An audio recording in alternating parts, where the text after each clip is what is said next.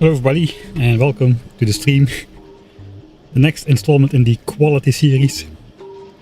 What is the KDE catchphrase? Did I miss something? Or am I using somebody else's like catchphrase or something? Hey C-Rex, I think you have no further option than to you have to change your name, mate. C-Rex is no longer acceptable on this channel. on this canal. Not on my canal.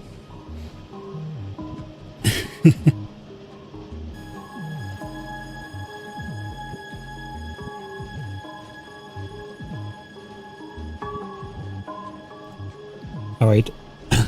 I'm still settling in a bit. Was a little bit late to start the stream and everything. Thought a nice scene with the wild swinging red inserters would be nice for a change. Because we are researching a 15-second per sign spec technology, which means only half of the labs are active, so it's not as impressive as for, say, when we were researching mining productivity. You are limited to 1 cage a year? Yeah, that is too bad. Well, we can call you K-Rex anyway.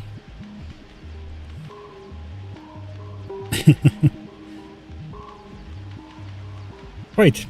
Yesterday was a little bit of a messy stream. I had great plans, but not great power in the van. So, to compensate for that, we doubled our solar panel field over here. It now consists of 6,000 panels. And my mouse is already crapping out. Quality. Looks like we're gonna need the cable for the mouse right away. Normally it takes it a couple hours before it starts losing its mind. But also the mouse has upgraded to quality. It just wants a quality cable connection, I think. So let's fix that. Barely fits. What is one more cable in this mess of cables anyway?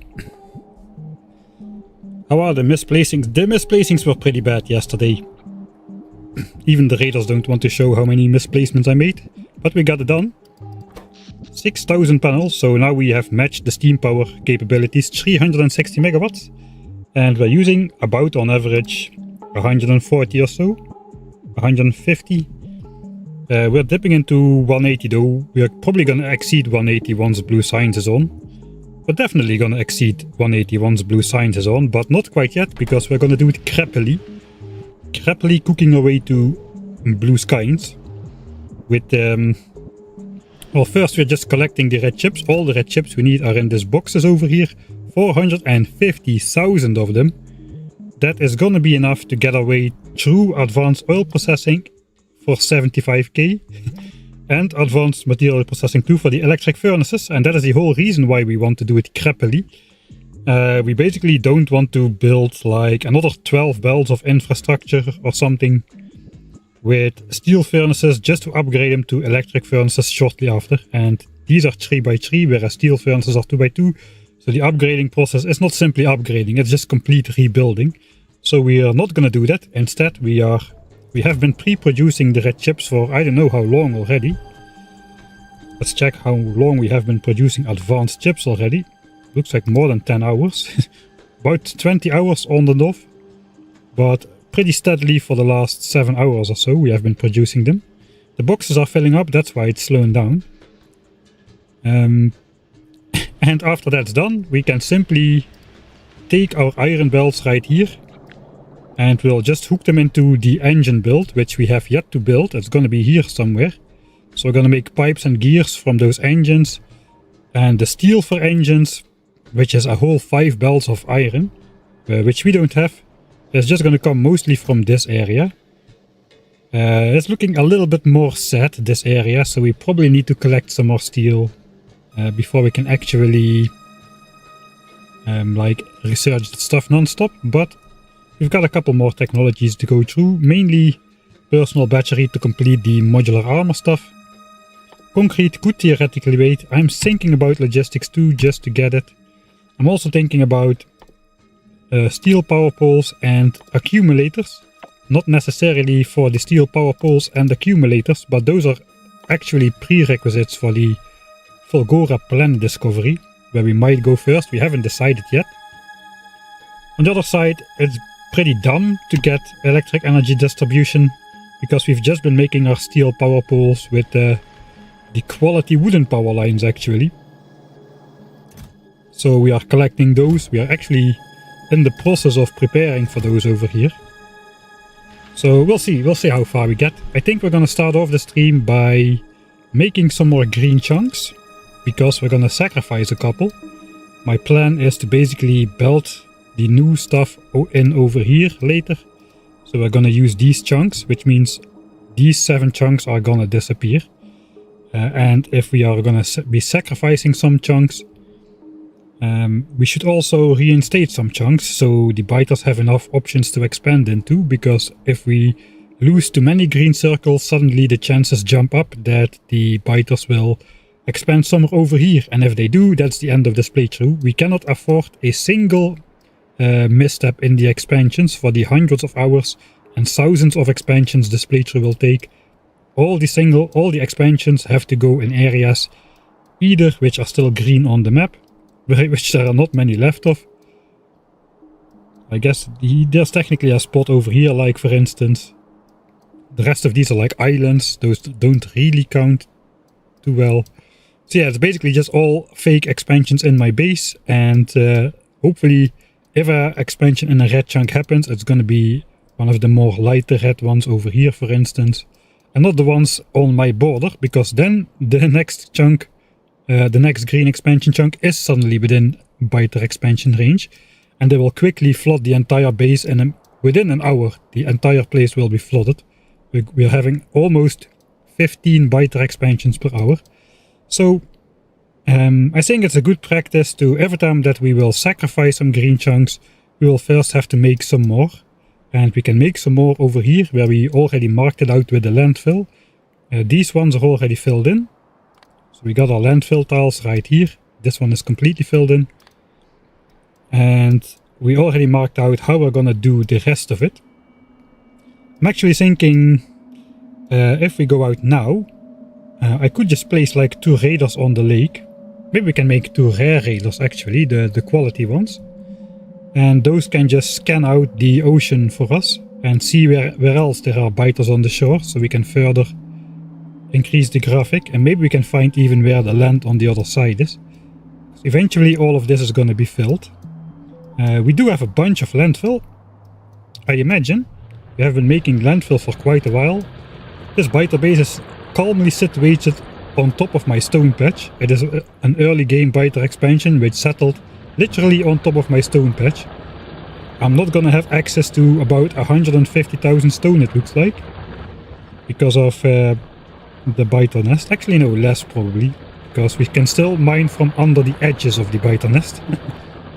But we have to never deconstruct these miners. Even if they run out, we need to leave them in place or we will unleash the behemoths. That is not great news. What is great news is we probably have like inventories full of landfill by now. 25k. That is about 2.5 inventory full of landfill. We still got like 3k in the base, so we could make 3 single trips. Already got a lot of quality stone. I didn't hook these up with green wires, but I guess we can look like this. Stone, all stone. 4k good quality stone, 35k less good quality stone. That's about the ratio you'd expect, 1 to 9, and then this together is 3.39k, and that's about the health. So on a big number scale, the randomness works out. You can see 1 in 100. Wait, what can we see? I don't know what we can see. Shouldn't we have more uncommon stone? Ah, wait, yeah, we should have more uncommon stone, but not really, because we mined a whole bunch with landfill earlier on. So we have to look at the graphs as well. So we have been mining stone for... We have mined a whole lot of stone like early in the game before we had quality. So yeah, that is not really representative. Let's look over the last 10 hours then. That should work out better. So 3% of these stones should be quality, right? So this is about 39k of quality stone. Let's say 40k. This is 1.2 million. That is about 3%. Maybe we are a little bit... this is 35.8. Right, so we are closer to 40k. It kind of works out then.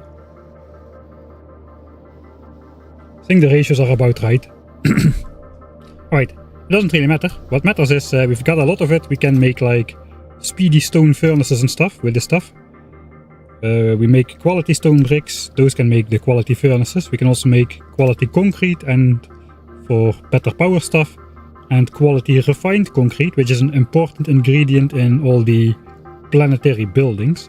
Although I'm not sure how likely it is that we'll ship it out there. Maybe we will, just to make the initial few. But yeah, we'll have to see about that. That's a long way in the futures. Now we just care that we have enough landfill to make a couple trips, and we do. And in the meantime that I'm landfilling, the game can continue researching, the base can research the remaining red and green technologies. Steel can continue to build up in these chests over here. Red chips will probably stop working altogether. Theoretically, we could temporarily smelt those other two belts in steel as well.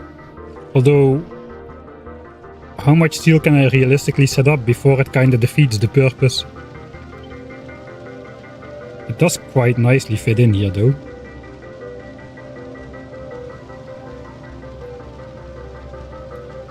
So maybe we'll just set up one more belt of steel smelting real quick, because steel is quite a bit behind on the rest. And then head off for the landfill. It looks like these other two belts of iron are hardly moving anymore because the red chips chests are full.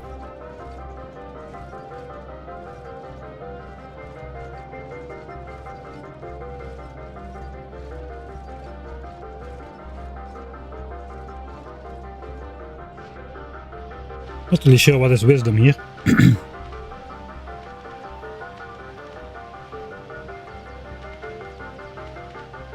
Quality landfill, yeah, quality landfill fills the lake even better, but it doesn't really have any effect, I don't think.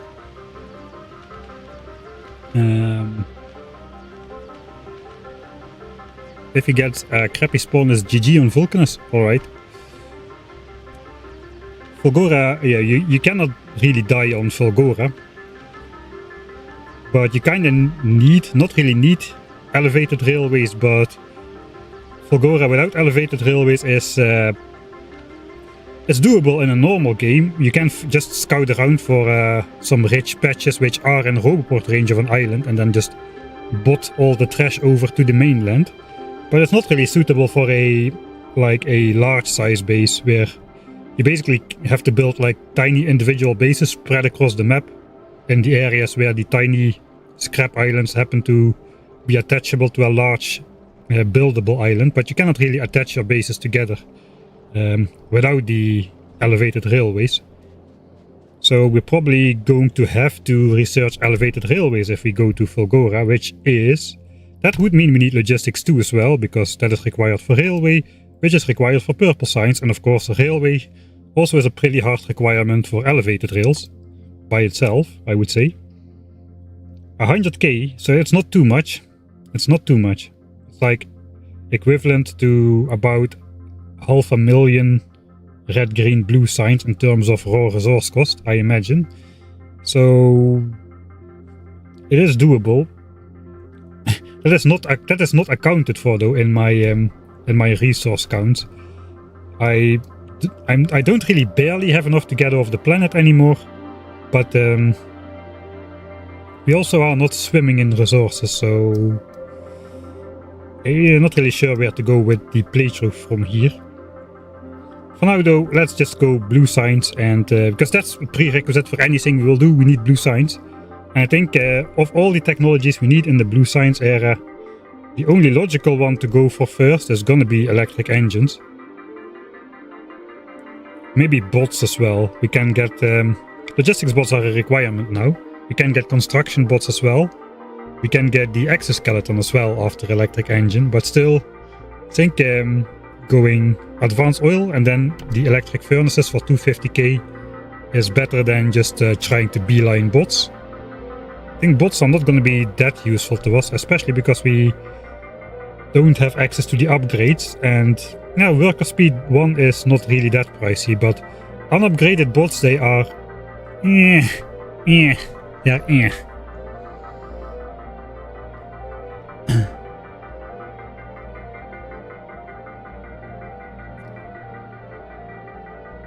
Rocket-based logistics for Fulgora.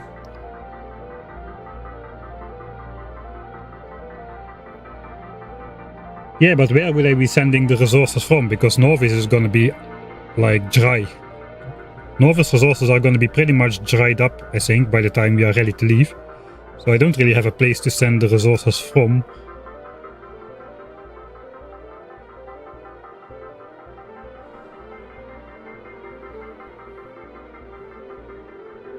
Yeah, let's just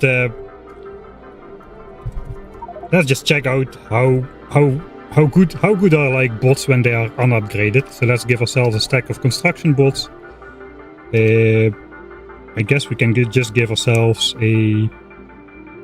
Let's give ourselves rare personal roboports.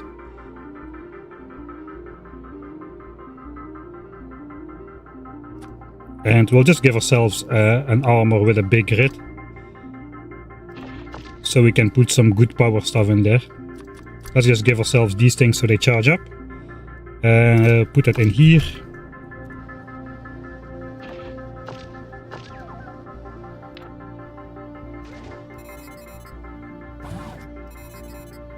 Alright, so those charge up super fast now. So technically now I can deconstruct stuff with my personal construction bots. Alright bots, let's get rid of this of the Michael Hendricks hand feeding area.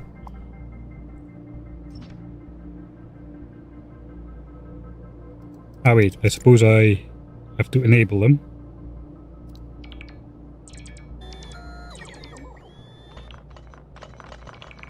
Yeah. Yeah. I think I can do this faster by myself, to be honest.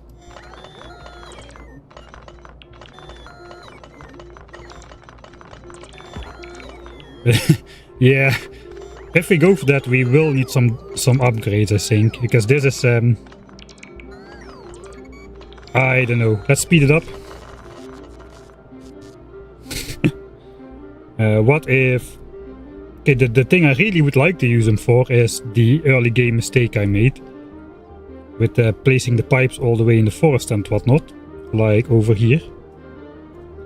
Could I use them for that?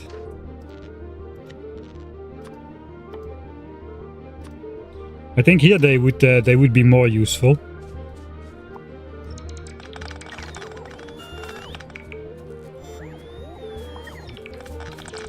Yeah, for this they would be excellent, because it's incredibly annoying to get all the stuff out of there without the bots.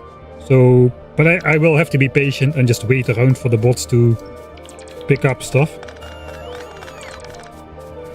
Anyway, I'm stuck in this forest, so I cannot really outspeed the bots too much. But for this they would work really well. But I'm not sure for anything else. Look at this speed, man. That is just slow. If you go for bots, you can really chat more often. That's true. Okay, we'll go for bots then. That seals the deal. Let's go for the bots. It will be better if we want to make a big build, we can just make a roboport and let the roboport based bots do the build, and we can go do something else. And it doesn't matter if it takes them 5 minutes, 10 minutes, an hour, they will build it. And we don't need to wait for it, basically. We can just do something else. So maybe they will be worth it. Right. So let's go. I think we'll start off with making more green chunks before we get rid of some. So I'm just going to throw my entire inventory away, basically. Because we only want to carry landfill. Do we only want to carry landfill? We might, I was going to make some rare raiders for on the lake. I remember now, so let's do that. Raider in rare quality. How many do I need? Suppose one on this side, maybe one on this side. 2 should do the job. It is 10 plates and 5 gears and circuits. Oh god. This quality stuff is... I'm very susceptible to the hand feeding stuff here.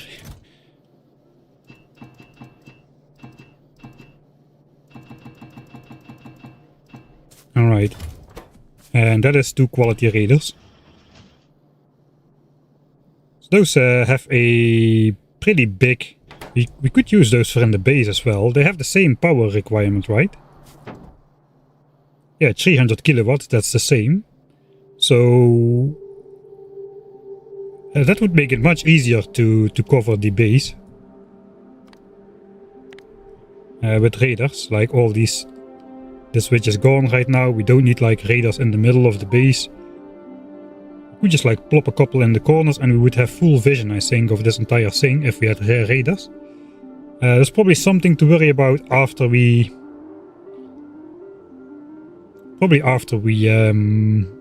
set up the blue signs initially. Right, so I will need some solar panels. If they are 300 kilowatts, just 10 solar panels should give them full power during the day. It means we also need some power line. Just like, basically 2 power lines is good enough.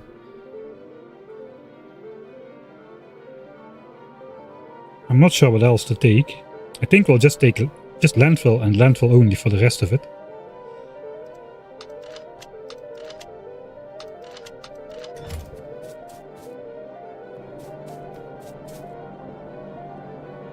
Okay, so we have a lot of landfill here actually. That is a full inventory already. Okay, so we can probably make like a couple trips and just see how much we can get done. Where do we need to go? I forgot I deleted the tree marker. Of course we gotta have the tree marker. Was this one? This sad little tree, I suppose. Now we're gonna go... We need to enter the water over here. Let's make a marker over here. That is 1.4 kilometers to walk. In your recent 1000 times video you explained ways to lower resource costs, but you never mentioned quality signs. Yeah, that is because setting up quality signs is a major pain in the behind for a relatively small gain. Like... I mean, you don't need to choose between productivity and quality. You can make quality signs from quality ingredients and use productivity modules in the quality signs assemblers. But setting that up without anything ever backing up, especially with the random spawn rate of the uncommon and rare plates, which can... You need to have balanced production for one to pull that off. It's gonna be quite hard, I think, to... You're basically... If you do that, you basically are creating a Fulgora-like infrastructure where you, like we're doing now, we are mining the ore. You have to separate out the ore and you have to make quality signs with the rare ore in a separate production chain.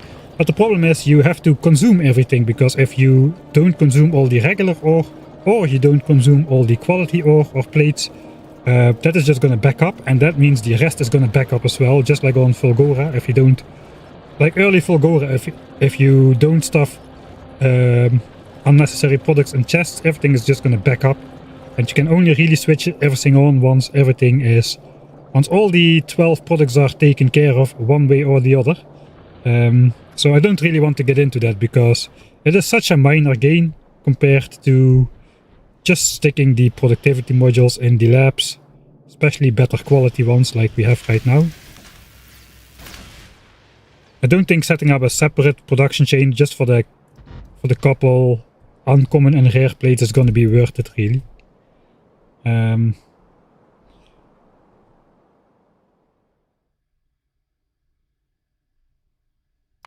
Wait, I kind of messed up a lot of things now.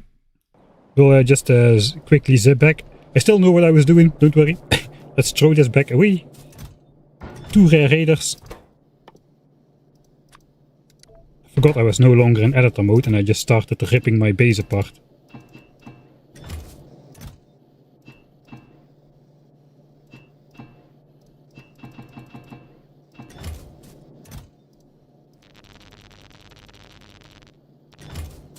Alright, that's a problem for future Mike to sort out.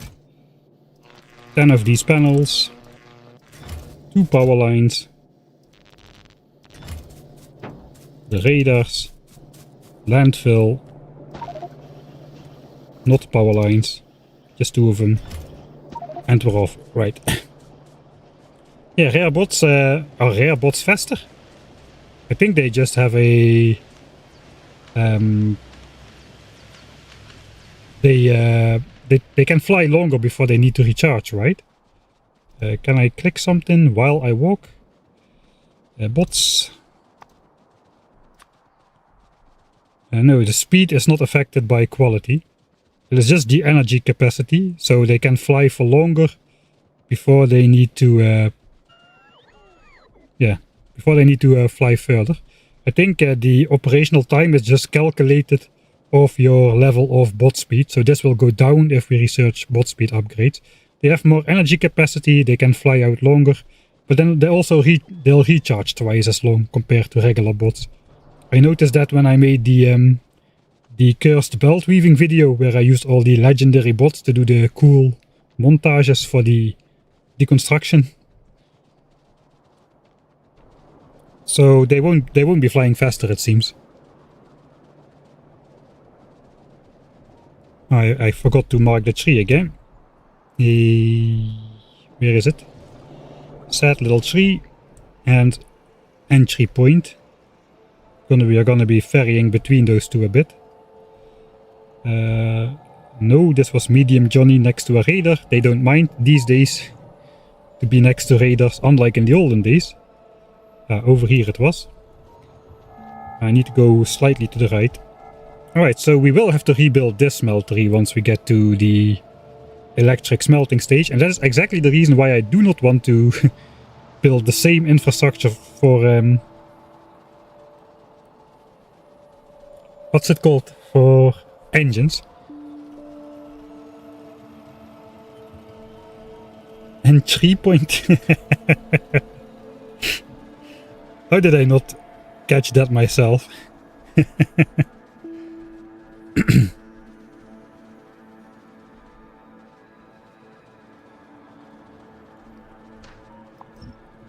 Okay, we're here now. Alright, so what is in here? We got this blueprint, which is not aligned to a tile grid, apparently. Oh, yeah, I forgot about that.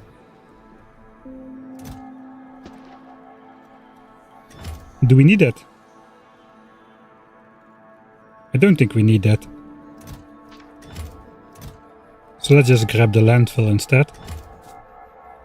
Why do I have 4 walls in my inventory?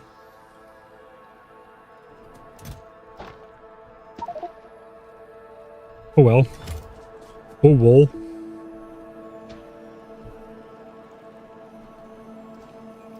Let's re-enable the path. I know biters cannot cross these gaps, but I'm paranoid. Let's just drop 1 landfill on the ground there, so I can make my way off if I come back without any landfill at all. Okay, so where are we going? I suppose we're going upwards then, because we want to place raiders there. Which means we'll do this one. And I suppose then we go this one, this one, this one. We'll just go up and see where that takes us.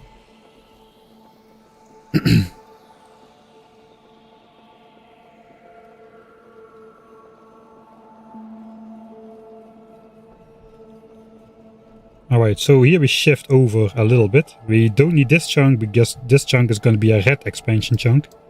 Because we've got entities and the biter nest in here, which means that this chunk is going to be red. So we only need to landfill these chunks, which will be green. So we can keep the nice green circles. I think it's good to enable those for now. Let's just verify that real quick. I'm going to save here. 531 saves.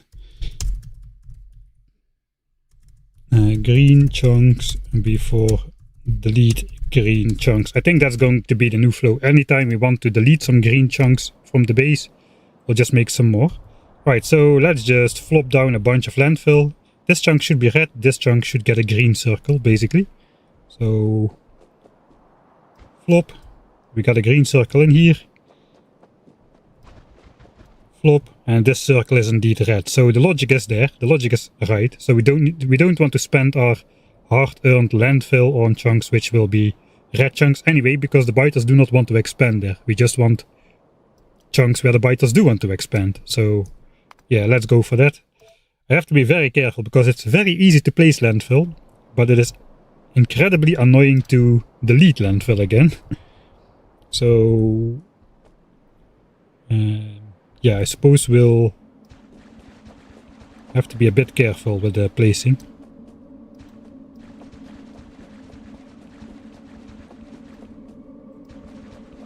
But then we go up over here.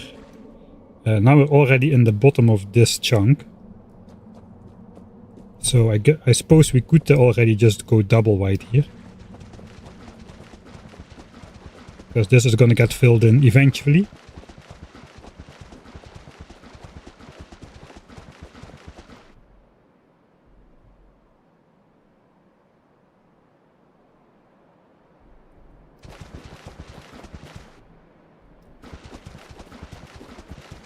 And this is the edge again. We are on the red border. 26 gigabytes of saves. That is entirely possible. I could have a quick look. I think it might be more than 26 gigabytes already. I have external drives full of saves of my old playthroughs. I think I might have the record of the Factorio player with the most save game files.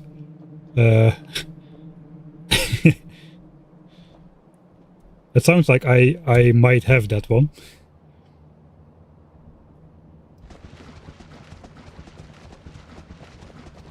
Alright, so now we're going to create this chunk and this chunk, I suppose.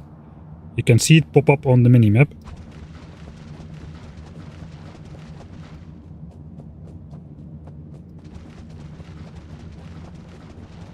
We're placing slightly too much landfill, but that is just to make it look nicer.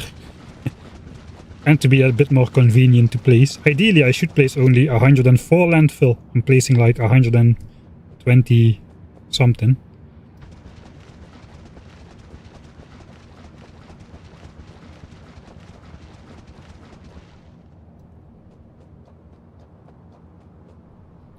To create an expansion jammer, I don't know what you mean by that.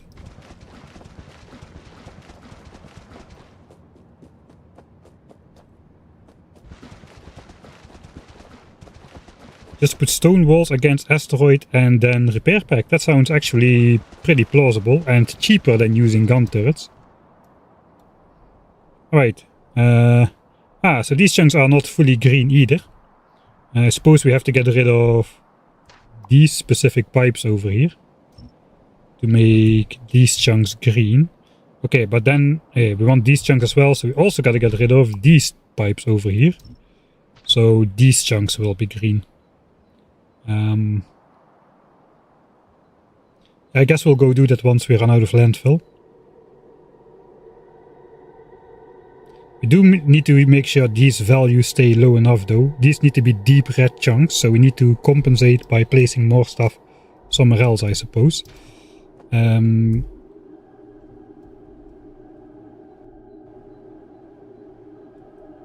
Should have like a bar with landfill on my hotbar.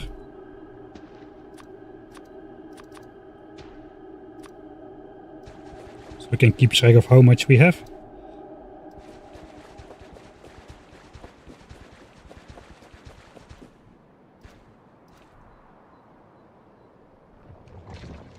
Alright, we see these guys actually moving now.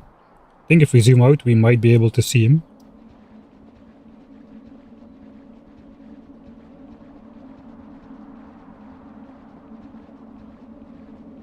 Just barely.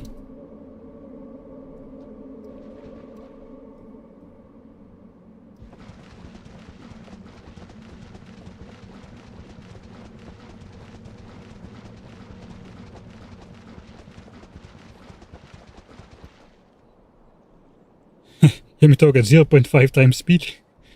Yeah, I don't talk very fast. You know, I wonder if I... Looks like we're doing this one as well, then.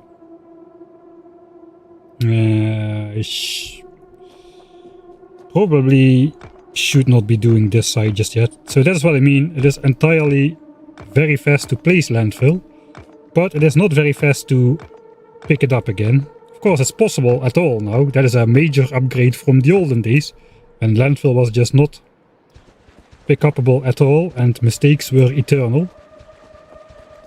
But yeah, I think we should not go in this area just yet. Technically I should pick up this as well, but I won't.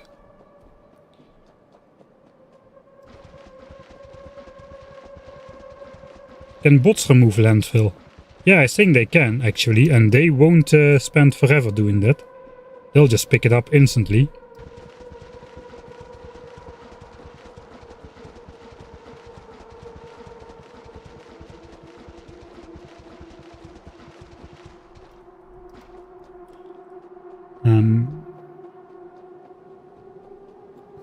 Do you speed up your voice in the 12-hour movies? There is one, I think the Warp Tory one has a couple sped up sections, just because it did not fit in the 12-hour limit. Let's switch off map text so we can see the expansion chunks pop into existence a bit more clearly. Here we go.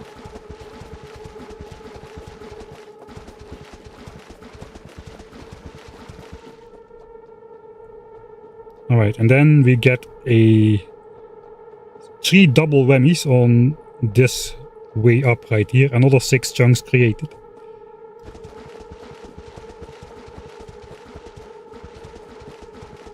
Yeah, the 2 bottom ones are not green though. We need to clear up those pipes. Alright. We do need to fill in the centers. That is the expensive part. Unfortunately, if there's a hidden modifier to the biter expansion chance, which you don't see reflected in the circles. And that is basically to prevent, I think that's done to prevent biters from infinitely trying to expand on islands which don't exist. Basically, like these tiny islands, what is done is the game checks around for the chunk with the highest land tile count, and then probably the percentage of land in that chunk is like multiplied with the actual expansion chance. So if I do it like this, there's like 10%, the biggest land chunk is like 10% land, which means all these green circles are, in fact, they are actually just red. You just don't see it reflected in there, which is why we need to do this very expensive thing. Do not misplace this landfill, or we'll have a 12-hour stream of picking up landfill later.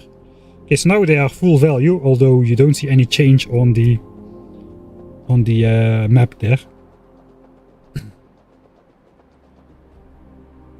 But we're basically making fish farms. If anybody new comes in and asks what we're doing, just tell them we're making fish farms. Those are a thing now. You make biter farms as well, like the biter signs, Prometheum signs and all that stuff. There's a hidden mechanic in the game which requires these fish farms. I think I am gonna pick up this. I am going to waste the time. I cannot leave it. We'll speed up the game though. So this is at 2 times speed. Oh, that is painful.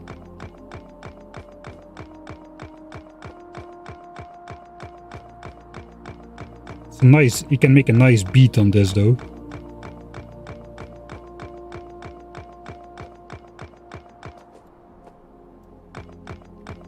Alright. So we're just basically trying to beeline our way up there as far as we can. So maybe we should prioritize that and come back with the second batch of landfill a little bit later.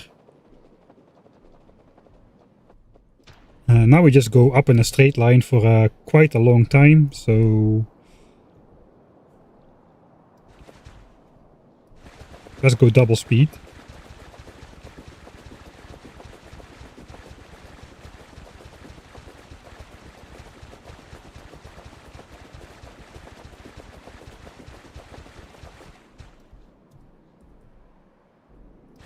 One more chunk. Alright, so we are basically at the edge of the map. We're probably generating new chunks as we speak right now anyway, so the radar will just reveal them. We won't actually be generating any new land just because of the radars, I don't think.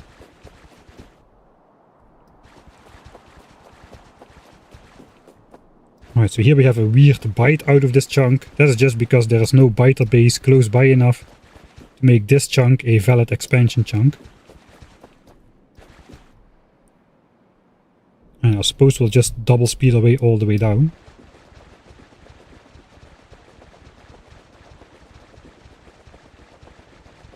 Radar does generate land, but the point is the land is already generated by me being present in these chunks for an extended amount of time. And then the land is generated, it is just not visible.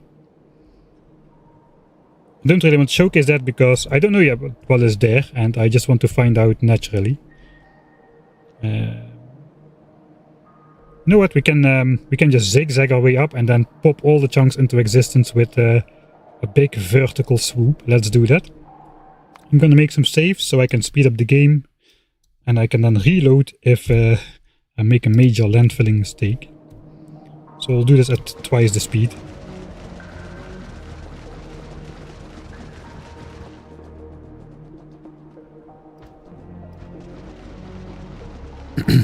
Yeah, this these salmon farms, right? Kinda does look like it. Somebody should make a mod for that. Fish farms. Breed fish.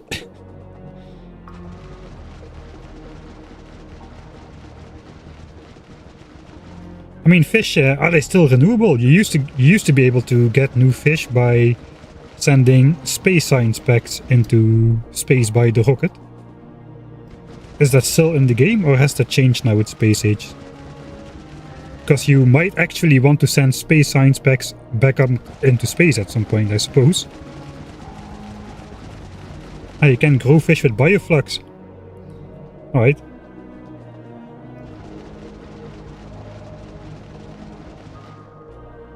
Alright, here we go.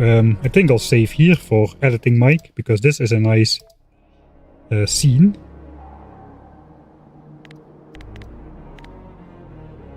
Now we're gonna get expansion chunks on the right side, and on the way back up we're gonna get the ones in the middle and on the left. Perfect soundtrack for this as well.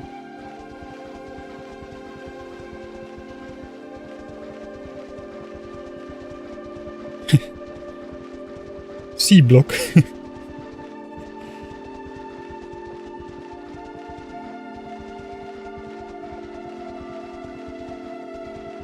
We forgot the mission to make a legendary band. I was just done with the new player experience, really. I did not want to stretch that out much further than basically completing the game. So yeah, Ben the legendary fish will have to wait. Maybe we'll make him in this playthrough. Look at the chunks popping up on the minimap. Beautiful. That is a lot of green expansion chunks. All for the price of a little landfill. We won't have the landfill to fill everything in though, because I want to make some raiders, and those have to be 2 chunks out from my green chunks, or I will make my green chunks red again. Alright, that is nice. Switch on the tags again. I think we'll just preemptively just part our way up here, then just make a radar up here maybe. So where is my radar grid thing? Book of Weird Measurements. This is the standard radar area. If I would make a radar here, we would scan this area. Would be better to scan a little bit to the left perhaps, but I will have rare radars. How is that gonna change things? We just scan a little bit more, I think. Only 2 chunks further, 16 instead of 14. Right, so the... Oh god, what's happening here? Okay, now this is okay, right? Yeah, this is okay. They should not be able to get here. The nearest biters are there. That is more than 8 chunks away. We should be good.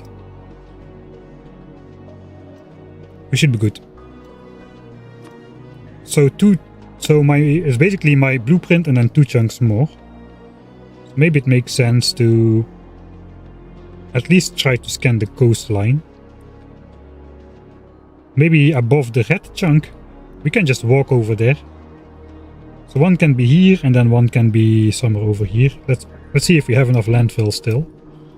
I'm gonna walk across the line where we're anyway gonna be placing landfill on the next trip.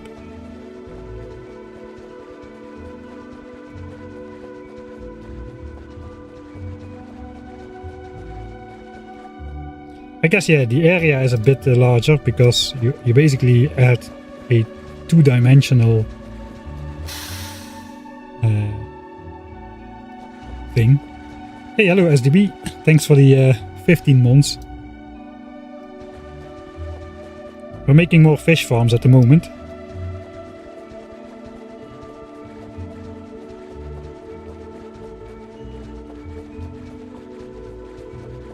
Because, well, it's to prepare for Gleba, obviously. Gleba is like a biological planet, so we gotta already prepare well and make some fish farms here on Northeast, so the fish get of better quality, right? We can breed the fish, keep the best ones and all that kind of stuff. Alright, so we can see... I don't know when these chunks got last updated. There might be more biter expansions by now. But I have marked out the plots with biter bases. I suppose the radar will update those chunks. It does appear likely that another one is going to be here with green chunks around.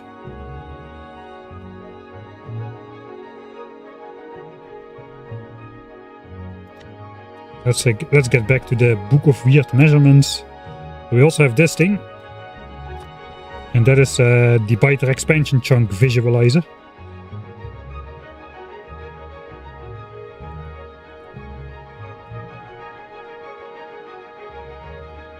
Alright, so they actually extend out here a bit more, so probably we need to plan this a bit better eventually. For now though, I think I can just go straight.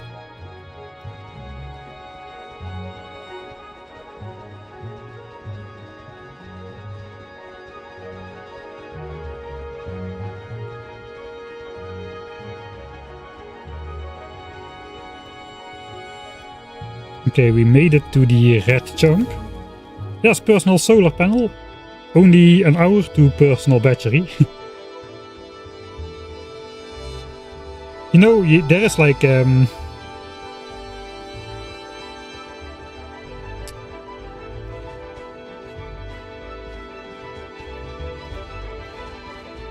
can just do a quick and dirty update. If I was smart, I would have done it in this chunk.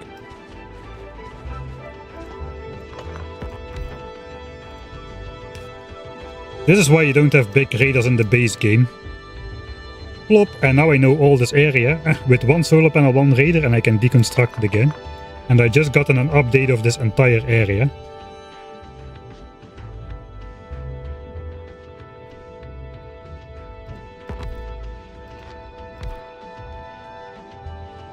That's quite a bit bigger than the player vision area.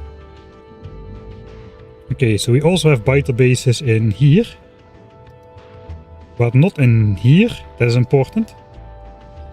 In here, this is definitely a biter base as well. These do not seem to be biter bases. And probably we've got some stuff in here. 5x5 is probably a biter base there. Here we got one, but not on this chunk.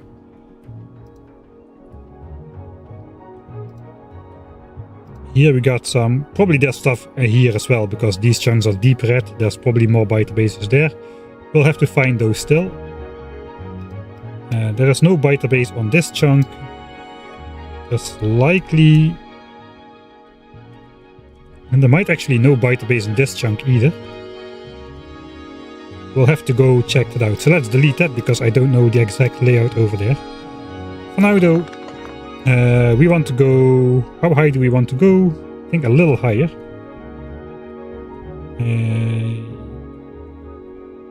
So this biter base is going to extend out like so.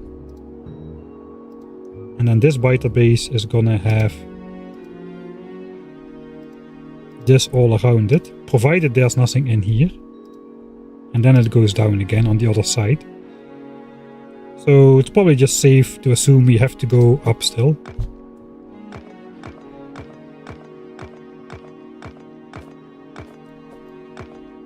quality biters. 30% larger area. Oh, that's quite a bit, yeah. I must admit, it's quite a bit. But normally you get like a 60% bonus for rare quality, right? So I think what I really wanted to do with that... so the Raider, if you get a legendary quality one, it scans 19 chunks away.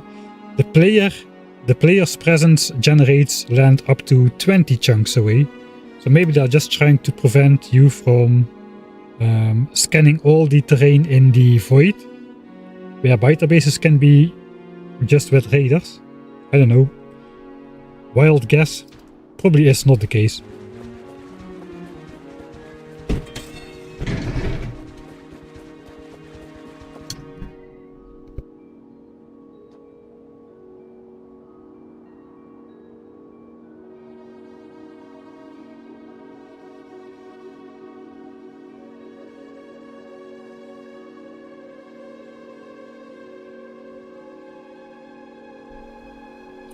I think that's probably high enough. I also don't want to scan too much terrain in case there's land here, and we'll... yeah. So the more red chunks we make, the more ratio of red chunks to green chunks there will be, and that is not great. Look, the landfill thing is working, and it is one with the full land square over there. So we probably won't see these blink at all just yet, because there's no landfill center. I think we're just gonna make the full powered raider. That's what I prepared for. So in this chunk then, solar panel, raider, solar panel, solar panel, solar panel, solar panel, and power line.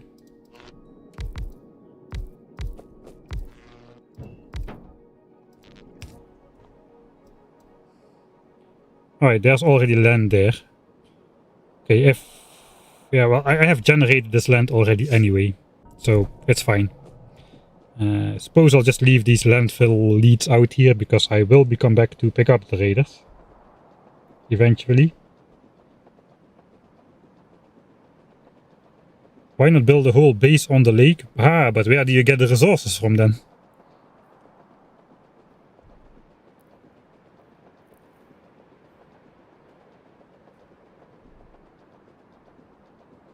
This lake might be big enough for an entire base though.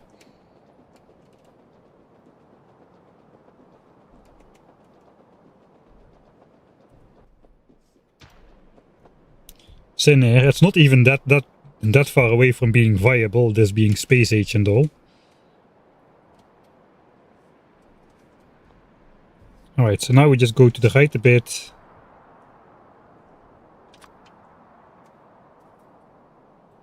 Maybe above this green chunk we can build another one. That's maybe a bit too far to the right.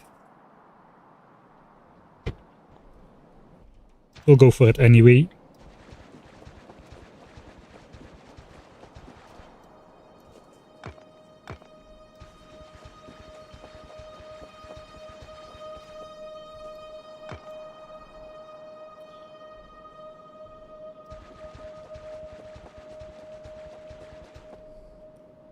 Right, so these chunks are green, but it looks like I'm not really gonna fill them in until I've got nothing else good to fill in, so let's just go straight.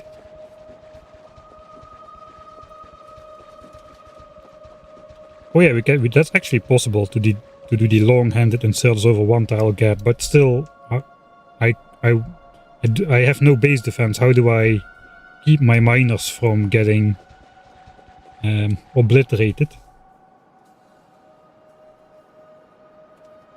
Alright, this is also all good expansion land, so I suppose we'll just go up. One here, there probably could be one here, because this is all good. So we have this entire square.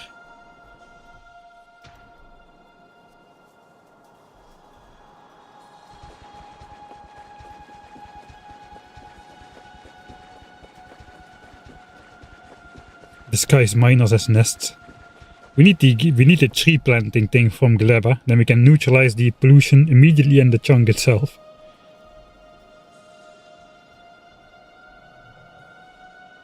Okay, so we need to go up 1, 2, 3 chunks, I think.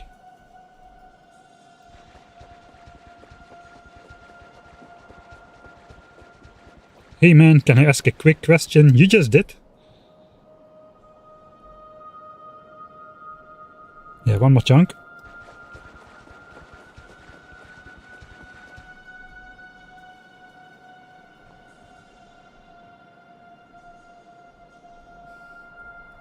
Alright, the fact that there's expansion chunks right on the map border here, that's a sign that the map beyond here is already generated, because the true edge of the map cannot have expansions on them.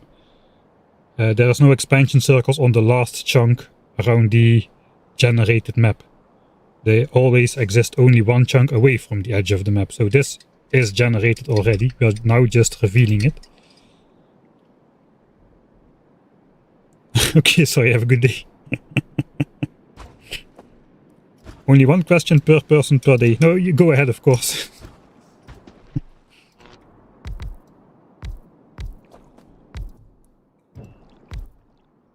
Alright, and I suppose that's rare raiders on the lake. Flop, that is a huge area. We now got 2 giant lookouts over here, which scan areas will overlap, so we just need to give this a couple hours to scan, I suppose, but we'll be busy enough in the meantime. For now, I think we just go back and start filling in some of the squares with the landfill we have, and then I think we make 1 or 2 more quick trips. Gonna be faster than this one, because we don't need to do the sinking anymore, we can just do the placing.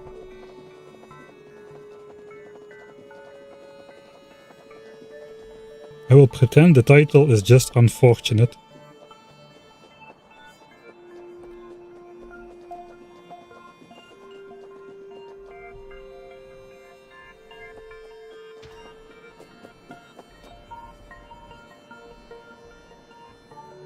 I don't see anything wrong with the title.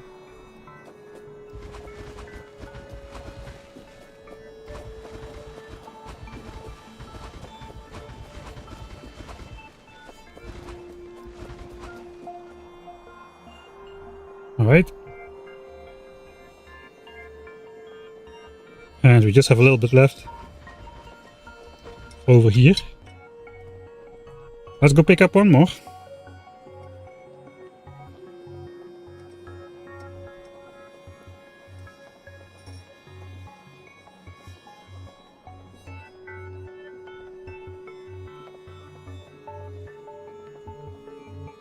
Yeah, I get that the triple K also stands for an unfortunate group of people which are frowned upon, but I don't see how this would relate to that.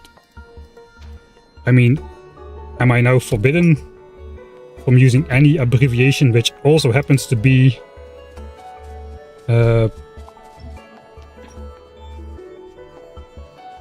how to say this, which also happens to be similar to, I mean, there's like tons and tons of things you could relate to other things. I mean, I don't really see how that's a problem. It is not connected to that at all. Wait, the Johnnies disagree here, so maybe you do have a point. they almost killed me right there.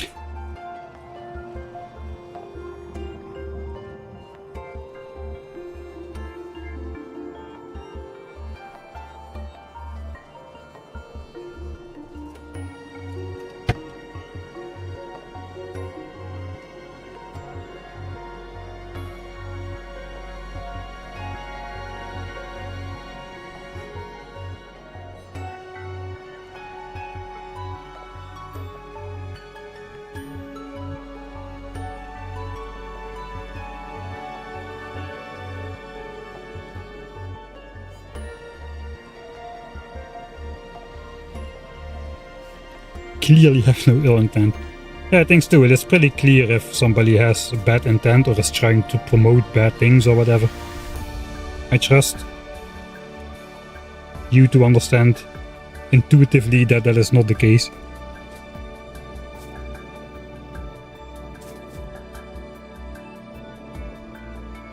Alright, landfill, right? We were doing landfill things. I think we're just gonna fill the entire inventory with landfill. Let's just keep an iron chest of landfill here. I think I have I should have a stack of landfill in my inventory as well. Okay, I do. The rest we'll just grab from the stone mines then. So how much time have I wasted? I have wasted enough time for all these red chip chests to be full except for this one, which is gonna be full soon. How is the steel going? 99k, huh? It's not too great, I must admit. It's going pretty slow. I guess it's steel. It's 500k iron, which is going into that steel. We are doing the full 3 belts almost. I guess we could set up like a quick smeltery for at least one more belt from the red chip area.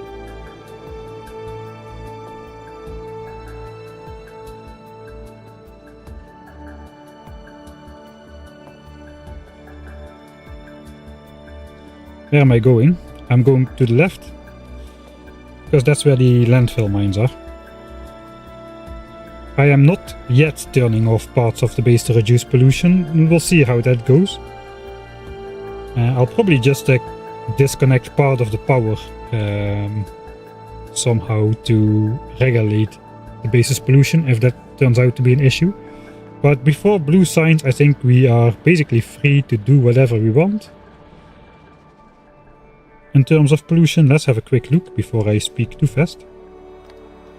But yeah, we are on the coastline here, but the nearest biter base is in this red chunk over there, so we're still several chunks away there. We're starting to encroach closer here as well. Maybe we don't have that much pollution space anymore. Surprisingly, the copper mine is holding up nice here as well. Yeah, I think we're fine. Alright. Oh, that was not a lot. All the landfill must be hidden in...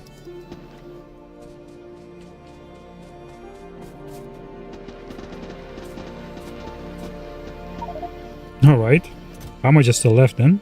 17k. I guess a lot of it is in these chests then.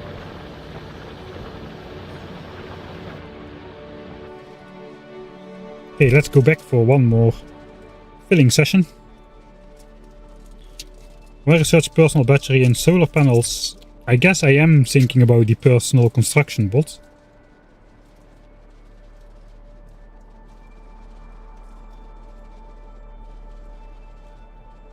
But the main thing I'm gonna be needing them for is the exoskeletons. I intend to sidetrack to the exoskeleton. So I will need the battery and solar powers to generate power for those.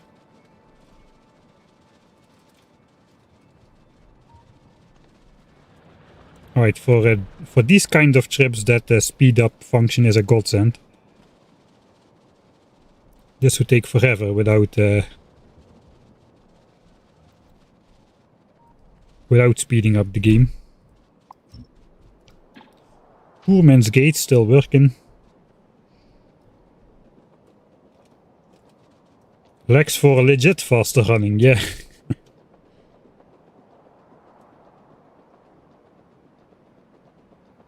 Have you decided? No, I haven't made a decision yet. Vulcanus is the logical choice. Volgora is basically just doing something else.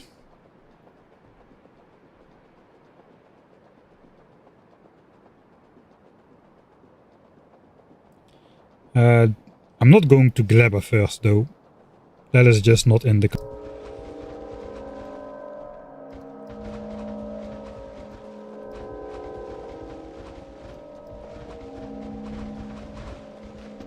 Alright. So let's quickly update the map here. I wish there was a hotkey to just like Control-Alt-Click-Delete or something. Fast delete a map tag, but while you can copy and move around very fast, you cannot really delete them very fast yet. So that's kind of a trap. You can create them really fast. Just like placing landfill, you can put it down really fast, but it takes forever to pick up again.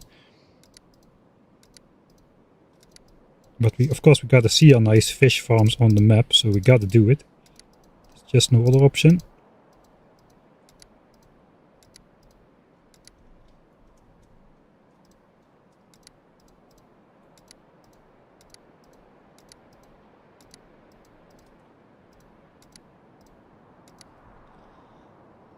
Right, I suppose we'll fill in these 3 next then. We should have enough. That's what I was using the blueprint for, I think. How much landfill is a complete entity? About 2000. So we should have enough for about... Yeah, we should have enough for 4 of those squares about. So we can do 1 on the left side. 3 on the left side and then 1 more. Perhaps just this one over here.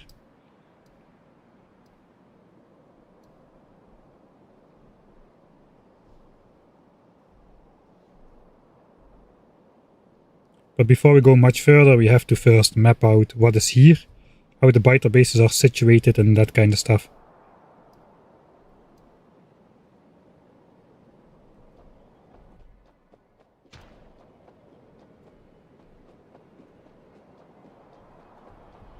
Alright, so I did not make the double line here. So we'll have to do that. We'll just go around in one go, I think. Make a safety save.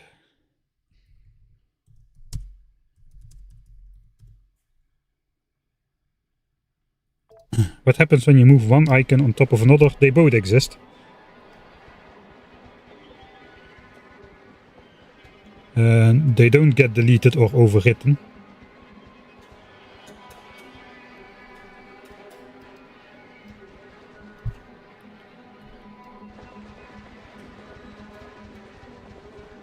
Stream dropped, F5 was required. Okay, 1 second. Let me check on my end.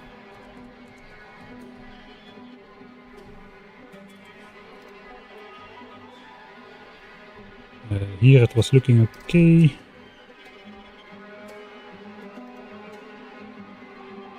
Oh yeah, it looks like I was a disconnect 3 minutes ago.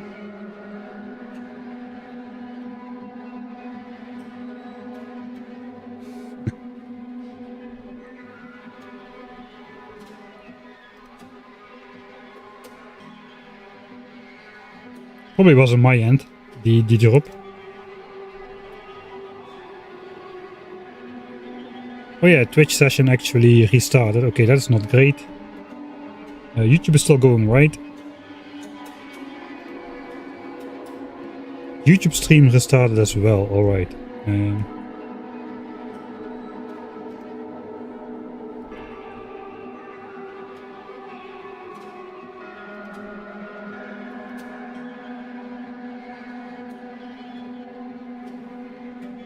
Alright, let's hope it will be a single VOD. It is still the same...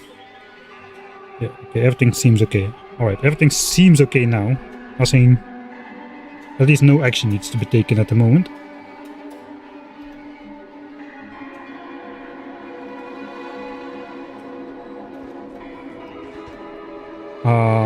Can I get this close by and then the biters still won't settle here if they select this chunk? Sometimes they go close by and just settle there. It's not really a problem if that happens here, although it would invalidate some of these chunks. As long as they don't do that somewhere over here, I guess we'll just place it. It is a bit close. I want to stay well on the water.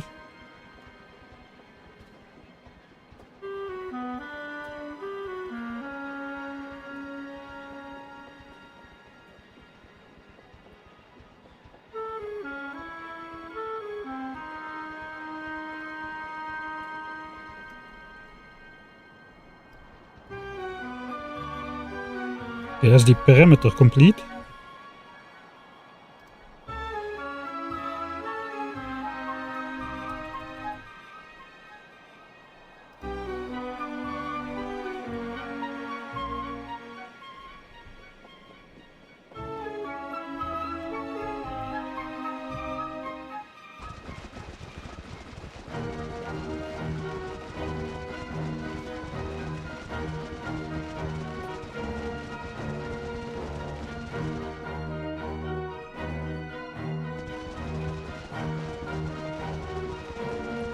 Yeah, so if you make these fish farms, the fish will automatically start multiplying. Like a new hidden feature in Factorio. You gotta make them chunk aligned like we are doing. And then the fish will just start breeding. That is obviously what this is for.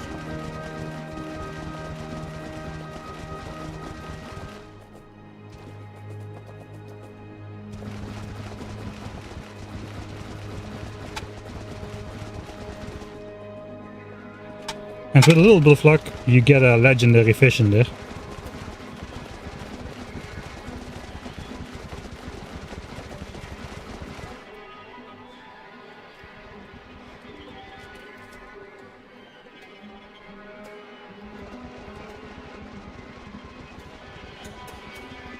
There actually is a mod, or at least for Factorio 1.1, a mod called Fish Mode, which replaces one ingredient in every single recipe in the game for fish.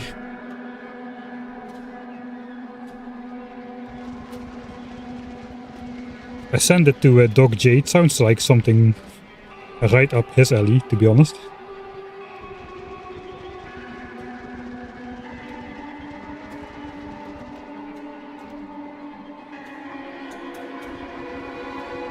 Right, so now we got a decent chance of spawning a legendary fish in here someday. We still gotta fill in the centers. The center fish farm is an underground fish farm.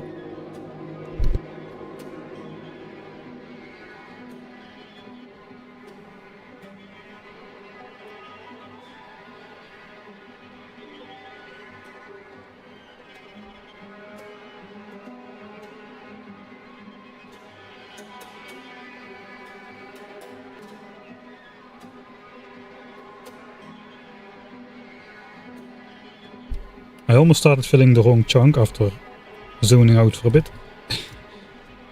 Right. Good to have the markers.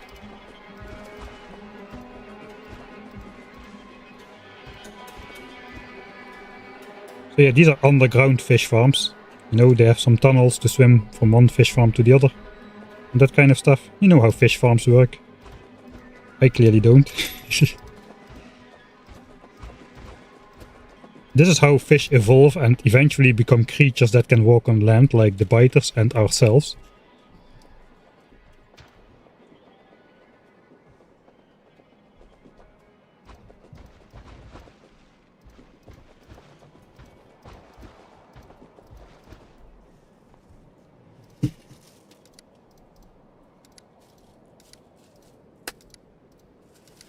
We can have a look at what the rare raiders already discovered. I don't think they scan chunks faster.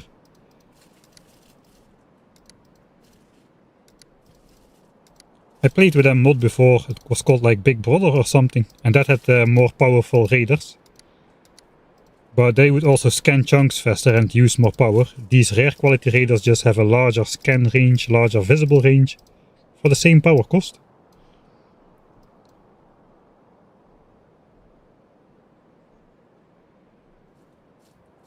Alright, this might connect. Here we have not really discovered anything noteworthy just yet. Okay, that is this side done. I suppose we'll do this square and then call it a day. At least we'll go back to the base.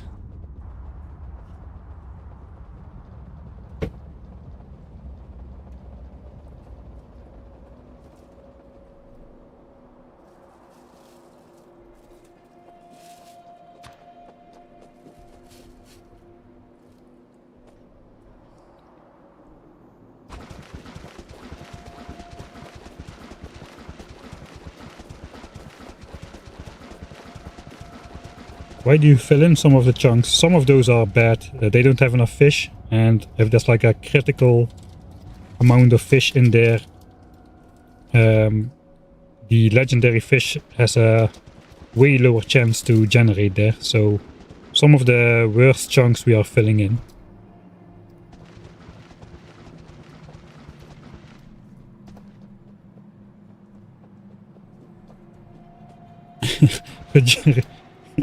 Don't make me laugh while I place Landfill. Fish reduce UPS. Well, maybe we are reducing the amount of fish on the map for now. Of course, when they start breeding for legendary fish, that is going to go the other way, but they should be inactive because we're out of the way. More fish farms is more better. These chunks don't exist. Yeah, the intricate details of fish farming, it is not very intuitive. There's some weird things going on why we need to make these fish farms the way we are making them.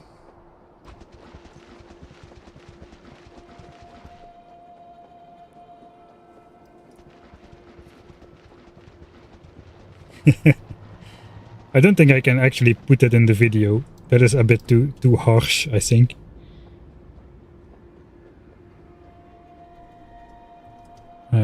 This is the increase size button.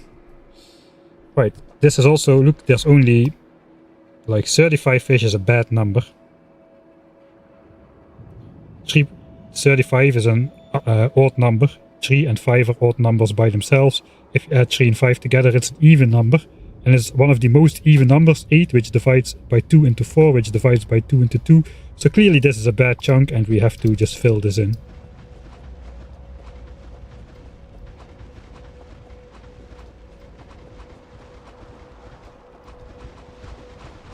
Alright, that chunk does not exist anymore, so we got rid of that, that's a good thing. Now we can get rid of these eldritch markers, which kept the fish from swimming out of the chunks in the first place. Now they cannot swim out anymore, now they are confined into this area. Look, this is a better number. 45 is an odd number.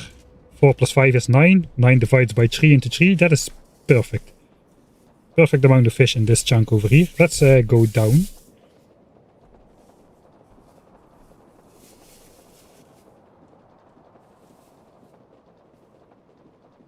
Can you put quality modules in the fish farms? Maybe you can put quality modules in the lava, but I think we cannot really...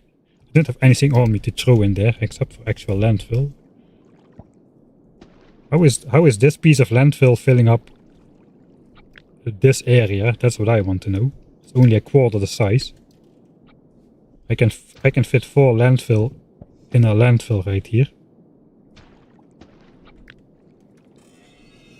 So it must be the quality, right? It must already be quality landfill. It can fill more than it appears to do at first glance.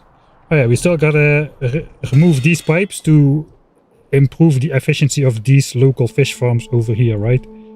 Forgot about that. Let's go do that.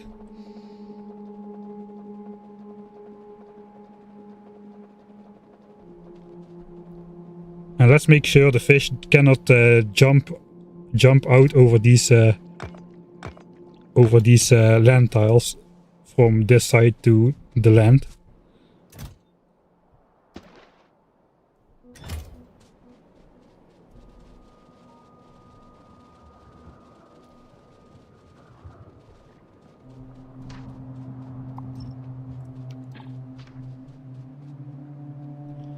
I don't have anything on me though to... Okay, these values, they should remain under 0.1. Okay, let's switch on the circles then. Now we're making these chunks green again. They are now like roughly a value of a half. Even on the minimap you can see the numbers change. Just a single piece left, we're up to 0.976. 1.000. So these chunks are fully efficient fish farms now. This chunk is a little bit too high for expansion now. But if I do not want to demote these chunks, I have to place stuff in this chunk basically to reduce the chunk in this chunk further. Without affecting these. So we basically have to put it in this chunk over here. 57 is not a lot.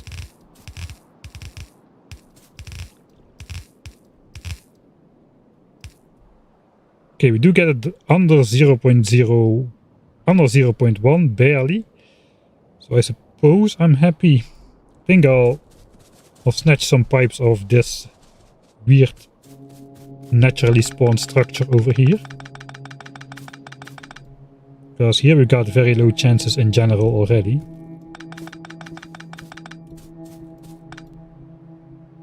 And we'll bring them over here. This is 0.02, which is good.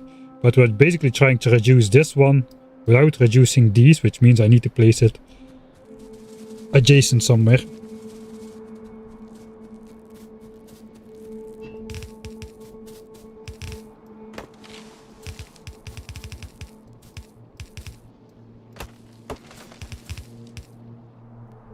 Alright, I suppose that's okay. So basically what we've been doing, for those of you who haven't tuned out yet, after joining in, we are trying to make the biters think they can expand in places where they actually cannot.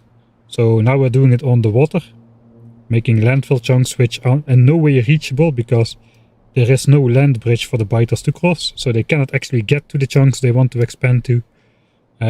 Similar thing we've been doing like in our base, except in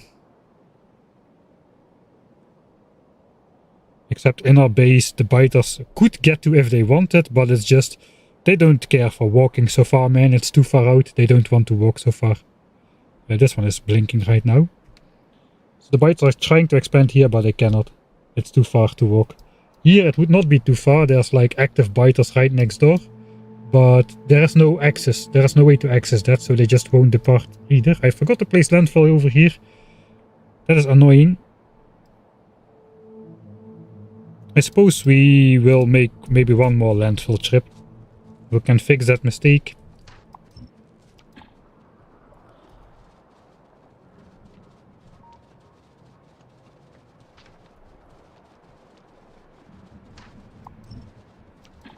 On the other hand, personal battery is about to complete. What is next? Concrete. Okay, we don't have that much to research anymore.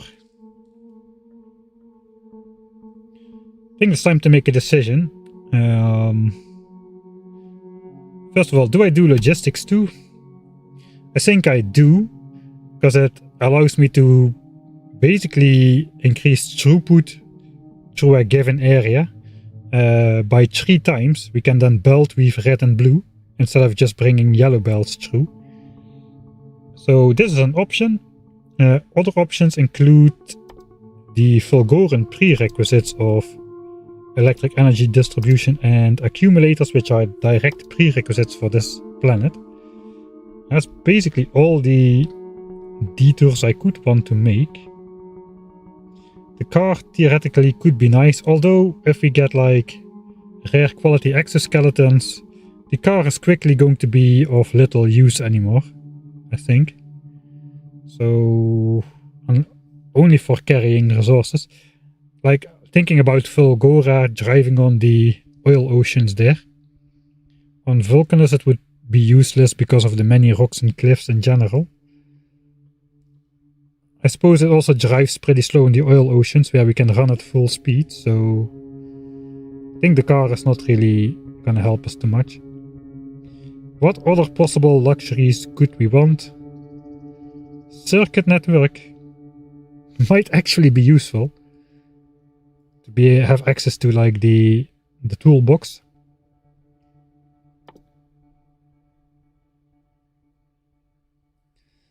Explosives for cliff explosives. Nah.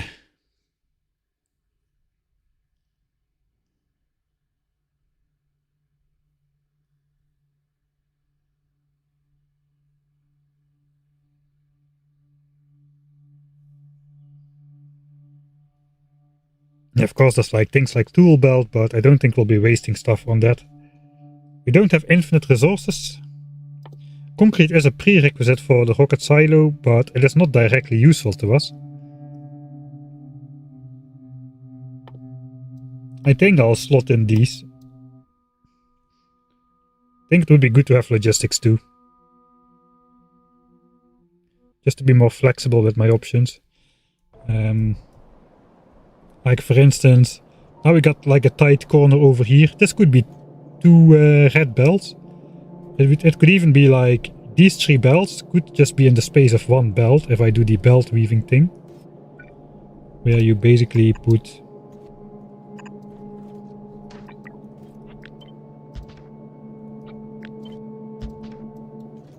You can put a yellow belt and a red belt in the same space, like so.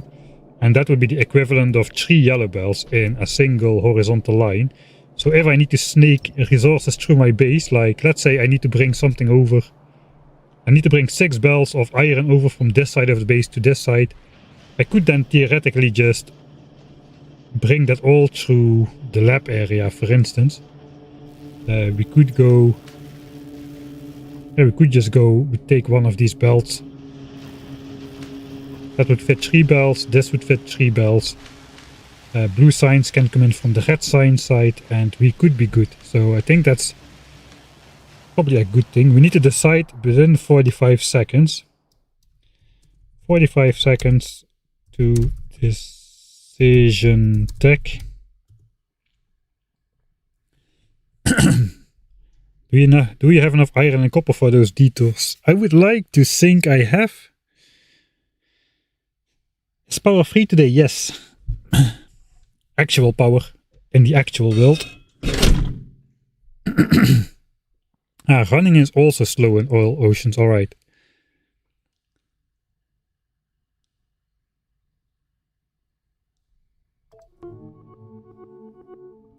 Let's see what people are saying about technologies.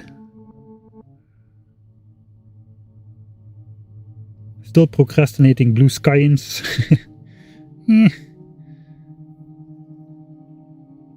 How long ago did we start? About...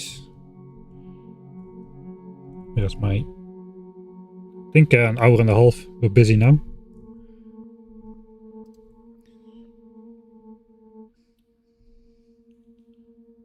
Is logistics too an unnecessary luxury?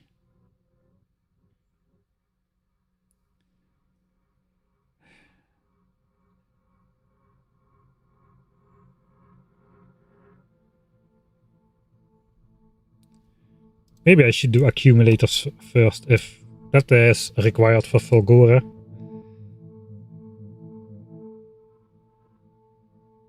I'm not sure about logistics too, not entirely sure. I would like to unlock both Fulgora and Vulcanus. If I have enough resources.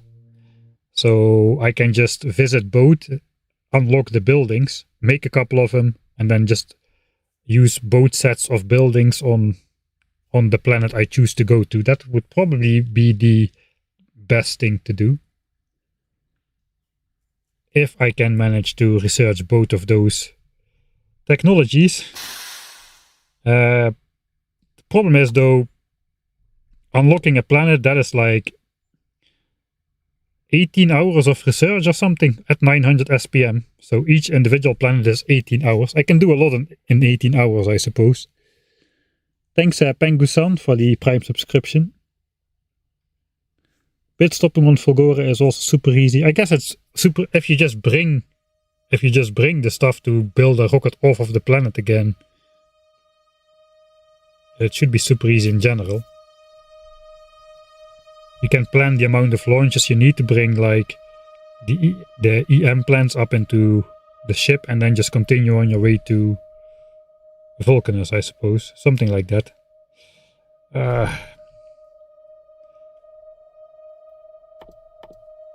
Well, these are, let's go these first. These are prerequisites for something. Well, this is, I mean, this is technically kind of a prerequisite for Fulgora as well. You could call that it. But then you could call railway and elevated rail and production science also prerequisites. And I don't really have, I'm not really planning to make this, I think. Let's ask my inner Mike. It looks like inner Mike doesn't really have this on the to-do list. So am I even going Fulgora then? I don't know what I'm doing myself.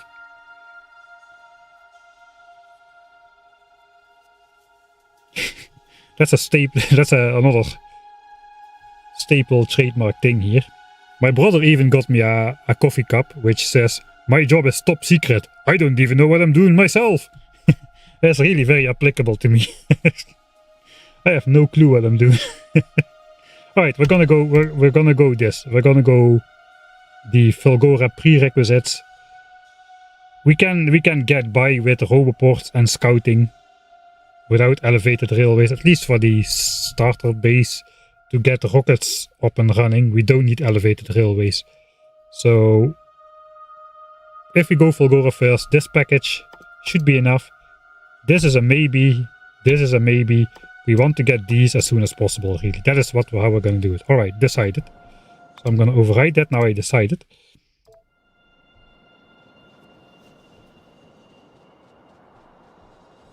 Yeah, I kind of don't like to research the power poles.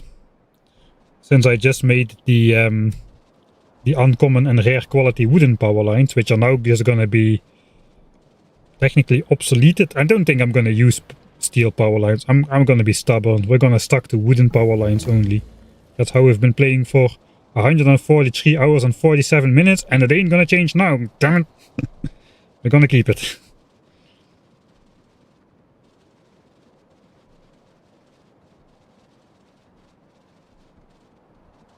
Yeah, the electric furnaces for quality plates, also for less pollution. I'm planning to put efficiency modules in most furnaces, but I'm going to put quality in the steel furnaces. The furnaces smelting steel, I should say. Where are we? How is science doing? Science was doing... I don't know what science was doing. Looks like we're still at 900. Let me have a look.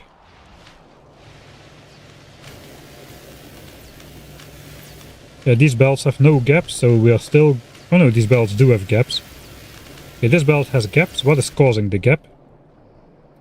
Not all inserters are being made. That we should look on these belts. Is something there not full? Alright, so we both have some... One iron belt is not full and one copper belt is not full.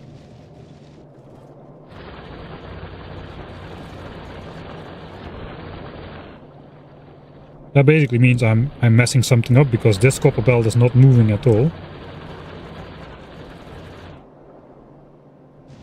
And that's the backup. That's the backup copper belt. Alright, so we are supplementing copper from the backup copper belt. So it's just the iron that is not full. So we have an iron problem. What is the iron problem? And why is that not being filled by this thing? It is not being filled by this thing because...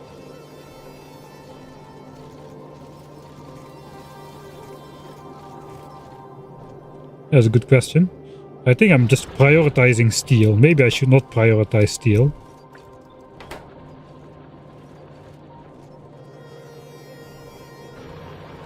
I think I should not care about science so much.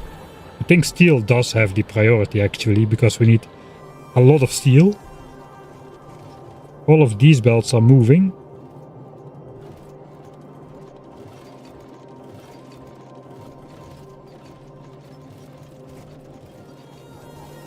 Okay, all of the incoming belts are moving non-stop, so we are using up all of the ore. I think we don't have enough iron ore in these mines, which are slowly but surely running out of iron. This one and this one.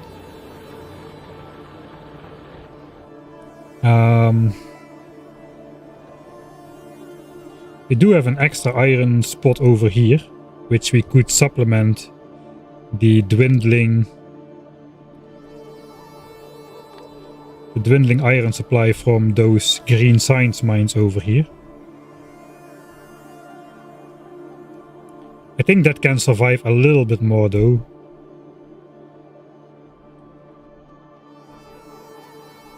Oh, I got 8 wood in my inventory.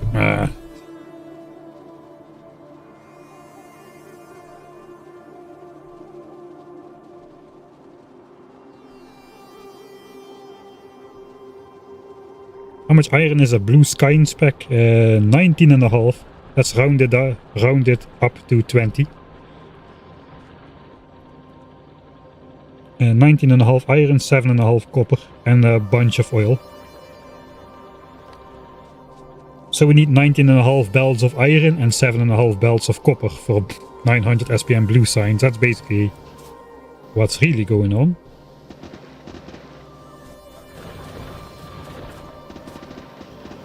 Alright, that's this entire box empty. All the landfill which this mine has generated is now gone.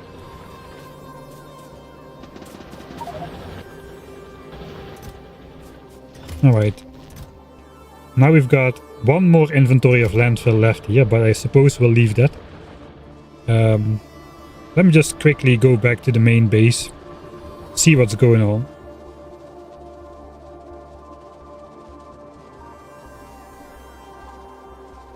Oh, I hadn't considered that actually. 60 million iron is a lot of iron. Wait, no, it's a million, right? A million science packs is... There's gonna be 20 million iron and blue signs. Plus another 7.5 iron, 7.5 million in red and green. So that would be 27.5, but we get like almost 20% productivity bonus.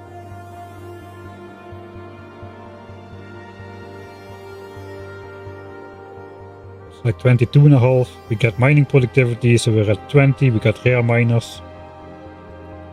I think it's about 14-15 million iron out of the numbers displayed on the ore patches, which is eventually gonna be 1 million red, green, blue science packs. Roughly speaking, 15 million of displayed ore into 1 million science packs. I hope I'm not off too much with that estimation. Right, red chips has completely stopped, which is good.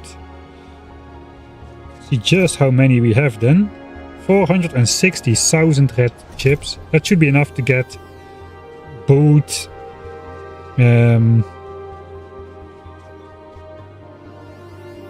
advanced oil processing and the furnaces. How is petroleum doing? It's filling up again. 600k in there.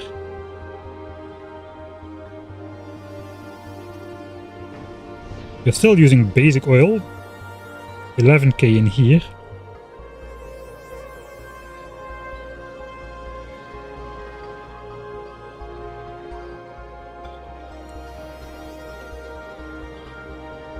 So now these iron belts are all not moving.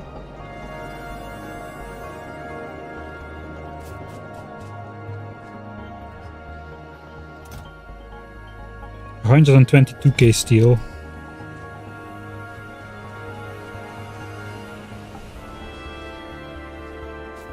Alright, I'm gonna put the landfill in here.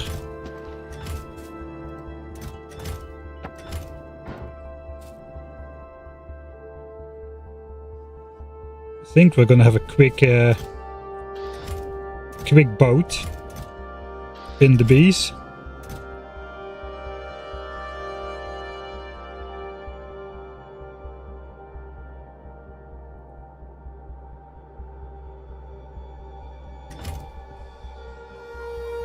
I can restore my science per minute and my steel smelting if I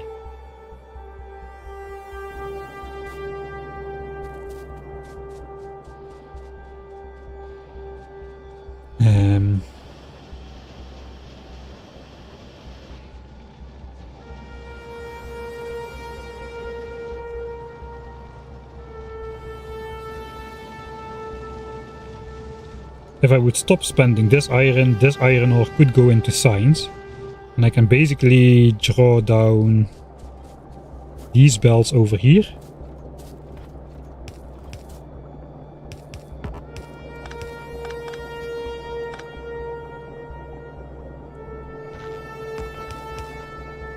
To make the steel instead.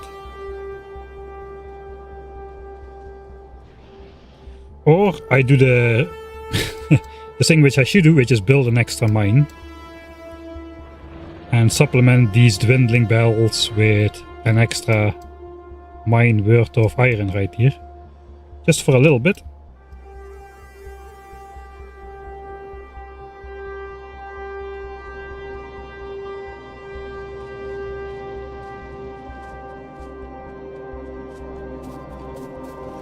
Yes, I think we're gonna do something like that. So...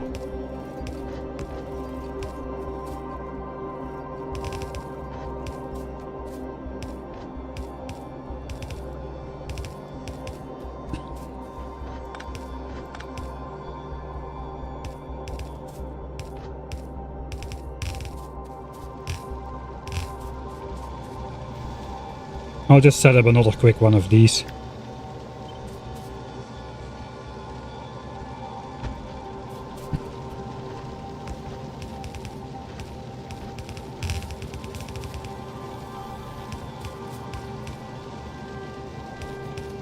Yes, my steel power poles. I don't need them, I already got them. I don't know why we're researching them, but we are.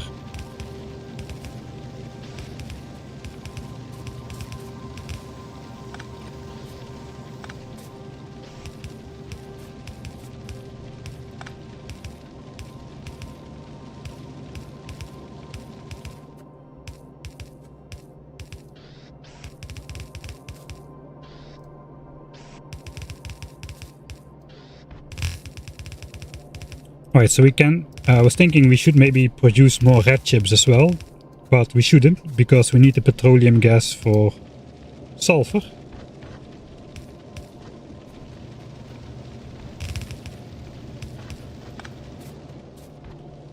And then steel actually just goes onto this belt. Doesn't really matter how.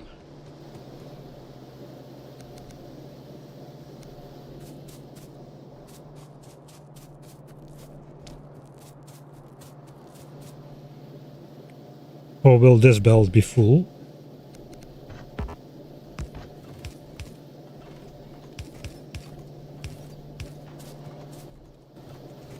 This way steel should be able to flow.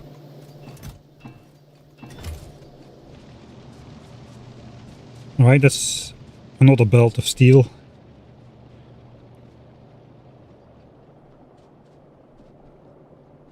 Yeah, I'm just going to let Skience suffer a little bit. And we're just going to go out to build that mine and properly solve the situation before placing the last little bit of landfill. And then we'll have to actually like do stuff like, you know, build. We can no longer postpone it. We gotta build blue signs at some point.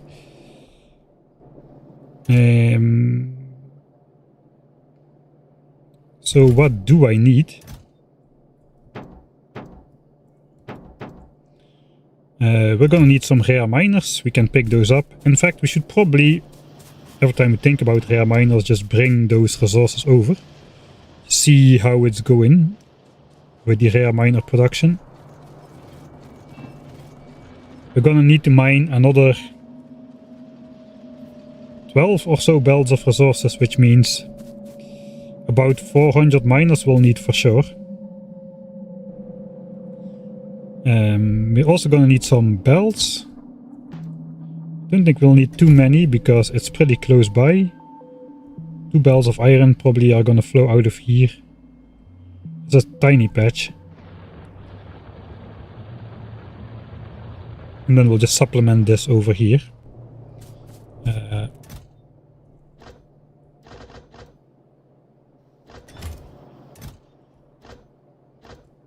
Some undergrounds and splitters.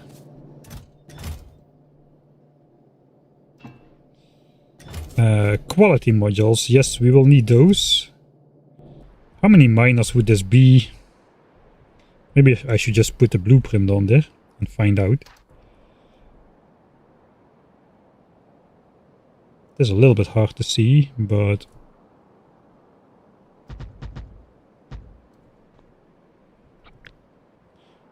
So not more than 100 miners for sure. So if I take 6 stacks of quality modules, that should be plenty. We're also going to deconstruct some, I suppose. No efficiency modules, although I do want to have a stack on me. Bells, power lines. I think we've got everything really. Just let's visit the miners.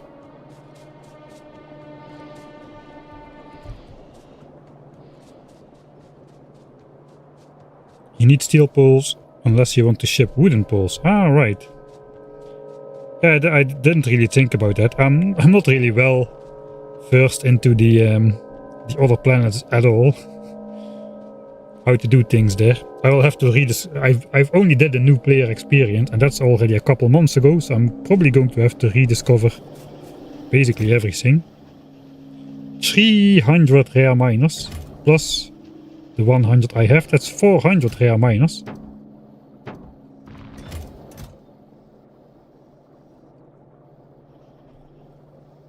And 7,000 uncommon ones. Holy moly.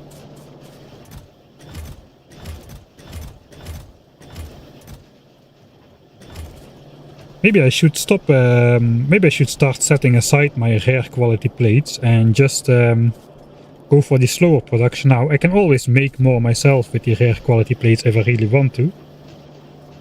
Maybe I should stop making these over here. So...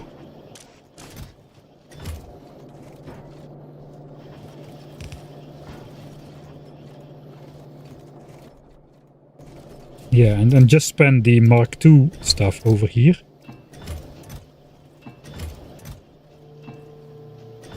And grab all the quality stuff for myself in the base. Like I said, I can always choose to make more quality miners with those directly later. I'm not losing anything by not converting those at the moment, but we've already got 400 miners. We're gonna be making more with the... every 30th miner or so is gonna be a rare quality one with these two quality models in here. Maybe I should start setting aside all the rare quality stuff.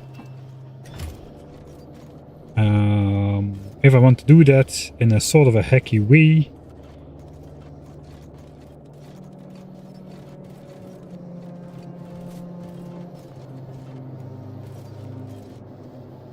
I can just output priority quality 2 to the left, can I not? But then quality 2 will put back up everything.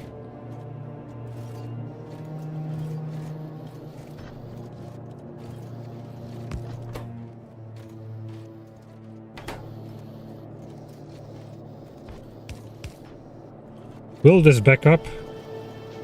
I think iron is the bottleneck, really, not... iron is the bottleneck, so that will keep flowing. But will it if I fill this up as well? That's a good question. I think I should do that more rigorously. Maybe just like this.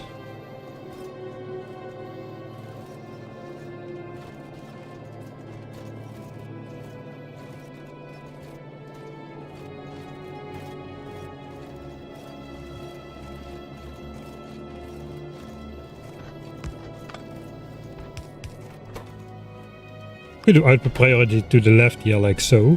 Yeah, this would work. All the rare goes here, that gets put into these two chests. Unless we like miss one, but that's okay, we can miss like a couple ones, that would be fine. The rest goes on.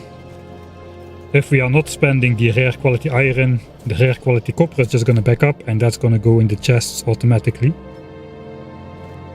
So that should be fine as well.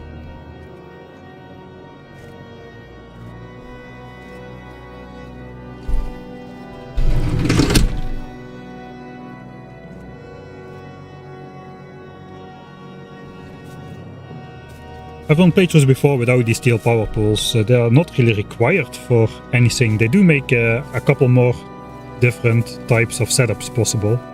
Like just the steel, like we've been doing here, the more power pole friendly smelteries and that kind of things. But you don't really need them. You can set it up without steel power lines. Yes, I think we're gonna stop spending the rare quality stuff. Let's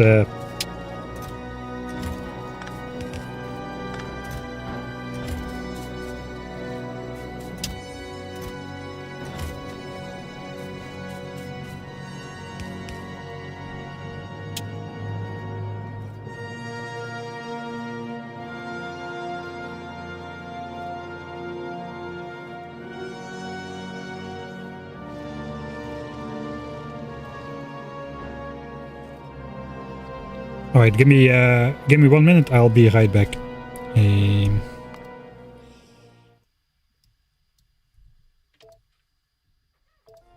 The labs should be on again now. Yeah, they are. Alright, nice. Not quite as on as I would like. I'll be back in a minute.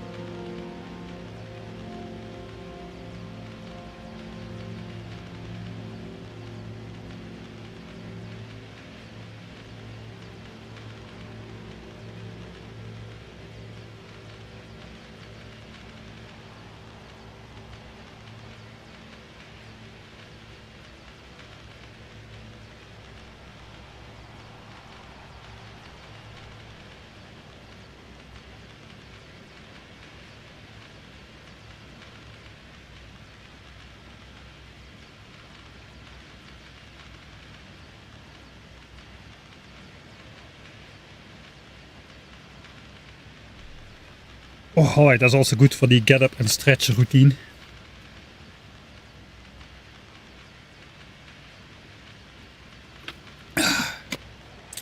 And the hydrating.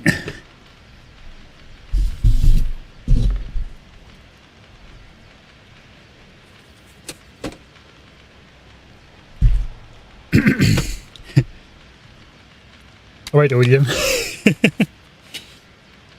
You thought you were back, but you are not.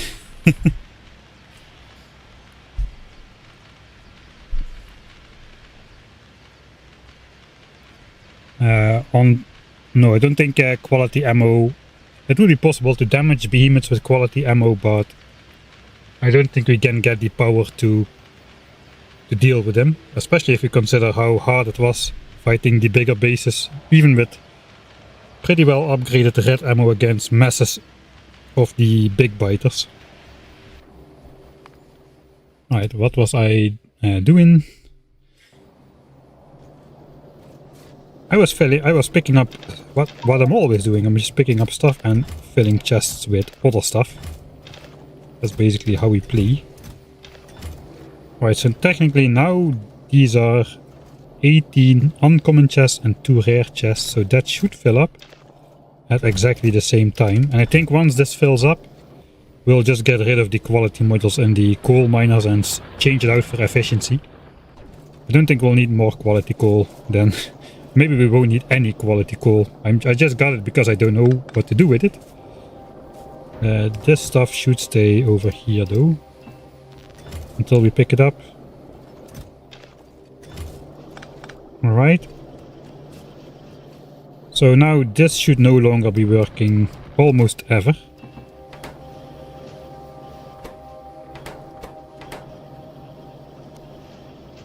Let's just leave that. Yeah, let's just leave that. In case I change my mind later, then I won't know what I did. So for now we're just gonna put all but 100 miners in there. That is all we need. The rest we can take home. Alright, let's get out of here.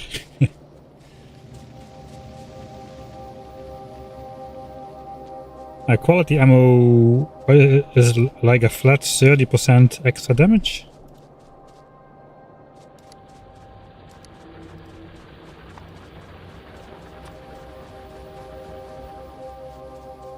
.4. Yeah, it does seem to follow the normal pattern. So at the moment, rare ammo would do about 15 damage. Which is like 4 damage per bullet or something against the behemoth biters with 3000 hit points. And it's prohibitively expensive to make that quantity of rare ammo. You can see how many rare mining drills we have gotten over the course of the game. It's probably, we're not even like halfway to generating enough rare iron to take on a single nest of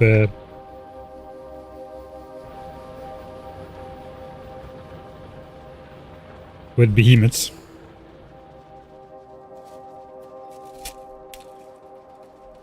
Yeah, you can make quality plastic from quality coal, and on Vulcanus you can abuse the non-quality status of liquids to easy make quality coal into quality plastics into quality low density structures. And then you can recycle those quality low density structures again for quality base ingredients like steel and copper. Kind of a, not really an exploit, but definitely pretty powerful stuff. And this is the leftmost miner. Where's the frontmost miner? That is indeed over here. So I suppose we'll just place the blueprint somewhat on top of that and see how it all lines up.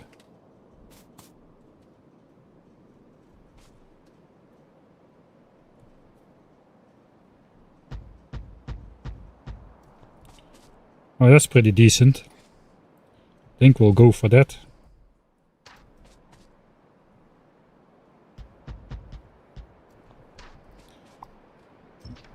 Alright, how many miners is this then? 90, okay. 90 in the worst case scenario, but some of these are empty.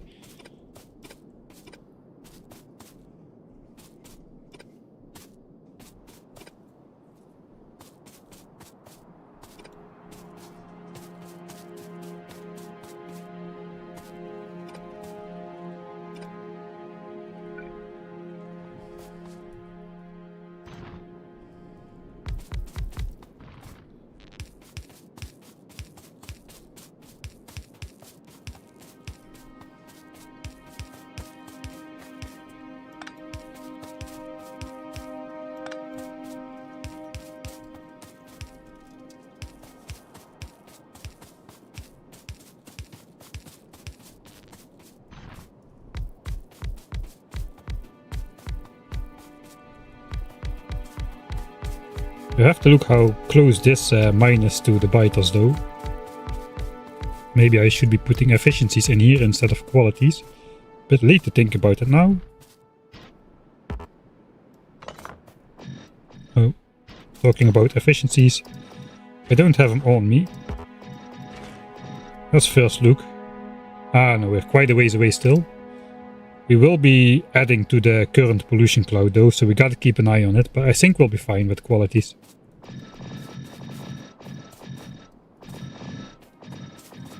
And while I do think we might have enough quality coal, there's probably no such thing as enough quality iron. So as long as we can get away with it, we will just try to keep doing that.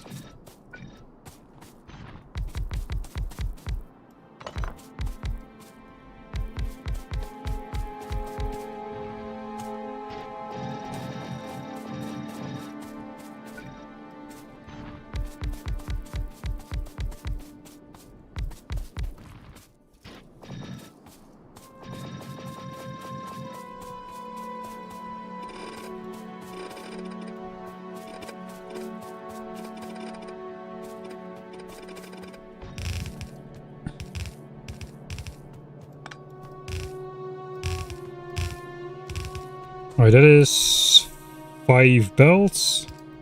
I think that's gonna be 4 belts. This we'll just combine the outer 2 belts.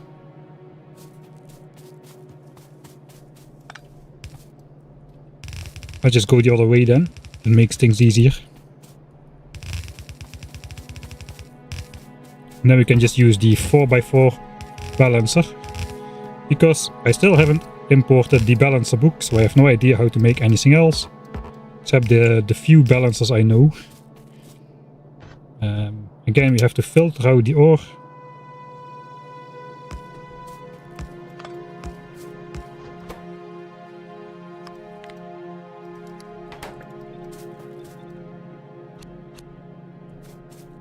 And then the rest goes into a splitter.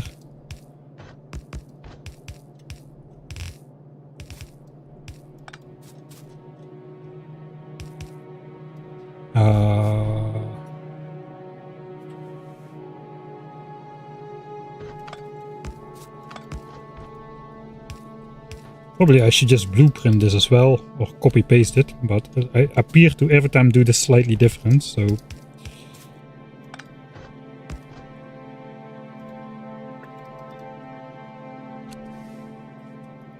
Points have to connect to what is inside. And then the rest just goes onto... This is all quality, that just goes onto a separate belt.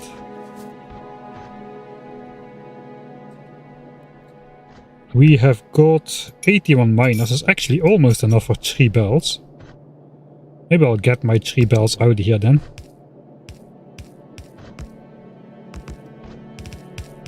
You know what, I'll get all 4 belts out of here. I'll feed in 2. Yeah, I'll feed in 2 of these belts to this mine and 2 of the belts to the other mine. We'll just take all 4 belts and roll with that. We just have to line up the quality to go onto here.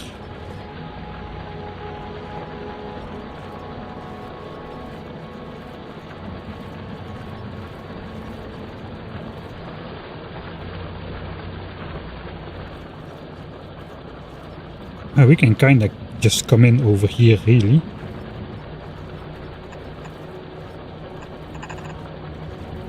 And then just join this like so. That doesn't change anything, the quality ore still goes on the side-loaded belt.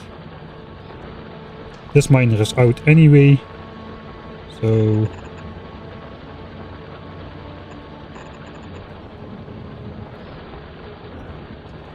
Yeah, we can just come in like so.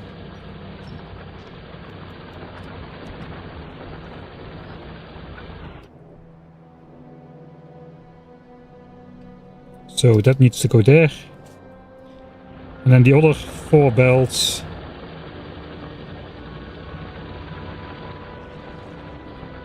I suppose can come in on the edge.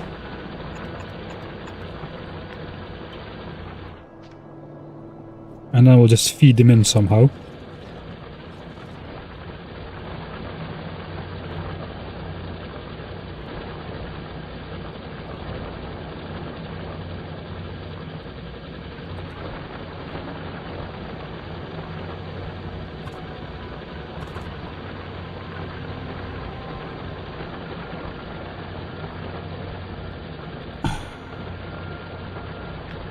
I think we can take it through the middle actually.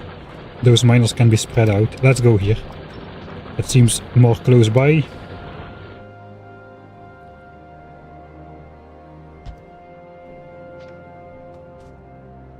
Alright, so these have to go straight then.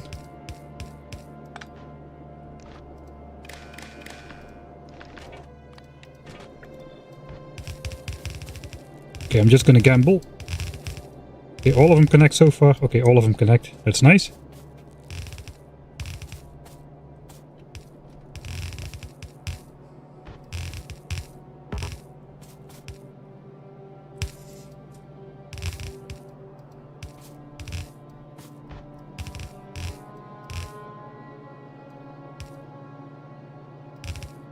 Yeah, I'm so good at this.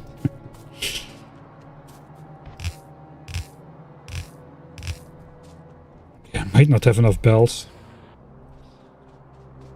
I do have some iron.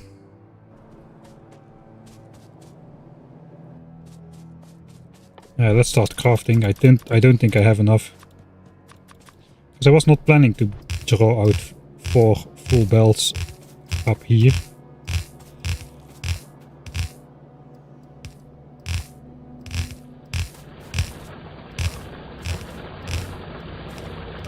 Alright, so I think we can cross this, because there's only iron here and here, so...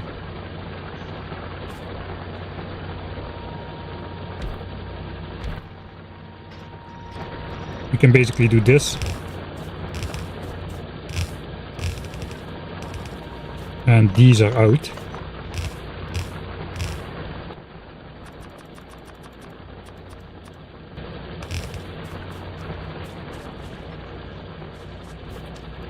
Okay, we have I think we have to do a little bit of reconstruction. Maybe this belt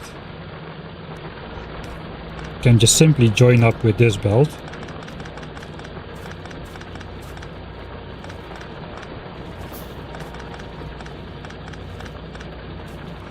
Oh, maybe we do not need to separate out the ore then, if we just put the quality ore through the split. No, we still need to do that because only 2 belts go in here, the other 2 belts go in there. Alright.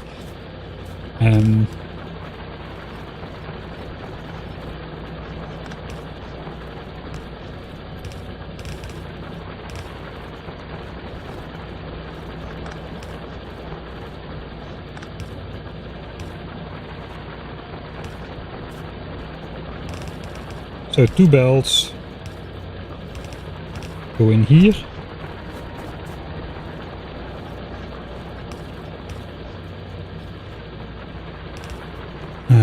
Then ideally I will also just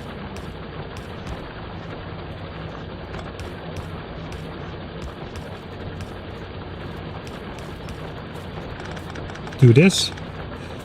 Do not deconstruct that pipe. Do not deconstruct that pipe.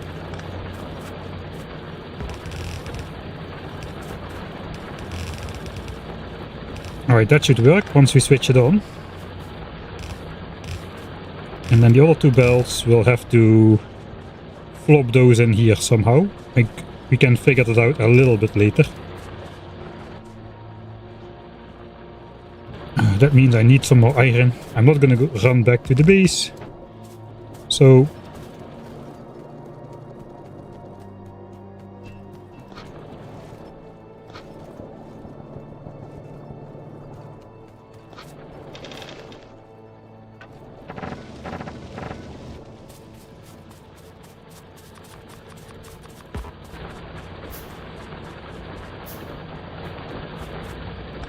scavenge what we can.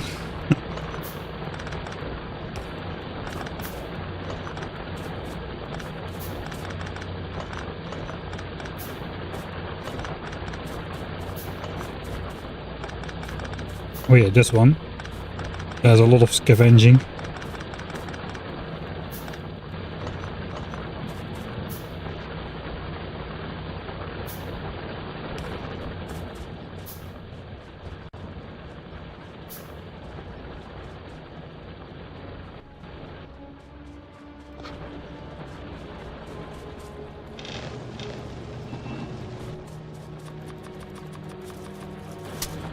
Alright, we'll have enough. I think we'll have enough.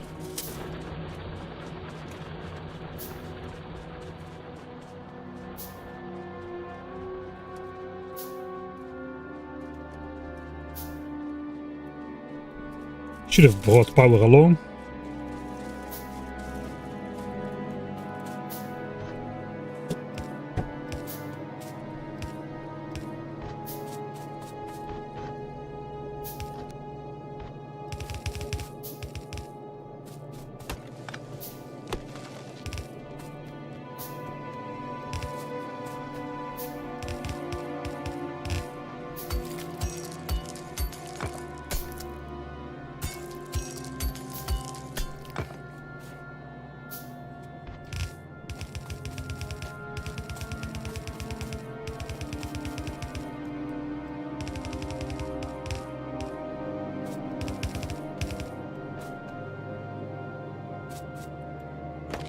I left this in place because I did not want to chop the trees earlier, I think.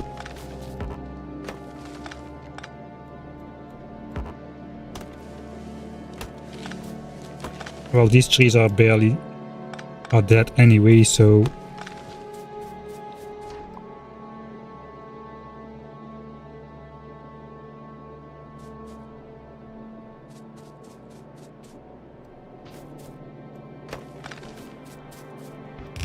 could have waited for bots, but cannot.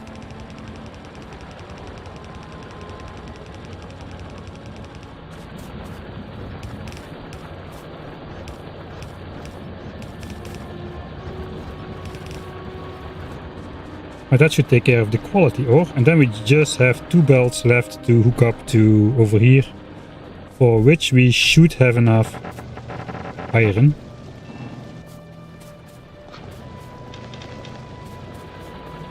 So let's figure out how we're gonna do that. It looks like this belt, this half belt is full by default. That's probably because I am... yeah, this is basically imbalanced. So if I hook my two belts and these two, we should be good, I think. We can then even output priority this mine to this half belt. And then just feed in the other two belts onto these two.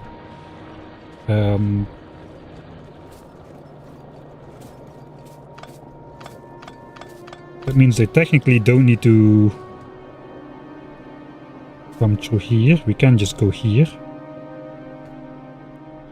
Can leave this area open for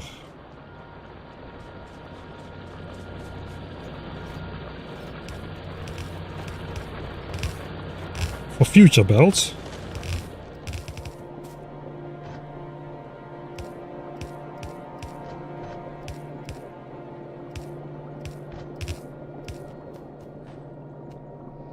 Right, then one of the belts needs to go in here.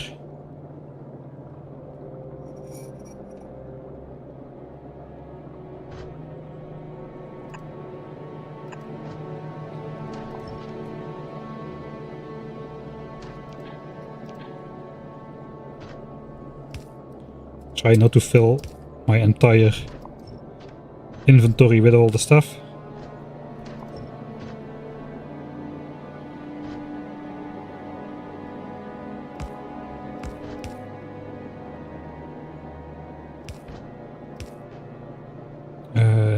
No. This one. So this one can flow.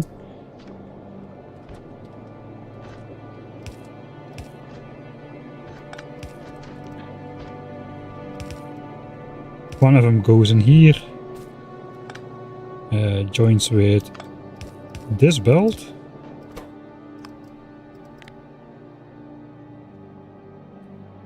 Where's the fish? Bend the fish. Input on whatever was coming from there.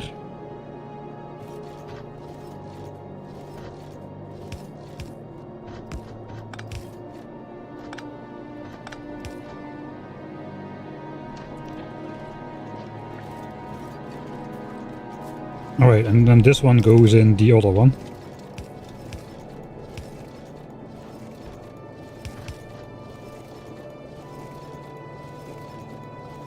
That should do it. So now we just power up the mine and watch it into action.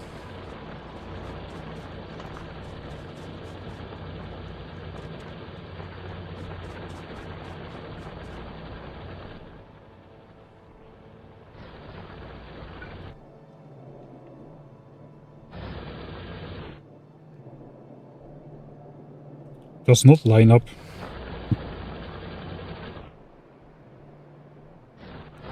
Okay, we'll just go here then. Right. Add the missing quality modules. I suppose I forgot some. I see.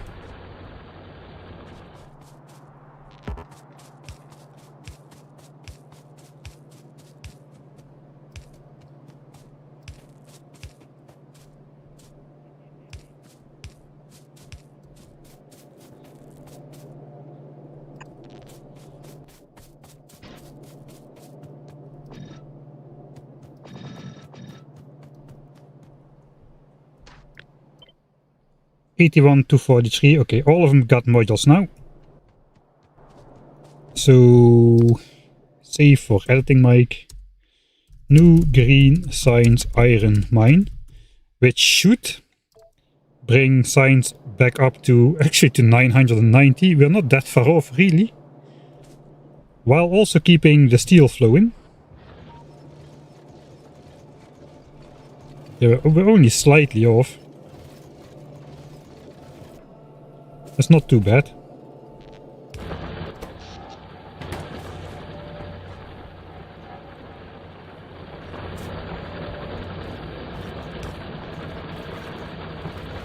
Of course, we got one disconnected belt.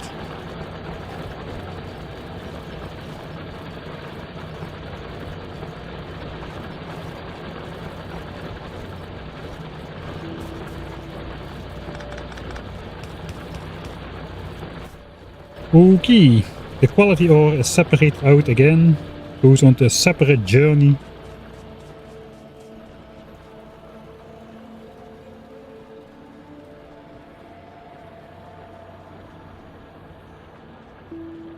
Alright, I'm going to have a real quick 2-minute break, so let's just travel with the belts down to the split point, and I'll see you back in a minute or two.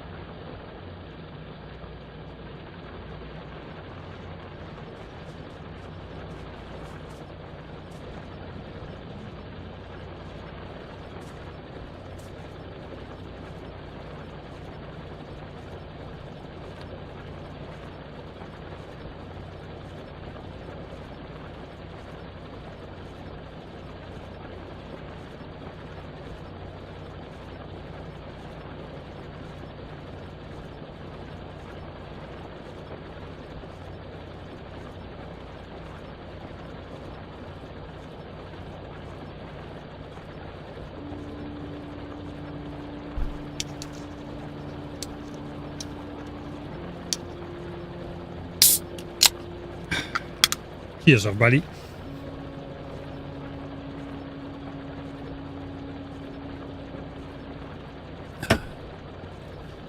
As here, I had to quickly take care of some important business.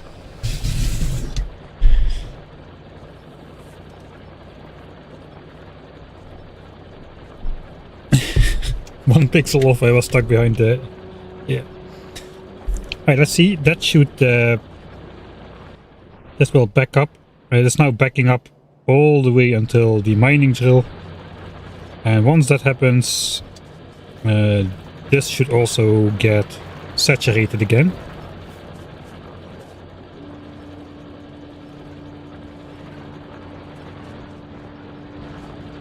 There's no miners which are not active here, so that is good. So the output is imbalanced, but nothing is backed up. I think here we got the same. Yeah, everything is active.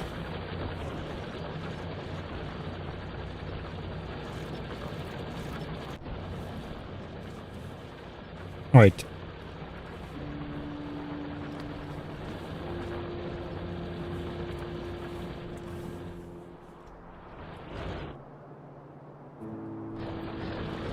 So let's go over to the other mine as well, pick up those miners which are out of resources too.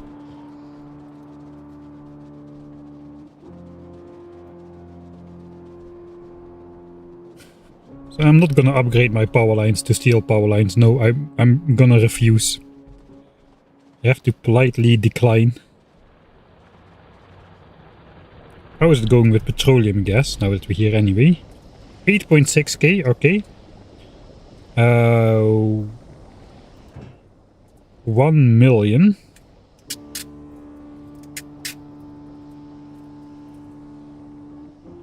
How much petroleum gas do we need? I'm getting sidetracked again. I think we can limit the production of petroleum gas a bit further now. So that entire storage tank full was meant for advanced oil processing. But that is including the red chips and the plastics, while now we only need it for the sulfur.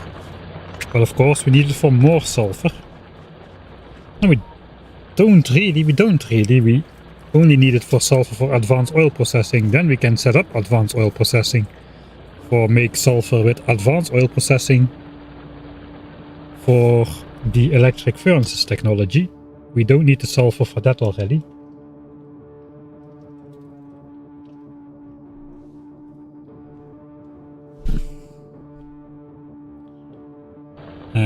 So let's quickly zone out and go to the calculator real quick. I got that open.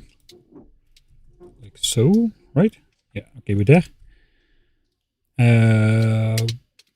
So what we need to know is basically blue signs.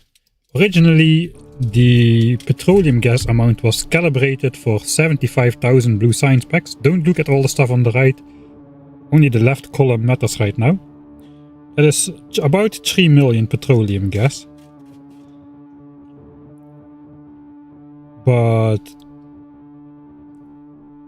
only 500,000 of that is required for sulfur. We got 1 million petroleum gas right now, so I think maybe we should stop producing petroleum gas with basic oil processing, as we've got enough to clear advanced oil processing and the first couple 10,000 science packs into the electric furnaces. In total we will need about 325,000 then.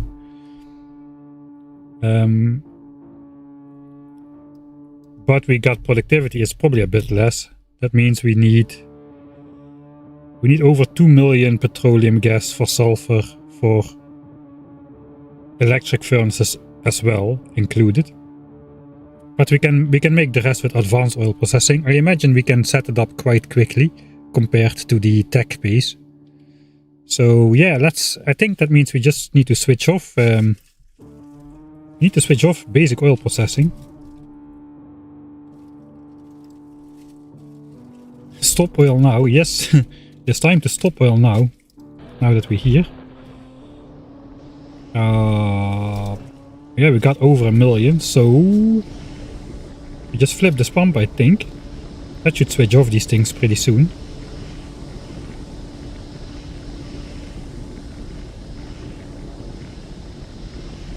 Okay, they're backing up now. They can no longer get rid of their stuff. And that is the end of basic oil processing.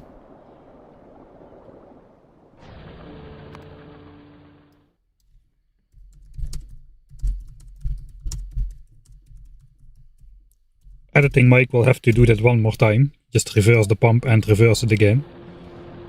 And we can start filling up this tank again with oil. There's 11k in there. How far are these on the way down to absolute minimum? Now that we're calculating stuff anyway, 775 divided by, let's say this is 780. We need to divide it by 5. So that's 156. That is the absolute minimum. It's probably going to be a little bit higher than this, because some of these sources will probably have started at under 100% individually. Since there's only like 6 spots with a total yield of 775. The minimum yield for any single spot is 20%. And the minimum yield of a spot is 1/5 of its starting yield, but not lower than 20%. So if it starts at 70%, it's still going to drop to only 20%. So the end percentage might be a bit higher, but it will never be less than 156. We can keep an eye on it. Now it's 389%. So the next time we check if the 389 number changed, then we know it's still falling. We can do the same for this thing, which is 1972. So basically we multiply by 2. That's basically 4,000 minus 56. 3944. 394%. Let's say 395% is the absolute minimum state here. And we're currently at 1045%. So it's definitely still dropping. There's no way that it's not dropping.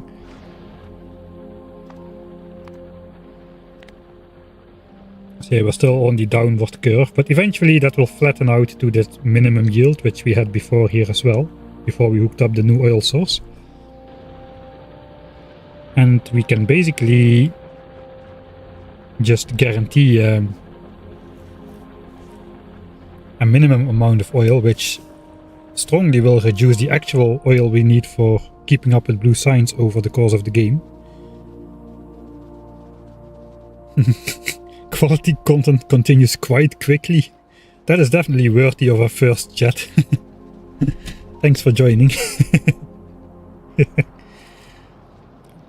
I wish I had made that the stream title.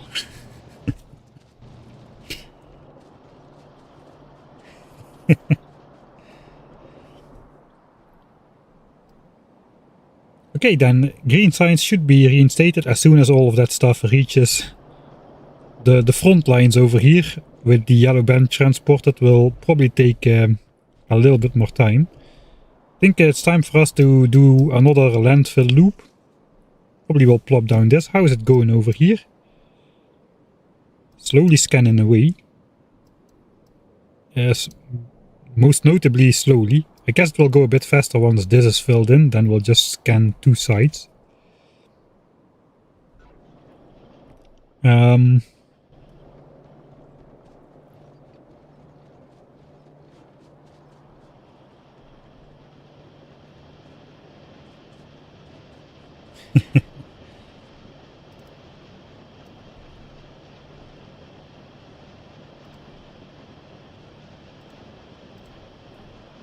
I might use that for the next stream title, Litsia Kubiba.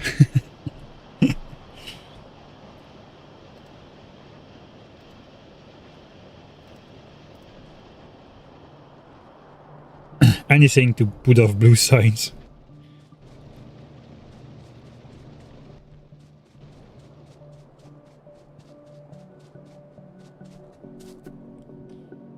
Right.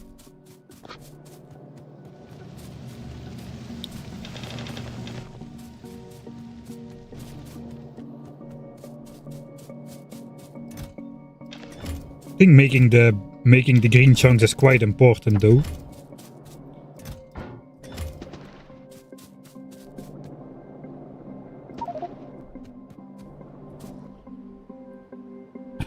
Because you never know, I don't know how close we are to that all-important threshold.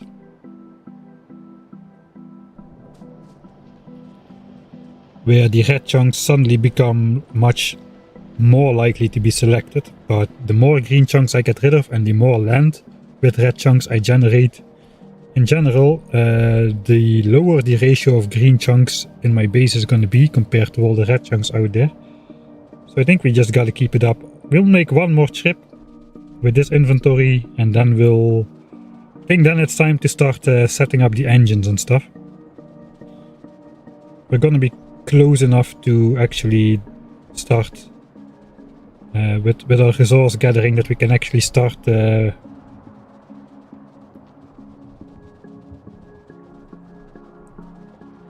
on the blue signs with the stockpiled resources without running out, I think. France or Holland? It's Holland.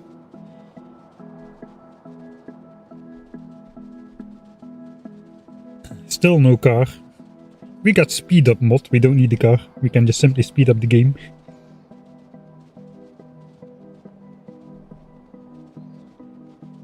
My specialty is walking into cliffs while reading chat. Paul drink time. Heck yeah. Where am I even going? Am I going the right way? I think I'm going...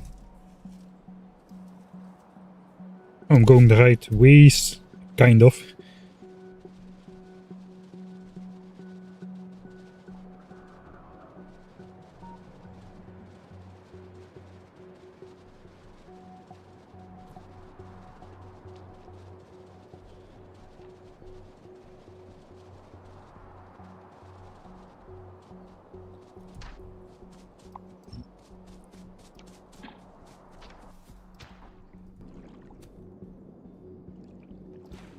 Oh, we accidentally dropped a wheelbarrow full of landfill on that poor fish.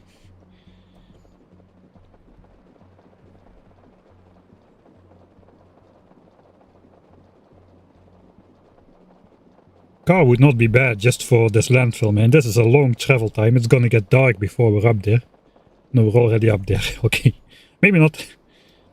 Maybe it's not gonna get dark before we're up there. We'll do this one. I think we'll do this one as well. We might as well take the upper one instead of the lower one here.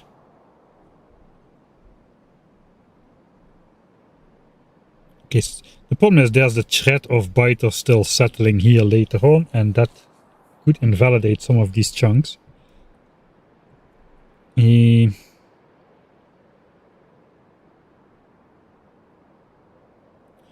Well, these two are safe in general.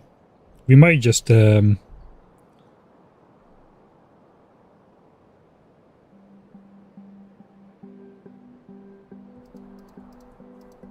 might just go here. And here. Afterwards. We have like four spots we can do, I think. So let's not worry. We'll wait for the scan to complete until we puzzle out that entire thing. For now, we're just gonna do 6 chunks down.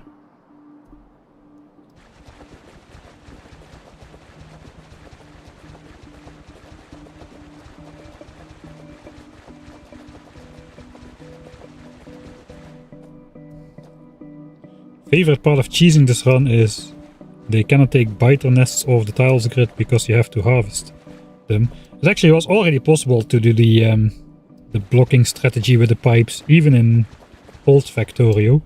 It was just a little bit less easy to blueprint, but you could do the same pattern. If the biter bases were offset by like not with a random offset, they were like on the half tile grid, so and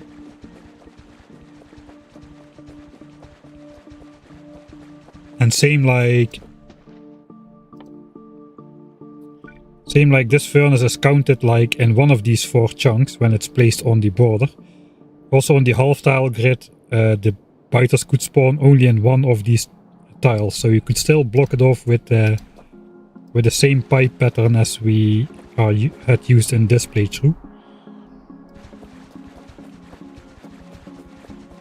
But the tile grid does make it easier, definitely.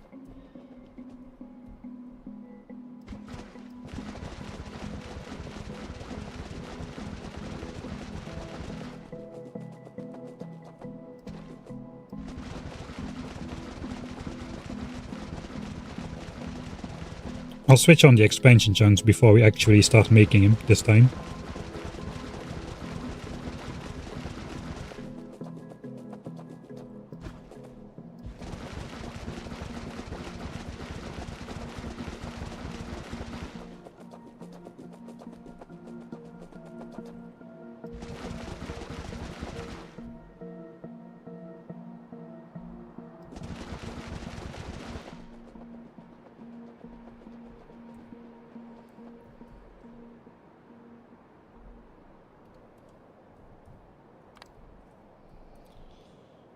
Alright, oh yeah, we have to fill in that one as well. So now all these chunks are gonna pop up.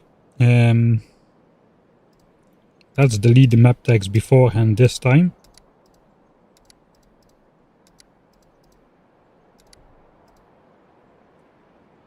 Those are gonna stay, because those chunks we are not gonna fill in anytime soon because we need to invest a full chunk of landfill for just four chunks. Alright.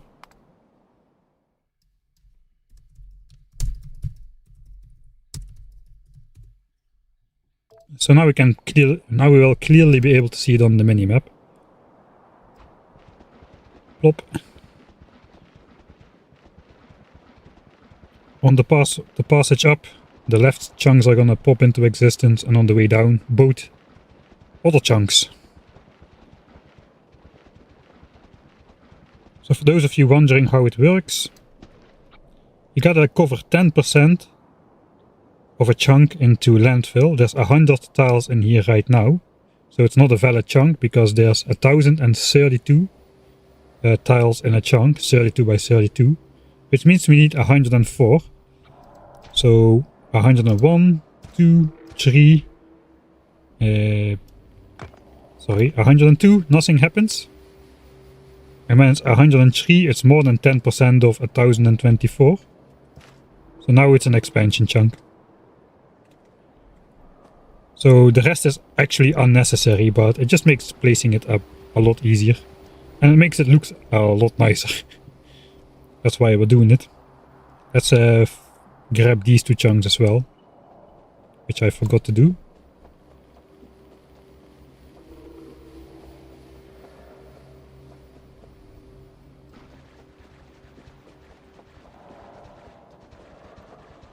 The chunks we are actually filling have a different function.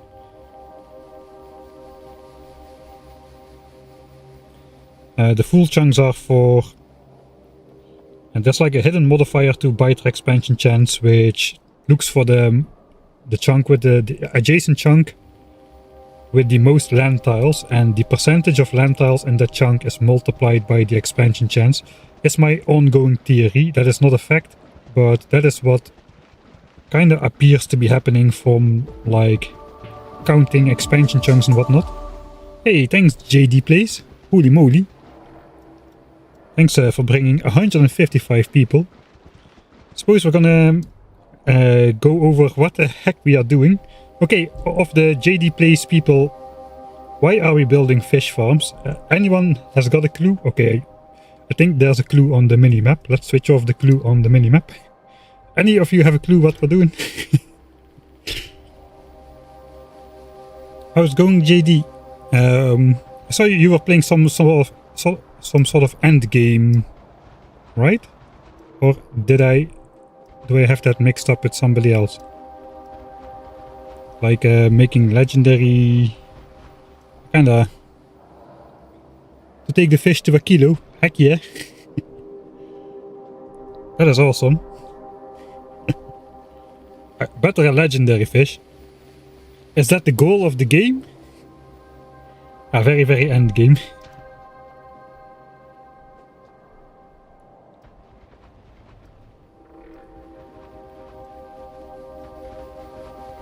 $700k SPM. Holy moly! Those numbers, man, they are just so out of what we are used to, you know, like the OG players. I know you're an OG player as well. Science has become a liquid. That's how it feels like. Everything has become a liquid in Factorio endgame. That's basically the best way to describe it. Take a legendary fish to the Shattered Planet. 5 hours, right then? I don't think there's...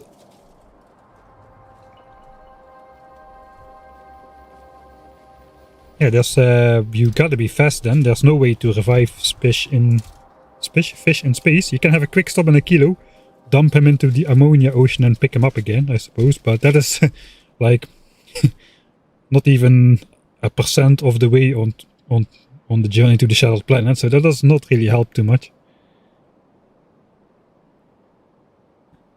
Well, you should not take my ship.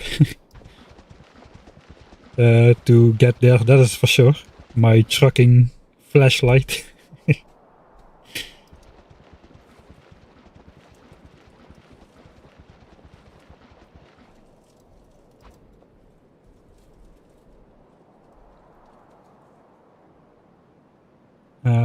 I was not gonna do this chunk just yet, I decided. Looks like we're doing it anyway. I just will follow my original plan. It does not really matter too much in the end.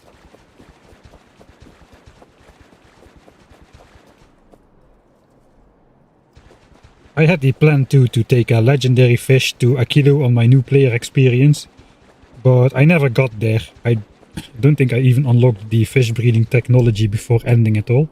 Then I got stuck into flying to the Shattered Planet myself, where I ended after I found out what was there, which was the most metal gift of all. I just stopped the playthrough there.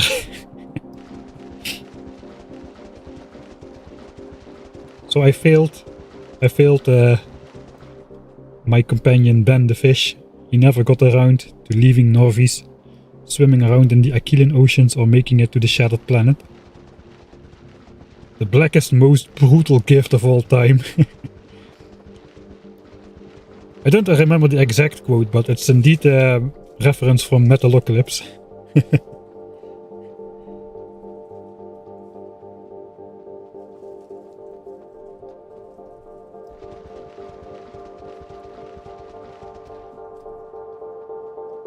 Alright, looks like there's... I can pause that. Alright, before... There will be a commercial break on Twitch in 5 minutes or so. So... What we are doing here, of course, we're making more expansion chunks on the lake, because we need them. We are doing a 1000 times science cost multiplier playthrough, where we're also trying to get the keeping your hands clean achievement, which means we cannot destroy any biter base until we have artillery, which of course is 1000 times more expensive and isn't even unlocked on this planet. We need to go to Vulcanus eventually. And then we can research it for 1.5 million Vulcanus science packs. But even just things like, at the very beginning, just getting like electric mining. 25,000 red science packs at the very beginning of the game. So yeah, it's taking a while, especially because we've had to secure all the landfills before we could do anything.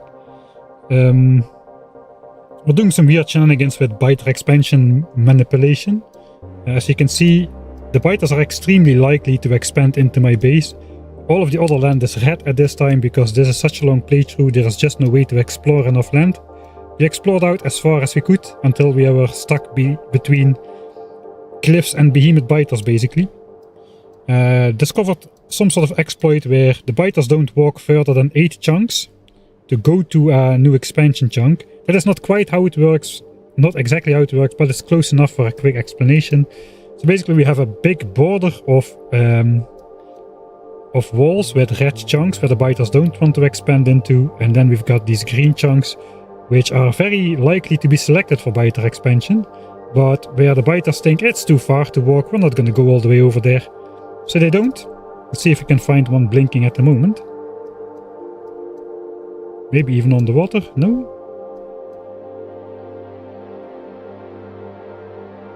That's disappointing. It means an actual expansion might be going on somewhere else on the map at the moment. But since the biters cannot reach these chunks, but they very much want to reach these chunks, we have basically switched off biter expansion almost completely.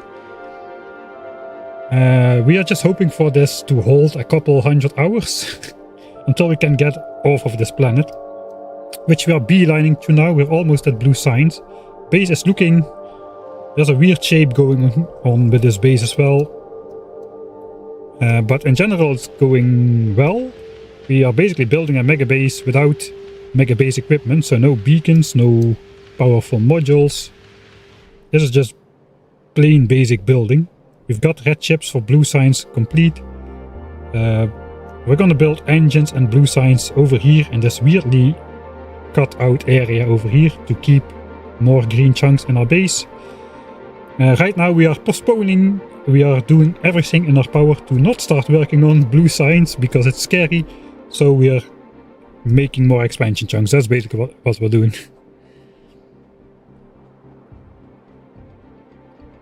Just take 100 legendary spiders to the Shattered Planet and then recycle them. Ah, that could be the case, yeah. I guess you have to try to recycle them before you arrive, or you have to have defenses around the entire ship. Because once you stop, you no longer need to defend only the front of your ship, of course.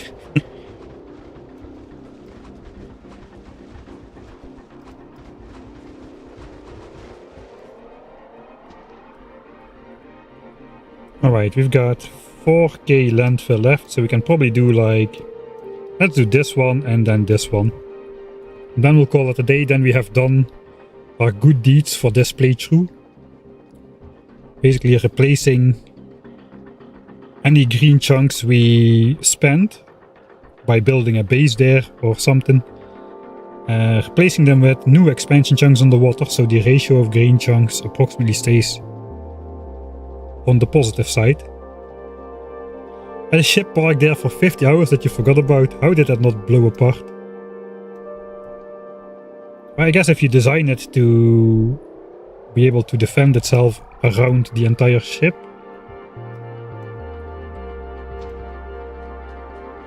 then it would survive. My ship didn't though. My ship defended only the front, so you can imagine what happened when we stopped at the Shattered Planet, waiting for the grand release, the grand reveal of what is supposed to happen over there.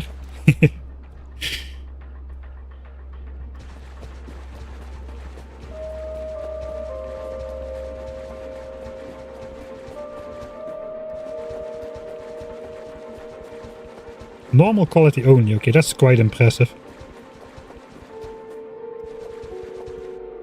I did not go overboard with quality either, but it is just so easy to just sneak in some quality. This thing is slightly too slow. I have to build a second one of it. Or we could just, you know, uncommon quality would do it as well. But now then, if this thing was just slightly fast, and you go down the rabbit hole, and before you have it, you need like legendary this, legendary that, and it takes forever to build.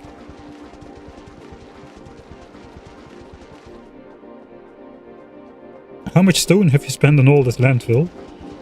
A lot. Landfill has become 2.5 times as expensive as well compared to the olden days. 50 stone instead of just 20. We'll have a look at the stats soon. First I will fill in this chunk before I forget it. Because this strategy of making expansion chunks on the water hinges on having a full land chunk in any of the 8 touching chunks, or it will not really work as well as you would think it does, based on the color of the circles.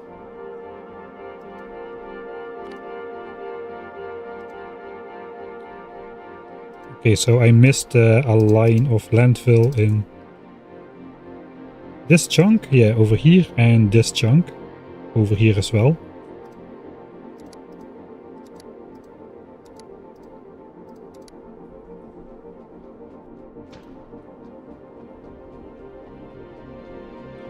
I guess once you're up to 700k SPM, you would have quality fully sorted out, right? I'm having hopes that this playthrough will eventually turn into a mega base as well, since the Factorio endgame scales up so drastically. Even at 1,000 times science cost you, if you have 700,000 science per minute, that's basically 700 science per minute for me, which is respectable. At the moment I'm doing like 0.99 science per minute, as you can see. It's back up to its full power, 990 science a minute. It's basically just 900 science per minute multiplied by 10% productivity. And 900 science per minute makes it easy. Instead of using 2 iron plates and 1 copper plate for red science, we just use 2 iron belts and 1 copper belt for red science, and that makes a belt of red science, which is 900 science a minute. So that makes it quite easy to know what we're doing. So here you can probably see the ratio for blue science, which is 5.5 bells of iron and 1.5 bell of copper, which is mixed, which is smelted over here. You can see these used to be stone furnaces for the longest time. And yeah, we don't have blue inserters still. It's kind of become a sort of a sub goal at this point to not have blue inserters. Right, let's hurry up with this landfill. I'm done with landfilling. We'll do this chunk and then we go back to the base.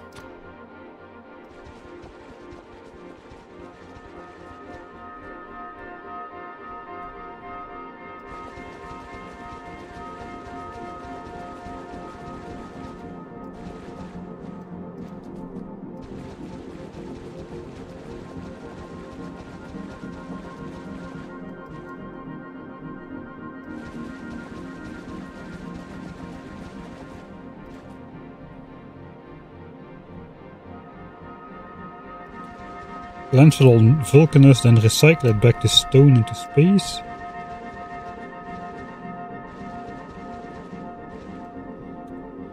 Super efficient way to get stone into space.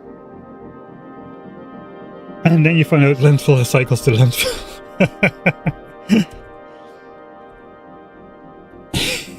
That's just brutal.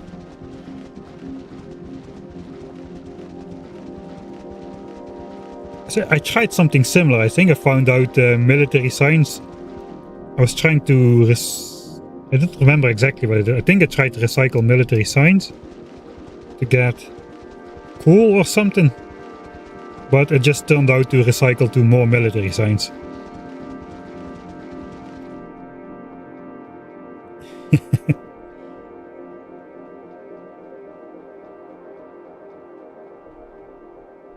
Alright, so now we're gonna see the landfilling in action. As soon as there's 10% landfill in these chunks, we're gonna have more green chunks pop up. We'll see it on the minimap as it happens, and then we'll go back to the base.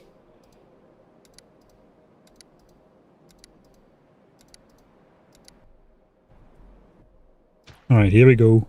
So keep an eye on this area.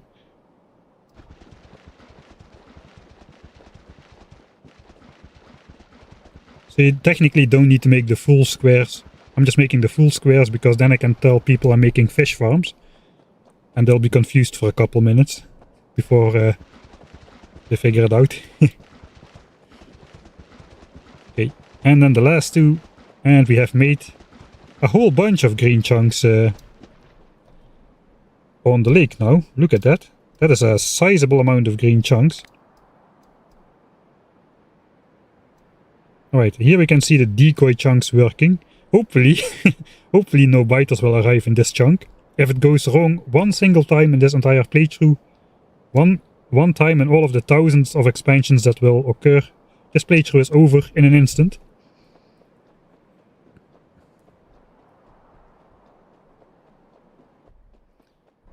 Alright, I have to fill the center chunk, I forgot about that. I have 1,000 landfill left, so that kinda lines up nicely.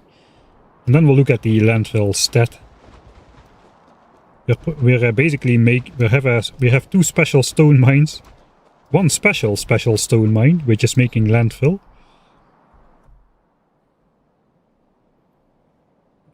So I suppose we'll just look to landfill. All landfill. We have made 58,000 landfill. Times 50 stone. It's like 2.5 million stone into landfill about, I suppose. We have done like 2 sessions. One were like small patches into the base, and now we hooked up the 2 big stone mines over here. One of them... let's switch off the chunks now. So this is the normal mine. We are basically just farming the rare quality stone, so we can use that for rare quality furnaces and rare quality refined concrete if we want to, that kind of stuff. And just basically making all the normal stone into landfill to make the expansion chunks. And we've got a special mine here. This might not look like your everyday mine, We have indeed surrounded a biter base with mining drills, so they cannot spawn the biters. We have a few too many power lines in here, but that is intentional because if any of these power lines are missing, behemoth biters can spawn in this area. So we also have to never deconstruct these defunct miners. They have to stay. So let's not install a mod that automatically selects the spent mining drills for pickup for bots. That's not gonna end well here.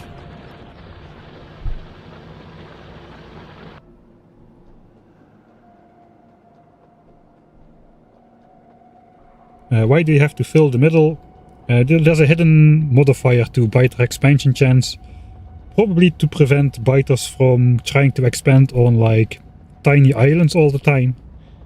The game looks for, that's why how I think it works. I'm not sure it works like that. For any chunk, there's a hidden modifier.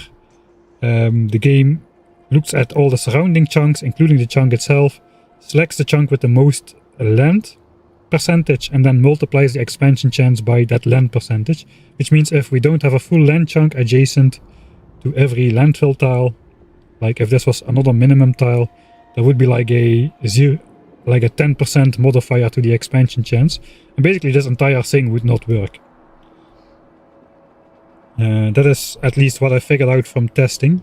I did not find it in the code or anything, so it could work entirely different than what I'm describing here. But this is kinda what I think at the moment. Yeah, we cannot craft pistols anymore. No quality pistols then. I suppose the only... we checked actually. Pistols... you cannot even get a quality pistol, because pistols, they don't recycle into pistols, even though they don't have a crafting recipe. It recycles into 1 to 2 copper plates and 1 to 2 iron plates, even though it's no longer made from those. I feel that's an oversight. It should be rectified. Pistols, being no longer craftable, should just recycle into pistols. People should be able to have legendary pistols. They even got like a range modifier for legendary pistols. So how come we cannot get it anymore? Huh? Clearly a bug.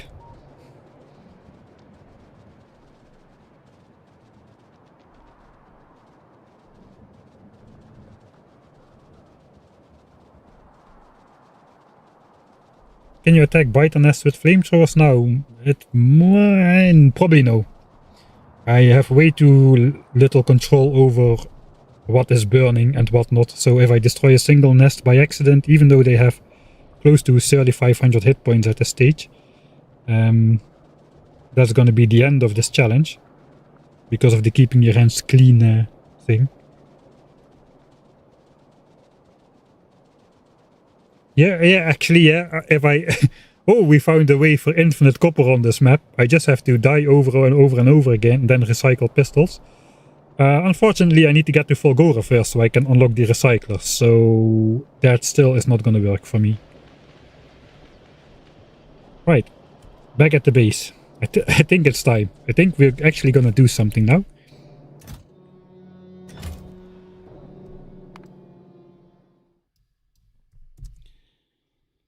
Okay, it's time.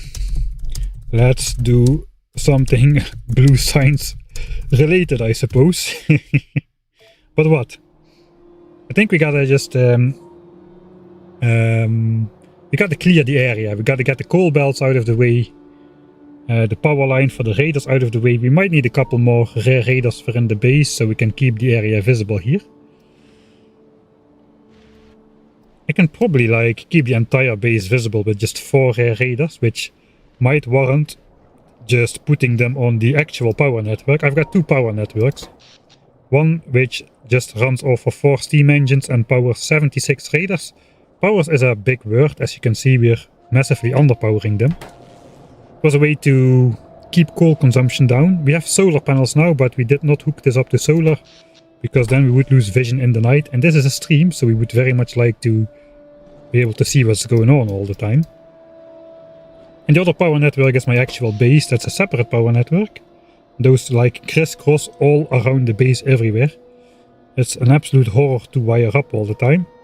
But at least we don't need to spend 20 megawatts extra on these 70 radars. Eventually those are just gonna be like single solar panel radars and we're gonna get rid of the power lines. But that is not a priority. And no, not all achievements, just getting your hands clean while technology is 1000 times as expensive. Right then, I think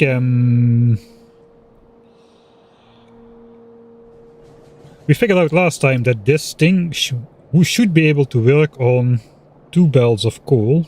I'm gonna probably be researching logistics too. That means it could function on 1 red belt of coal instead of 2 yellows. The reason these 400 steam engines will be able to run off 2 belts of coal instead of the usual 6 is that we basically run on solar. So we got a giant solar farm out here with 6000 panels, matching the 360 megawatts of steam power, potentially. And we can refill the steam tank during the day when solar panels take over. As you can see right now, we are running on 100% solar panel and 0% steam. So our buffer tank is full here. So we just need to know the average, and it looks like the average is about 30% steam, 70% solar over a large time span. So we should be able to use less than 1/3 of the regular belts of coal and still have enough power. That is the idea. Alright, so since we want to build this stuff in these specific chunks to match the outline of our base to keep the most green chunks present, we're gonna have to get rid of these coal belts which go straight through the build. 2 coal belts, probably just gonna take them up like right here for now until we figure out exactly what to do with them. So I suppose let's work on that first. What do we need?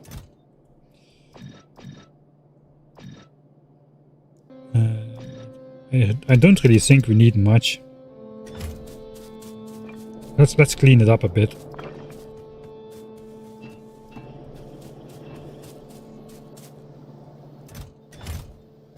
We got a bunch of those again. How is the mining drills operating? We have spent everything there. Right, let's refill the mining drills with some of those uncommons. And we can collect the spoils of the red chips actually as well. And we should also be starting power lines, the roll for better power lines. So let's do this, so I'll try to remember.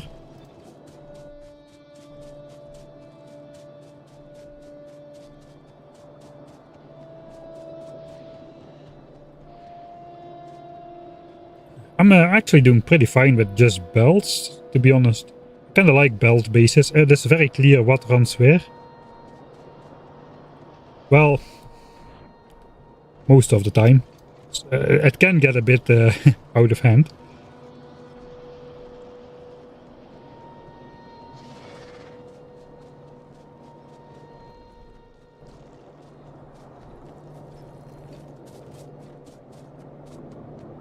Alright, this has no longer been making anything, so that's good. We want to keep all the rare stuff for ourselves. I don't know why I brought my entire inventory, that was a mistake. We've got 366 miners, that is enough to make 12 bells or so of resources. That is enough to set up the rest of...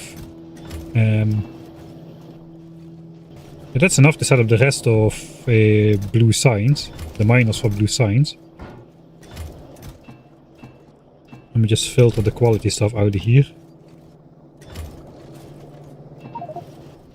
It's a lot of stuff.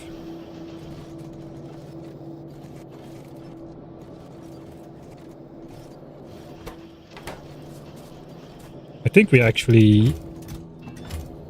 Are we bottlenecking on copper?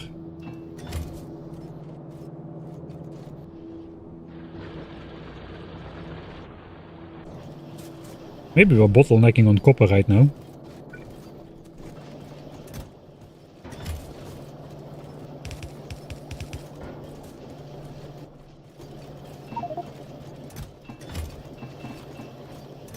problem with quality, if you do quality stuff, you need to be sure that nothing ever backs up, which is quite annoying. Alright, so in that case, we will feed the...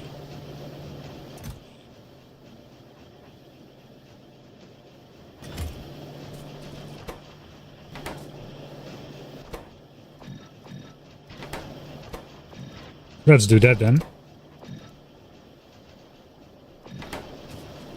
If we're bottlenecking on copper.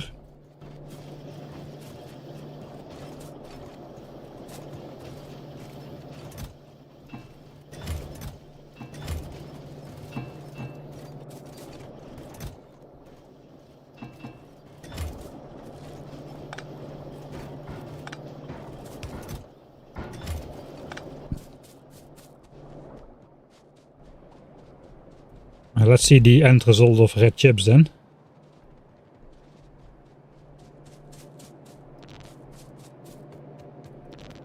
I think I already picked up most of that already earlier on. That means I might be able to sneak all of these resources out of here as well. Since this is now fully idle, it's not gonna fit in my inventory, there's no way.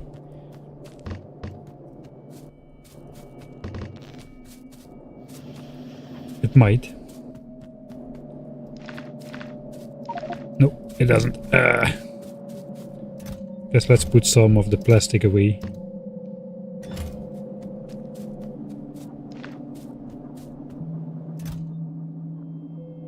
Okay, we'll come back a second time then. Feed some uncommon coils to the miners. That's actually a good idea. I was planning to save those up for red chips, but we got 2 chests of plastics with 2 chests of coils right now, so we might bring this over to the mining drills then, or these maybe, just the circuits.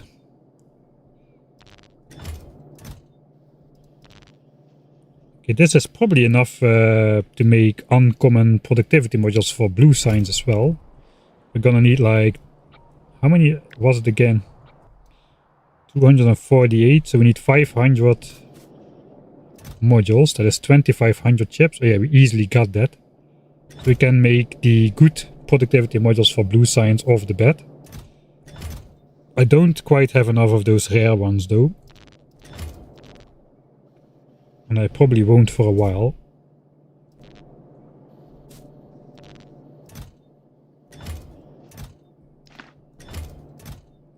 But at least I'm stacking up a lot of, look at this, there's a lot of extra rare iron which I can use for basically anything. Alright, now that we're here, let's also grab all of this. It's not gonna fit because of the quality stuff. That is more, that's just a little bit of rare quality cable, but there's something. And more of this for rare mining drills, I suppose.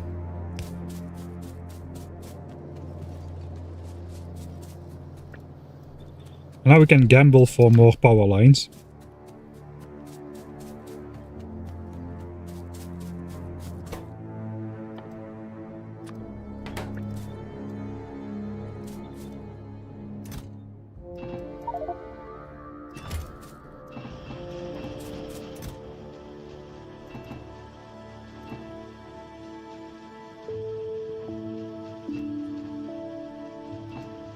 Uh, 75, 73.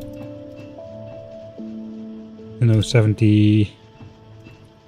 Can I not count? I cannot count. 78.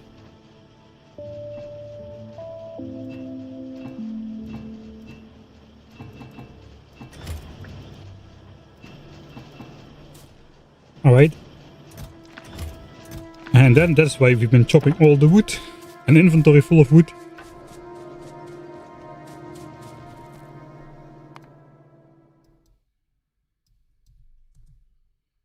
Wooden power pole gamble. Kinda. Ironic timing to do this because we're about to research electric energy distribution. But honestly, that was never in the cards. Before we decided we needed to unlock Volgora as well.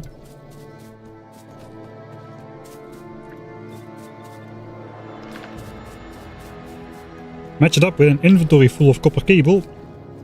And we should get ourselves at least a couple rare ones and a bunch of uncommon ones.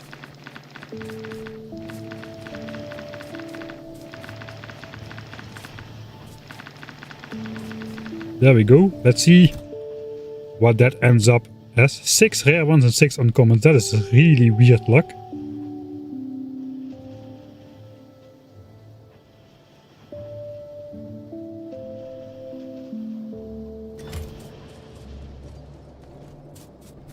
It's our only way to get the quality wooden power lines. We cannot recycle wood into better wood, so we have to do it this way.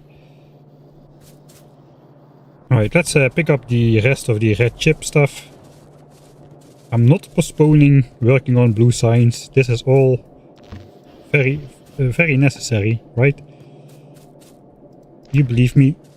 I know you will. You have faith in me.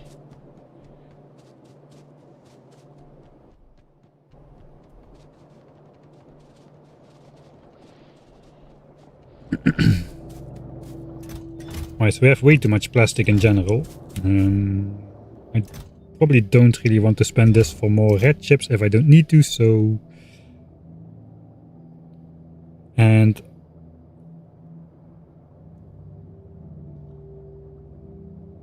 I could just use this copper to make more copper cable if I wanted more red chips. Yeah, we can just bring this to science. Let's bring this to science.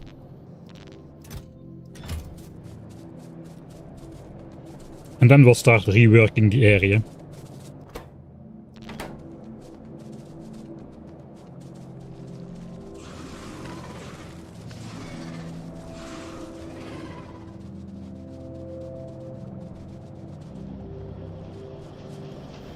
Yeah, quality trees just spawning should be a thing. This is gonna be a bit slow. I don't have chests set up for this guy actually. Do I have space for that? I suppose.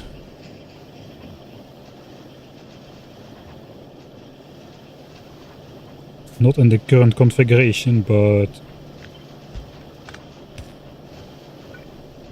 now we do.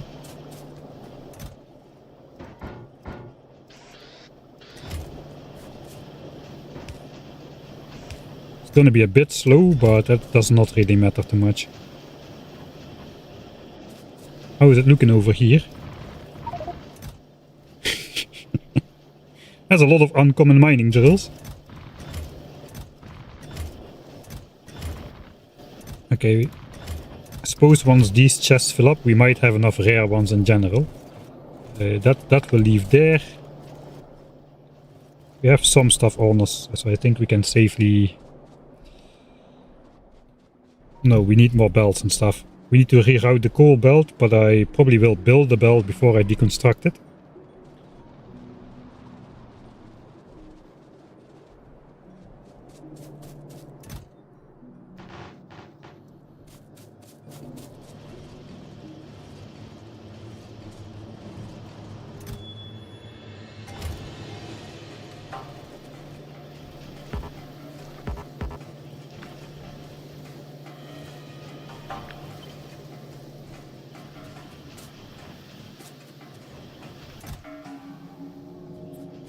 Right, 2 stacks of uncommons and 18 rare ones. Gonna need some rare ones for the build.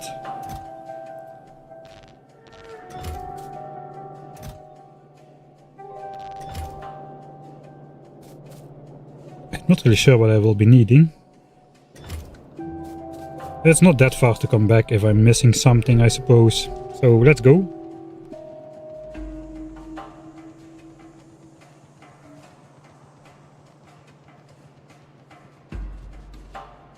The tree is named The Tree.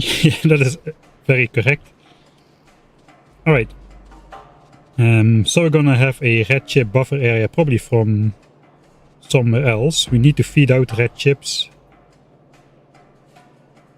at a rate of 3 times 7.5 per second.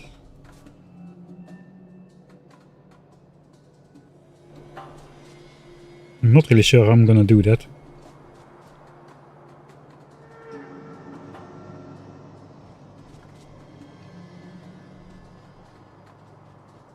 I think I'll just temporarily set these chests up over here. Hold those chips over there and then just build blue signs. Connect everything and then just priority input red chips from the crafting stations, which are not going to be running now, but eventually they will. And then the red chips from the chests can be used to fill up the half belts of chips that we need. 3 half belts of red chips, something like that. For now though, I think we decided to basically go here. That is why we made the new green chunks, because we're going to be sacrificing these 7 chunks by building in these chunks over here. These 7 chunks are going to be red. These are going to stay green if all goes well. So I probably should then change the shape of my base, claiming some extra space. I think this is already all wasted as well, so we might as well say this is our base now.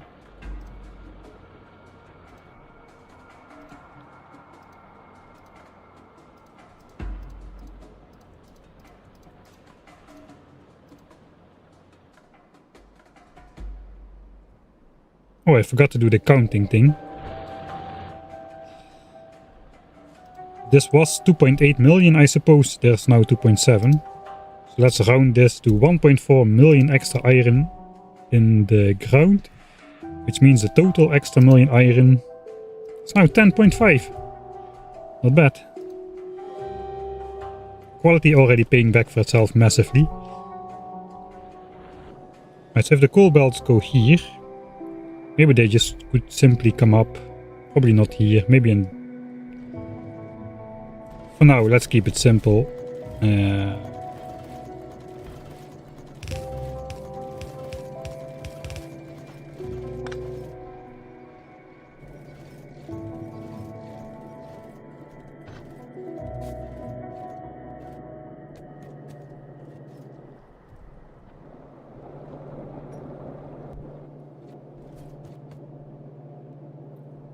I'm not really sure how that belt is gonna go.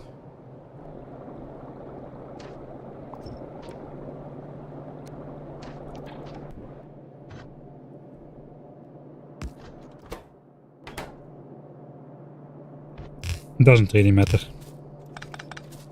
For now we'll just draw these belts up.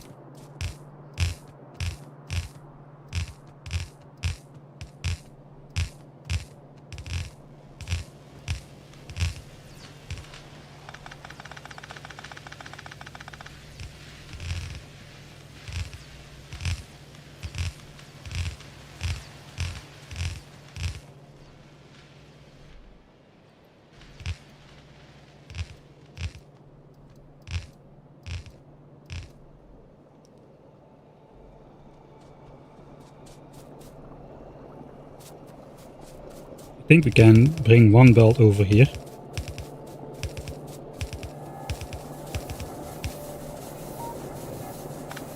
And that just goes up then.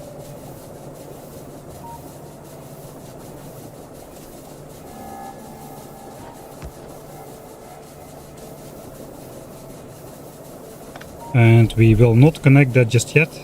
So we will use up the coal on these belts first, so we don't need to pick that all of that up.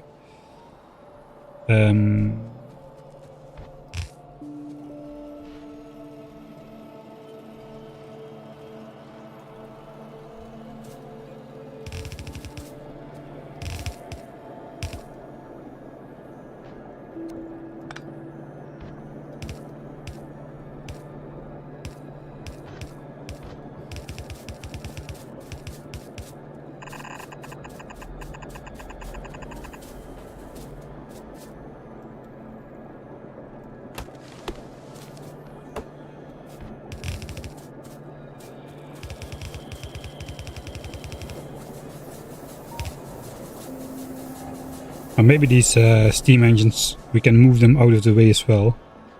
There's a radar here. We could possibly just plop those over there. That would work as well. As long as we connect it to some source of steam.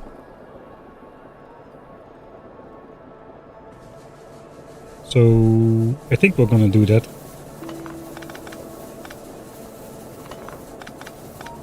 So these 4 steam engines were purely for the radar network. The radar network is now on power. That makes it much easier to route this stuff in.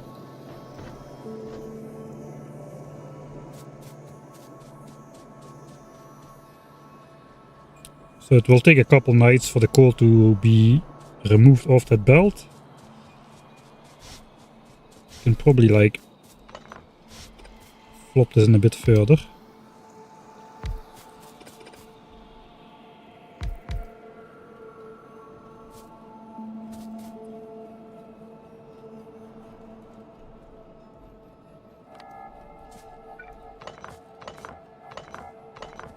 Can I like put those between the water pipes?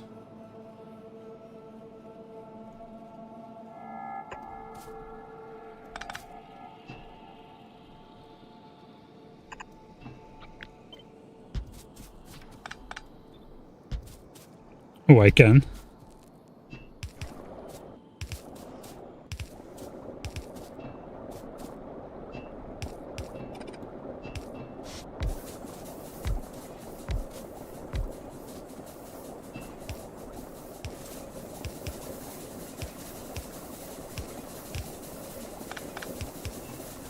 Alright, that's the radar network reinstated, for now at least. That power line is going all the way through here though, so we gotta move that out of the way as well. How do I do that?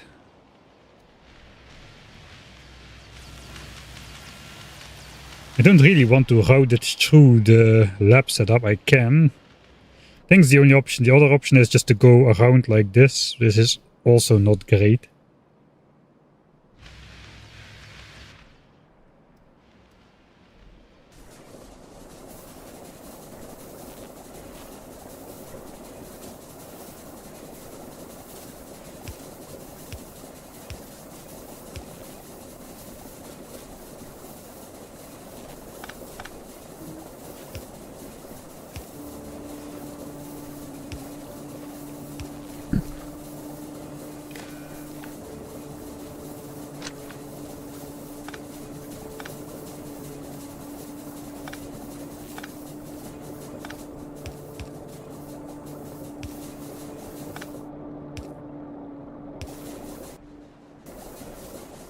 So yeah, let's that is gonna be horrible.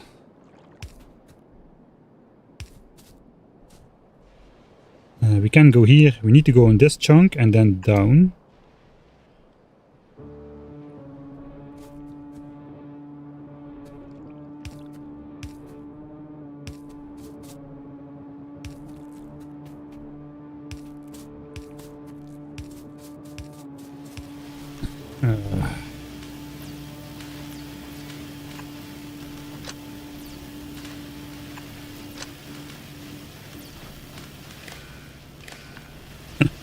So we can basically do this, I suppose.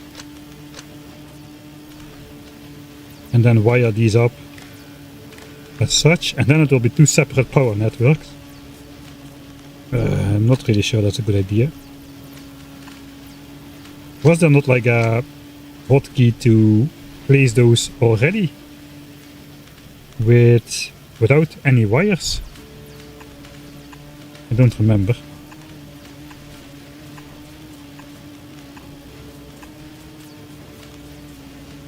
Power pole weaving. Yeah, we've unlocked a new level of weaving now.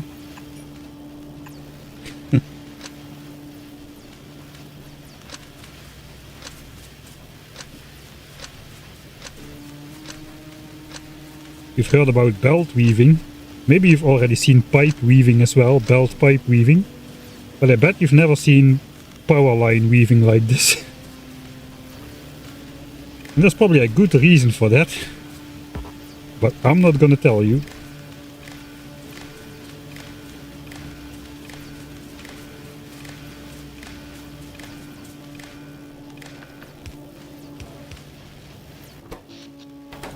Okay, this is automatically connecting. Wait.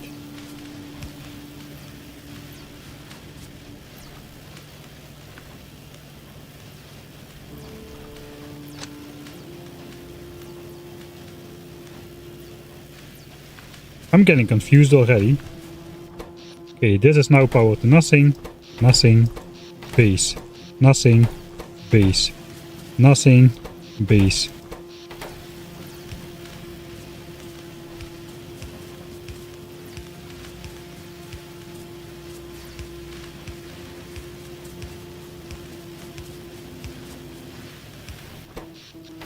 Okay, looks like the connections are not really obeying as well as they should. Maybe because they're in the same line. Looks like they all are not obeying as well as they should. No, not all of them. Some... weird.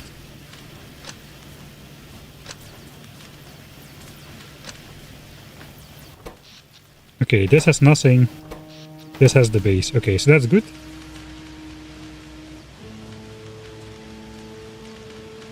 Dragging breaks it apparently. Ah, that might be the case.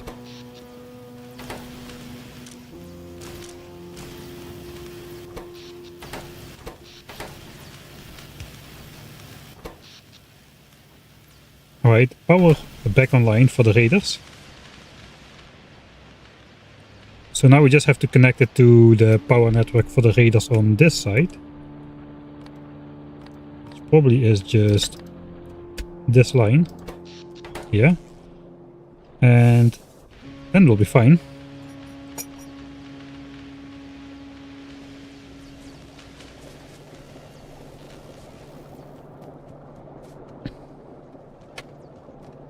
Not really sure where to go.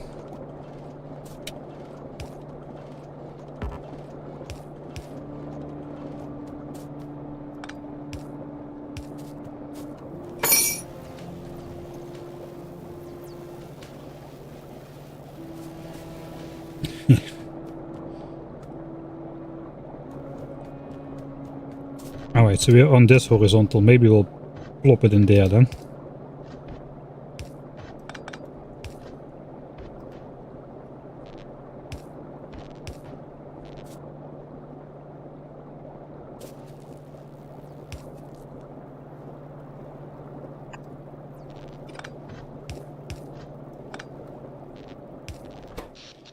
Alright, so we're still only connected to the raiders, except now it's a loop, and we can get rid of the power line running through the base, which was the entire goal of this monstrosity. Oh man.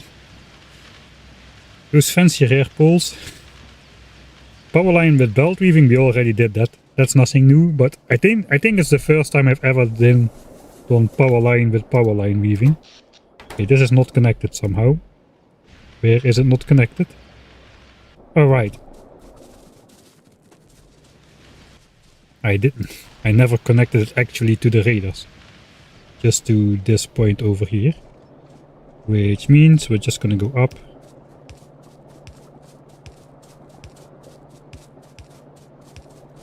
And this was the radar network.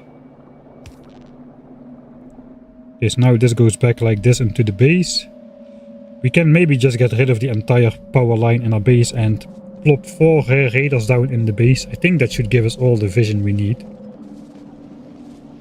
I'm not even gonna test that. I'm just gonna make 4 radars again.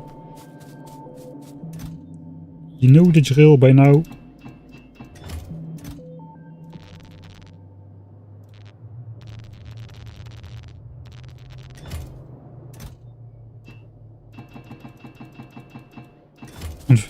Unfortunately, we cannot handcraft those.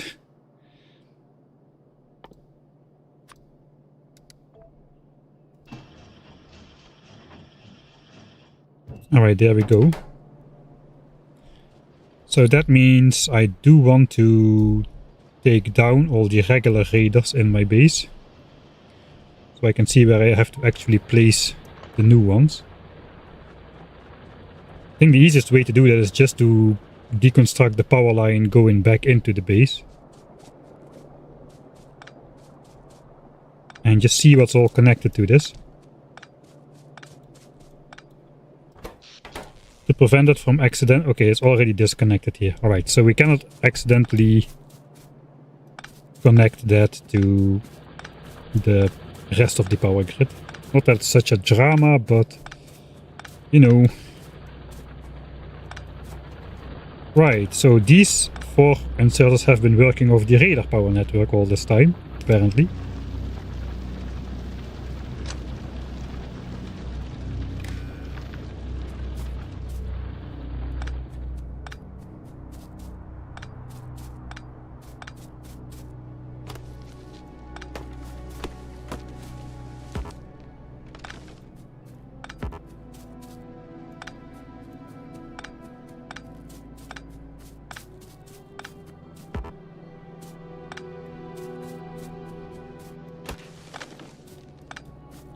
Chopping good trees for taking up the power pole is probably not the greatest idea. 200k steel, man. Okay, I think I've been procrastinating too much. We've got 2/3 of the steel then.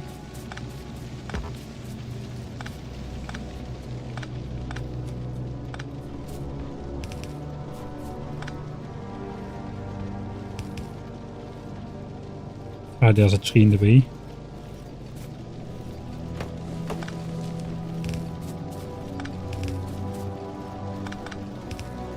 If I was just patient enough to wait for bots, I could pick those power lines up with without deconstructing the trees. But I'm not. That one has the tiniest 1 pixel hitbox.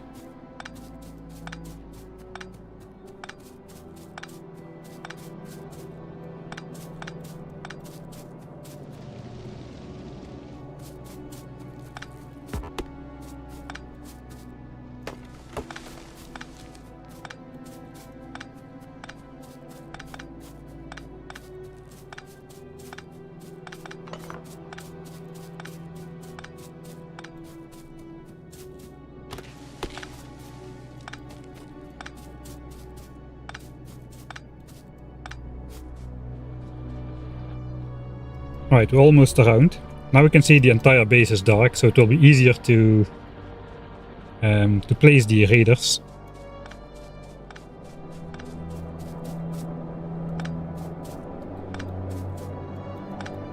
And I will no longer have to be worried about... Oh wait.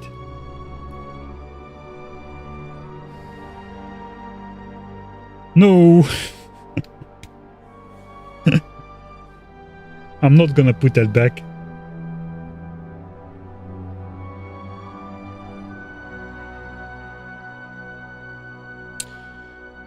Right, so half of the raiders were on this side of the map, and those were still connected through this power line, so I should not have deconstructed all of that. Yeah, that is annoyingly annoying. So be it. That side is gonna stay dark until we relight the radars there with like solar powered radars. So be it. Did you save recently? Unfortunately, I don't think so. Yeah, it's been 24 minutes. We're not gonna redo all of that.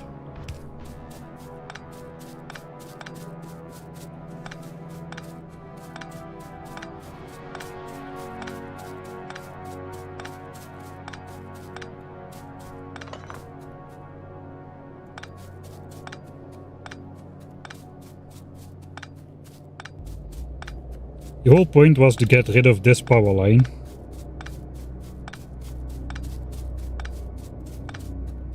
Which is currently going through the build. We are working on blue signs. I don't know what you're all talking about. We are clearly working on blue signs.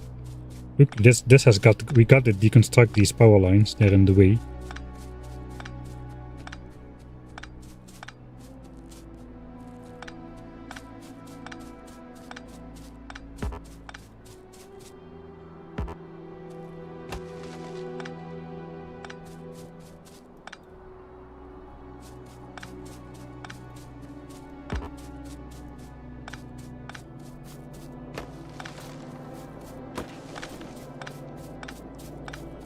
Alright.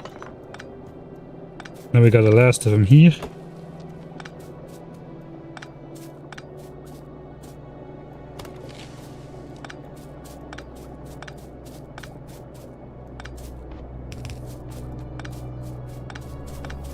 There.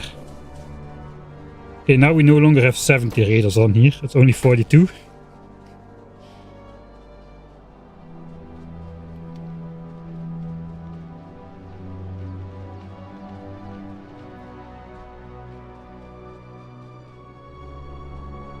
Alright, then we gotta start getting rid of the coal belts. Then we can start building this stuff.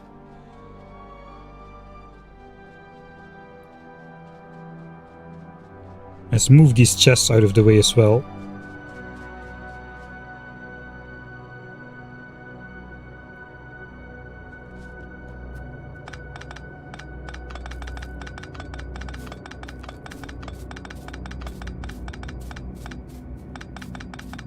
I think we can go double speed for this deconstruct.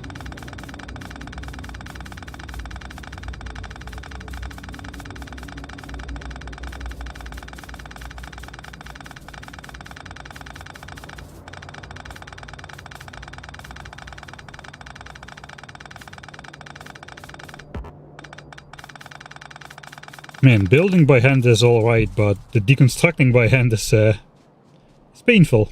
Not gonna sugarcoat it. Alright, we don't really need to deconstruct more high than this at the moment. So I just want to get all of the coal off of the belt.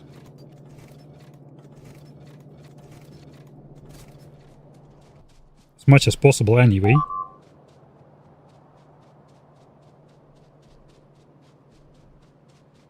If you remove one row of chests on every build, you can unload the remaining 3. Ah, like so you mean.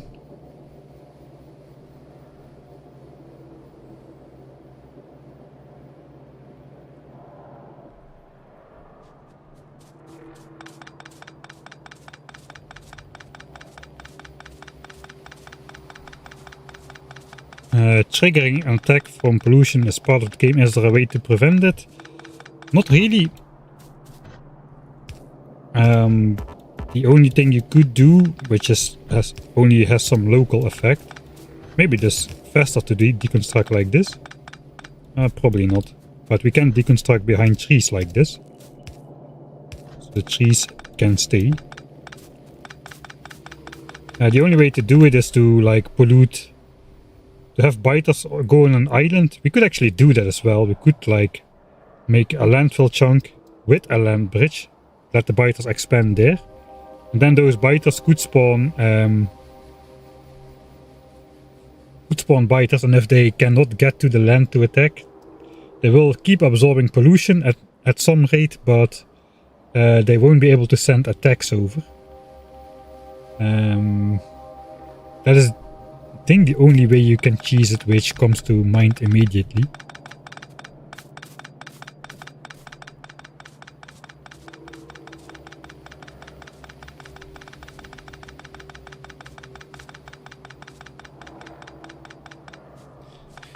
Yeah, the alert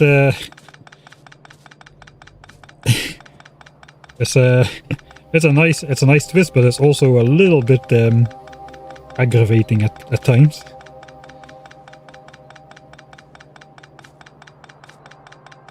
$420 YouTube viewers, nice.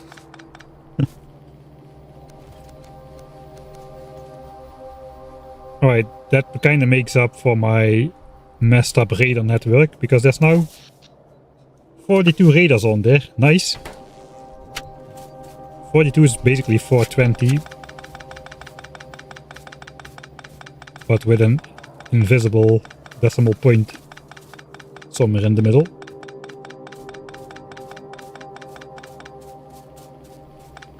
Speedrunners and tests do it.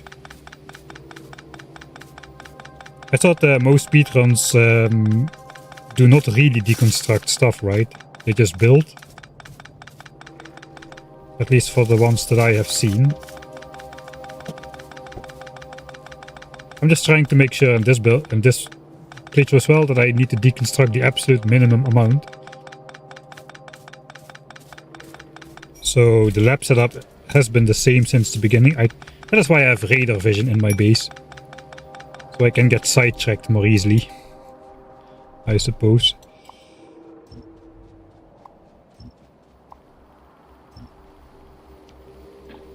Alright, let's see this minimap. Ooh, that is a large chunk of radar coverage for every single radar on there. Let's see how we can best place this back. This time we're gonna connect it to the actual power network.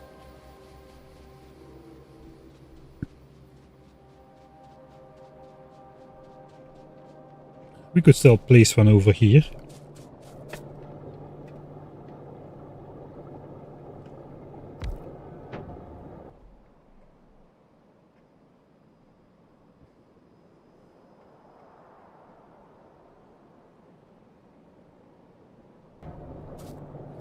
Okay, this is revealing a very large area on the left side, which we don't need.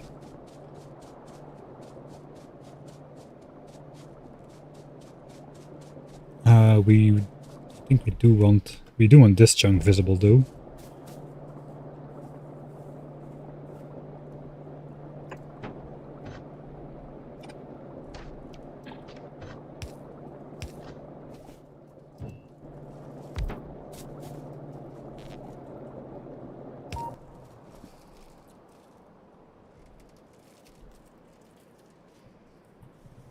One, two, three, four, 5, 6, 7, 8, 9, 10, 11.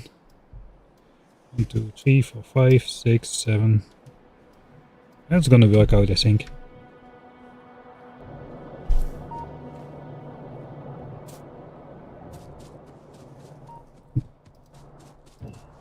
Yeah, I think 4 radars is gonna cover everything easily.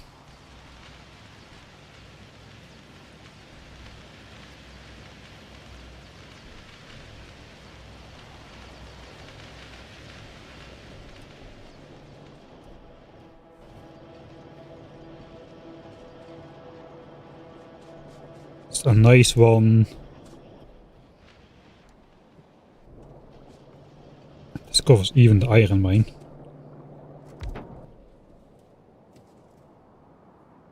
Over here, and then one in this corner, one in this corner, and that should be good enough.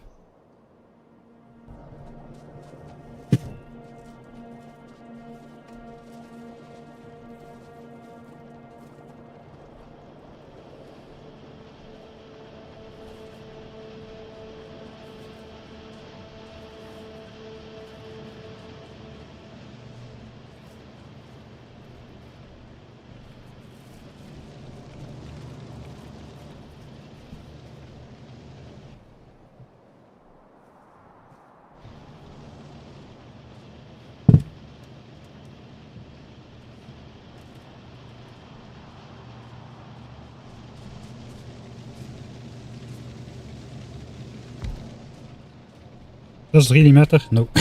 Let's just put it there.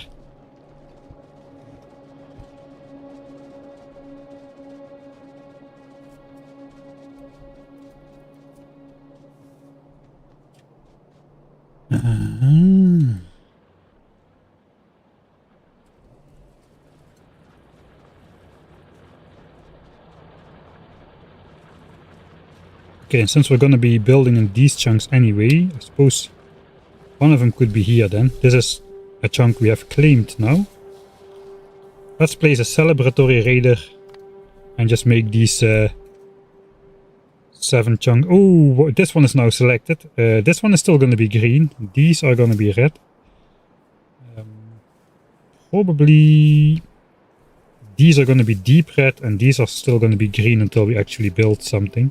So let's update at least these 5 chunks by doing this. 3, 2, 1 and deep red. There we go. Irreversible. Pick it up and it stays red now.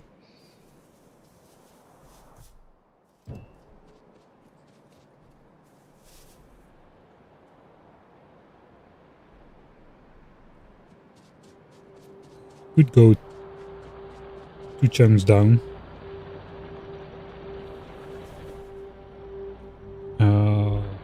This also...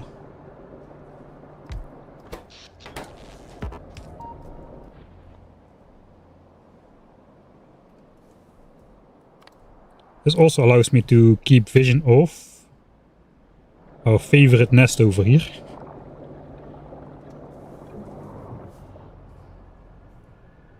Alright, so that's the entire base lit up day and night with 4 raiders.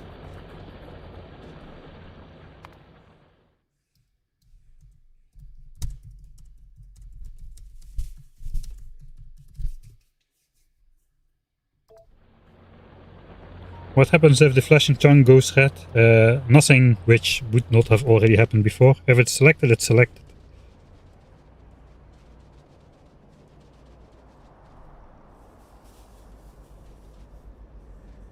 Alright, so I did play around in editor a bit and I did make the blueprint with the routing of the belts already in there. Like I displayed at the end of the last stream. It is a little bit different with the red chip chests and whatnot.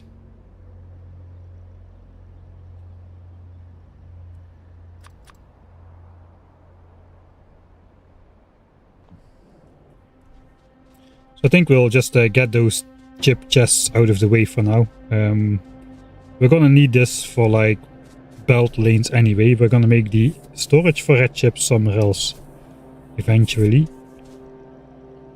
I just need to find a way where nothing is gonna be in the way. How many chests is this? 48. That is 24 trips, so let's not go too far.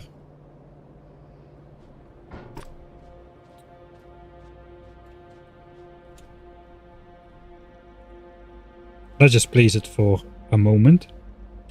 It should fit exactly like this without protruding out of any of these chunks.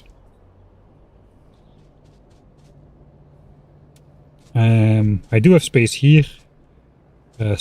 Sulfur is not included in the build yet. We still need to do sulfur. We've got space for sulfur here. There's just going to be 4 plants. I hope that I can make a red chip area somewhere over here. Also, my iron belts in this blueprint are still coming from the right, whereas they could be coming from down here now, I suppose.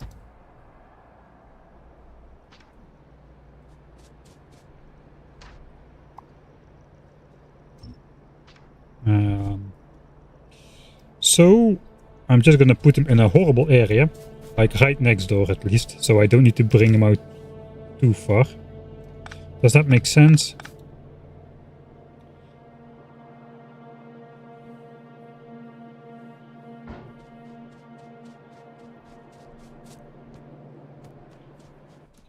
Maybe not, but I'm gonna do it anyway.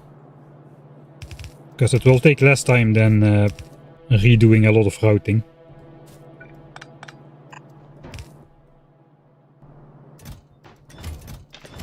Alright. Wait. Stop.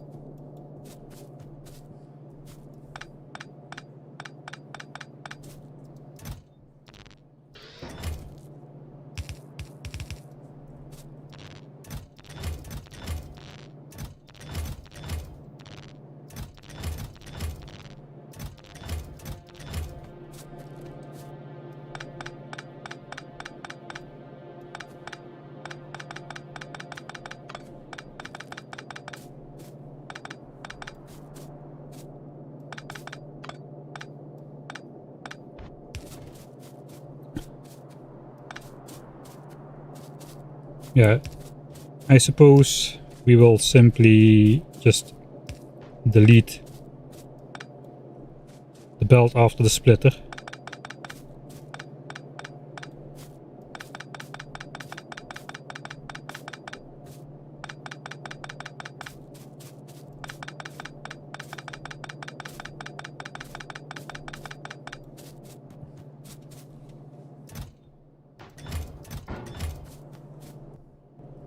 Right, my chests.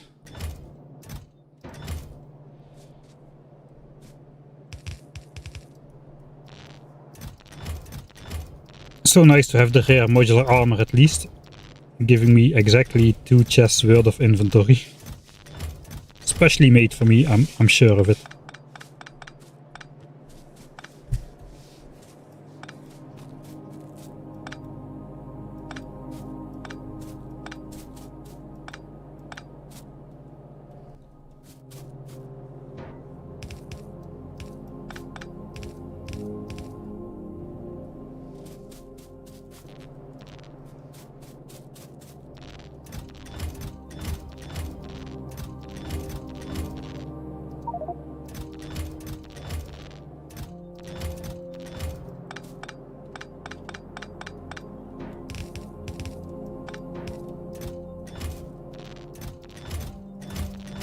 That's a lot of red chips, man. I think I never stashed up so many red chips in a playthrough.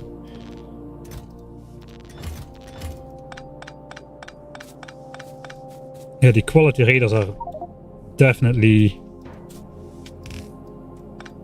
maybe not OP, but they are very, very good.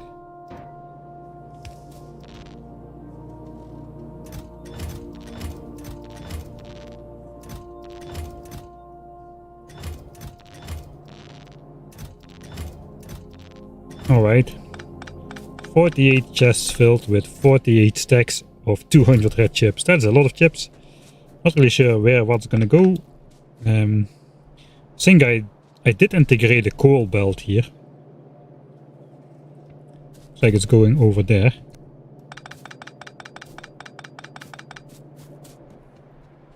Okay, let me see. Maybe I'm able to place it if I deconstruct my coal belt.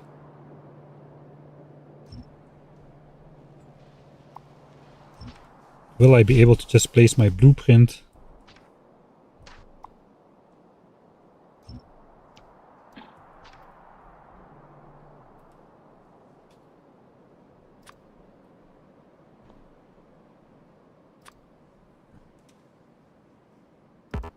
Okay, trees in the way, that's a good sign. So what if there were no trees in the way?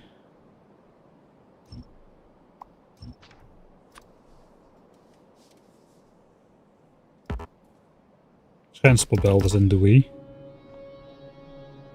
Right.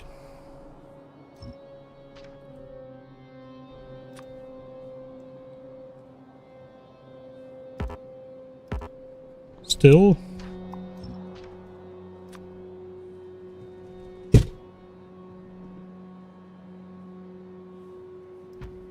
Okay, there we go. That was without shift click, so I know everything is okay then.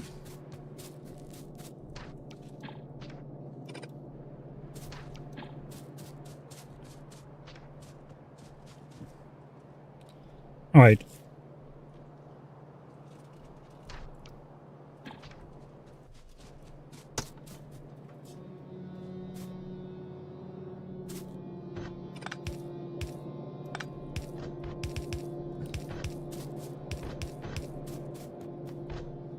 This is gonna be a red belt of coal. You know what? Who needs accumulators anyway?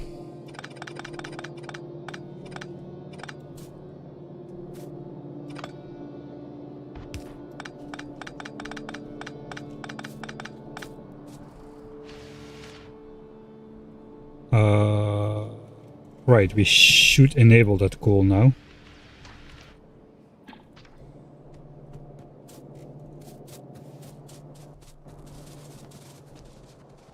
Oh, and then we're gonna have the fun of building all of this.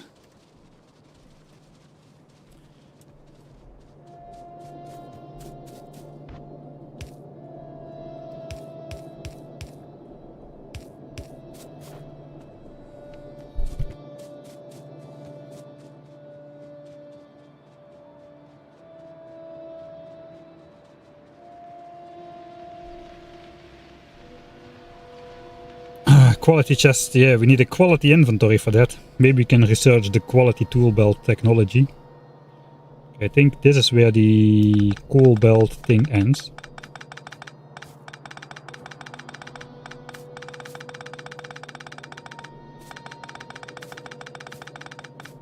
So in my design I had not calculated the requirements for steam power, and I kinda eyeballed that 1 belt of coal would be enough for the boilers, but now I calculated it and I no longer think it is. I think we need 2 belts, but let's just give it the benefit of the doubt. And we'll route this belt through this way. Let's also unselect everything for deconstruction. And we'll try to do it again.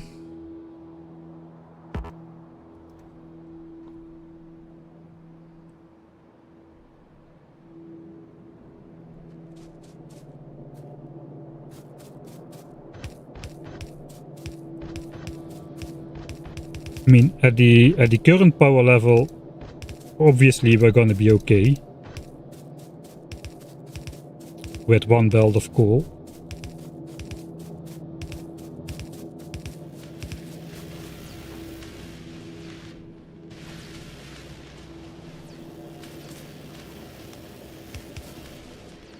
Did I do anything special? I think we just go max distance all the way.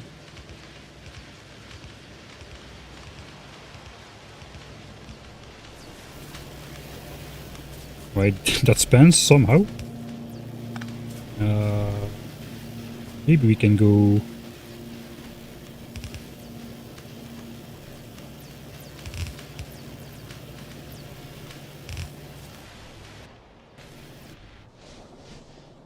Yeah, we can go next to the power line. I can go on the power line.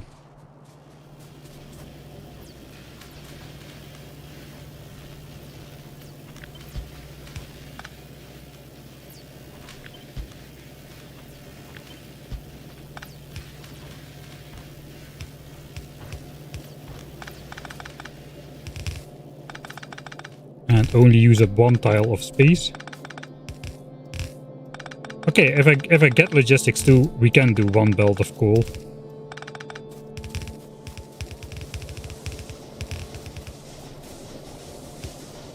Ah, right.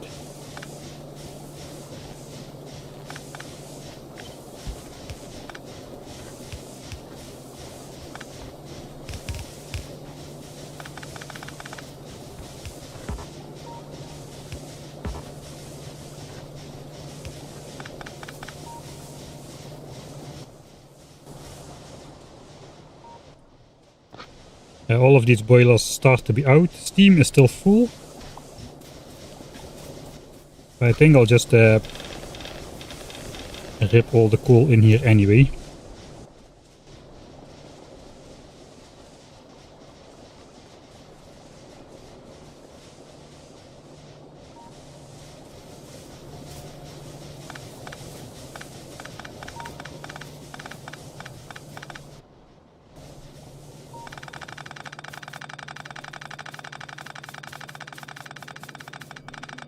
Okay, I have to be careful around the spaceship. I do not want to deconstruct any spaceship parts.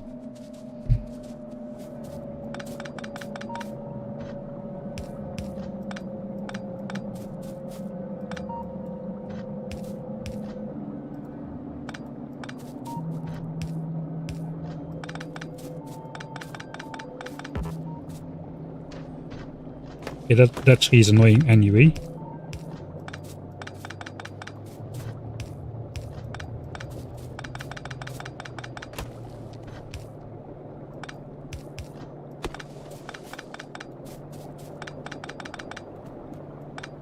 Okay, so basically what should happen then is this belt will just split into 4. And that should be able to service everything as it was before. And then all of this we can eventually pick up.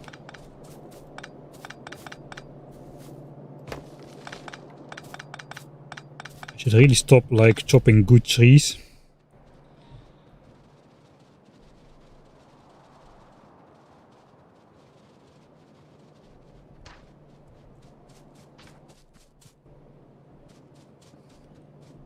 Alright.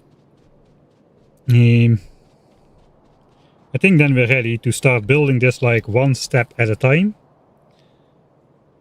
And we'll go through the entire thing as we build it then. So it becomes clear how everything works and what this giant Gordian knot of splitters and bells and side loading and undergrounds and whatever is. It will hopefully all make sense if we build it as the resources come in.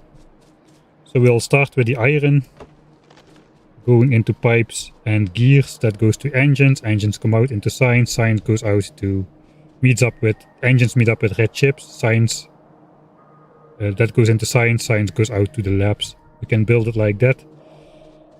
How many power lines did we get? I don't really want to chop more trees, to be honest. 64 and over 500 steel power poles made from wood. And 64 one-tile substations.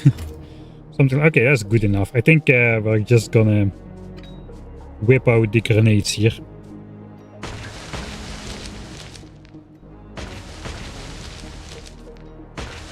Get rid of most of the trees.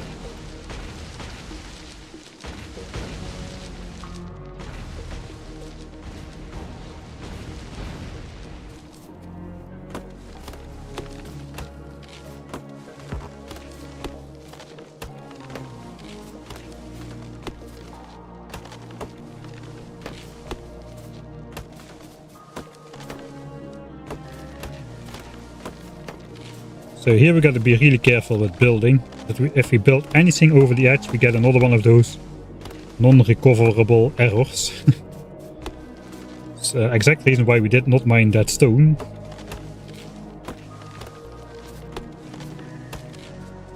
Can we mine the stone right now?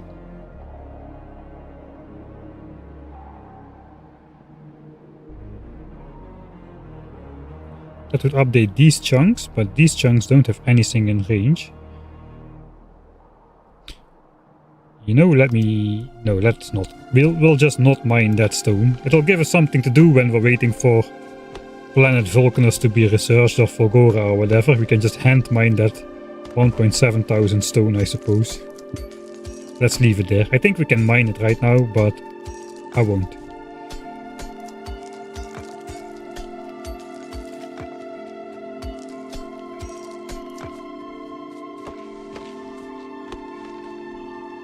Okay, a couple more things on here.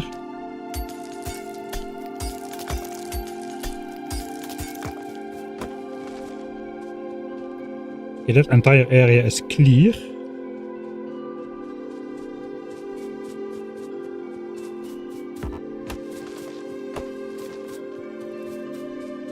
Yeah, actually, yeah, once we get big miners and I deconstruct my blue science thing, we could mine that. That is true.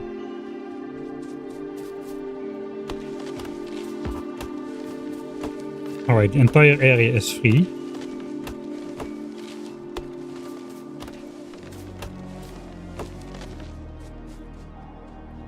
We can actually see what we need to build this.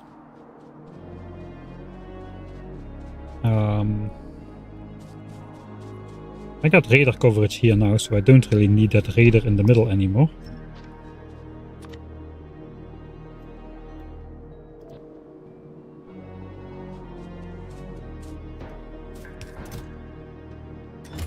Alright, so we need plenty of belts. We've got 1.6k in here. 500 power lines. I've got about 400 in here. And the rest we'll check out at the base. And we'll load up so that we don't have to come back. Okay, science is still okay.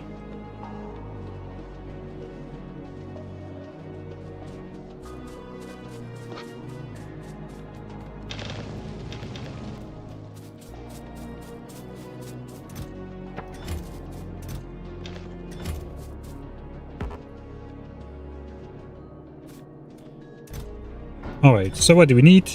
3000 bells plus a bit extra. I had 1600 there, so let's bring 2k. 1.1k red inserters fail. Okay, we need red inserters, 1.1k. How many yellow inserters do we need?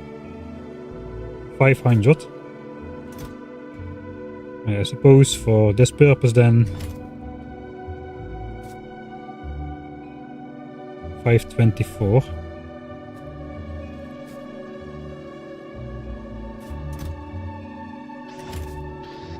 Okay, we got that.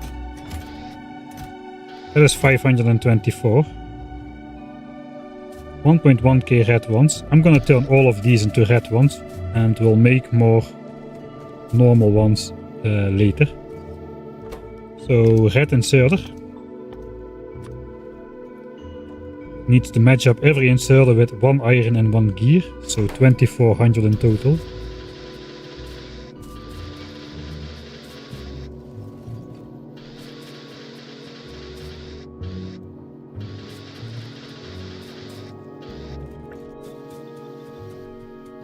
$2,400 iron, 2400 gears, and then we'll also roll some of those rare inserters we need anyway for the green chip build later on. I think that was supposed to have rare red inserters, or uncommon red inserters.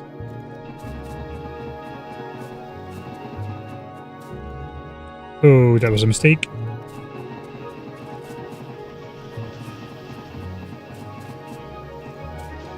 I will just throw some extra iron in there.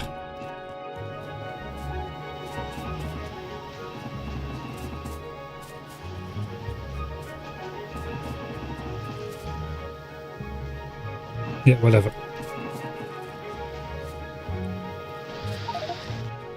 There's going to be a lot of power lines. Let's get those out of there. I probably should just get rid of the power lines instead of keeping all of them. We're never going to spend those. We were just interested in getting more of these.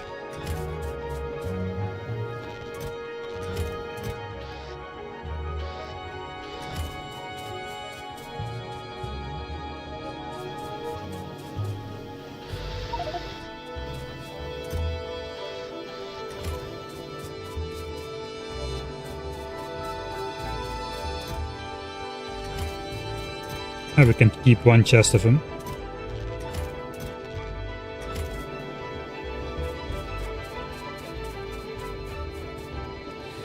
Yeah, we're doing everything by hand this playthrough.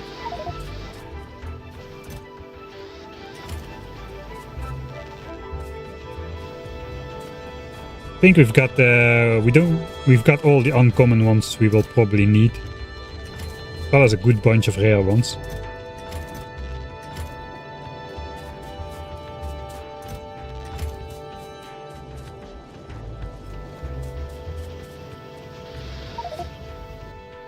So many power lines. Yeah, I think we're gonna have to blow up some chests, man. This is just too many power lines. Alright, here we go with the red inserters. We almost got our 1000 actually.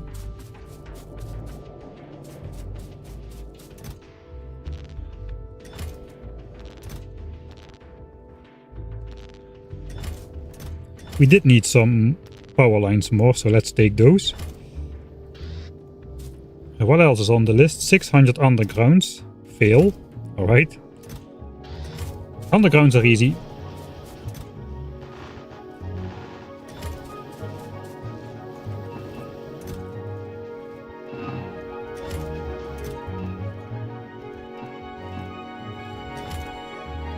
There we go. Yeah, power lines we got, normal inserters we got, 500 assemblers we got, 512 actually.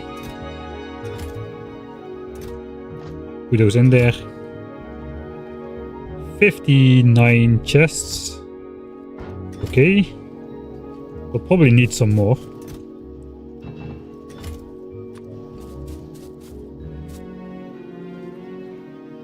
$27 splitters.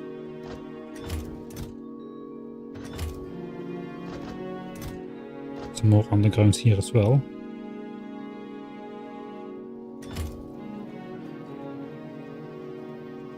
I guess we will do the modules separately. I'm not really sure how or what. We need 8. We need 8 special inserters. Where are they?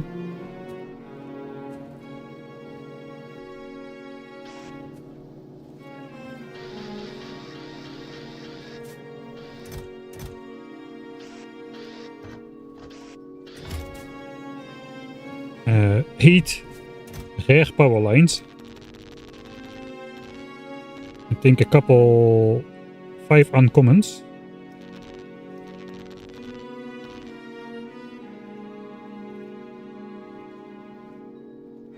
And I think the rest is not really required at this point. We can take some lights. We can freestyle decorate the place. That was not really included. And we just gotta pick up some more inserters.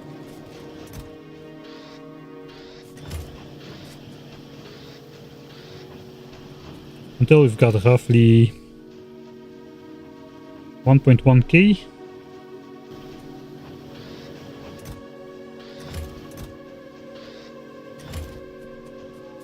Okay, we should be good then. Good to go.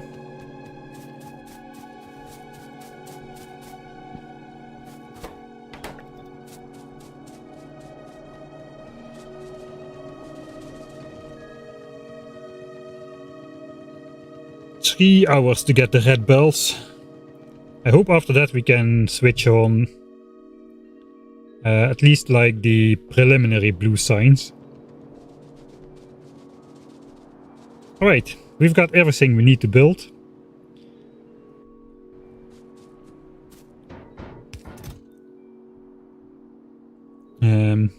Let's put the bulky stuff away.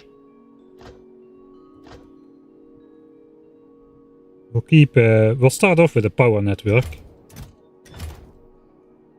And then we'll grab the rest again, I suppose. I think this should fit in my inventory, if I'm fast enough.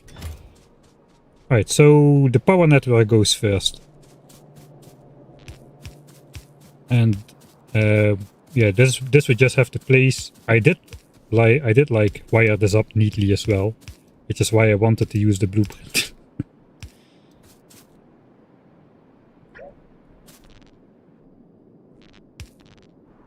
Alright, so here we got the uncommon ones. You cannot click the power lines if they're a different quality. They just disappear. Including the wire connections, apparently. Alright, so here we got the uncommon ones because those power these inserters at the end here. And I didn't even make a save. Building blue science engines stuff.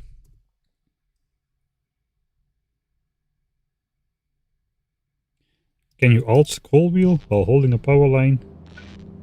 Ah yeah, you can. Oh, that is actually a pretty cool visual as well to visualize the different qualities.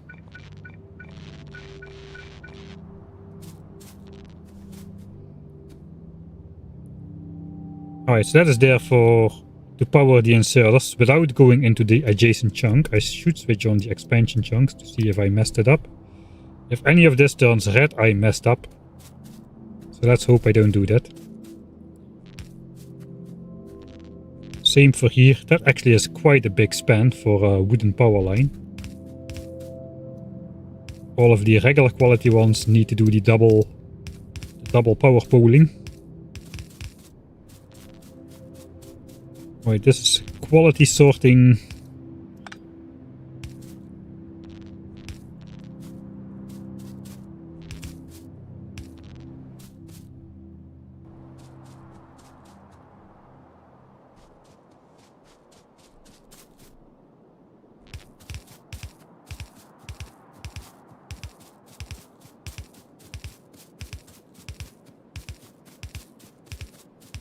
And this is going to be the massive blue science build. It is pretty big.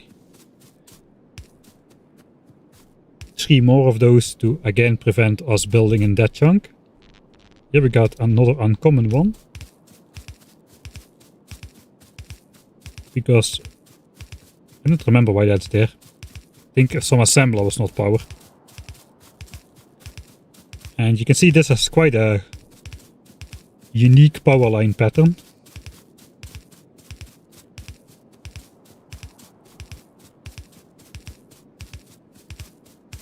We might be able to place those a bit more at a time.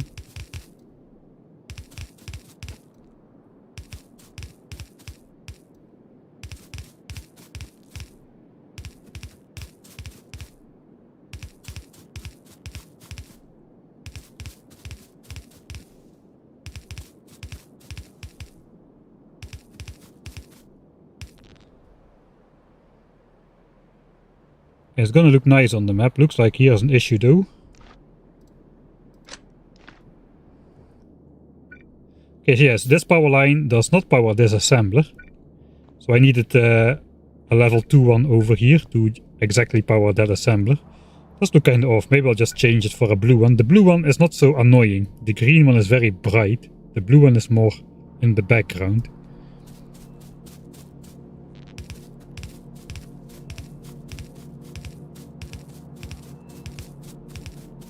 Alright, all the handcrafting is done.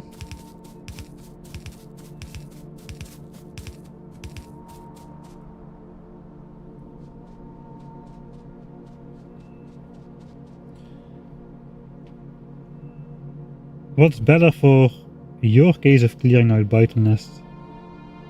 Poison capsules or flamethrowers?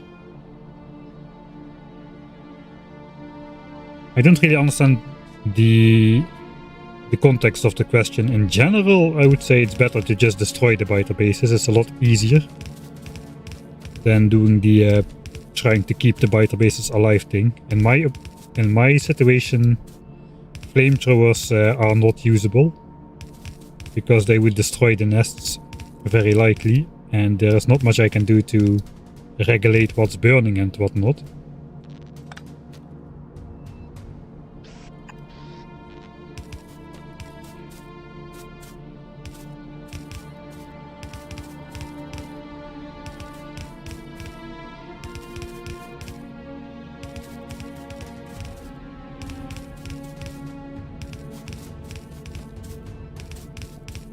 Oh, this is gonna take a while to build, isn't it?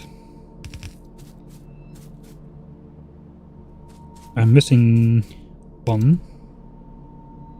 What do you think of that power line pattern?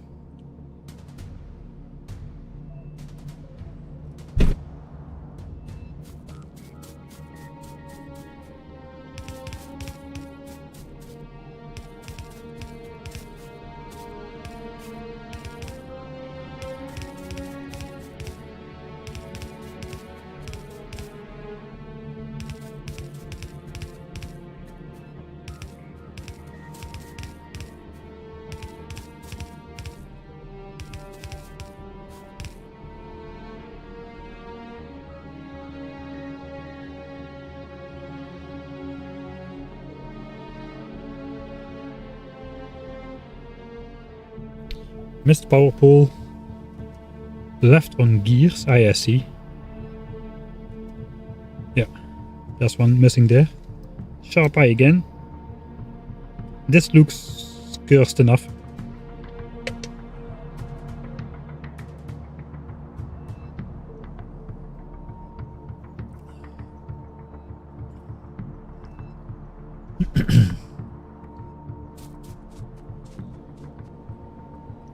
That's the entire power network placed, I think.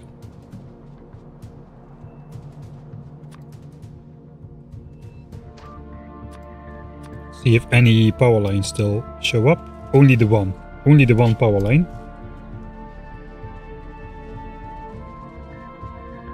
Right, that's all the power lines then.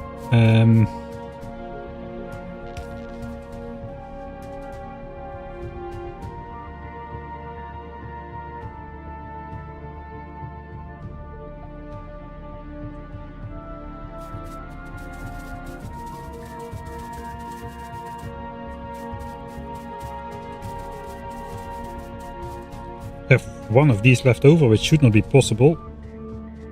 Not really sure what went wrong there. I think I had it on the engines as well. I think the engine assembler doesn't need it though, because it starts with this angle over here. So yeah, let's just ignore that. We'll grab anything but the power lines now.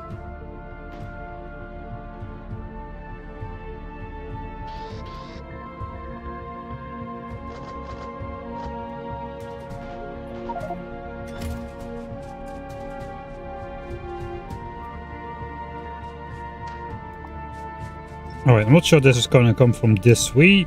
This is gonna be a steel belt though, so maybe it will. But for now we'll start the explanation stuff over here. I think I'm just gonna keep the power network in place for my save for the edit. Right, so what is happening? We've got 1.5 belt of red chips coming on from the right side. We need to match up to get 1 belt of blue signs. We need 1 belt of engine units, 1.5 belt of red chips, and half a belt of sulfur. We can mix and match that up however we want because it's divided into 3 different sections, so anything can be joined with another thing. So we have 3 half belts of red chips being divided over 3 blue signs belts, and we have 3 red chip belts as well. So basically 1 belt just goes in here, 1 goes in here, 1 goes in here. But for the engines are the important thing. An engine consists of 9 iron, of which 5 is smelted into steel. 2 iron is made into pipes and 2 iron is made into a single gear. That means 9 belts of iron. 5 of those belts already are going to be coming in as steel. The 4 belts of iron which are going to be turned into gears and pipes are going to come in right here. So we'll start the build from here and just logically try to follow along whatever is going to be happening as we make our way through this maze, and hopefully it will make sense to myself as well.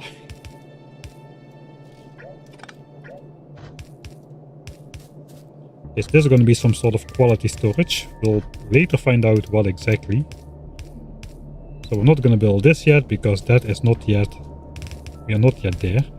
So 2 belts of iron go this way. Let's follow those 2 belts.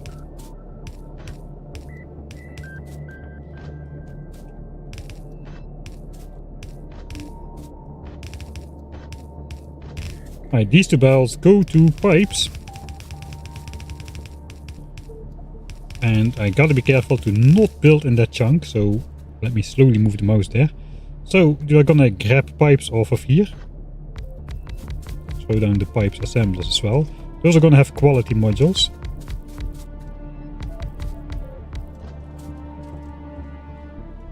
That was a bit irresponsible, oh well. So we're just gonna grab all of the iron off of here. And a full belt of iron is supposed to become a full belt of pipes. But as you might know, here is the missing one. I knew it. Let's quickly go take that.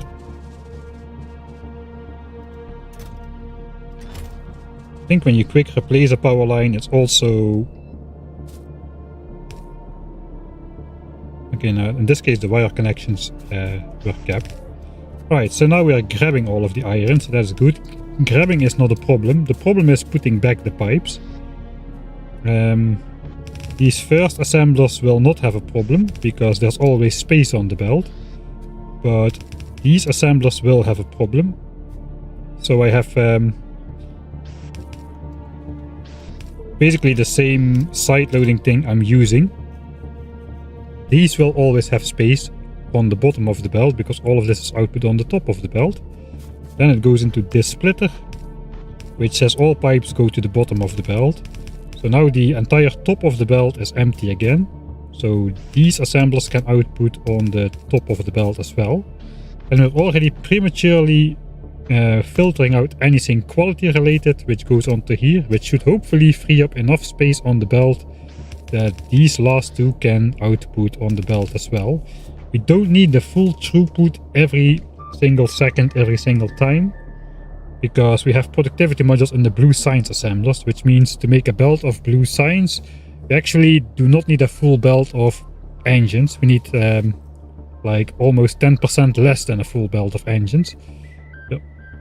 On the other side, we're also going to be making quality engines. So we won't have the full belt of engines available from a full belt of ingredients, and we're going to also... So some of the engines are going to be quality engines, not usable for science, and some of the ingredients for engines are going to be quality ingredients, not suitable for engines. So we have some deductions as well. But in general, this should be able to generate enough throughput to not run into trouble. So the quality engines are then filtered off here, collected on this belt. The quality pipes. The rest of the pipes hopefully will be a full belt as much as possible, whereas we also join up on the quality belt right here. Similar for the other side. Also goes on the quality belt. Right here. So this is quality pipes. And the quality pipes simply go into quality chests.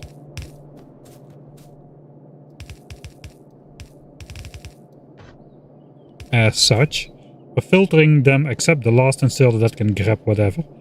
So that basically means all the blue ones will go in here.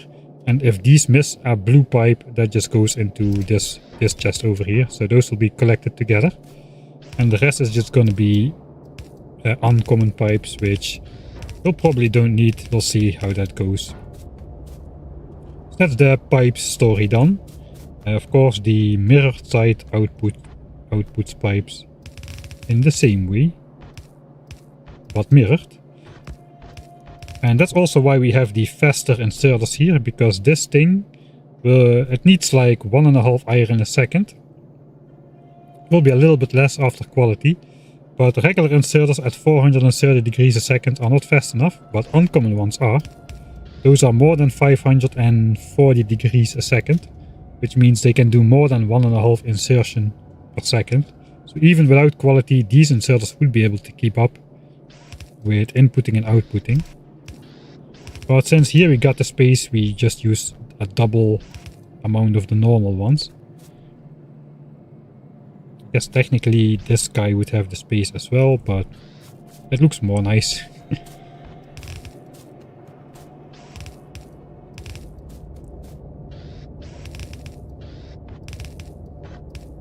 Alright. So that's all of the quality pipes, the input of the pipes and the quality pipes. Then we get the normal pipes, which needs to go through engines. There's going to be 2 belts of pipes. One of them is going to go out like this, the other one comes here. So those belts of pipes are then going to come out here. And those are going to go to engines. But first we're going to follow the other 2 iron belts. Those obviously go to the gears. For gears, we basically pretty much use the same setup as we used for red signs. It's working there, so why change it? And it does reliably produce a full belt of gears, apparently. So this is just literally, I think it's literally copied from the red signs build over here. Just long-handed inserters to put stuff in. Short-handed inserters to put stuff out, and because there's too many assemblers, we really only need 5 without quality. But with quality it would be 6. We have 8 because it was built around Mark 1 assemblers. So yeah, we just overbuilt it. It fits anyway, so why not?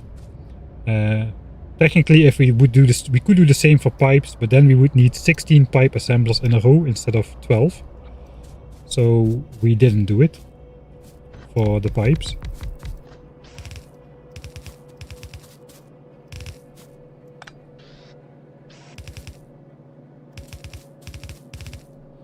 Alright, then the second belt of iron comes in here.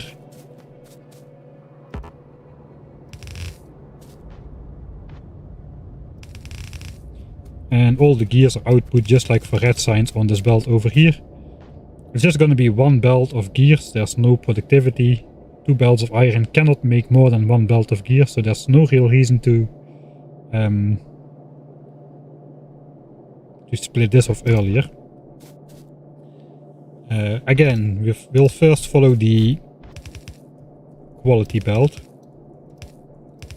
which we are just going to be storing in here. More gears for miners, I suppose, or something else, we'll see. Maybe we'll change it for efficiency modules at some point. We do have some extra side loading going on here. I don't think that is actually necessary, but there was space for it, so. Right, and then the normal gears go out on this belt, join up the normal pipes, and now we've got our pipes and gears for engines. So now we just need to meet this up with steel for engines. So let's first draw these belts out all the way to where they need to go. This does a magic switcheroo, because that is just how it happens to turn out which configuration it's going to be needed in. The gears had to be on the top, so the gears are now on the top.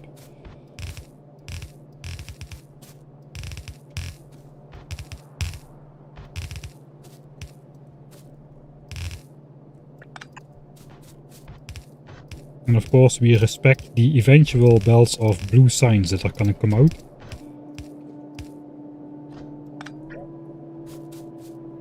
That belt is not yet off use. Alright, so this is going to go into this big contraption. Let's also get the belt of steel.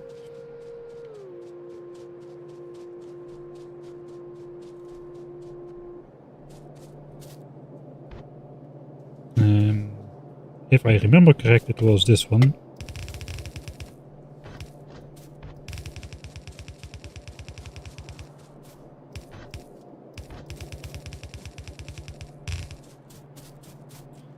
And the other 3 belts are going to be half belts of red chips eventually. That goes into this mess over here.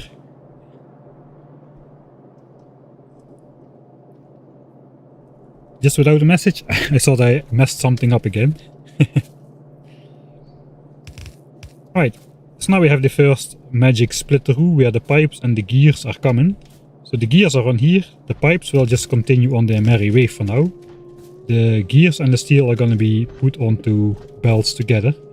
So we'll split those off into 3 different belts because we have 3 rows of engine assemblers. First one meets together over here, side load it and go out. Continue on its merry way. Second one turns out to be exactly a space for over here, goes on its merry way. And the third one joins over here, goes on its merry way. So now we got 3 belts mixed, steel and gears. Those are already ready to go into the engine assemblers. Now we just gotta divide these 2 belts of pipes over 3 belts of valve because we got 3 rows of engine assemblers. So basically this one just very simply, we don't have a 2 to 3 splitter here, just priority splitter. Go in here, that is belt 1. Then we have the second pipe belt priority splitter. That goes in here as belt number 2. So belt number 1, belt number 2 of pipes. And then belt number 3 of pipes is just the leftovers. And that should self-balance. So we got the leftovers. So that's 3 belts of pipes ready to go in there. And those of course will be joined by the 3 belts of mixed gears and steel. And now we suddenly have 6 adjacent belts like a normal person. Which then can go into the engine belts. Hooray!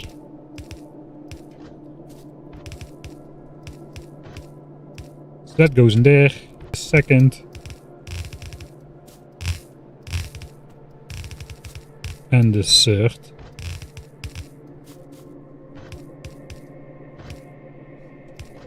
Alright. We're gonna build out the engines later. It basically is the standard like wooden power pole design, which is compact with where you grab from 2 belts and output on a belt in the middle, leaving exactly enough space for power lines and no space for lights. There is simply no single unused space where a light could be placed, so this is going to be a dark build. Unless we like switch some of these over to like the good power lines, but then the power line pattern would be broken, which is an even worse sin than not having lights, so we're gonna go with the no lights. Yeah, so this thing makes engines out of the input belts, puts them out on the middle belt. 1 middle belt, 2 middle belt, 3 middle belt. Of course, all of those are gonna have to have a quality separator, which, let's start from the bottom. So the quality engines go up. These quality engines go up. We're not gonna have a lot of quality engines, it's no matter how we balance that on the belt. These quality engines go up and all the quality engines go on this belt. And you may have seen this one belt which was mysteriously empty all of the time. And that is going to be the quality engine belt. which for no real reason also decided to go all the way back down here. Like it has a mind of its own. Because here we were putting the quality stuff away.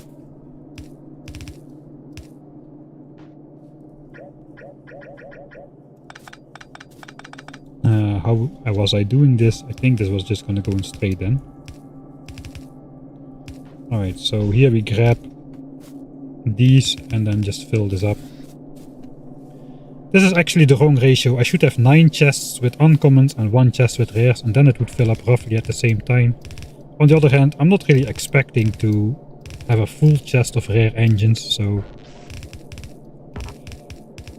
be it.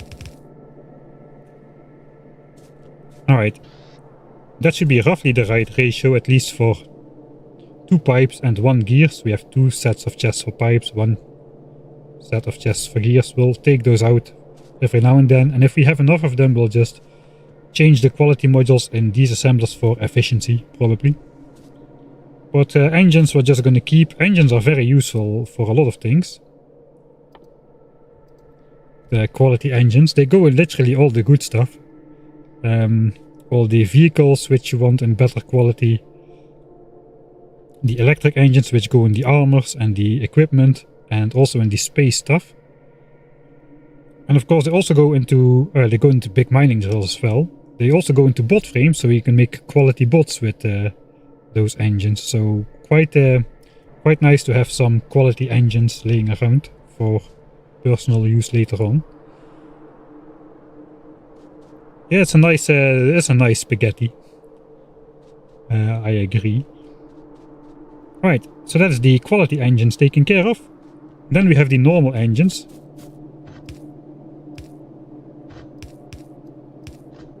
The normal engines come out and go down.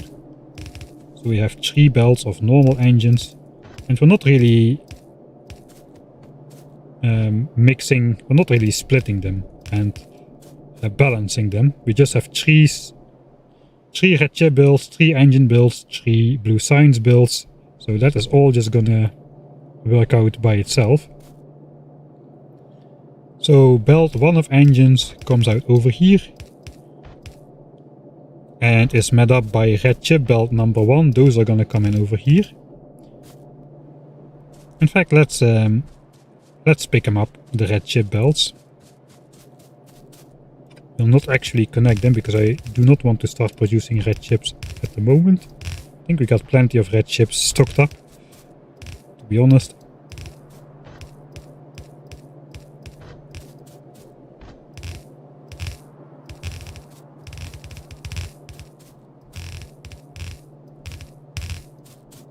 And there we go, that's the 3 red chip belts coming in. So red chip belt 1, I had belt immunity equipment. I hate belt immunity equipment. That meets up over there. Engine belt 2 comes with red chip belt 3. Don't tell anybody that those don't have the same number. Engine belt 3 meets up with red chip belt number 2. And that goes under there, while this one just goes down 1 tile. Exactly. Fits in this area somehow. And there we go. Now we have 3 belts of mixed engines and red chips, which is 2 out of the 3 ingredients for blue science. So now all we gotta do is bring sulfur in. That is quite easy. This is basically the same setup as for engines. Take it from 2 belts, the very far side and the near side, and output it in the middle. So we're grabbing the stuff here, engines and the red chips. We're gonna grab the sulfur from the other belt. And we're gonna put the science out on the middle belt.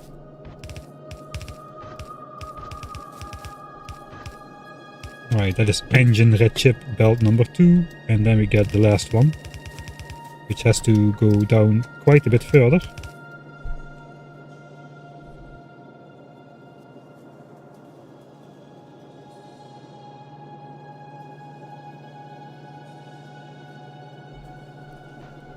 Quite a bit further out here. Then again we have the entire mishmash, and then out comes the blue science.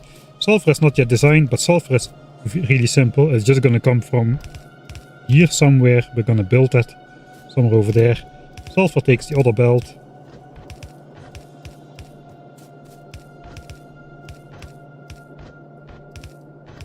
And then almost the entirety of this thing has been filled in. A little bit of zigzagging, zigging and zagging around.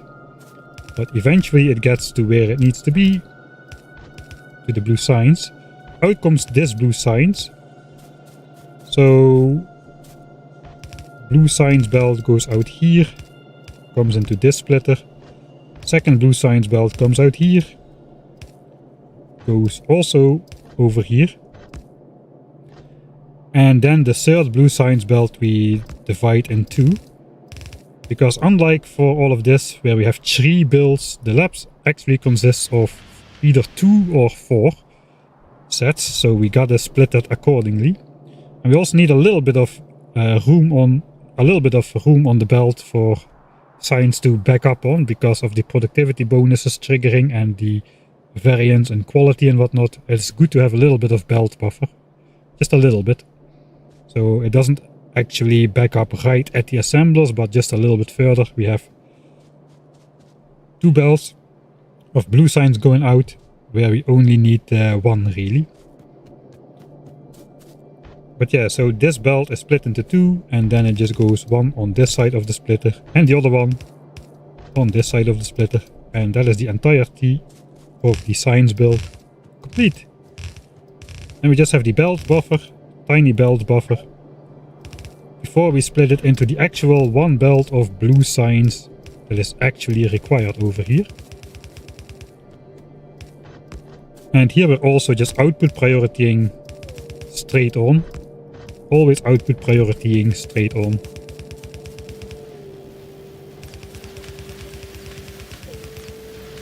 And then here we kind of have the option of output priority straight on or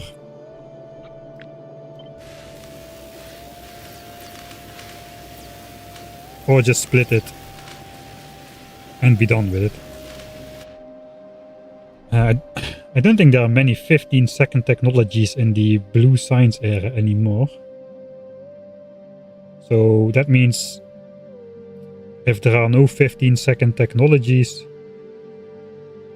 there might be a couple.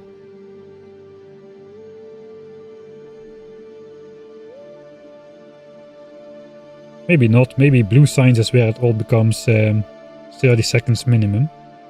That means these 2 lab rows are going to be on all the time, so it doesn't really matter how we split it then. You can just split it like so. And that should be blue signs. And we just need to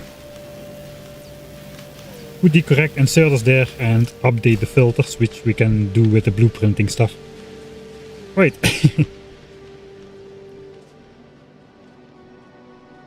So those have been my map editor endeavors for the design phase. I hope it makes sense. It probably makes a lot more sense to just go through it gradually than to just build the entire thing here and then just, you know, and I hope I was able to clear that up a little bit.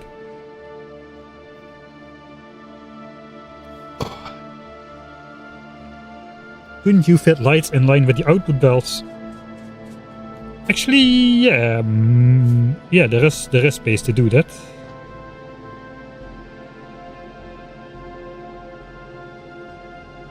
We could be bringing underground belts here and putting like sets of lights in the middle. That is true. Maybe we'll do that. That's a lot of lights. There's maybe too many lights. Lights work better if there's like an occasional light here and there, in my opinion, rather than an entire light show. We'll see how that goes. Alright, and then all the time, Logistics 2 is still 2.5 hours away from completion. How is the power doing? Okay, we are running on 1 belt of coal. Still fine. Of course, we are not really doing much, except red and green signs. How is the steel collection going? Almost too well.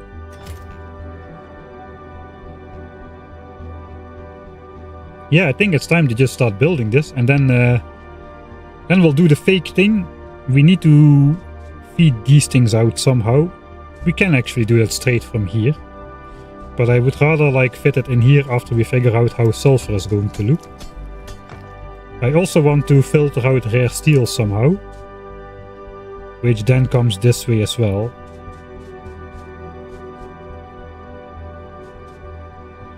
Okay, I so far did not mess up yet the green chunks, that is good. Let me make a save before I jinx myself. Belt, infra done. Now we're gonna get to the grindy part of the build, where we're just going to have to place all of these inserters, all of these underground belts and whatnot. Probably we can use this thing again. Okay, let me just quickly read through chat a little bit. While just having the full scale of the build in the view, admire what we are about to embark on. Building this by hand, that is a lot of building by hand.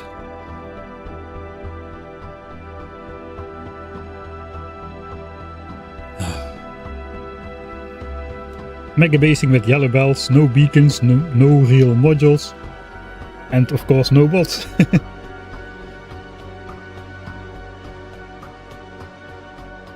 Oh, thanks Obsolete Alien for the subscription again. I'm pretty sure it has been more than 5 months as well. Don't know what's that about. 5 months and 2 months in a row. Maybe did you change out Prime subscription for actual subscription at some point, and I don't know how that works really. Play Victoria, but I just can't get into the long runs for some reason. Victoria is a weird game when it comes to time spent per game.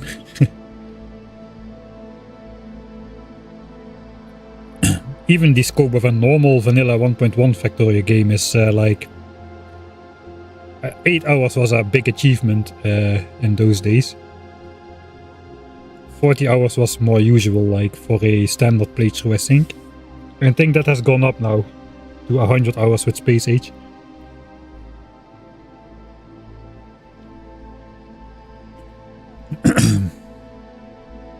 Are you gonna update these designs with red belts? Heck no. The only thing I might consider with red belts, but that's not gonna happen. I had hopes I kept these furnaces intact for red signs and green signs. If I went 1800 SPM, I could just double the iron miners and have the furnaces already ready to go. Of course this would not work, I would need twice the assemblers to do the same job. But oh well. We're gonna go electric smelters before 1800 SPM for sure. So this is a wash. For the rest, no, I'm not planning to upgrade anything to red belts. I can use red belts though to sneak more resources through one tile opening. Like if I want to sneak something else through here, I can weave red and yellow belts and bring 3 yellow belts of resources through a one tile gap basically. Thanks Fabius as well. I really like the confined building space. There is no real reason to do it like this. I guess there is. I mean, it does preserve the chunks, but we can make so many more chunks on the water. It probably does not really matter to preserve every single last one of them. Although this would have easily been... This easily could have been like 100 chunks or so lost, so maybe it does matter. Let's just say it matters. Right, now comes the grindy part. My speedrunner skills are gonna have to flare up again with all these inserter placements. We're gonna start out though with the assemblers, I suppose. Should we just do engines first and then switch engines already? That is what a smart person would do. Then we have to decide if I'm a smart person or not. Alright, today we'll decide to be a smart person. Let's build engines first. It's also less. I also have the quality modules ready for engines already. 600? I think that is enough. We've got 216 assemblers, so 432 quality modules we'll have to pick up. Alright, here it goes. Let's see how long this takes. It is. Let's start on the 17-minute mark. I'm not gonna speedrun this or anything. Let's just see how long it takes to build all of this. Ready? 3, 2, 1, build. I'm not gonna hurry this though, because I need to respect the chunk borders at all times. A single misplacement and all goes to heck.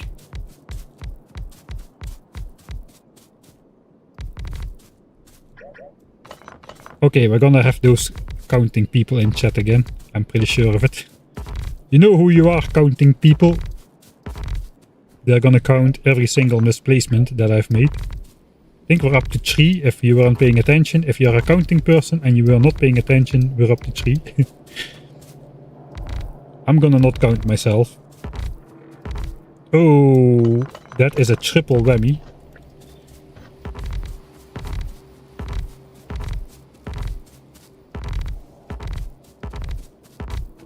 Oh god. Oh, yeah, I'm not gonna have a great record on this, am I?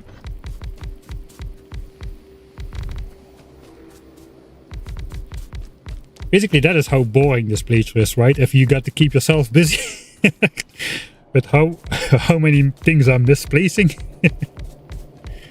Does that tell something about... I don't know. It tells something about something. That is all the assemblers, though. I think we're gonna go do the speedrunner thing. I should have done all the belts last. Because those are gonna throw me off. Alright, here we go. Let's see how it goes.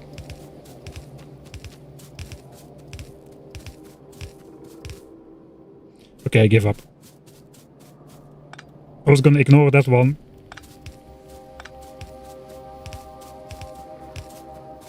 My goal is just to make it difficult for the mistake counters. That is what I'm really doing.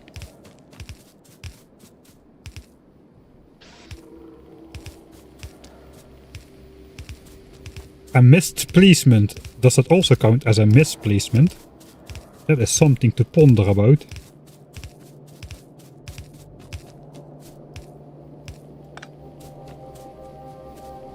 Alright, I guess I can do the easy ones. 12. There's way too many people counting. I want somebody who's counting the people that are counting. How many people are counting? Okay, that didn't sound right. Something is off. This is off. Alright, and this is like some special... let's do that carefully.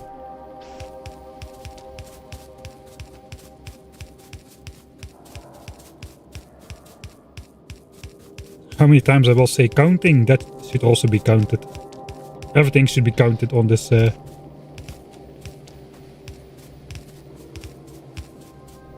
Man, I'm not really up to my C game. Usually I play my C game. Today I'm playing my K game. Something is wrong with the mouse. This cannot be all me. Blame the equipment.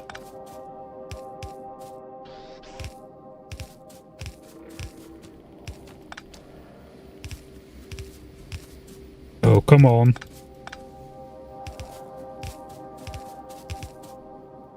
I really don't know what's going on. I mean, I'm bad, but usually I'm not this bad.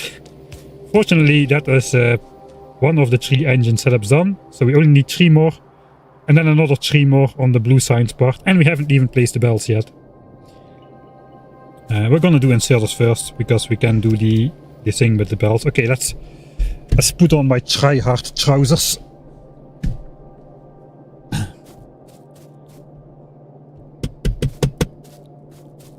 I'm gonna give myself a head start with the first 2 placed. What the heck?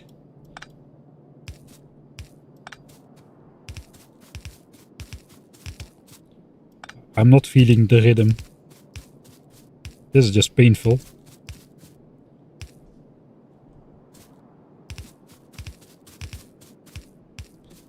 It must be the mouse. There is something going on with the mouse.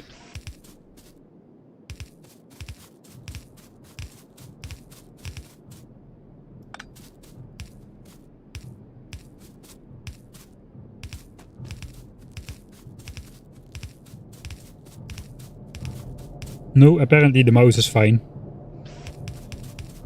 Then it's me. I think we're out of options to blame stuff. I can blame chat for making me nervous, I suppose. About my accuracy. Counting every of my mistakes, how dare you. 25. God damn it. Okay, I got a lot more chances to get a perfect throw in there. I want predictions in chat. Can I make at least one perfect throw without any misplacements nor missed placements? We've got 1, 2, 3, 4. We got like at least 17 more chances. So place your bets now.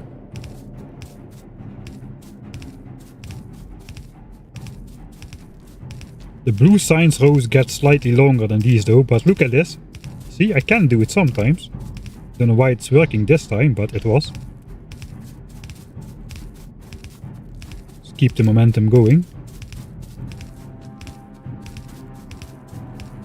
Ah, missed one. That almost was the perfect throw. It's probably as close as we're gonna get.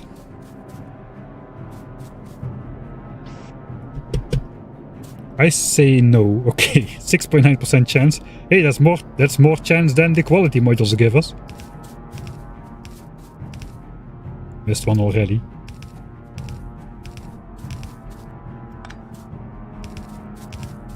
I think the average amount of mistakes per line is definitely gonna be more than one.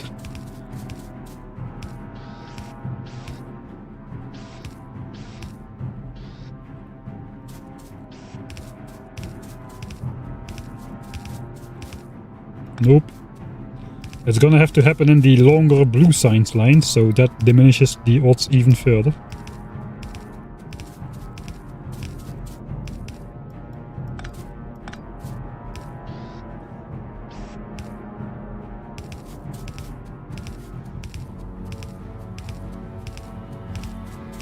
Oh, there we go. Ah, jinxed it. Jinxed it.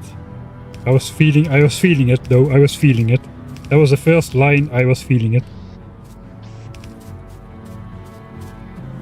I can give myself the first two to start.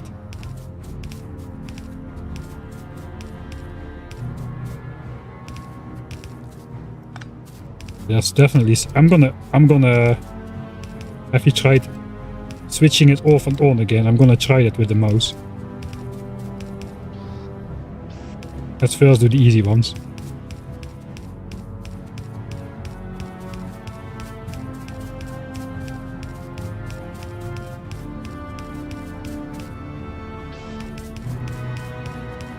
.32.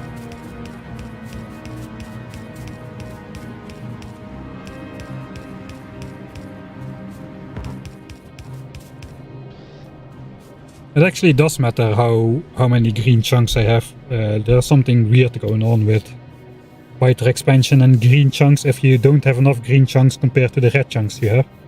Don't exactly know what it is, but it does matter how many green chunks you have. Hey, at least I can get get some perfect belt placements in there. I'm running an older version of Factorio, so I have to do this.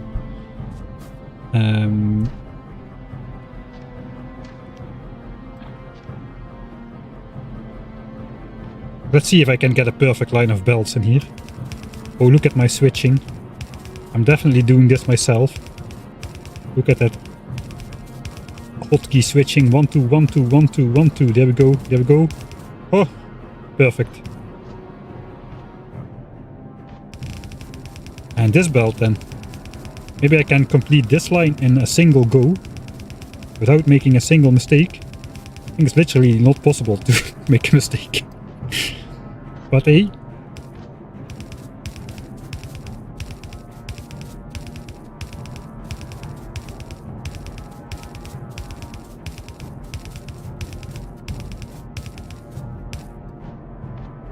Alright, at least I did not mess up my green chunks yet, so let's save.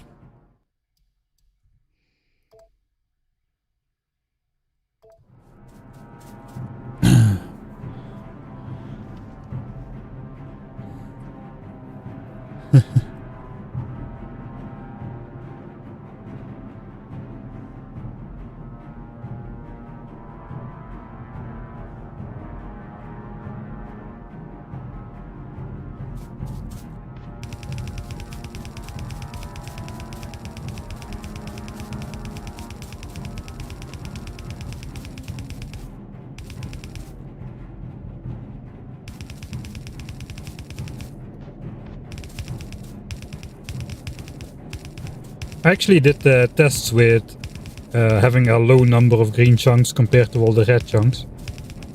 And while in examples where you basically have one green chunk for one red chunk, the chance of one of these getting selected which have like a value of 0.1 is like about like 1 in a million, 1 in 2 million or something like that. It's really, really small. But then if you, once the green chunks get below a certain threshold, I don't exactly know if it's a ratio or whatever, but I got like cases where 11 red chunks in a row were selected. Of course there were more red chunks than green chunks, but with odds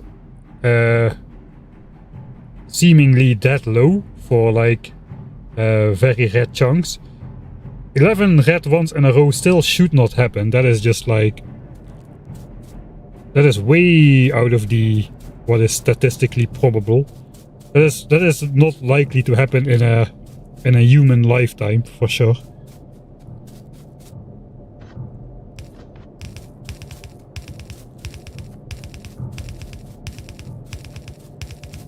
"10 minutes of building already, alright. At least this is the easy part, I can relax a bit.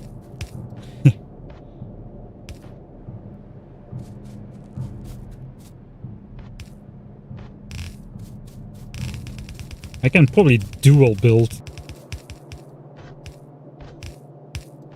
Alright, that is engines complete. Whoop-de-doo.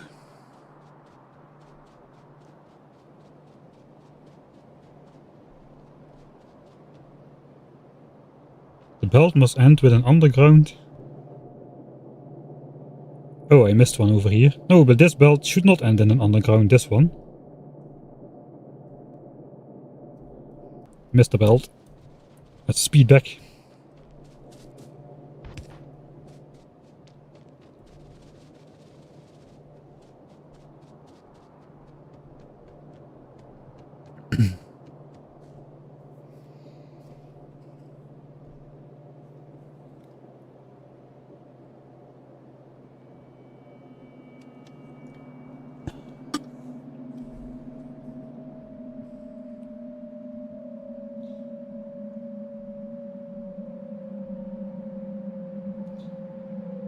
Right. I think, yeah, we're gonna switch on the engine build. We have the iron to do it. We can start putting engines on the belts. I think we're not yet gonna allow them to go into Skience yet. So let's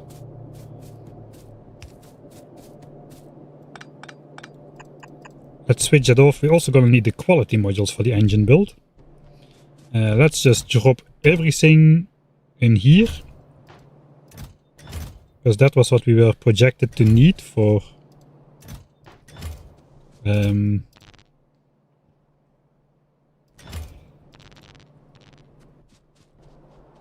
building the rest of it. And I suppose I do have a normal inventory somewhere. I think I left it at the base. Then we can actually... Can we start blue? I can start blue Skience, right? If I do the engines.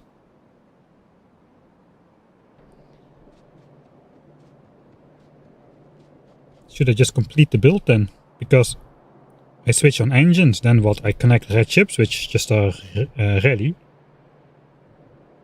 I just build sulfur, which is literally like 4 chemical plants.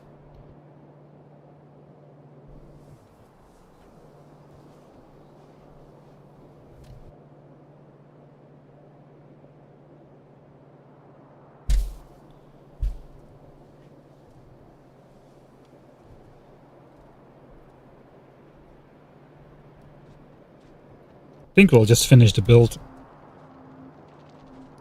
Let's complete the grind before doing something else and forgetting what the heck we were doing.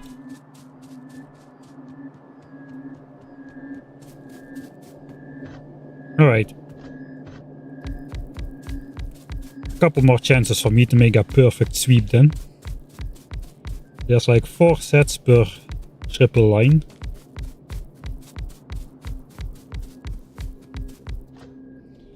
Alright, these are slightly longer though. The engines were 36 inserters in a row. Now we're up to 41. So good luck me. 41. That's a weird number. This 41.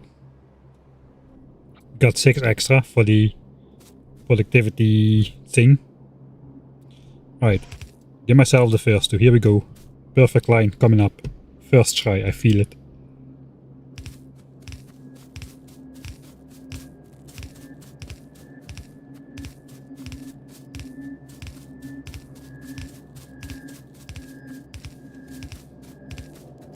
Was that it? Or was there a triple in there somewhere? That was it? That was it? There you go. Epic speedrunner skills confirmed.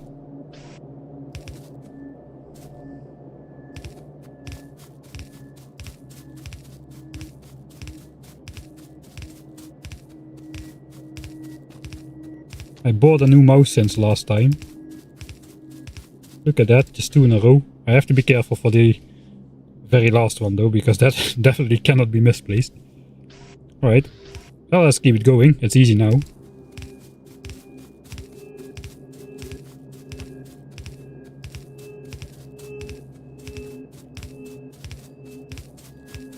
Ah, try hard trousers confirmed, I was gonna say.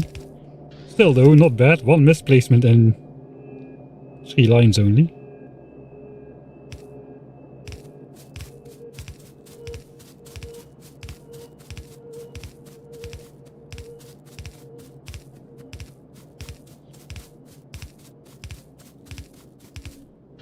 I tend to notice it helps when I just shut up.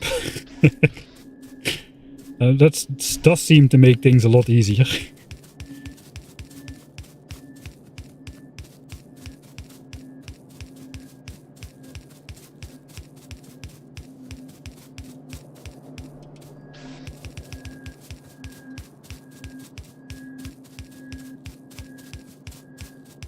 Talking is more distracting than people realize, especially when it's not your native language. You constantly have to think about words as well.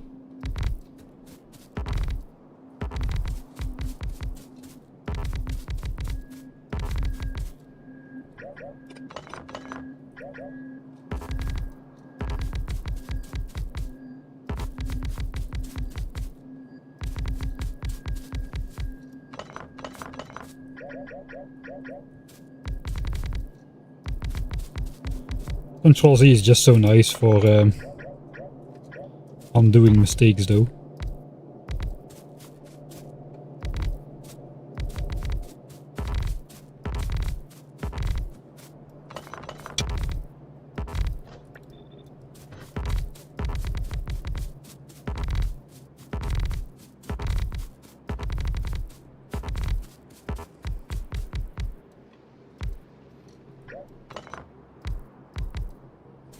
Okay, this row, careful.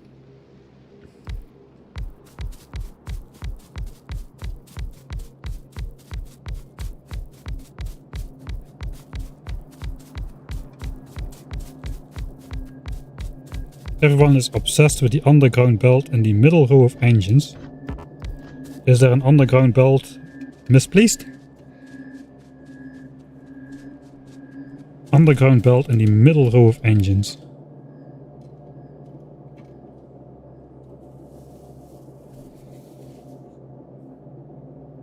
At the end.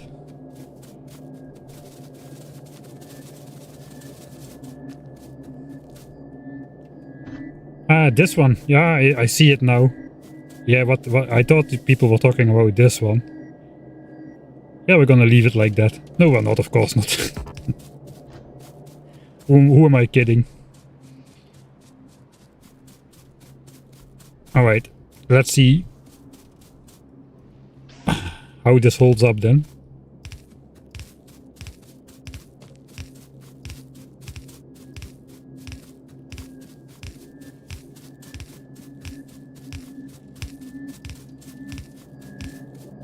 How can it go so good and so bad so shortly?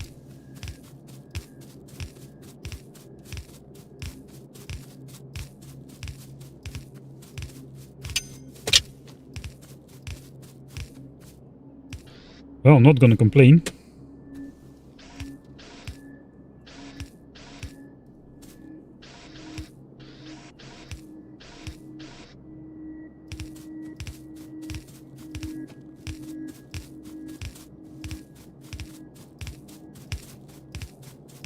Maybe we should get a more cheerful song on the background. We've been listening to this, I don't know, what is this even?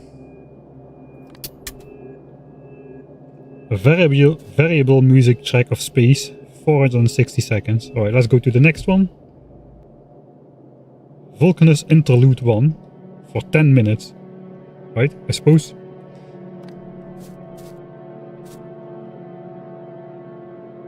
We've got one more of these lines to do here.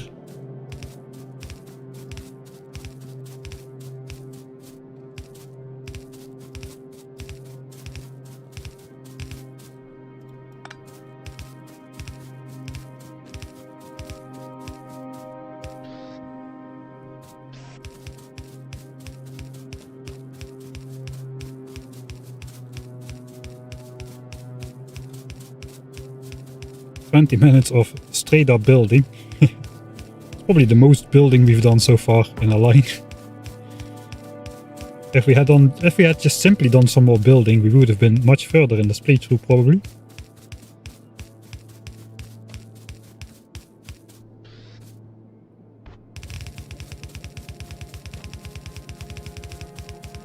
I didn't build the belt up there either. Yes, literally impossible to misplace this. Even I can do it.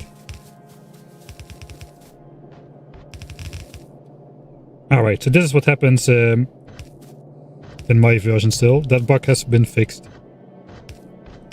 So the last underground belt is not placed here. I think that has been fixed meanwhile.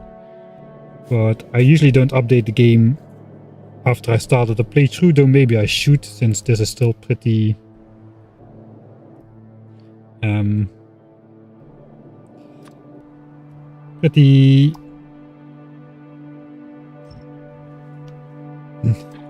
The game has not been out for that long, so there's plenty of stuff still being fixed and whatnot.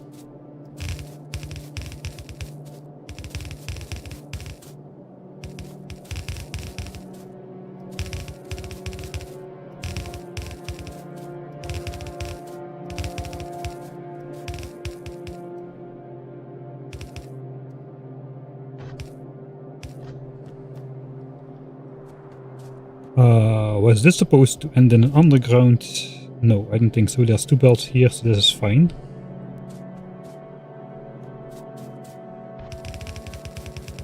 One underground missing.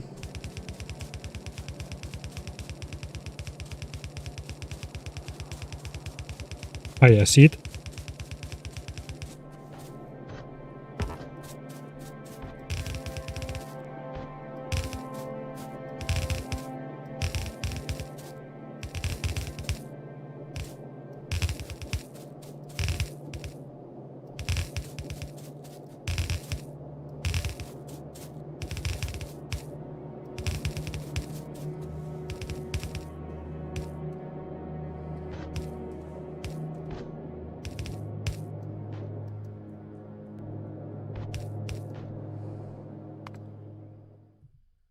Safety save.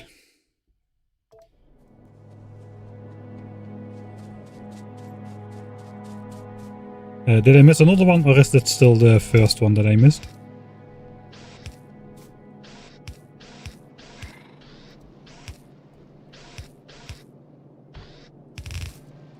Oh, yeah, I should not do the belt thing as a recipe for disaster.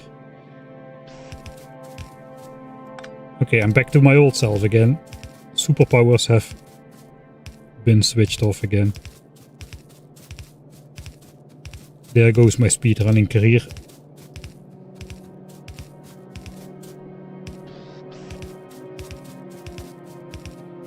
I suppose this playthrough is actually a pretty decent way to practice for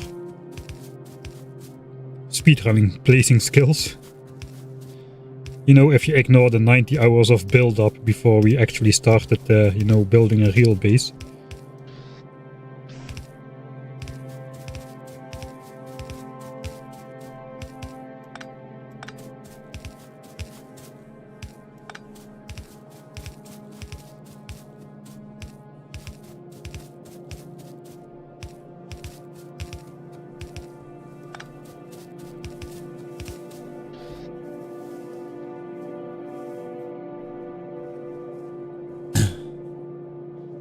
Just from practice, I don't know, it doesn't feel that it's going very well. Except for the top one on blue signs, I suppose. That went pretty decent.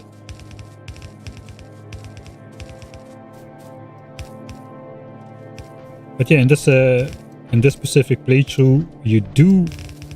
Ooh, yeah, wait, these were not yet placed. You do tend to do a lot of like repetitive building and whatnot.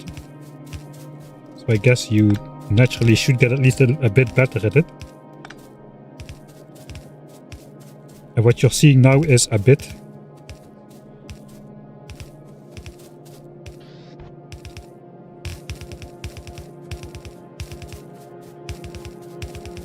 $54. I'm gonna say that's not bad for... That's not a bad stat for over an inventory worth of placed stuff. I've probably misplaced like an inserter or something somewhere. But the rest of this should not be able to go wrong anymore, since it's simply just filling in all the gaps with these long-handed.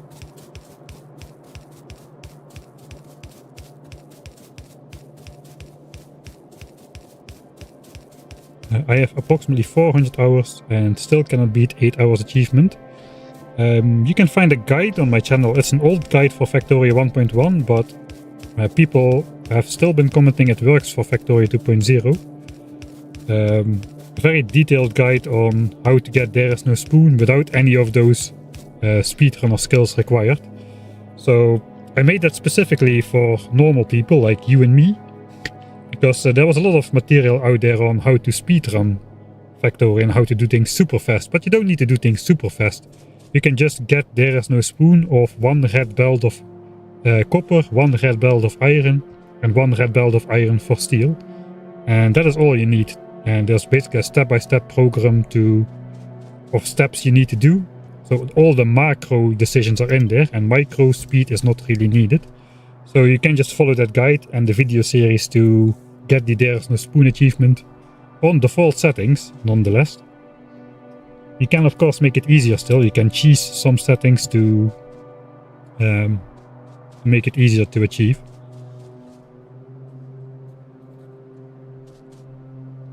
I forgot the name of the series. Something like probably how to get There Is No Spoon on default settings or something. Browse through the channel, you'll find it. It's probably 2-3 years old at this point. It has an Excel guide attached to it as well, which probably is still downloadable. Alright, and with these underground belts, I think everything is completed except for this chemical plant and these 3 bells to block the engines and red chips. Yeah, 3 belts and 1 thing. Alright, that's done. Amazing. Wow, blue chip build done. We were going for at least 20 minutes. Looks like about half an hour of straight building.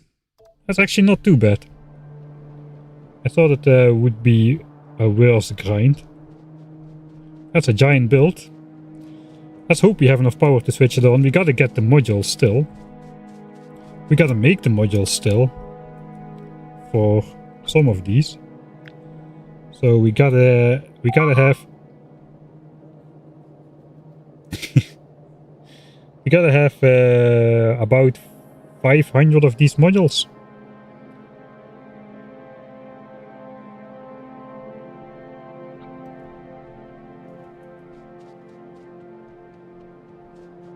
We gotta have some more later for the labs, so we might as well overbuild those a little bit.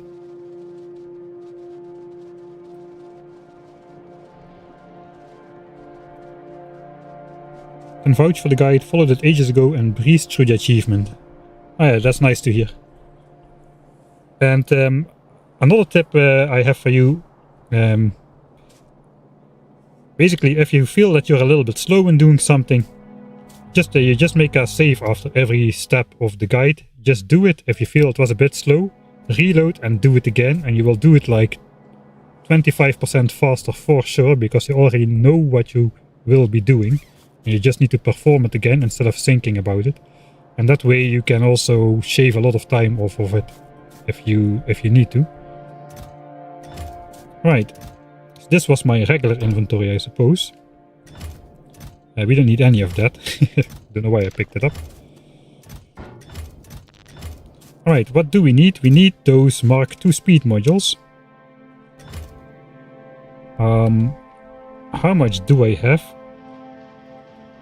Eventually I'll need to upgrade the labs as well. That's another 500.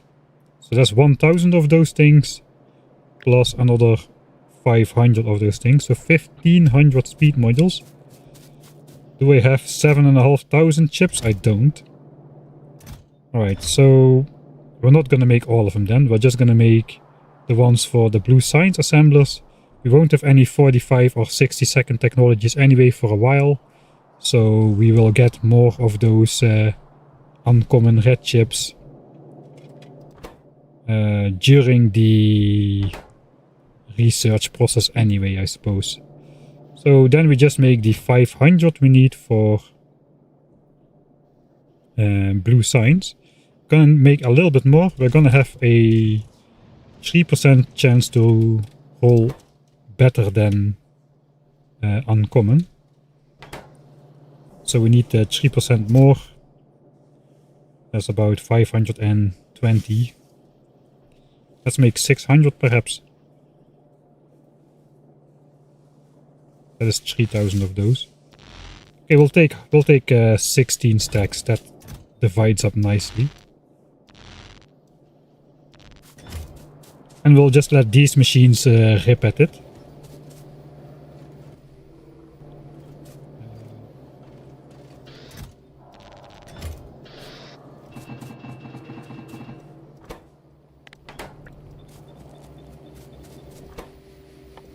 So we want to make the uncommon quality modules and have a chance to roll rare ones.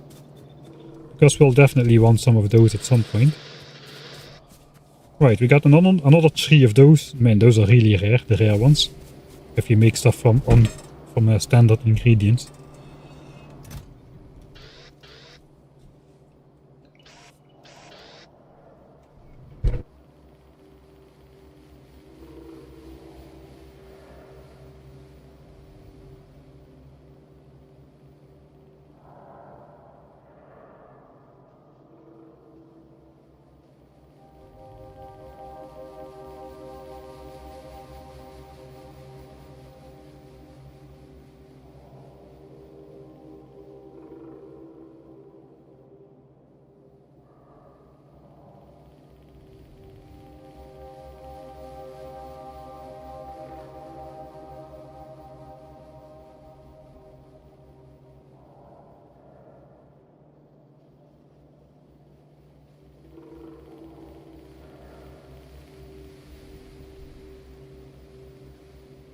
Ah, yeah. I remember the moment these sirens is talking about.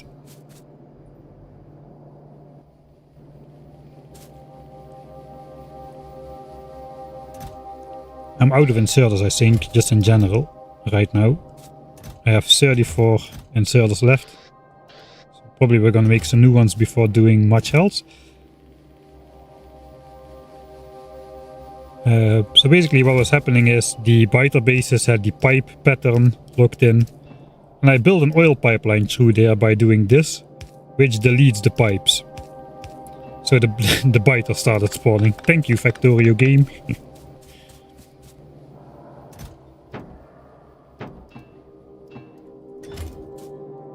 I lost my train of thought. We were making the modules, that was what we were doing.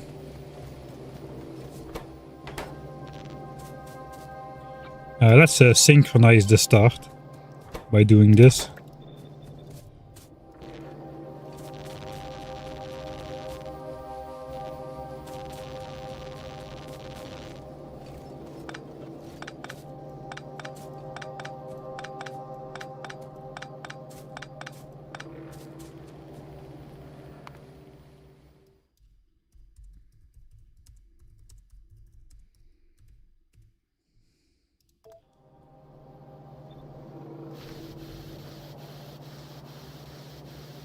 Oh, I need to get rid of these inserters as well.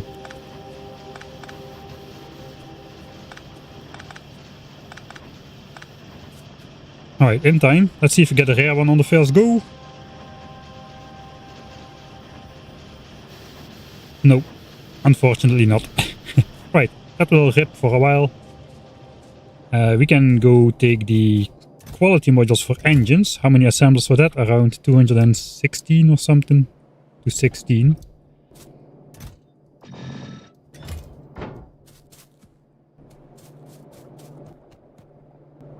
And then we just need to bring a bunch of belts, I suppose. Because it is time to hook the red chip iron belts into... Yeah, we need to hook the red chip iron belts into engines. So we're gonna stop stashing steel. We've got 284k steel, which is probably already enough for what we need to do. By that time we will have electric furnaces research time. Hope. And in the meantime, while we are researching electric furnaces, we can of course set up the miners and the belting so that we only really need to fill in the furnaces as soon as they are researched. And then we'll have actual production for engines going. We can hook the stuff for red chips back into the red chip build, and from that moment on we'll have an actual, honest to god,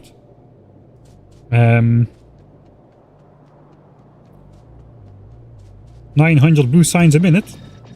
Now we will also have 900 blue signs a minute, but it's going to be a little bit less real, obviously.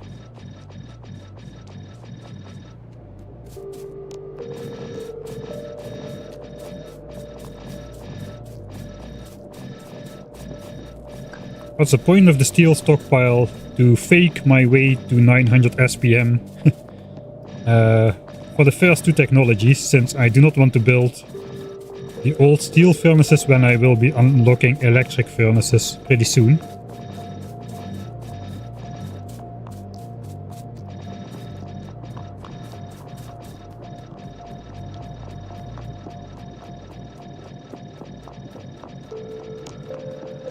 Alright, 49 remaining. I realize now I should have brought another stack.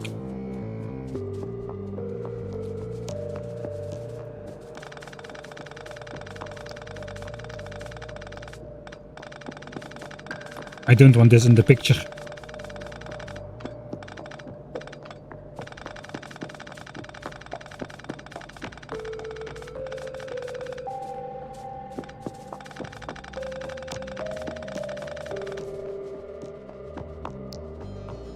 Alright, we can pick up that other stack at some point.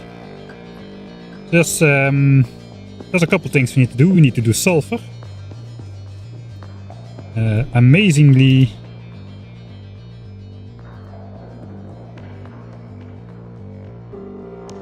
if we look at the calculator for blue signs and put it back to a normal number, let's say 900 signs per minute, which is what we want.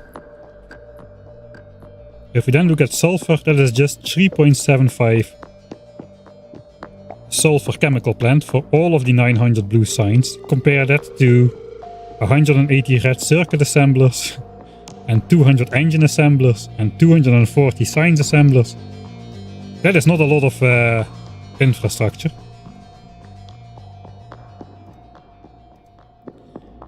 I'm even thinking if we make uncommon ones, those will be running at crafting speed 1.3, then we'll have only 3 of these. We can have one for every science belt, basically. One single chemical plant for every science belt.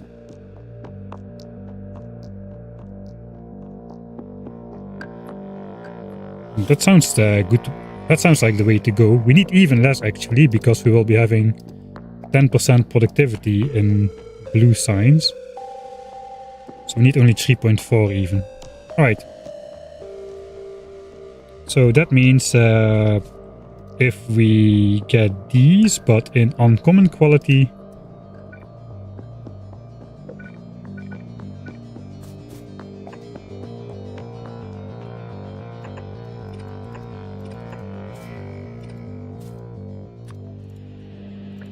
these would be going at crafting speed 1.3, so crafting speed 3.9 in total is way larger than 3.4 or 3.5, whatever we need. Now we just need to make sure the inserters can keep up. 2.6 sulfur a second.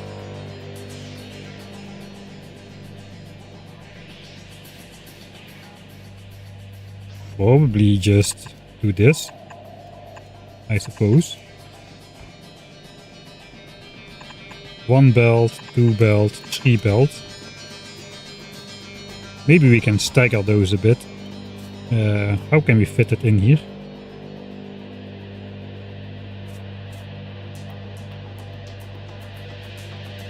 Okay, we got sulfur.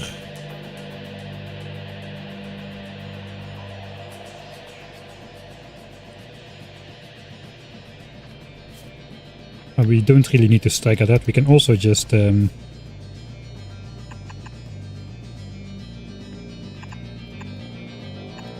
something like this, I suppose.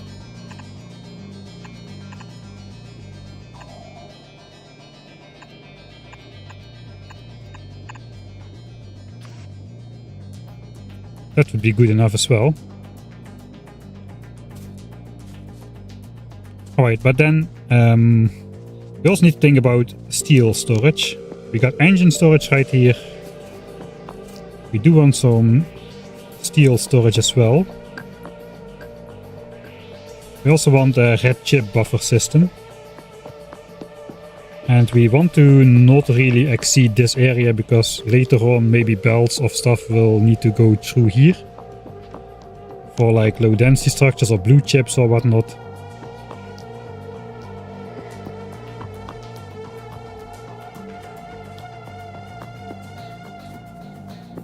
And I need to be able to feed out red chips pretty fast.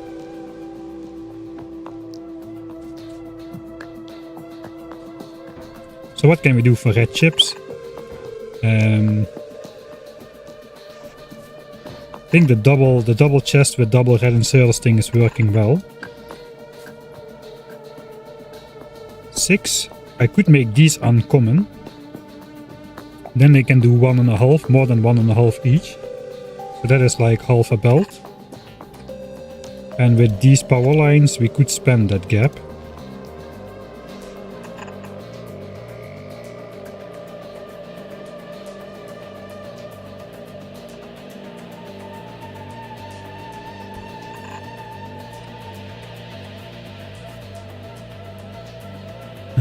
On the other side,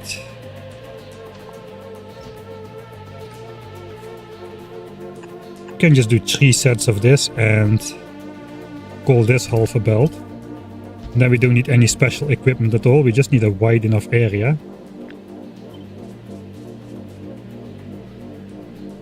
Where we can feed in the belts and take them out again. Maybe we can fit that against here.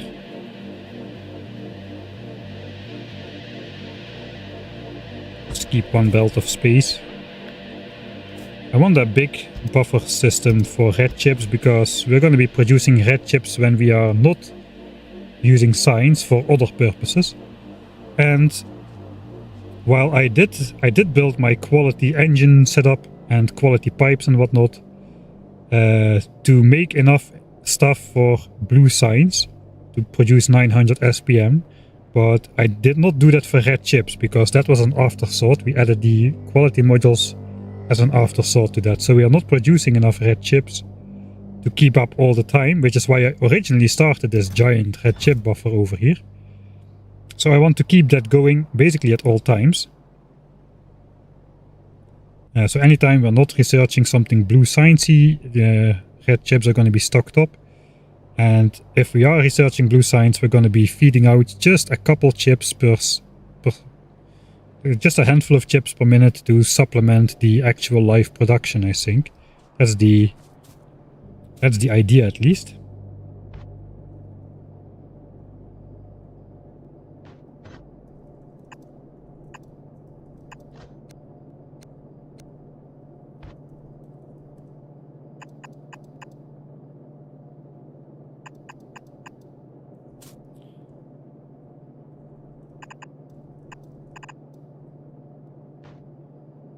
No, that does not work either.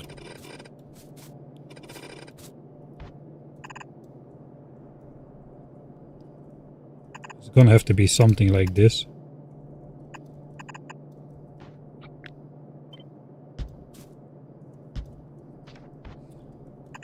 and then it can just go out.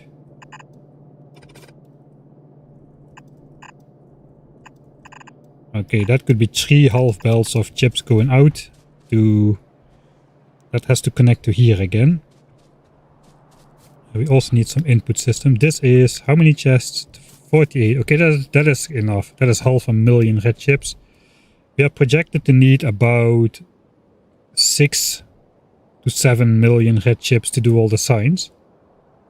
So having 500,000 of buffer should be enough. I think we should not overexpand this.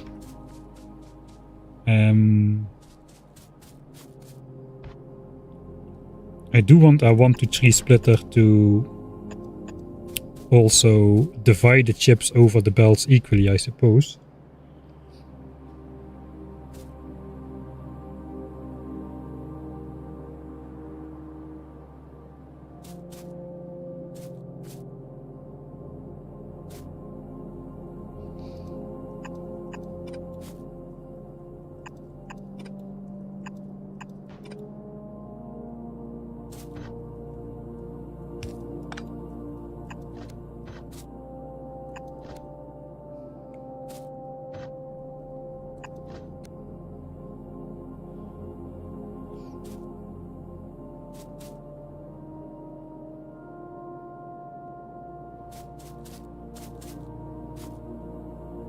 Maybe I'm overthinking this.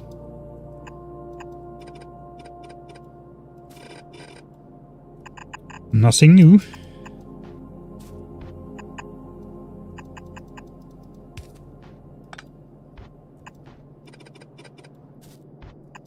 Alright, what if we just do 2 belts?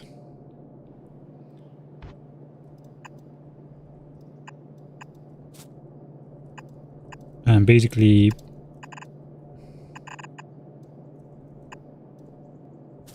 bump those in on themselves. That's going to output on the right side.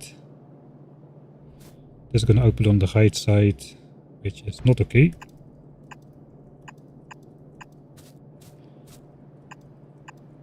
And then we'll just make this into a splitter or something. We don't really need to feed out at quite the rate as we are feeding in, actually. Yeah, I'm overthinking this. We should just bring 1 belt out and just sideload. I'm way overthinking this.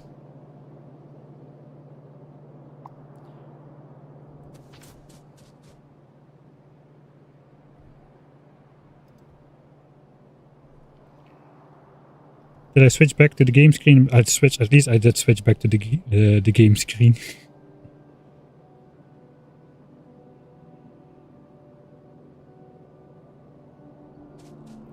Curious to see power consumption before and after. It looks like about 140 megawatts. There is some steel smelting going on, so there is some more mining going on.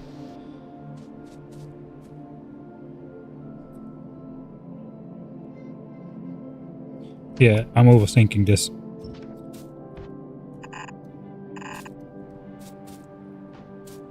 Can I fit this below here? No, because we need pipe works.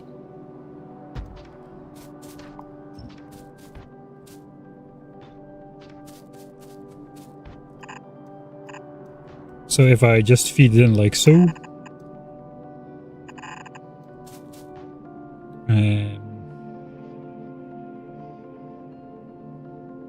And I make sure the input belts are balanced, the output belts are going to be balanced as well. Yeah, I think that is good enough. Alright. I think this is located fairly decent as well.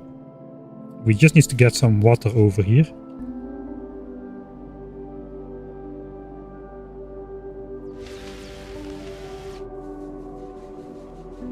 Which I suppose will leach over this power plant as well.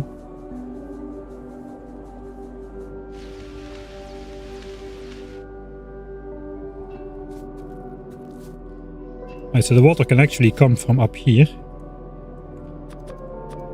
Let's put the pipes back.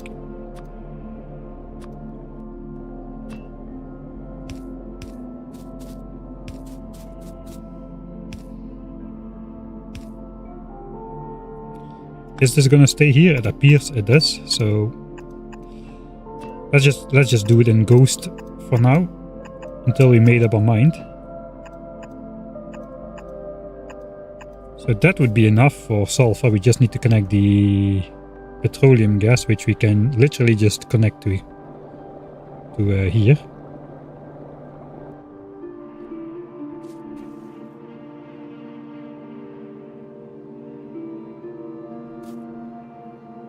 And then I still have space to do like steel, rare steel collecting over here. There could even be some other stuff going on here.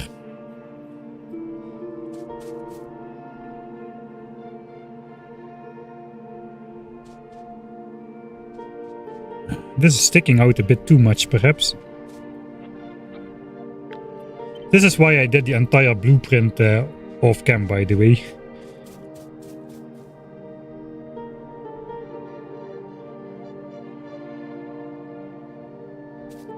I think it's fine. Let's just make it like so.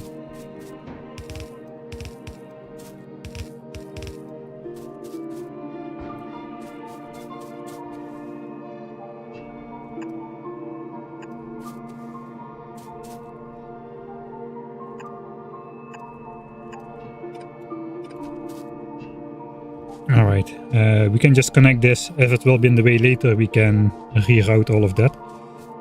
These belts, actually for now they are gonna come from this direction.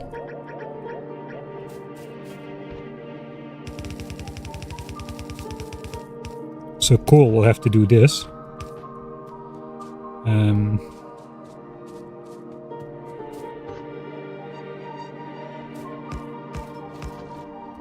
And we'll have to stop coal from flowing up except for one belt.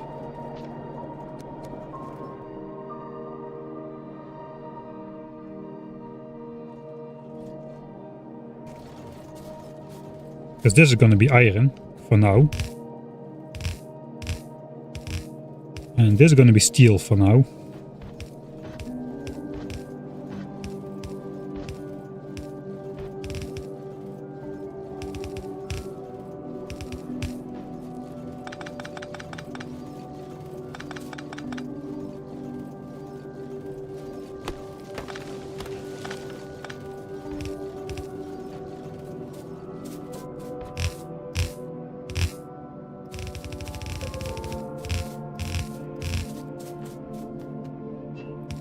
Alright.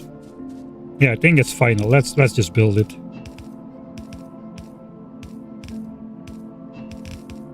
Did you know about this new trick? I recently learned about this. If you have this laid out in Ghost, you can simply drag this over and it will fill in all of the undergrounds. It's amazing.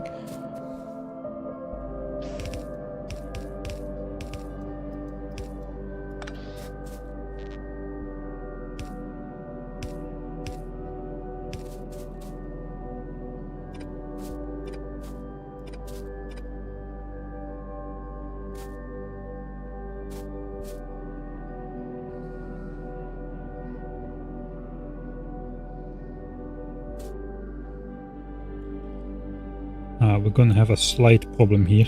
Let's use these then.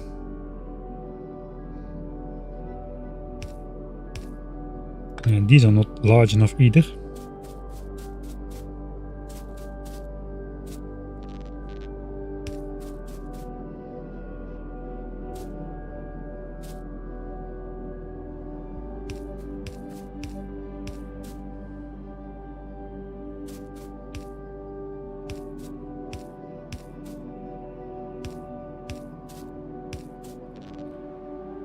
Yeah, that's okay. That looks acceptable.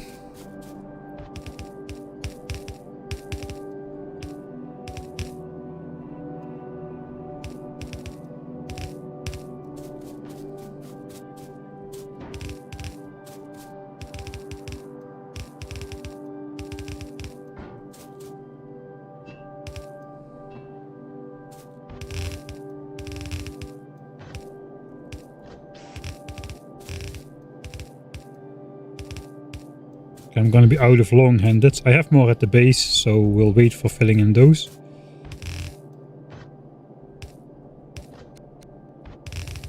If they go into an underground, these connect to these ones. These are linked belts. Don't mind the chests. Alright, on the way back we can connect at least petroleum gas. We can rotate this for now, so we can switch it on at power. At the point we decide to switch it on.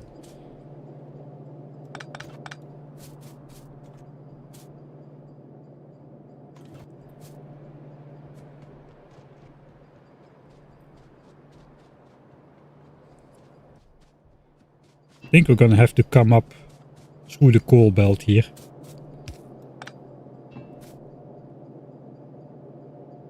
Or do we?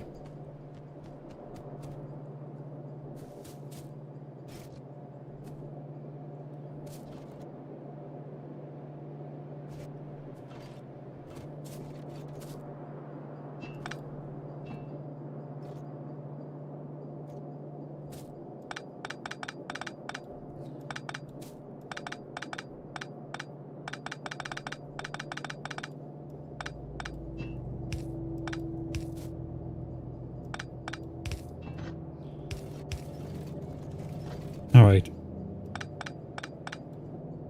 Steel. Some iron belt needs to go here, here. 1, 2, 3, 4. I think this is just a regular corner. As it looks like. And then steel goes here. And then coal simply needs to go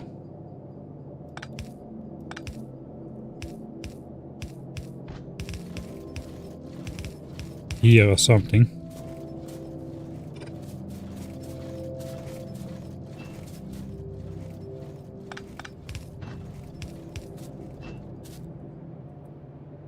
That's not gonna work. It's not gonna work. Because we cannot make the corner in the same point. Alright, so we're not going to go down there.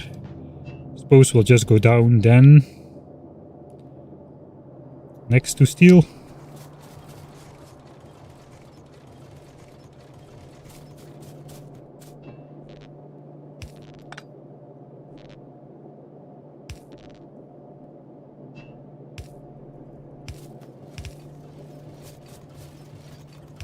As I said, this is just a pipe. It's easy to move if later it turns out to be in the way, which it probably will.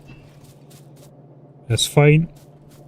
We will have only one coal belt coming up here though. So I think I do want the coal belt to go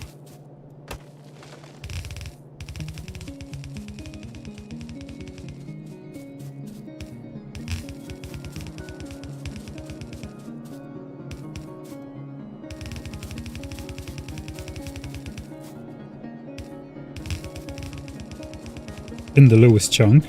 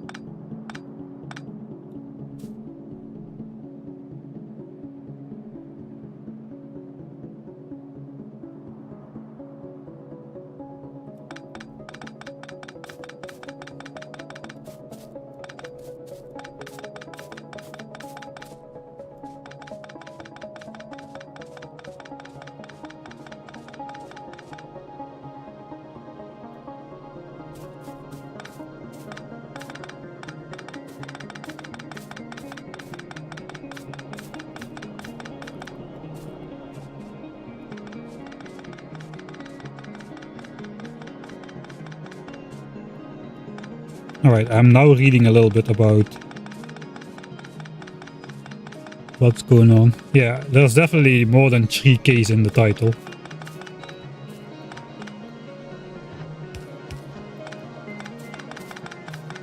And there's definitely no reference to the American tribe or whatever they call themselves.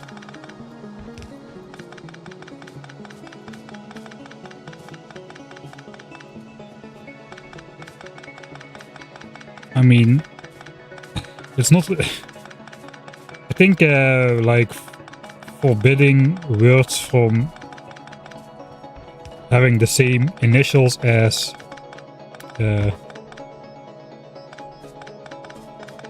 the name of that clan is going a bit too far, in my opinion. We don't, in Europe, we don't, like we have the Nazi history, right, with the SS, but people can still choose usernames which with the initials SS without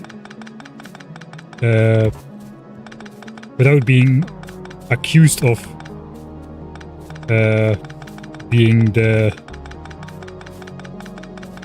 I don't know if I can say those words on stream, but without being accused of being a 1940s era German. Not all Germans, okay, but it is not forbidden to... I mean, you cannot simply outlaw anything that has any reference in any way whatsoever towards being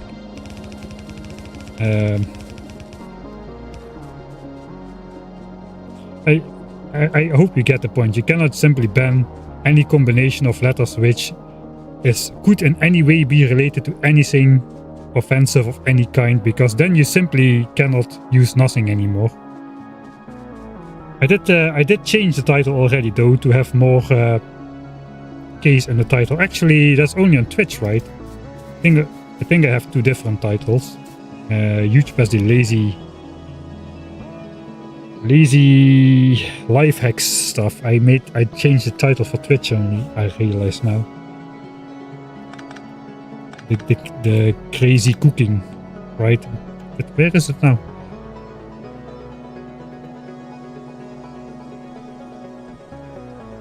I'll make sure to have more than 3 Ks than in the next stream, if you're still tuning in. I think it goes a bit far. It should be obvious from the context and from the general vibe of the stream that there's nothing going on related to American unfortunate... I don't even know how to call that.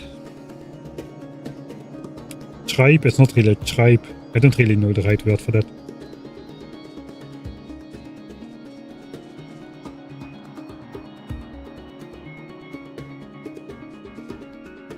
Yeah, I like it. I've been making alliteration jokes for basically since my YouTube career started, so...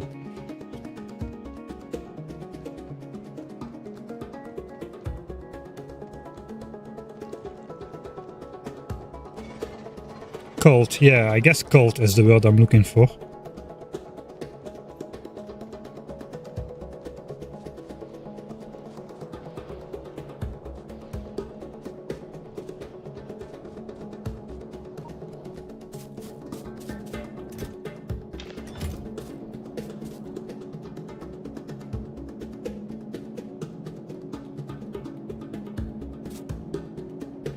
No, I get it. If you really grew up in a situation very close to that you can have a strong reaction to seeing a combination of those letters, but if you have to work around that for every possible combination of every possible, there's a lot of offensive things in the world, and it's always going to be possible to draw some reference to something. Alright, yeah, I don't think I really want to talk more about that for the moment. So let's just do what we've been doing and play Factorio.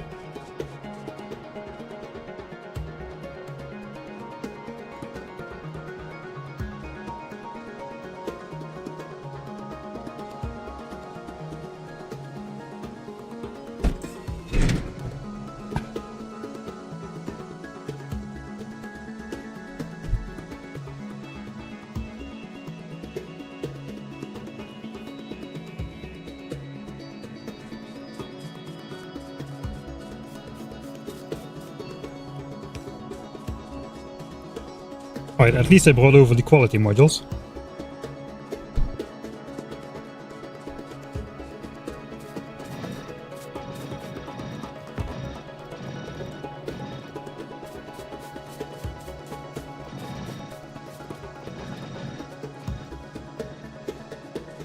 Alright. The productivity modules might be ready as well. They're ready as well. Should have picked those up too. Oh well. And I should have made uncommon of those. I was a little bit distracted apparently. What was I even doing? I was bringing petroleum gas over. Okay, let's continue bringing petroleum gas over. That is what we were doing. Why is there only 4 bells here now? There should be a 5th one. Right, like that then. The bells are actually gonna come in from here, but in first instance they're gonna come in from here because that's where my iron bells are for red chips at the moment. So we can simply put this right next to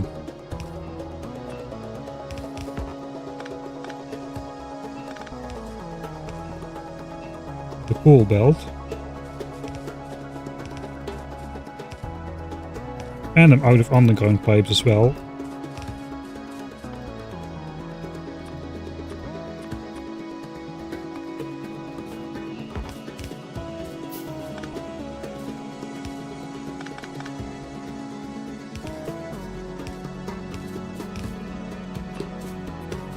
There's no real reason to follow this specific pattern anymore actually, since we now claimed this area for ourselves, but looks like we're still doing it. Yeah, I'll probably change this later. For now, let's just try to get it connected because it's been taking long enough. This has to go here then. That is a bit too far.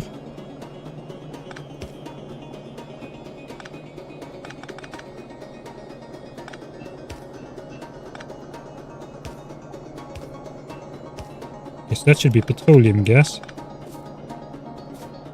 And we'll figure this out at some point in the future as well. Let's just hide it for now. Alright, so we got petroleum gas. We don't have enough undergrounds to do the water. I think we're gonna have some temporary extra belts going past these Johnnies over here. 4 iron belts and a steel belt somehow.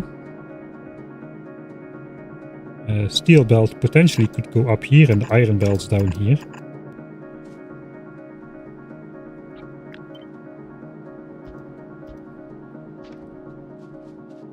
And I have 1 iron belt which should come up from here, I suppose.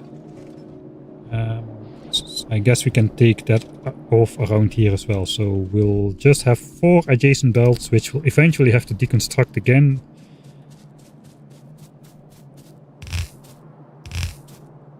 Such is the pain of life.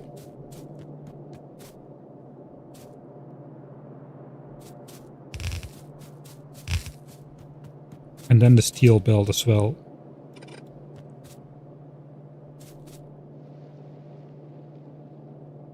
Maybe just all 5 of them at the bottom.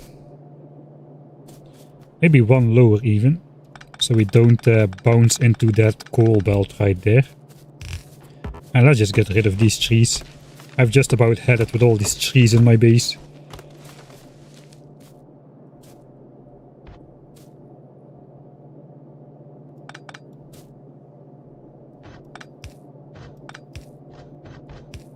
Alright, so that could be the steel belt and then 4 iron belts like so.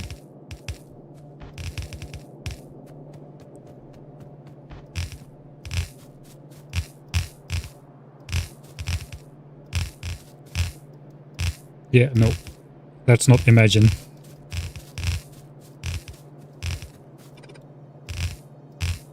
I might be a bit too close to those Johnnies soon.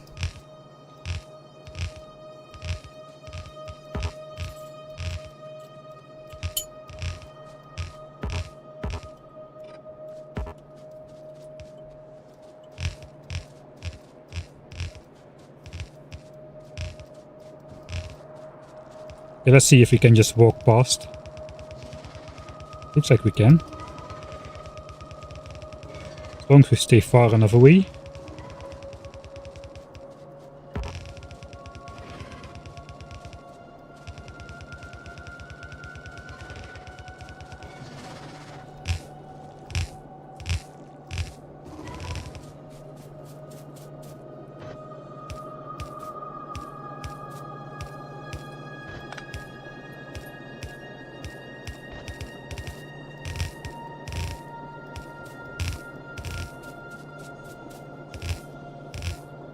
Alright, we are pretty close by now.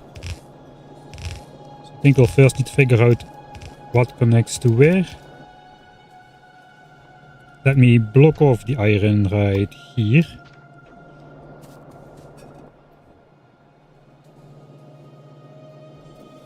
Or maybe right here with the steel combined. So we can switch on everything simultaneously. Ooh, I missed. That we gotta fix immediately. Johnny's agree.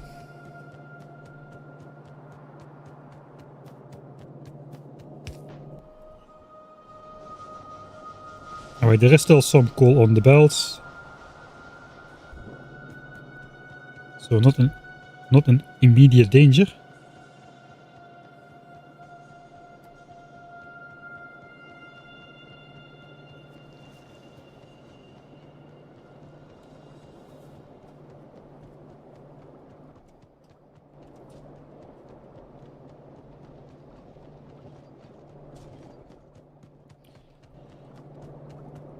Alright, so let's think this time. Now that we're back at the base, we can at least try.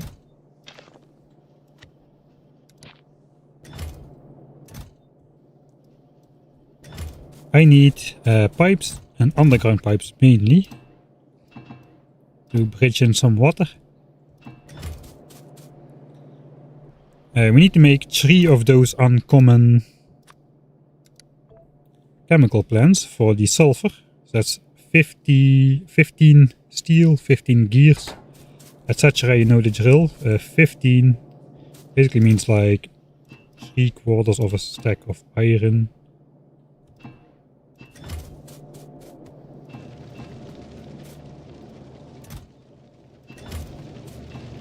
Still inching our way forward with this. Alright, and I can just basically throw the rest in. Pipes, we need pipes. Soon we'll have actual pipes, but not yet. So I need to make 15 pipes of uncommon quality.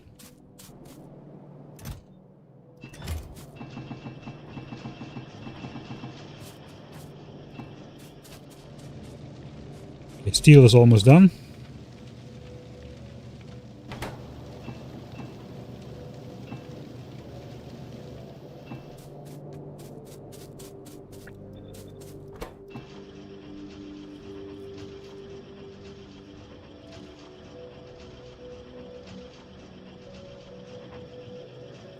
I put the wrong productivity module for the second assembler. Yeah, it's still for Factorio 1.1, so I just put it to 4% and 6%, the old productivity module Mark II, for a total of 10%, which is what we'll have with these uncommon Mark I productivity modules. So good catch, but it was intentional.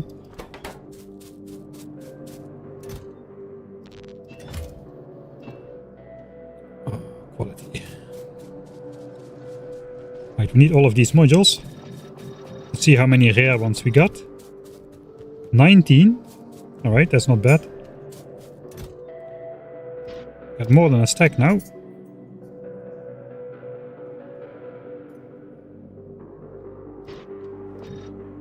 I got... How many of these again? I just cannot remember. 490...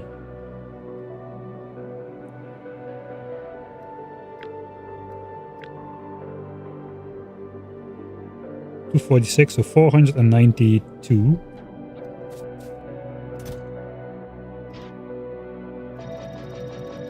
That is 10% productivity for blue signs. Right, I think while we're here we can stop smelting steel from the iron. Those days are gone. The next time we'll be smelting steel, it will be actual purposefully mined and smelted and routed steel.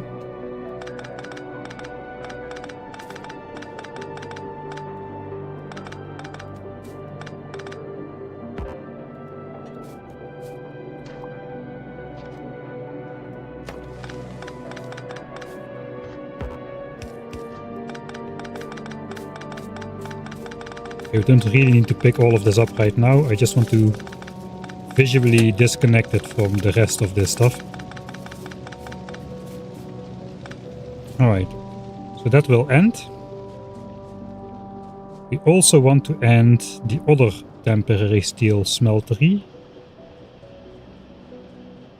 which got us all the steel we need for the first 2 blue technologies, which is this one. So that is no longer gonna happen either.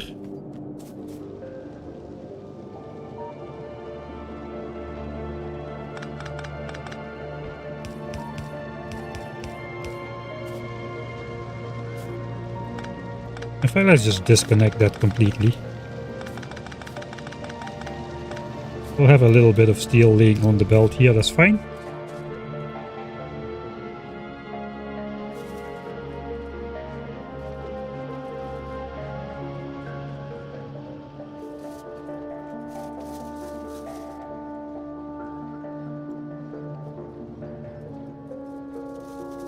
Wait, I'm reading something interesting, potentially.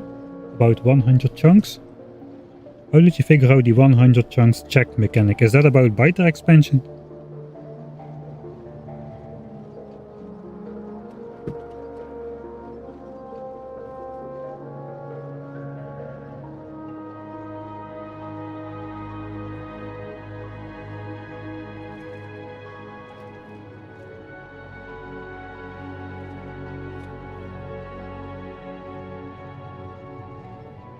Okay, I cannot find it.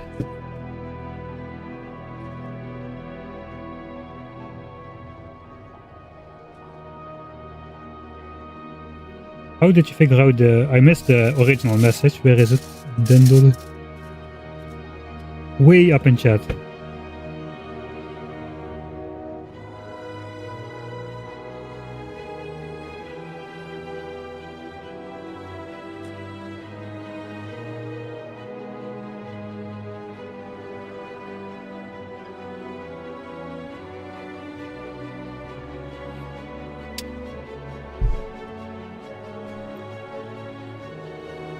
So, what is the case then? Are the best 100 chunks checked or something? That does not really seem the case. The reason you see more red chunks selected when there are less green is that only evaluate 100 spots, no matter how many are generated.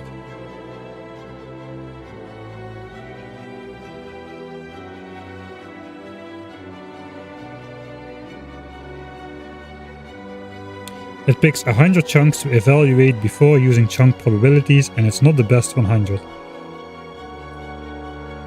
Alright.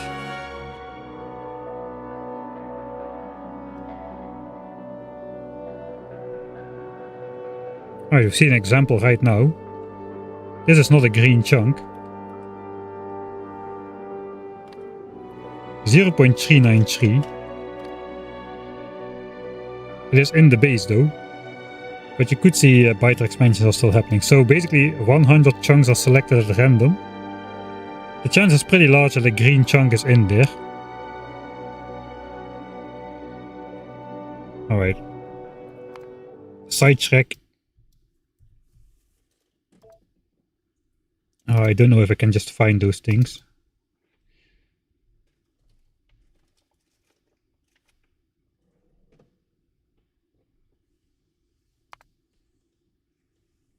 It is the distance test. I think it is one of those probably.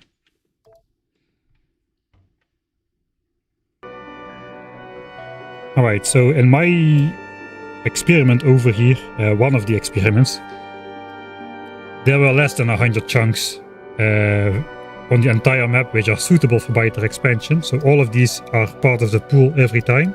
If all of the chunks are part of the pool, you can see the distribution right here.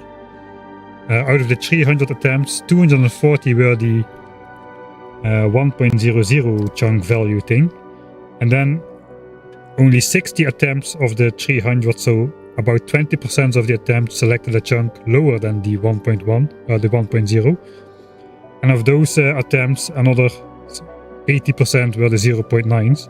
So my assumption is it was 80% goes into here, and then of the remaining 20%, 80% goes in 0.9, etc. So you end up with a really low probability down, and you can see out of 300 attempts, it was always 0, always 1.0, 0.9 or 0.8, one time 0.7, one time 0.5, and nothing else, not even here as well. So okay, that kinda could explain it though, because that means if you have just a limited amount of chunks in general, these values apply. But if you have a situation where you've got tons and tons and tons of chunks, like in this map,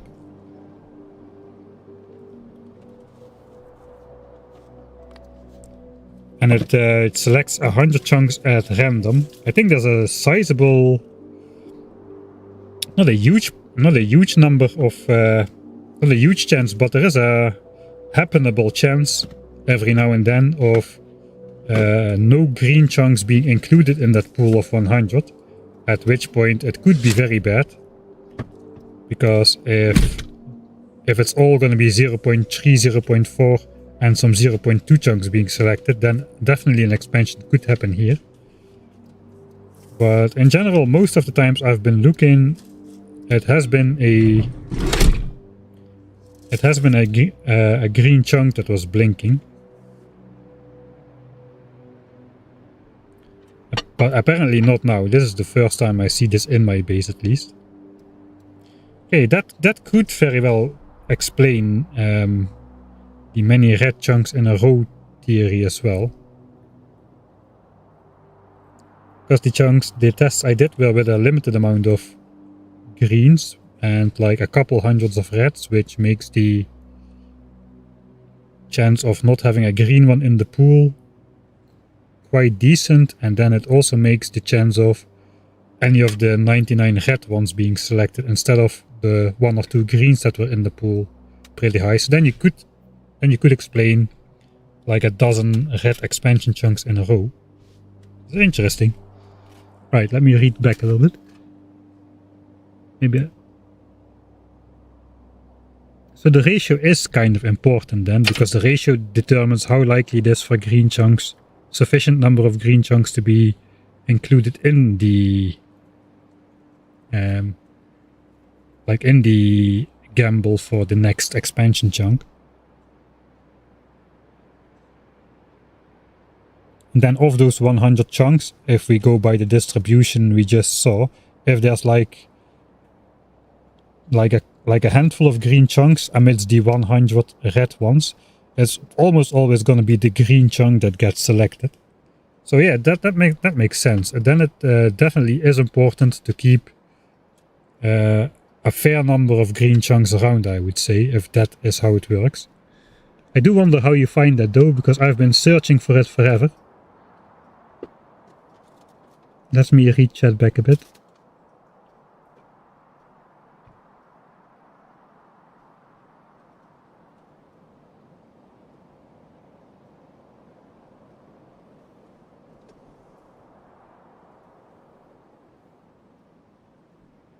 Yeah, that makes sense from optimization indeed. Like, these are like 10,000 chunks visible easily.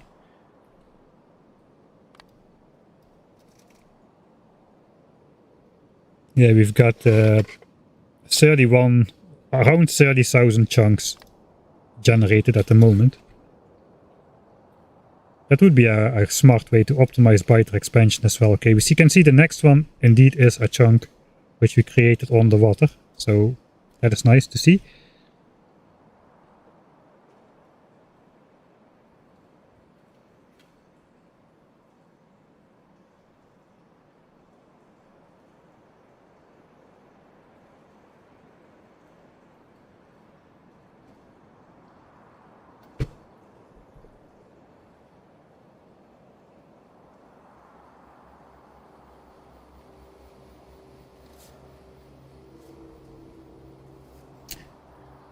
Slachty Bartfest, don't start this again. Great name though. That is a great name, Slachty Bartfest 42.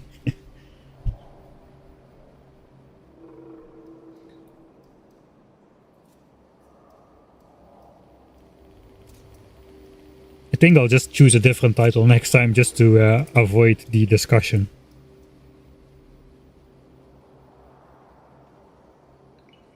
Right, that seems plausible for biter expansion. The 100 random chunks and then just do the calculation on those.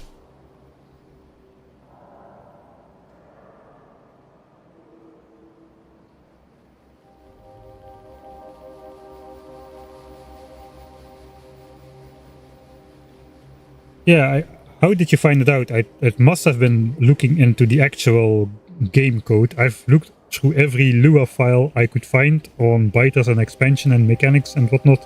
I couldn't find it. I did find some part about expansion, but the method of selecting a chunk was not in there.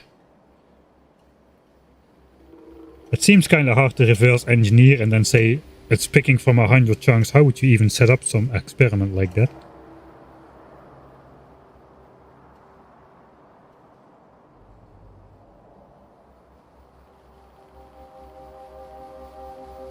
So you want a few landfills in the big lake on the left. Don't think if it just selects 100 existing chunks at random, I don't think it matters where the chunks are. Like, it doesn't select it from a certain region on the map, as far as I understand.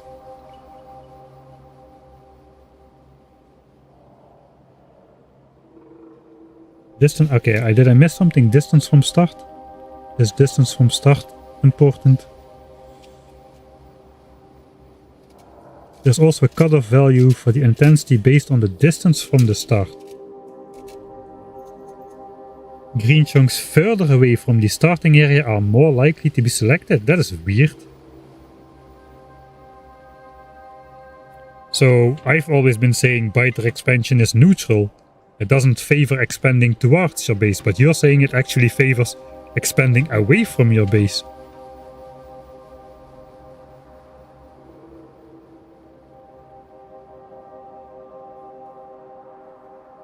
That would be easy to set up and test though. Just a single biter base at spawn with a full expansion around it and then a single biter base far away. And then just count how many biter expansions would happen in the top one and how many would happen in the bottom one. Okay, the next one is a chunk again close to spawn.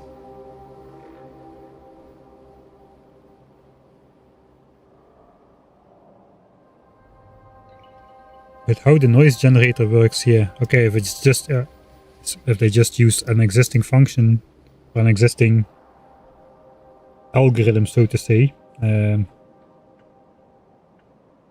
Yeah, that sounds plausible.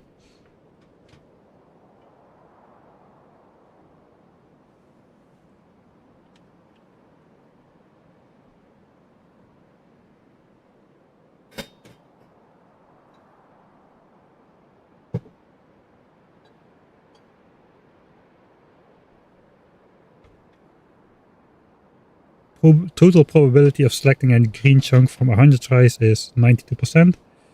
2.5% green chunks. If there's 30,000 chunks visible, I earlier estimated this was about 1,000. I've added a couple hundred. We might have more than 1,000 because I think that was the early game. So 1,500, let's say 2,000 from 30,000.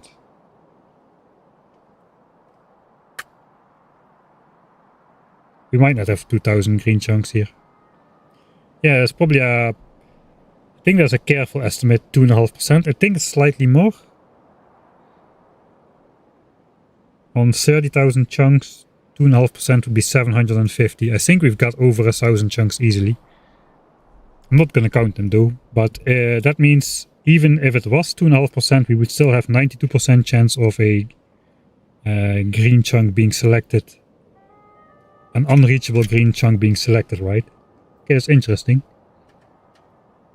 So that means we do want to keep expanding the amount of green chunks there are on the map.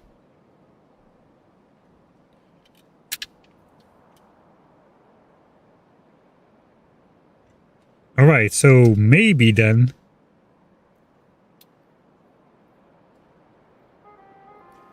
did you read something about landfill chunks? Not about landfill chunks in specifically. Did you find something about it being important that like preventing biters to try to fruitlessly expand on an uninhabited island like this one? It seems to be important that the chunk itself either contains a lot of land or that there is a chunk with a lot of land surrounding the chunk.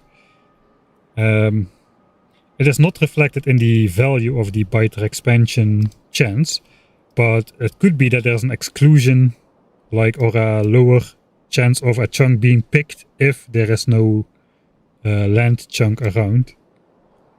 Because I've been testing my landfill things as well, like adjacent to each other, and the ones, if I left this open, these chunks got selected only 10% of the time compared to the chunks where there is an adjacent full land chunk somewhere.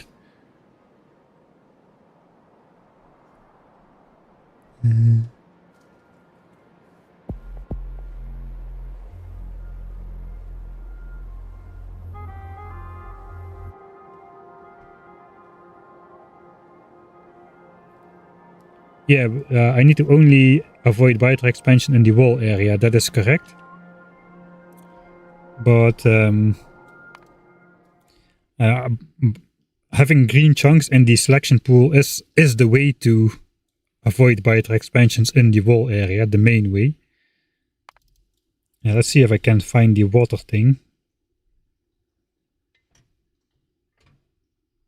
I think this is one of them.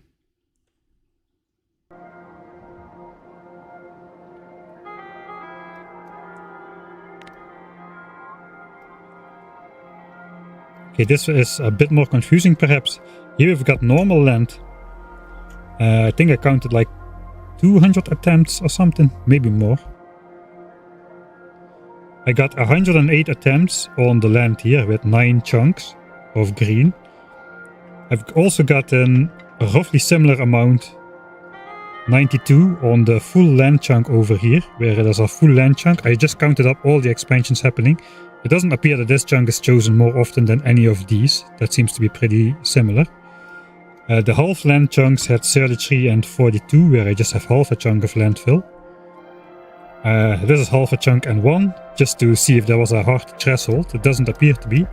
And these where there is just like the bare minimum raster, it was 16 and 20 attempts. So that is definitely significant enough to say there's something going on with the water and bordering on land tiles thing. So it would be interesting to know if you found something related to that as well. Nothing directly related to available land now. Okay, I would imagine since it is not reflected in the value, it might be like that there's a chance that it's like there's a 90% chance that it's excluded from the pool after doing the land check because of that. And this has a 0% chance of being excluded from the pool upon being selected to be included in the pool. And this would have a 50% chance of being kicked from the pool, something like that.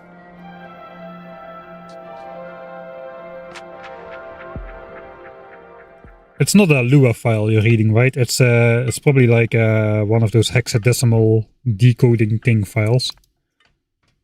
I hope. If not, if you're just reading a Lua file, I've been doing a very bad job. If an expansion party makes to one of those landfill chunks, they're gonna make underwater worms.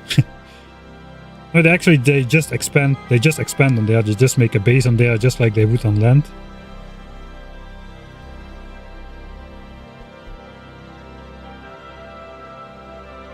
It's in the Lua file. Are you kidding me? Yeah, don't keep us in how is it called, in suspense any longer.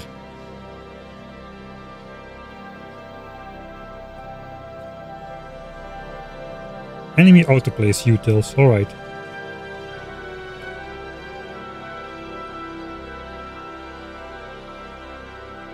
I'm gonna make a note of that. I'll go look into that file after. Enemy autoplace. That sounds. I didn't check that one. But that doesn't sound familiar. Enemy autoplace utils. Yeah. Now that you say it like that, it does make sense that it would be in there.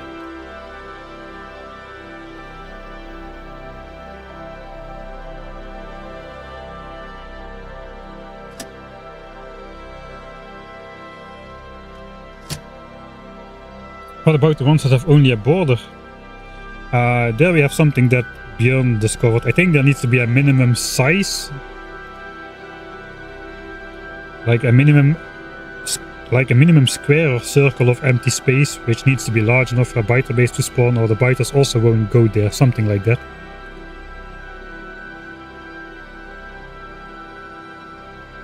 Right, so... yeah, okay.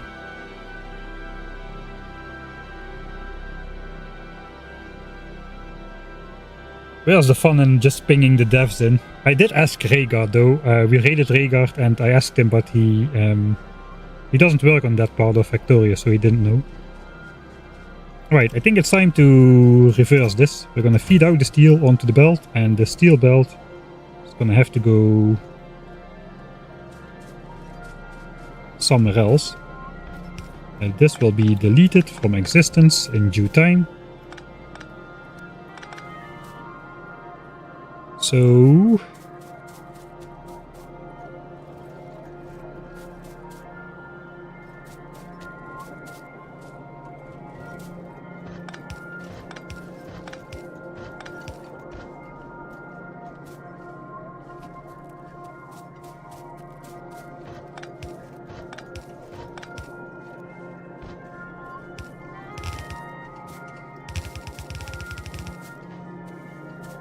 I can basically make this belt rotate out, I suppose.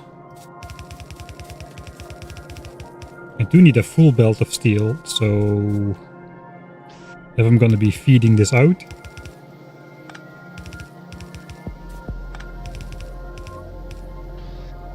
I would have to do something to make sure it goes on both sides of the belt.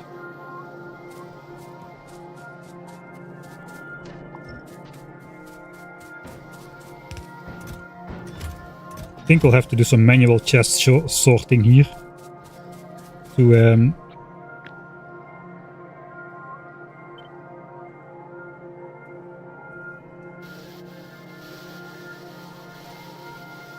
maybe not. Maybe this will automatically go for a while at least.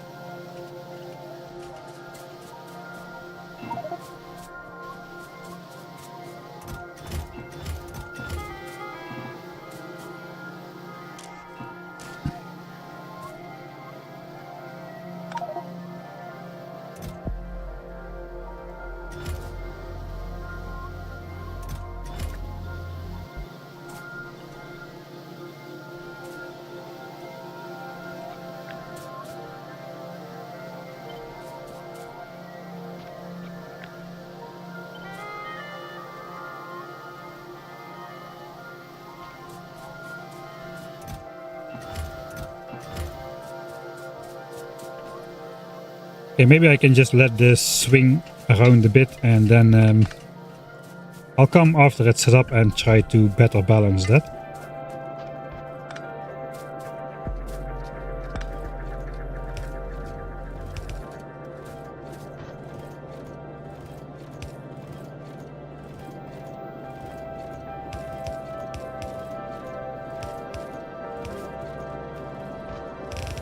But theoretically, that could be our temporary steel belt. We've got the other temporary iron belt, which is this one. That just goes to circuits, which we are not making right now, and the base, which we also don't need right now. So that could be one of the 4 iron belts.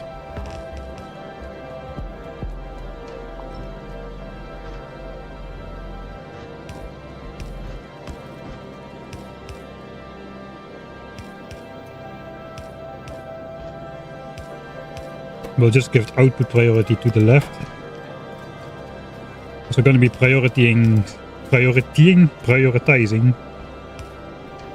signs. And the other 3 belts just will have to come from the chip area over here.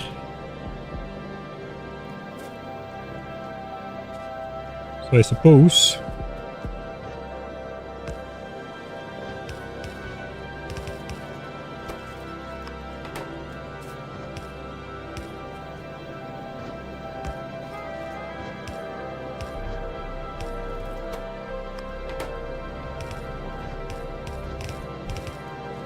that could look something like this.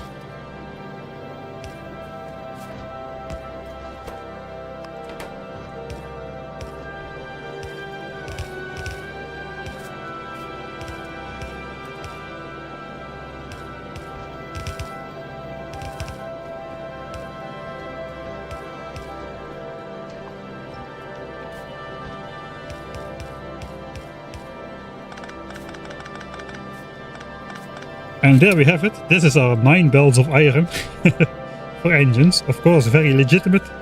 Nothing wrong with this at all.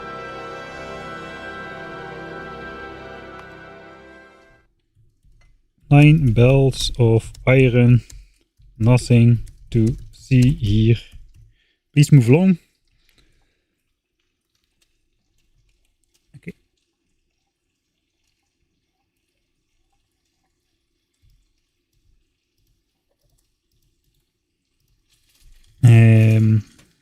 Let me also select copy the part so I don't need to look for it myself. I'm very lazy.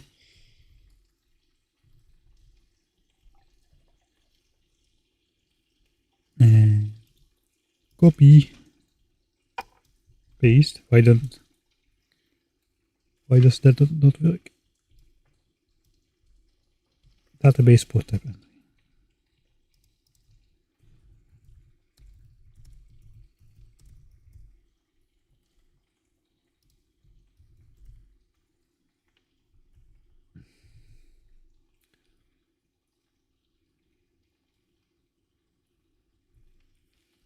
Distance height multiplier enemy base probability.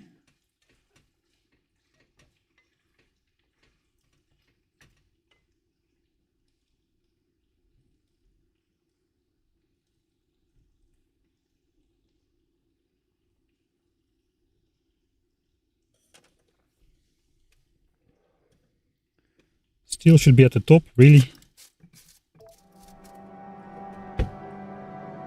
Really, steel should be at the top. Oh, don't worry, we can do some like noob splitteroo. My favorite thing to do.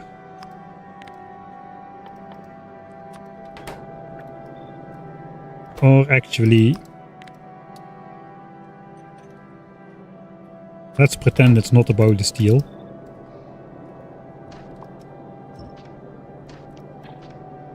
Steel should be at the top, no problemo. Priority splitters can fix everything. There we go. Steel at the top.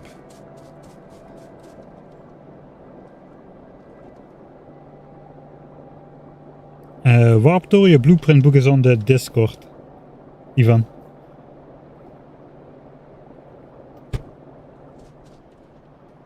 At least it should be. There's a special thread for my save games and blueprints. It should be on there, I think.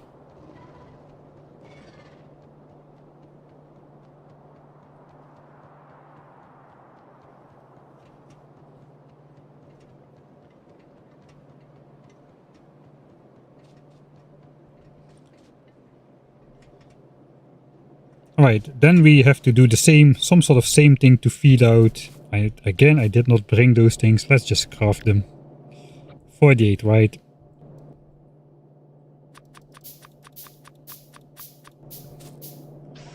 So we have to basically load the red chips in there. That's not going to work well with my crafting stuff. So let's figure out how it goes out. It is put on the far side, so we just joined it up. Then we have one belt. That is not enough. Oh, now I remember. Yeah, we need to rely completely on these things. Oh, dang it.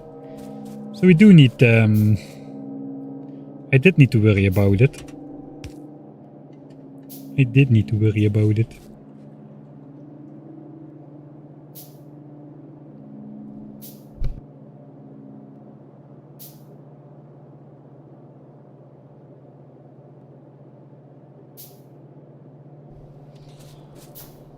I need to feed out half bells.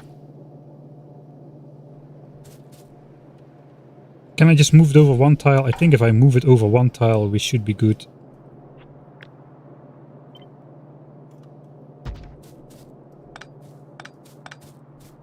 We don't even need to deconstruct everything.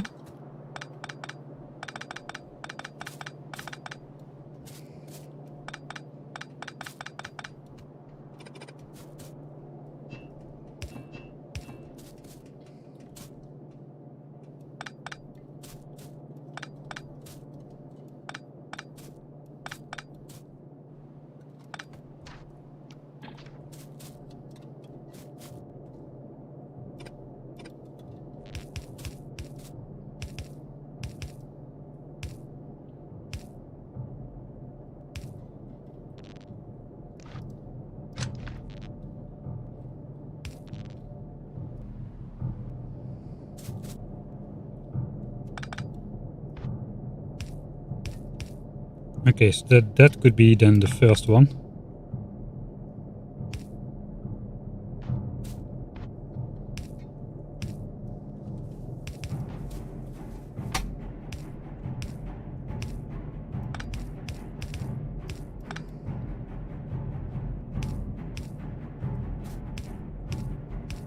Okay, then we do need the 3-to-1 splitter in there.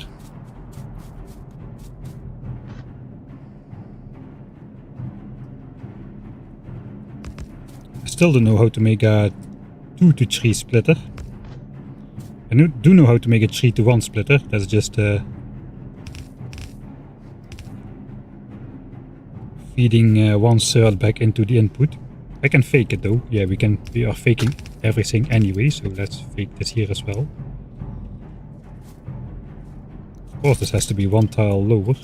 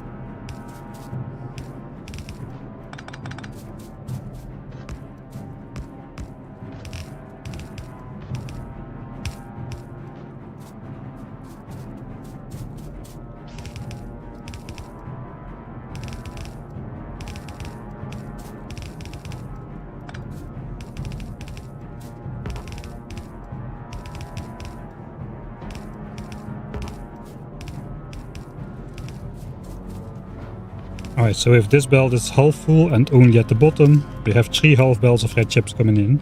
I should be able to output this back on this side and it still should be a 1-to-3 splitter, I think.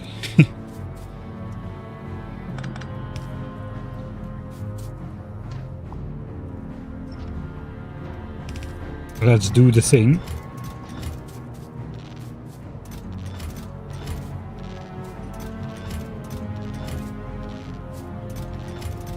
The thing that might take a while. This rare modular armor is paying off, man. No inventory full sound. Precise and exact transfers. Oh, if I fill the chest in the right order, that is.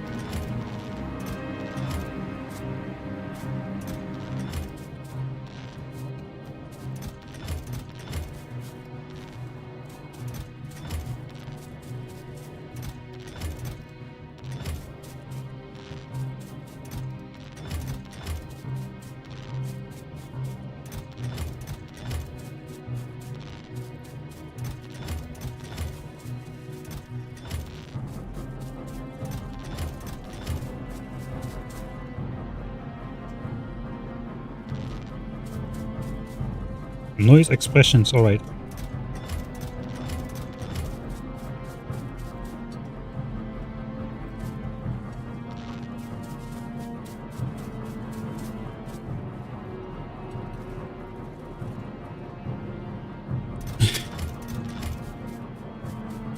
Candidate point count 100.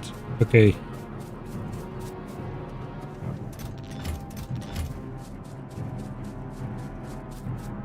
You don't use the splitter book. I have still not imported it. I don't know. Something is withholding me from doing it. Just like something is withholding me from researching fast insert, even though there's not really a good reason to anymore. Sure, it was expensive in the beginning of the game, but 30k red signs is laughable at this point in time.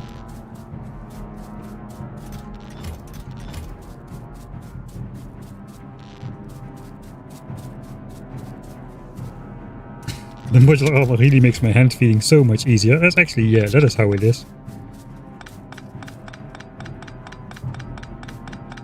Alright, that is nicely cleaned up.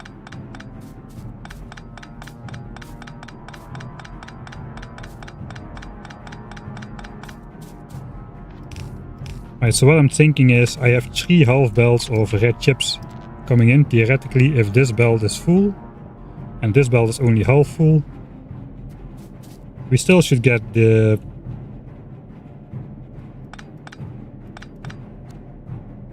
This should still work, right? No? Does it not work?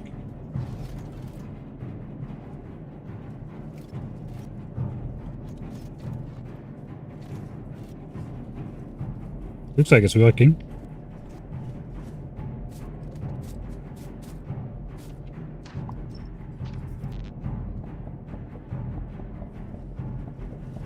So that's how it's supposed to be fed then.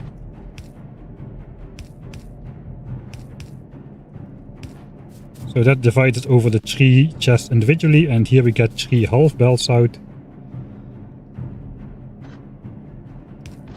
which we then feed back to Skience.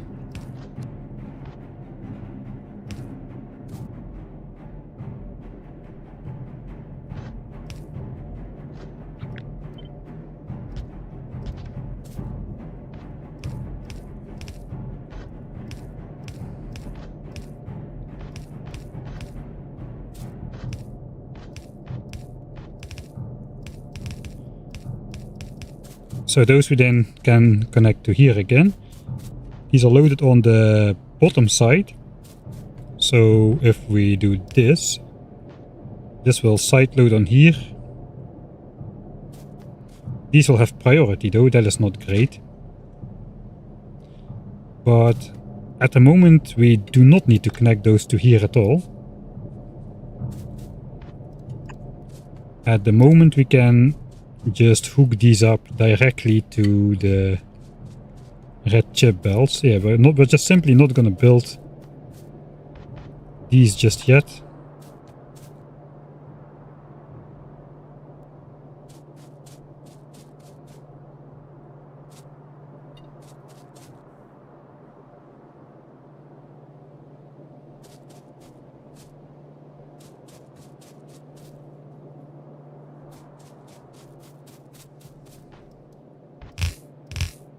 Just for the temporary we can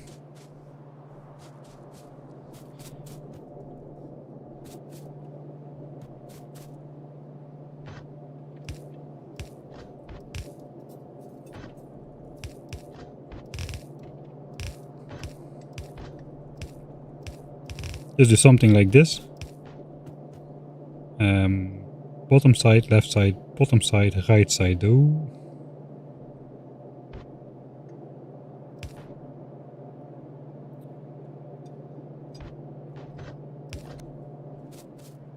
Okay, that should fake the red chips until we make it.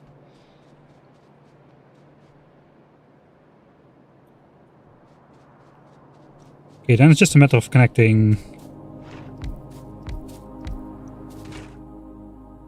sulfur.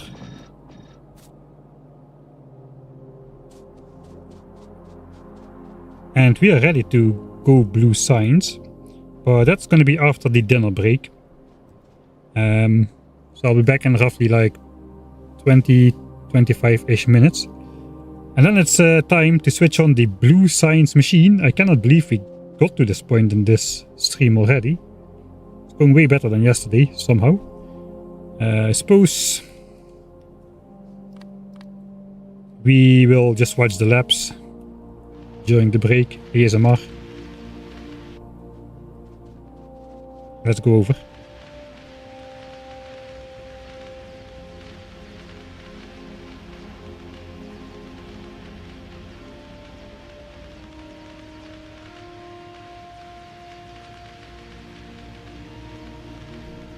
Let me actually make a save, then a break.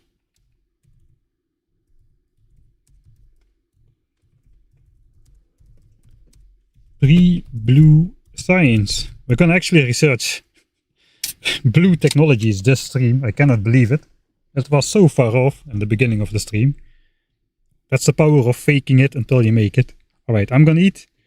And I'll see you in about 20 to 25 minutes.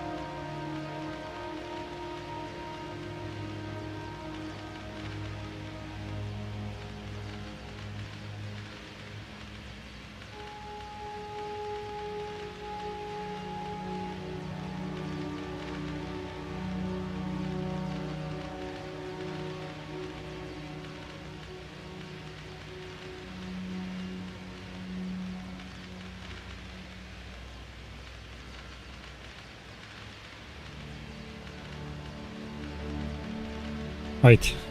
Thanks Odium and everyone else for answering all the questions and keeping everybody up to speed during the dinner break.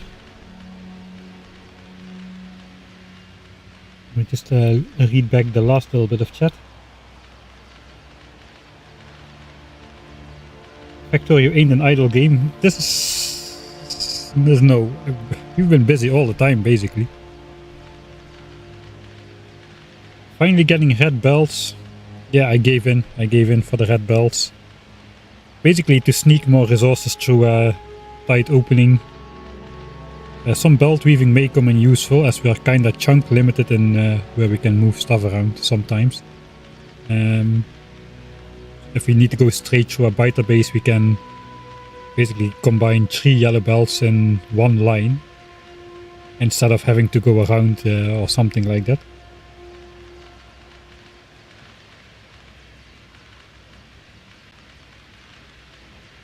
How we're gonna power it? Yeah, we doubled solar, and we have 360 megawatts of power. We're using about 150 or so. Of course, we're gonna triple that with Blue Science, especially since Blue Science is gonna have productivity and the engines are gonna have quality and whatnot.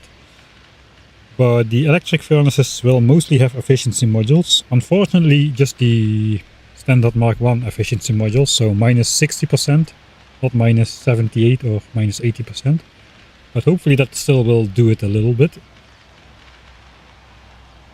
Yeah, I like the labs too, man. This is my favorite area of the base. I'm really satisfied with it. It really just fits on a single screen so well. I should switch off the chunk grid.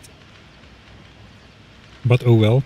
The entire lab area almost entirely fits on a single screen, but not quite exactly.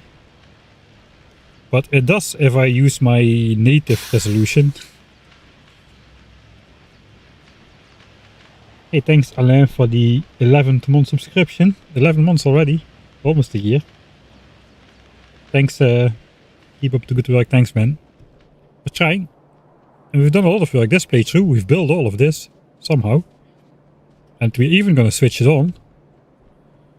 So that's something. This is what a mega base would look like if beacons and strong modules did not exist, basically. Alright, let's reset the progress on the logistics technology. We didn't even lose that much, just a couple percent. 990 signs per minute is the current tech pace. 900 signs per minute from science packs, and the rest comes from these 10% productivity modules. Alright, so before the break we were almost ready to switch on Blue Science. I want to switch everything on like simultaneously-ish. We connected red chips, we need to make sulfur. I think sulfur would be okay if that flowed already to science, but let's switch it off anyway. We need to get water in this pipe. We have petroleum gas over here. And we have a nice clearing.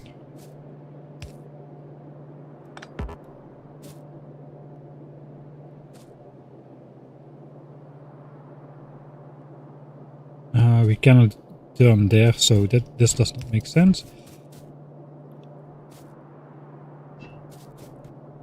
We can just turn here though.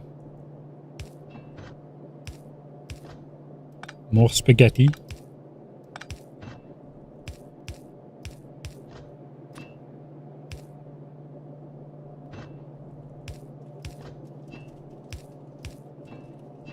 Just trying to keep stuff to the side as much as possibly-ish. Looks like that could fit right next to here. Or is it too difficult to loop that in with the coal belt? I think, yeah, we should not do that. We should just go next to here.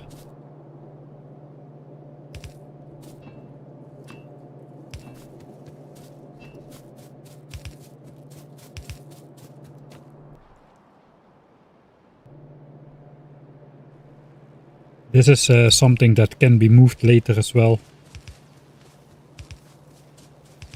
all of this is not like super fixed in its position. Kind of feel we do need to like maybe go here.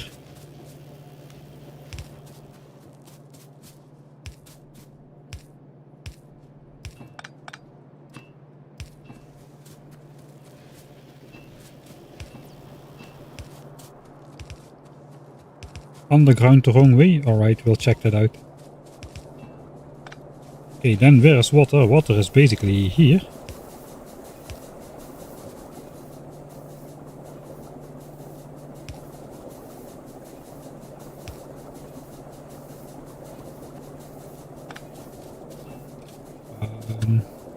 Suppose this does make it.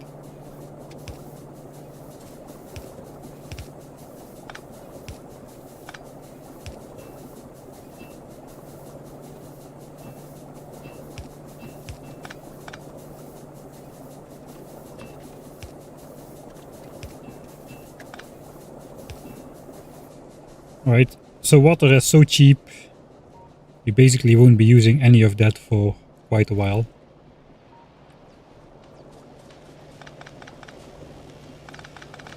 I think we are going to need the red bells for the power plant though, since one yellow belt of coal is not enough to feed 360 megawatts of steam engines, even if we are just using them during the night.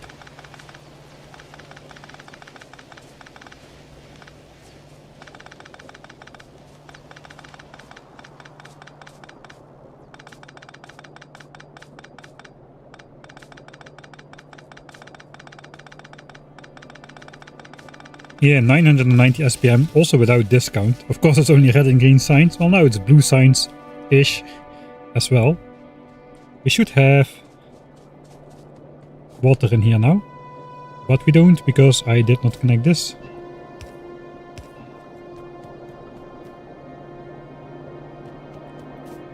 Now we have water in here.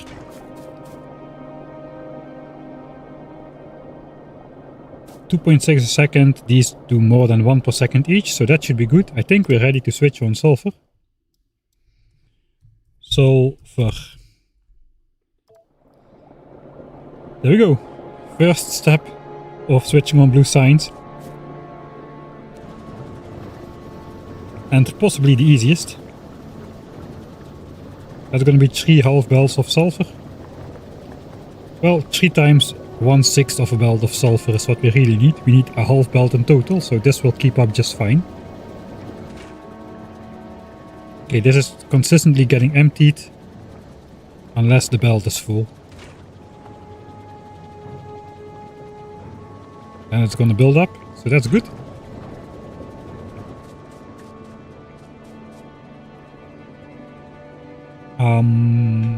Next, let's try the red chip feeding out. That's the next most simple step. The steel belt is that one, so it should be this one. I think I'll also enable this. We'll just mark it for deconstruction for now. I need to put the modules in blue signs before we switch everything on. Okay, here goes then red chips. Will we get like half belts out of here? I sincerely hope so. I know that there's 3 and 5 in and outputting, but it should not really matter as we are side loading it anyway. It does appear there's no gaps in the belts. It's backing up against here, so that is the throughput we need, at least for now. Normally, in a normal situation, these will just be supplementing a couple chips a minute. But now we are just gonna rely on them for the full red chip supply for the entire technologies of advanced oil processing as well as steel furnaces. 325,000 blue signs packs. So we're gonna need the 1.5 belt of throughput during that time. Alright, that were the easy parts. A smart guy would have already let this flow in a bit further. Of course, we've got our beautiful... Okay, that is not connected. let's run faster so we can fix it faster. That's not how this game works.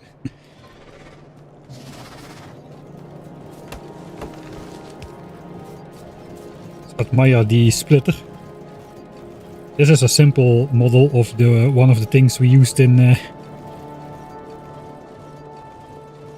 10,000 signs per minute run. Perhaps we can somewhere integrate a pizza splice splitter here in this run as well.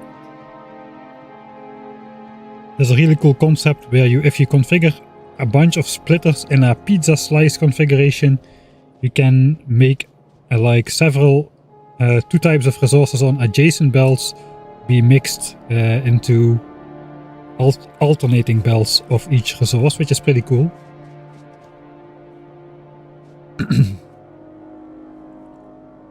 Right, so steel, let's also block that over there.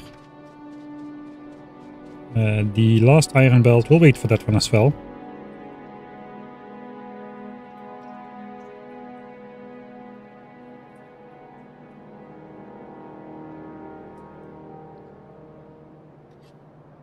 Wouldn't it be fun if the leaks held a limited amount of water? Don't give the devs ideas, please. 2 million water and then it runs out and it is just like a dry sand pit where you cannot build on or something. And to make it more fun, if it dries up, the biters can then walk over it and just walk into your base like that. No, that does not sound like fun at all.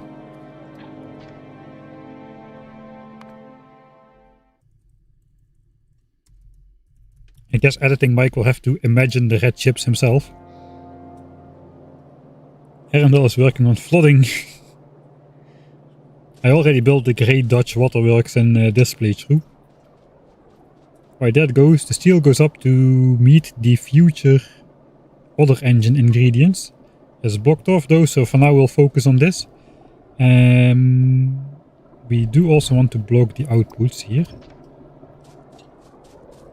Let's have a look how this works with the quality sorting and whatnot.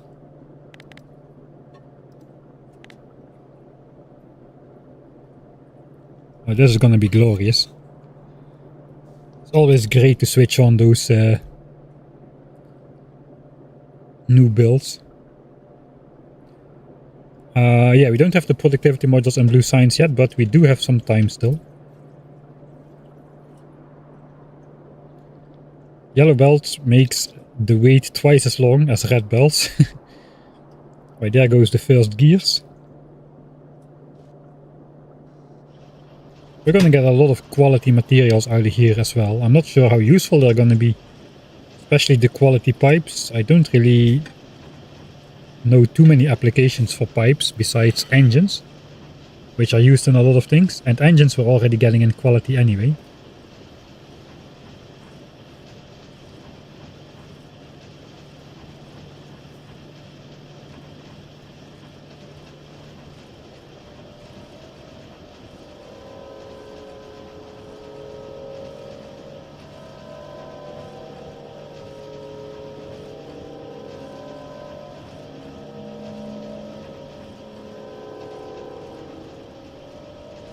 We do still care about the pollution output. It's just that we claimed a pretty massive area for ourselves during the early game. The pre-base days. So we can actually create quite a bit of pollution. And there's a lot of counter pollution measures you can take, like efficiency modules in the miners is the first thing that usually comes to mind. Then is switching to solar panels. And later eventually, which we're going to go for now, is electric smelting as well. And that basically not eliminates pollution outright, but it does do quite a bit for minimizing pollution on the map. Like right now we didn't really minimize pollution at all. We still have like quality modules in the mining drills. Oh yeah, the radars are switched off over here. We still have quality modules in all of the mining drills.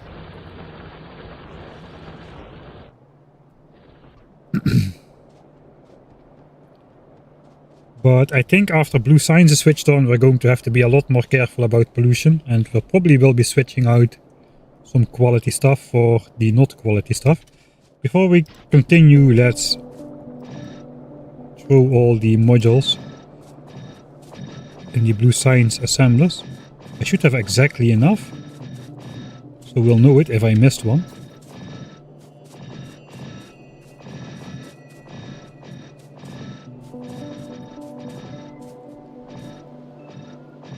Love how this bottom part is hidden in the tree still.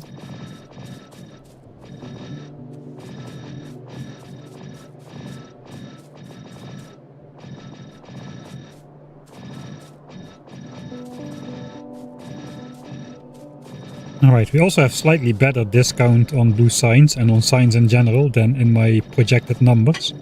Because there was, I calculated originally with 8% productivity bonus in the labs and in the blue Skience assemblers, but we have quality modules, so it's +5. So +10 in the labs, +10 in blue Skience. Alright, engine ingredients are ready, so I think we'll switch these on next.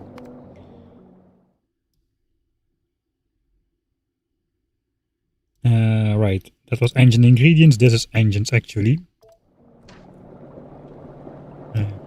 Let's go.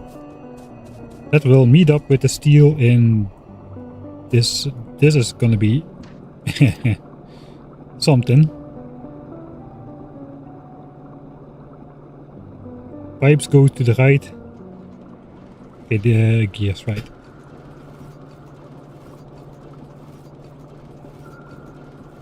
Forgot about the underground belt. Maybe it was not that one. Alright, so now we get the 6 adjacent belts for the engine stuff. Steel gears alternated by pipes. The last belt is not going to have pipes until the first 2 belts back up. That is fine. That's going to self-balance at some point. Okay, so now we're getting the engines out there. Oh, mamma mia.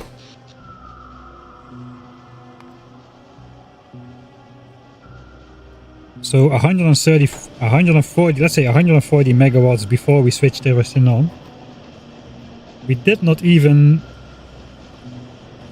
build Skience into the labs just yet, I realize now.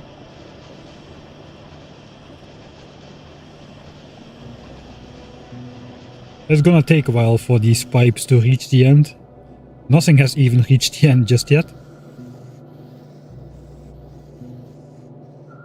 But we need 2/3 of a belt of pipes about for each 1/3 of engine assembler, so eventually that should back up. We already see the engines coming down the splits, so I guess we can enable the red chips to match up with the engines.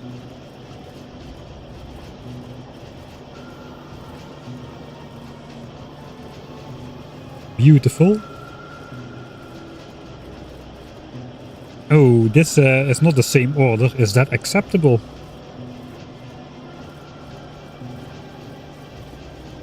That is a dilemma.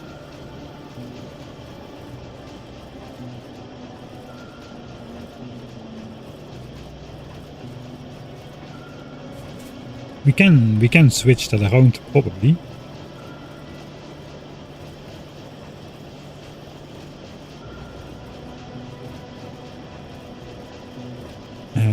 Do we have space? That could go over here. No, we need another one. Be something like this.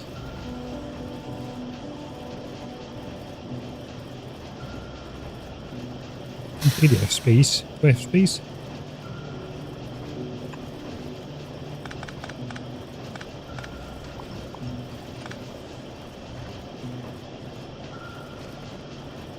Okay, so this one is the culprit.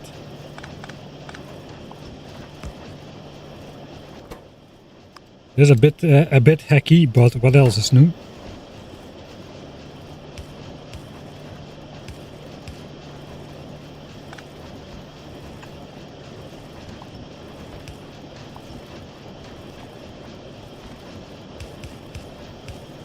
I don't know if this is better, to be honest.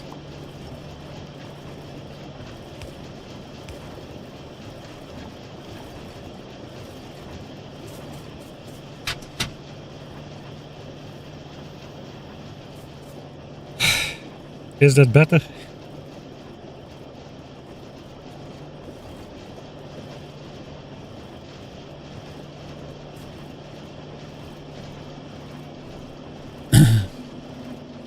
Yeah, we're ready then for blue signs. We got everything. We got everything. I think before switching on actual blue signs though, we should maybe consider, you know, bringing blue signs into the labs. Because we did not do that yet. And that means FU accumulators, FU concrete. We don't need any of that.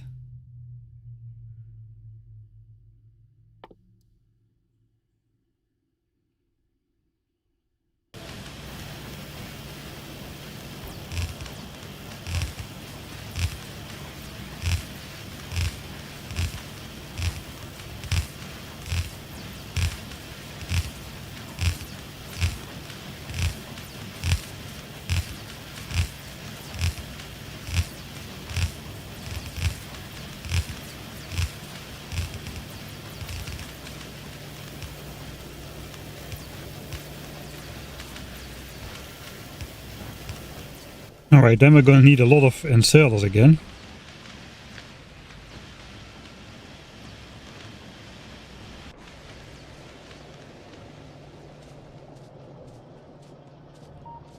Actually, not that many, but I don't have any inserters anymore. I could just grab them off signs. But I think we'll just craft some here, so we have the chance to get a couple better ones again.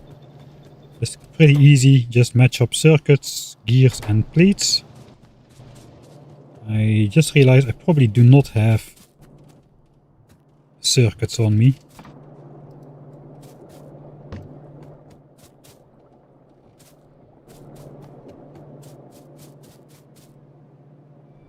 Alright, whatever, we'll grab some of blue signs then.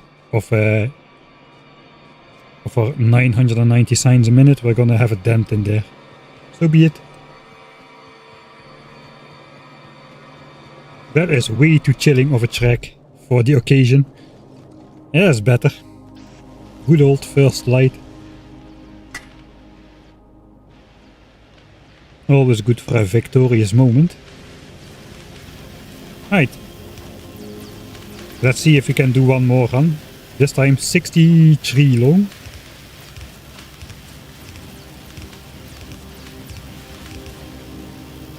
Almost, there's only one place to misplace him. I seem to be able to hit that space quite often though.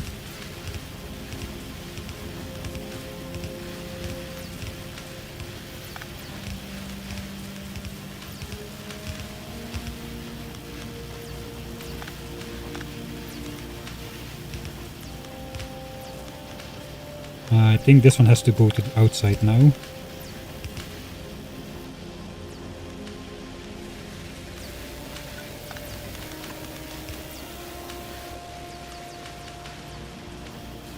But this one cannot. Ooh.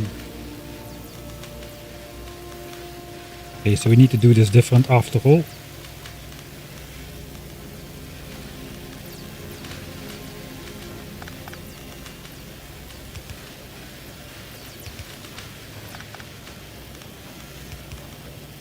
Right, we'll fix the coal belt situation a little later.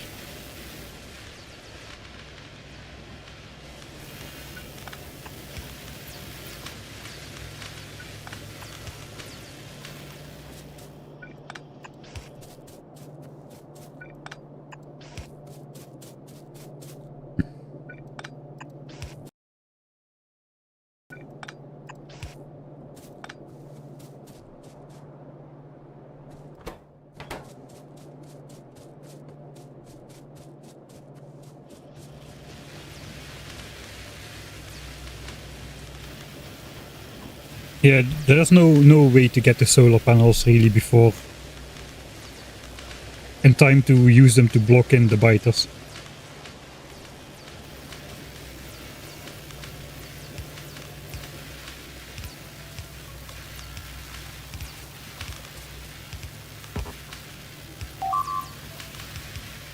Is the connection okay?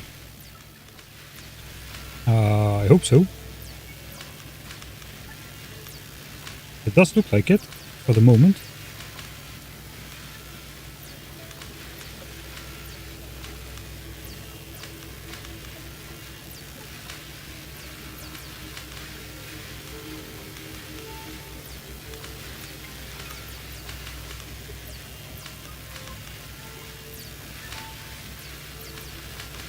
Looks okay on my side.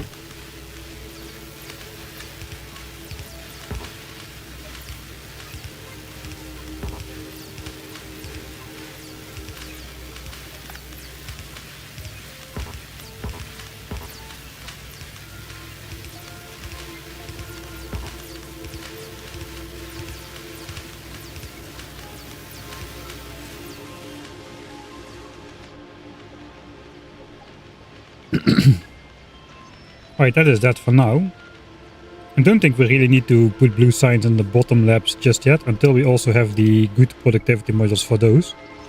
We just can send all blue signs to the good labs. Here's our inserter byte, the byte we took out of the inserter belt into the science graph. Alright, now we need to make sure that the right packs can be transferred. We can also get rid of the military signs. We won't be using those anymore. Ever. Instead, these now need to transport up blue signs.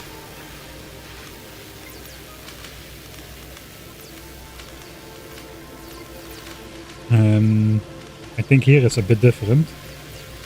Here those were grouped with red signs instead of green.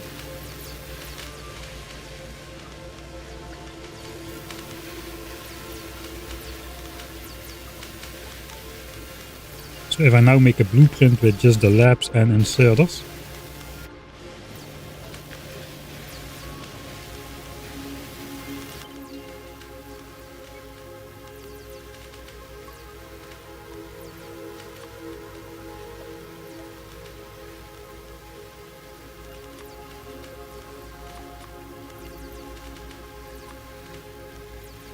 And tile that, then we should be able to just copy all the settings. It appears to work.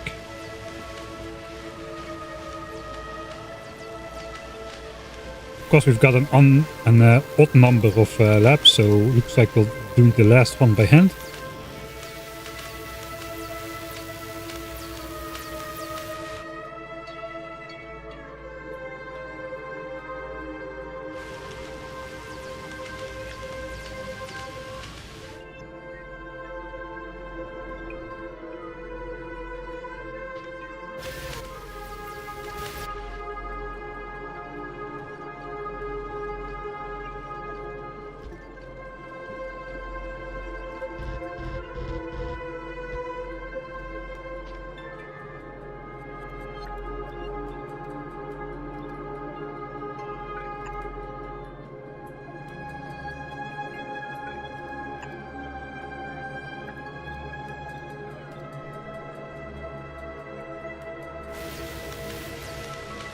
Alright.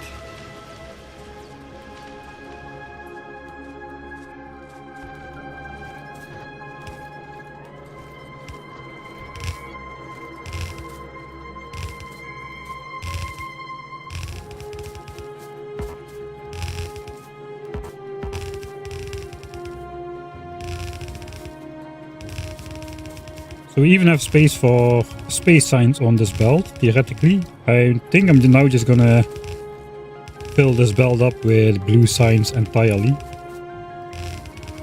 It's gonna be a while before we have the next one. I am just not gonna connect it yet.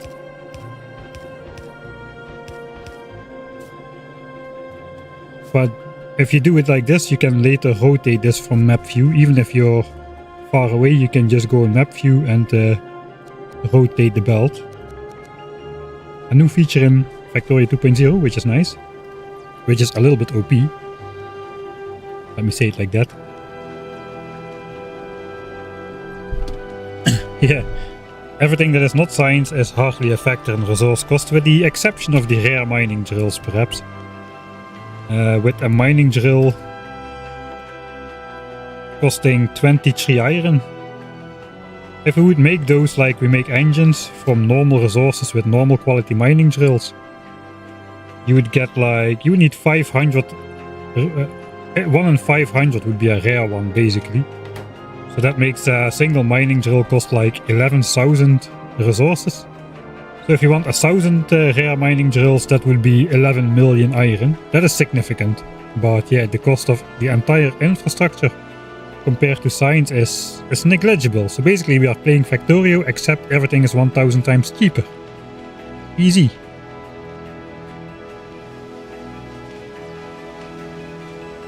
Yeah, we need to symmetrize the coal belt. We'll wait for Logistics 2 to do that though. We can do then a red underground, so we have some more options. I think, are we ready to switch on blue Skience? I cannot believe it. 91% on this thing. I think we should hurry up as well, so this can properly back up. You know, I think we have a way to... Since we're faking it anyway, I think we can get to 1,000 Skience per minute. Not a real 1,000 Skience per minute, but we're closer. I think we're closer than it might appear. Anyway, let's wait for daylight to switch on Skience this time, since there's no lights in the build. Let's flop these inserters in place then.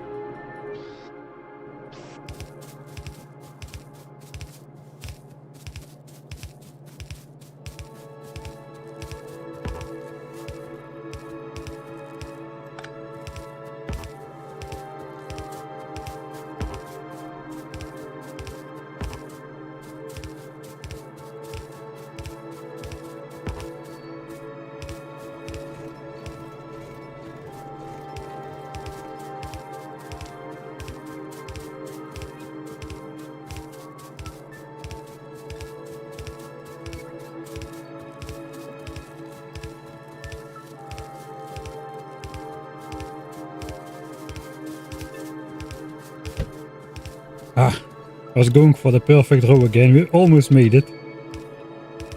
Right.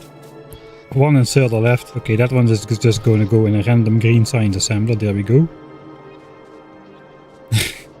Now this lab is going to be active for half a minute.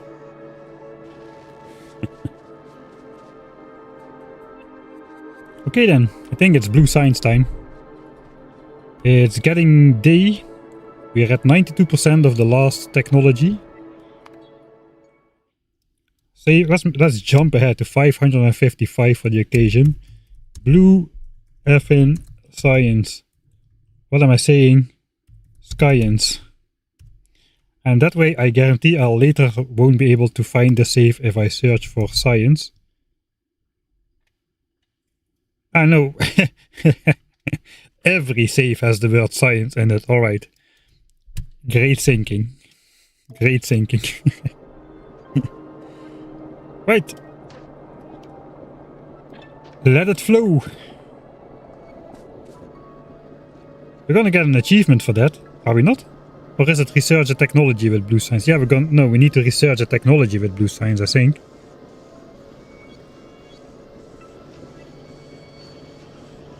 Blue Skink. Heck yeah.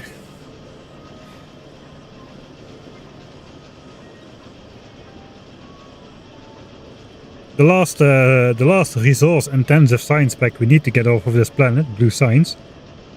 Of course, it's not really real blue Skience, you know, but it's a quality blue Skience with a capital K, if you know what I mean. The assemblers are taking their sweet time to output the first one. It's a 24-second recipe. There we go, first Skience packs on the belt. Holy moly, we're doing it. Quality Skience with fake ingredients, mined by quality miners which put fake resources onto the belts. I don't know where they're taking it from. Yeah, the quality of this the ingredients, you know, resembles real world manufacturing these days. Everything has to be cheap and disposable.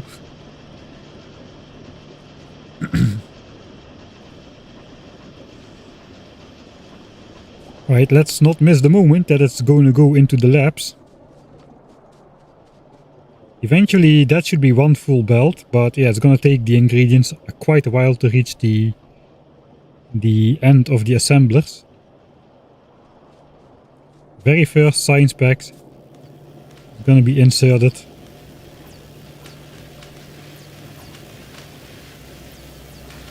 I'm gonna get stuck on some underground belt, I'm pretty sure.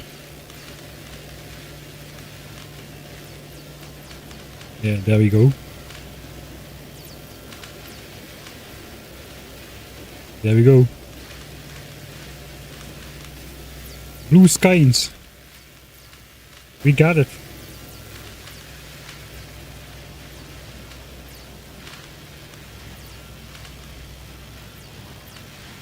Sign stuck on splitter forever. Yeah, that is unacceptable. I agree. I will remedy that. I did not want to ruin the moment though.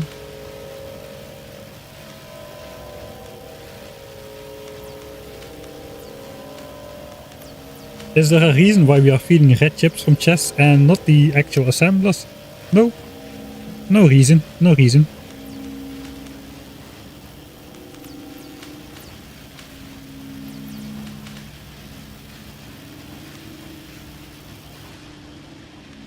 Four science packs, man. The first four are complete now. There was a gap in there. There is a gap in there still. Okay, we have to remedy that as well.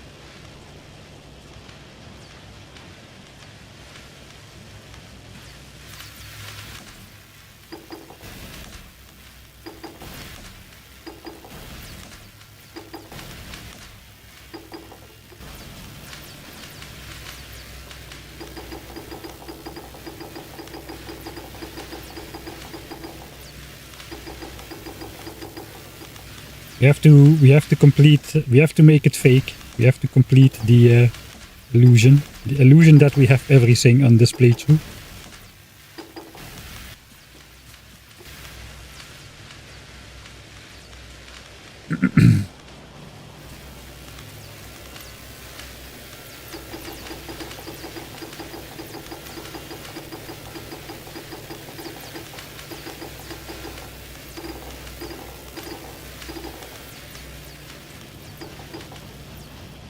Alright, first four science packs, we've got them. You see it, they're on every lab. We definitely have legitimately obtained all four science packs. Everything is automated as far as possible.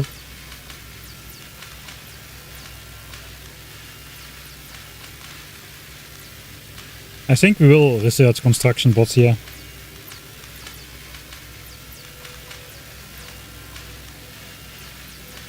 %, only 10 more minutes. And then we'll be researching blue Skience. Advanced oil processing is going to be first. That allows us to make more than twice as much oil, petroleum gas out of our oil. And this time we will set up advanced oil processing as soon as we get it. Because the next technology is going to take another 4 hours or so. And then we'll have electric furnaces, and then we can truly set up blue Skience. Because yeah, indeed, why are we not... Why are we feeding 500,000 red chips from chests over here? Well, because we are feeding the resources which are intended for red chips. Those are very much not used for red chips, those are very much now used for making engines. Because we managed to save up enough red chips for the first two technologies, we decided to simply repurpose the iron for engines and save up steel by temporarily smelting, you know, a couple chests worth of steel, like say 300,000 or so. And that way we can hopefully have 990 blue Skience per minute as well.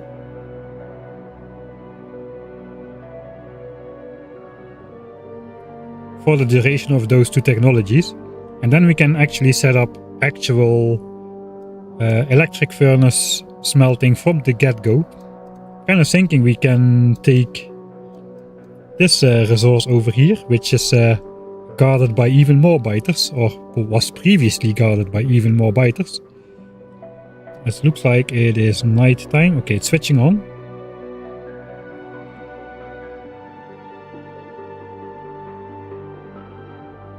It is switching on. Switch on. There we go. So yeah, we can start mining from this cozily located mining drill. Of course, we cannot mine the entire patch, but we can mine some of it. We can mine most of it even. And hopefully we can get 5 belts of iron out of here without polluting these biters. That might be a bit too much dreamy, too much hopeful, but we'll see how that goes. But that looks like a good location to just mine, straight up mine 5 belts of iron. Because there's not really other places I can do that, except maybe here. But we don't need 5 belts, we need 9 belts. I forgot about that. So probably we will use this spot as well. We can use these 2 patches maybe for either steel or pipes and gears. And then this iron patch for the other ones, these 2 combined, maybe. Something like that. Right, how's it going with the Skience specs? The Skience specs are backing up on the belt. Let's see how much Skience we are producing. It's a bit wobbly. These are like these might be the productivity bumps. Looks like it's up there. More than 900 a minute, so it's more than a belt we are producing at the moment, but we do have full steel, which we won't have eventually because we'll be having some quality steel in the mix.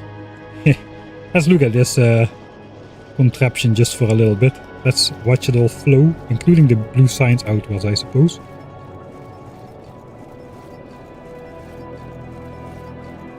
That is nice.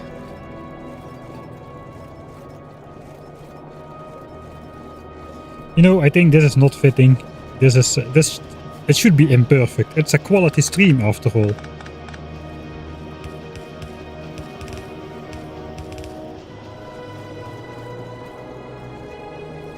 Yeah, I think that is better.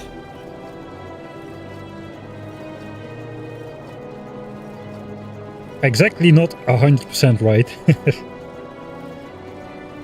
You can sometimes see the gaps in the belts come up over here, over here. That is when a quality gear had been produced, and there is a gap in the belt now, which has been taken off the belt. Right, it does appear that everything is backing up.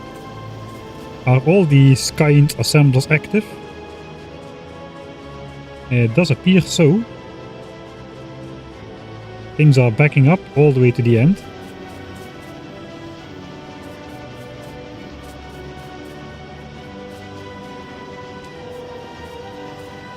All of this stuff is at the end.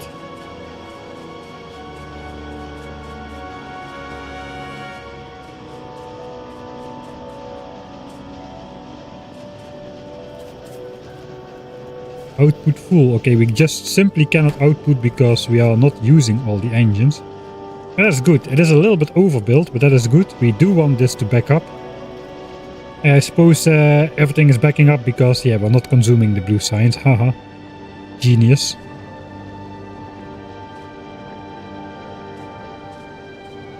So how is petroleum gas looking at the moment? 8k. I think we calculated we would have enough petroleum gas to get to advanced furnaces, and meanwhile we are filling up these oil tanks with our crappy oil sources, which are ever depleting. How far? Oh, we are pretty much a lot closer to the minimum yield of 156-ish%. Let's update this to 232. How far down is this guy? 646. A mere 240% to go or so until minimum. 646. Once these numbers are not changing anymore, we know they have reached their minimum yield, and we can take the quality pump jacks and use them on the next oil source.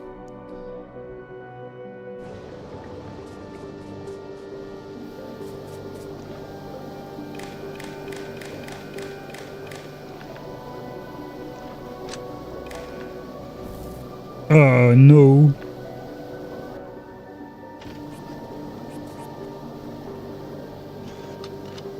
I think every time I load, so I have the flamethrower enabled. I was pretty lucky that I did not burn my full chests of red chips to a crisp right there. Whoops. Nobody saw that.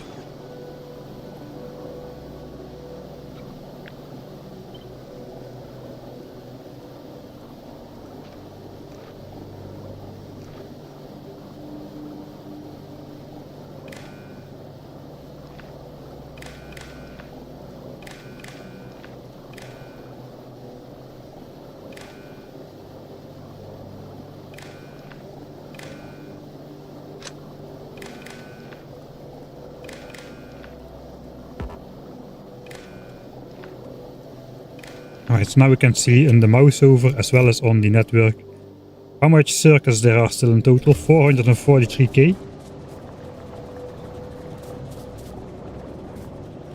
I think we'll just hook all of these chests up together.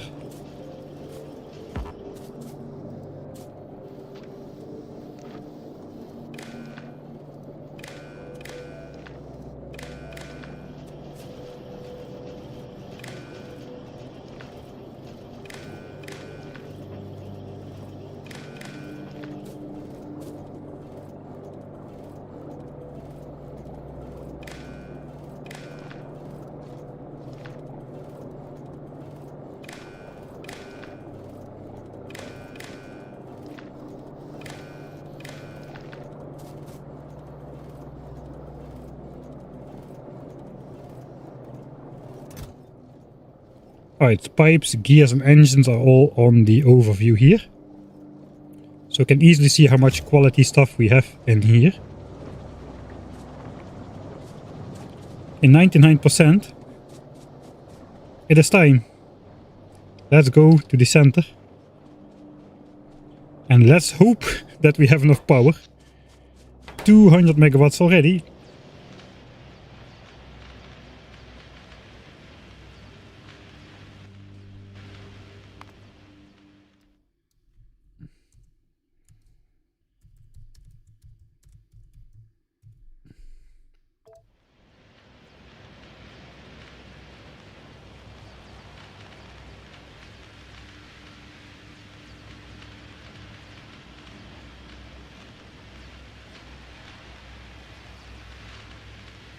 Here we go. Should I have power consumption in the bottom perhaps? Just somewhere where we can see the power.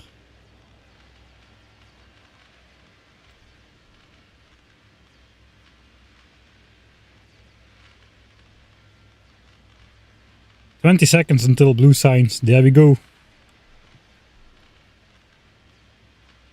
Let's see if it stays at 900. We're probably going to get some weird squiggle in there.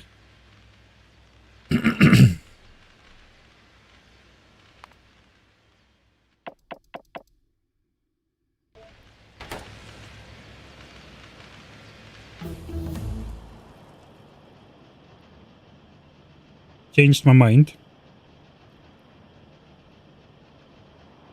We're gonna go blue signs. Don't worry about that. But I'm curious, how far are we really off 1000 signs per minute?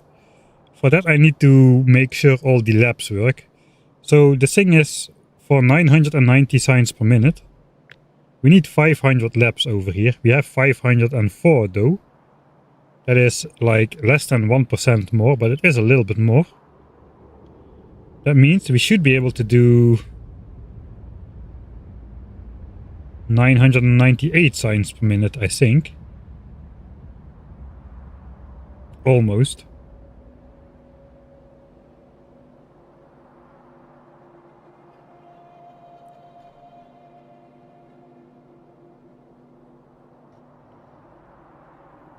We gotta figure this out.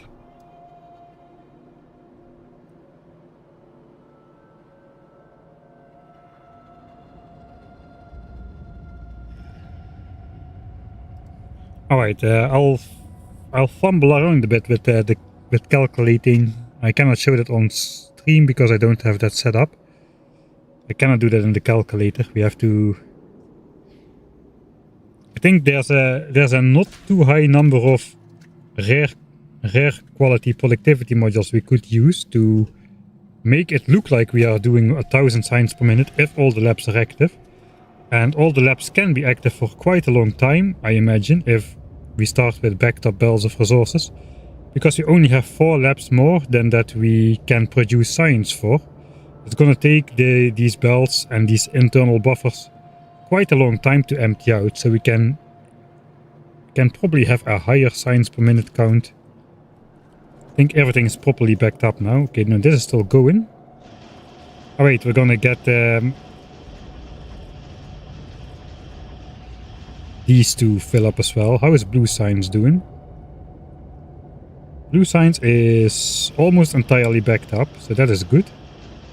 It's gonna take quite a bit of time to empty everything out. Yeah, I think I've got a plan.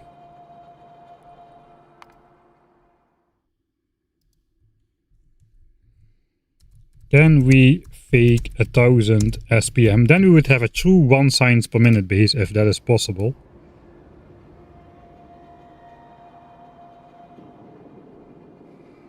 Alright.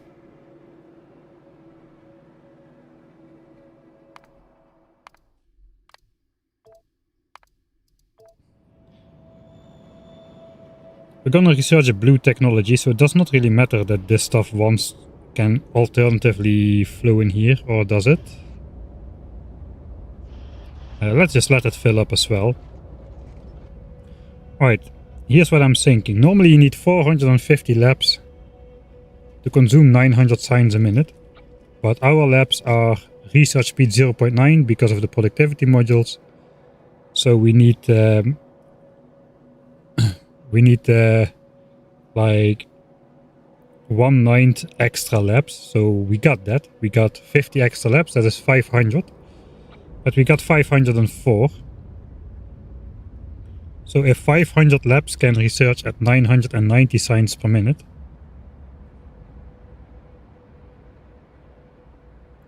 how much signs per minute can 504 labs do?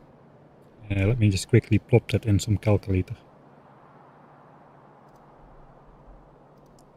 So we got 990 labs. Sorry, 990 signs per minute from 500 labs. So we divide it by 500 and then multiply it by 504. 1.98 signs per minute per lab, it seems. 997.92. Then the question is, that is with 10% productivity bonus. On average, how much productivity bonus on average should I have to research at 1000 signs per minute?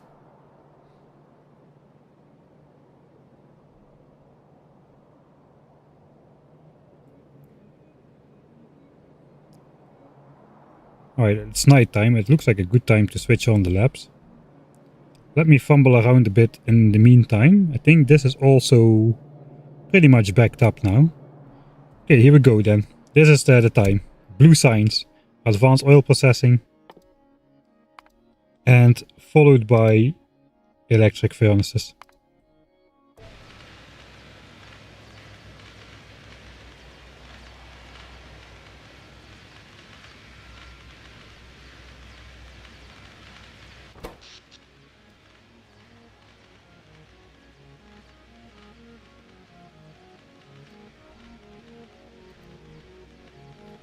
I will quickly fumble about a bit.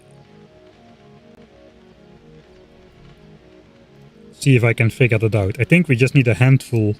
Maybe not a handful, but not a crazy amount.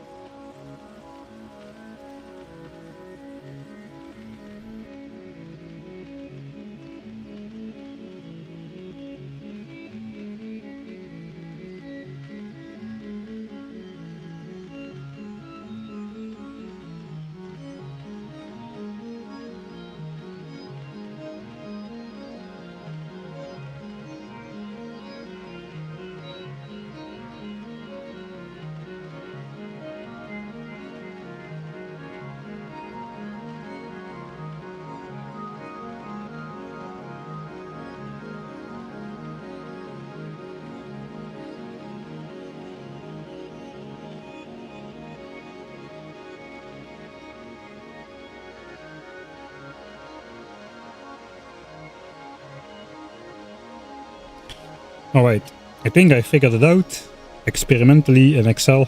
I think if we have 446 labs running the current productivity modules, the uncommon ones, and 58 labs running the rare ones, which means 116 rare productivity modules, we would end up at 1000.008 signs per minute, which should make this graph over here, which now displays 997 to 998, that should be displaying 1000 signs per minute, if we can pull that off.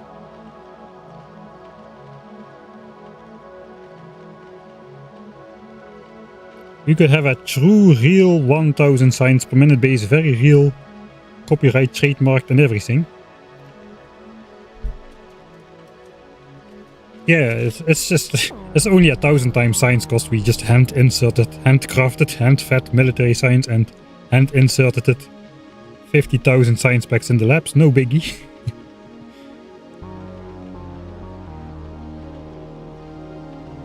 Thanks man, congrats on Blue Sea, thank you.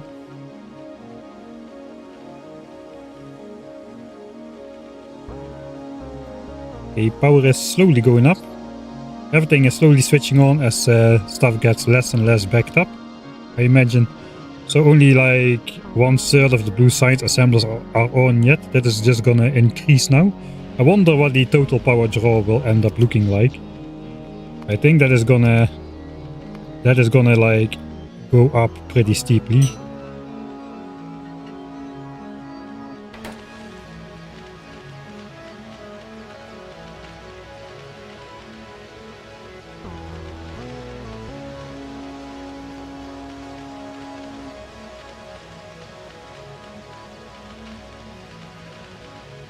I don't have 116 rare modules yet though. I just have like barely a stack, I think.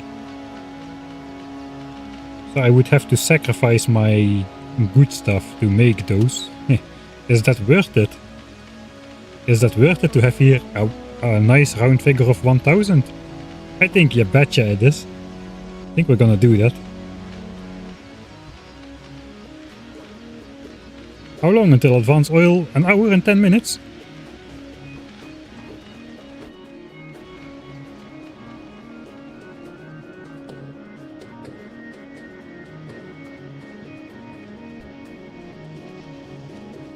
Yeah, it's gonna get unclocked automatically as we start using these signs. I let everything back up intentionally. We're already up to 180 megawatts, which was our old maximum power draw. Let's hope it stays under 360. If it doesn't stay under 360, we kinda have a problem. Right, so I need 116 of these guys. I got 61.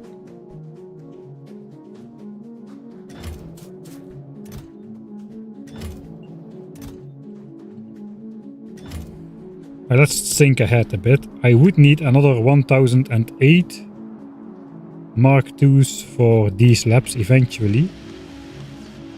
So if I make another 1000,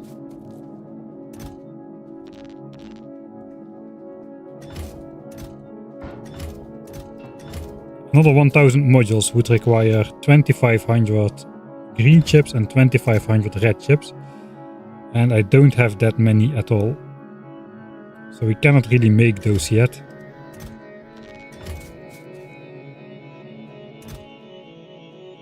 Oh, this is used for so many things though. Can I really spend those?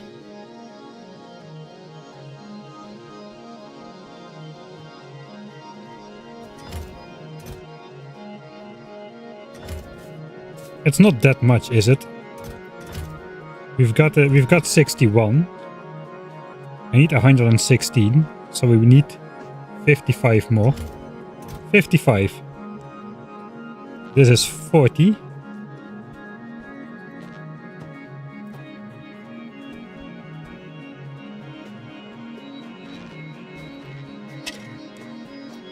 This would be 60. This would be 50. 55. I think we can afford that. Let's do that. We'll just make those.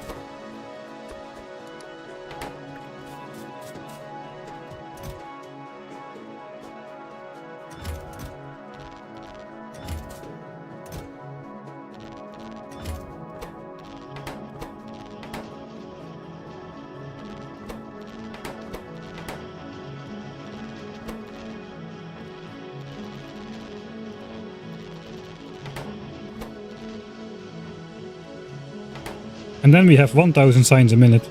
That is going to be the crown with a K on this quality section of the playthrough. It's going to be the crown on the quality.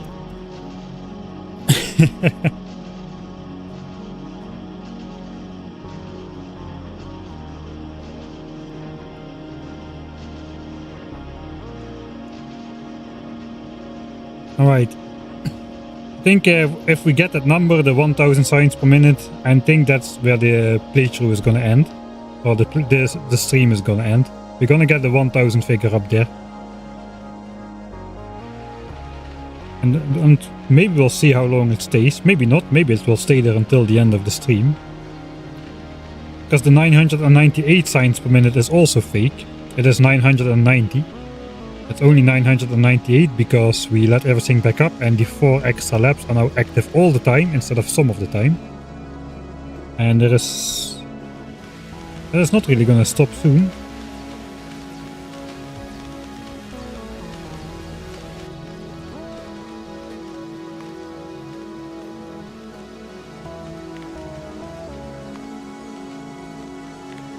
Okay, consumption is way too irregular to get an accurate reading off of that. The carry on the quality cake. Heck yeah, K-Rex, you're exactly right.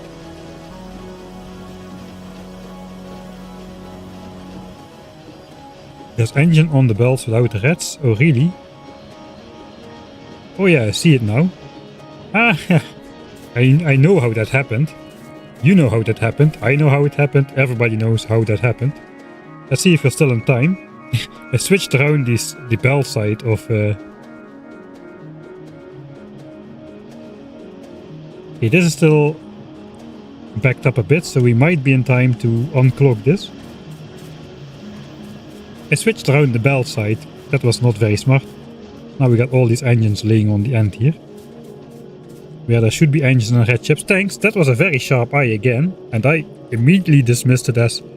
No, I couldn't have done anything wrong.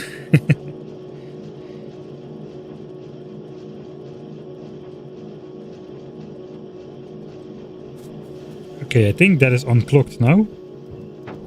I just throw those in there.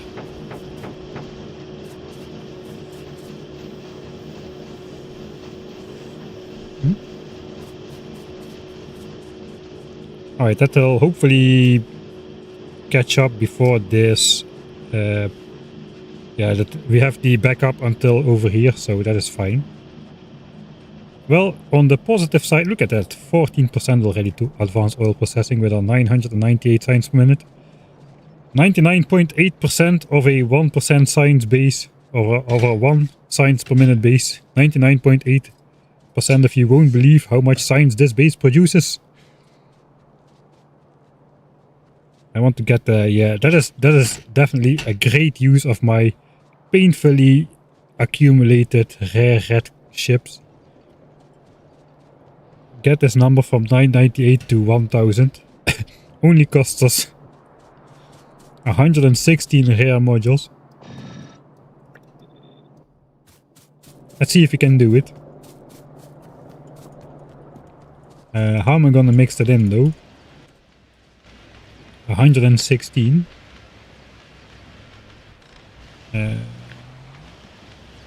I should put them in the end labs, that is for sure. So not in the beginning ones. Because if there's a shortage of signs, the end labs are going to be working probably.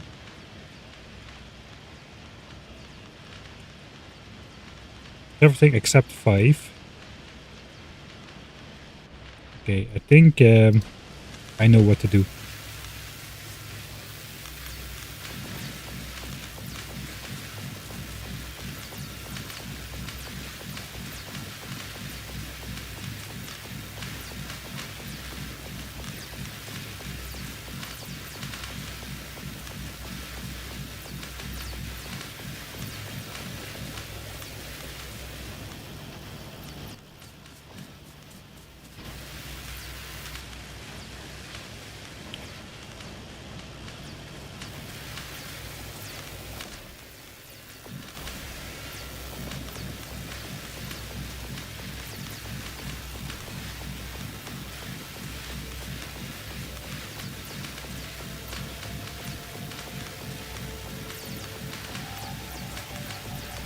Alright, let's put them all in the top ones.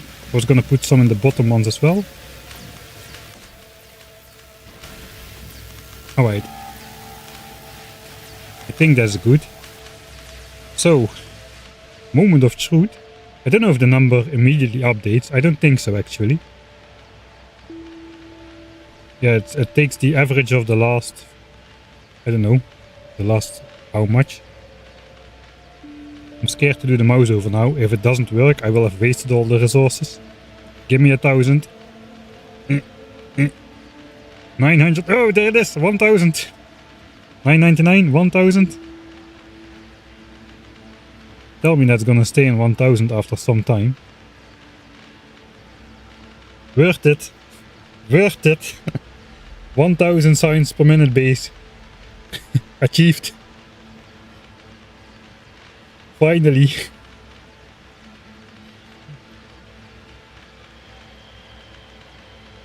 I mean, to actually get... it is possible to actually get 1,000 signs per minute out of the resources we have. We would just need to put those rare quality modules in over half of the labs. But now we can fake it with those 4 extra labs. Yeah, it's fitting to the style of this playthrough. It stays at 1,000 as well, very stable.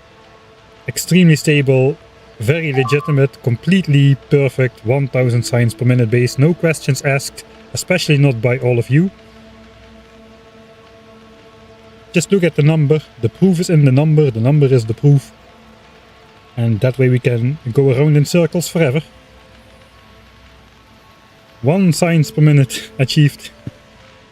So that means if you would research advanced oil processing in a normal game, it would take you roughly an hour and 10 minutes or so at 1 signs per minute.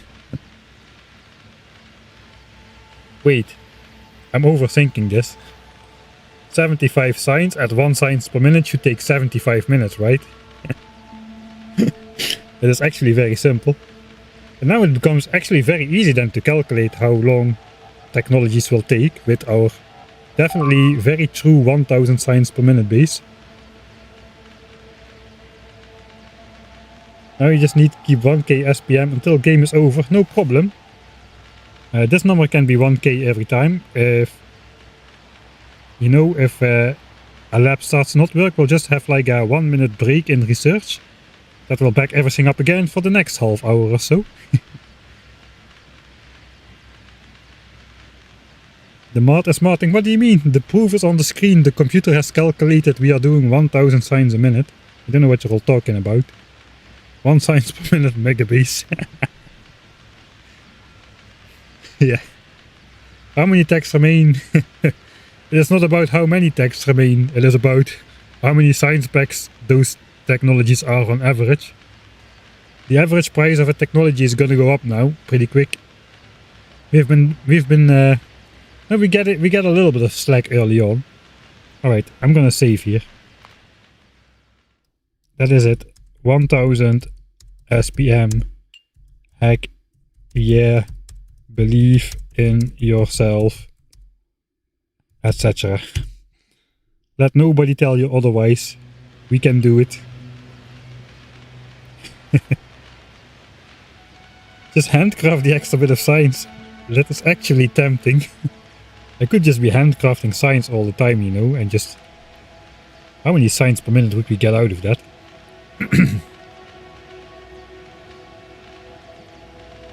Actually, enough. 24 seconds for 2 blue science packs. We are basically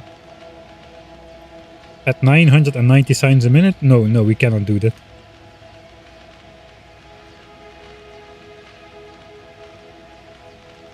Ten blue science packs already takes 2 minutes to handcraft. Does handcrafting create pollution? No. No, it doesn't. Okay, how is the power doing? How is power doing? Oh great, look, the base is even consuming only 3.6 megawatts. It's right there on the screen. 3.6 megawatts is all you need for 1000 signs per minute. You heard it here first. Exploits. Look at that. That is undeniable. You can just screenshot this and it is definitely proof. You don't even need to splice a screenshot for this graph. You just need to make 2 separate power networks. We need to hide what is actually on the power network a bit, maybe like so. There we got it. 1000 signs per minute on 3.6 megawatts. Crappy quality base completed, I think. We can now maybe officially move on from the quality part of the base. I don't know, we're gonna be stuck with quality, I think, until the end. 240 megawatts, is that stable? It is like flattening out a bit. The mining drills might still fire up later a bit. Yeah, almost all the assemblers are busy. Engines as well. Resources are flowing mostly. How is the steel doing?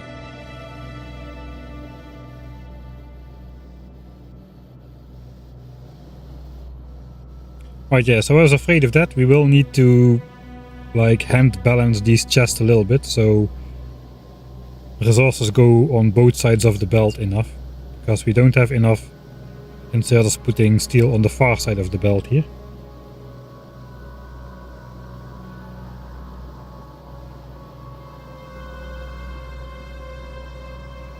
This inserter does not adhere to the put it on the far side of the belt, and if there is no far side of the belt, put it on the right side of the belt. This guy definitely wants to put it on the left side of the belt.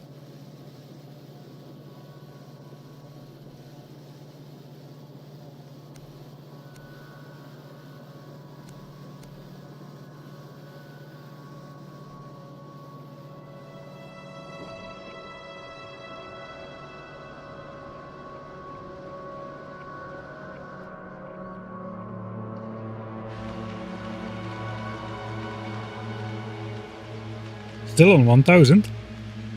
Not too bad. Just off screen in the Byter network.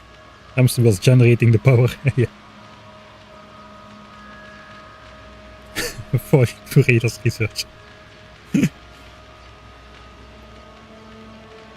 You'll have to do the rest of the faking yourself if you want to post the screenshots anywhere.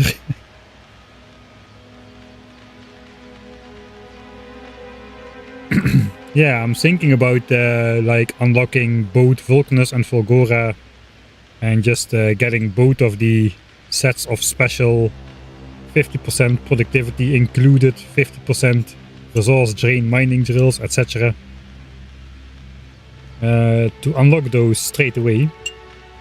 We could even just like speedrun a bunch of those. It would save so many resources, man, if I had EM plants here and big mining drills. I would have to do the entire calculation again. Maybe we can go much further with that on Norvis if we can simply import a bunch of rare drills and EM plants for the chips. Because that's a lot of productivity stacking. If we can do 50% on the copper wire, times 50% on the green chips, times 50% on the red chips. That is a lot of discounts. How's pollution looking? It's still looking okay. There is no way that this is... oh, there is a way. And it's probably the extra mine we built. That thing has been going for a while. It's already starting to run out a bit. 800k left of this 8 million ore patch. See? Same for here. I think we might be okay for these two technologies still. But once we start building another 9 belts of iron for engines and another 3 belts of copper, which we haven't built yet. 2.5 belts of copper, which we aren't using yet for red chips. And have all of this run at the same time, because this is now not running and we're already using 240 megawatts. I think we're going to have to do some power conservation, not just for the power but also for the pollution, because we're already getting close on some fronts.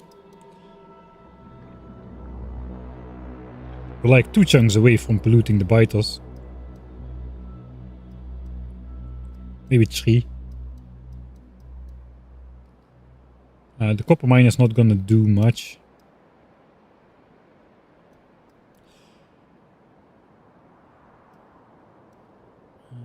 Yeah, we'll have to see that next time. Are we still on 1000? Still on 1000. It's taking quite a while.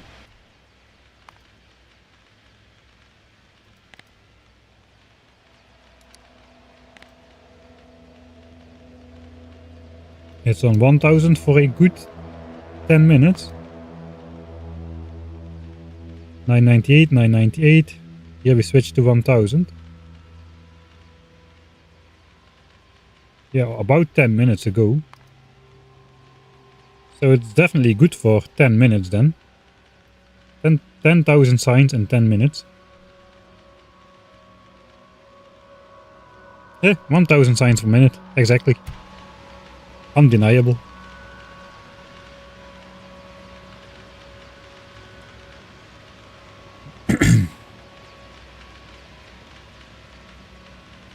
Are there quality labs? Yes, there are, but just like almost everything else, quality labs only research faster, which means we would need less labs to do the same job.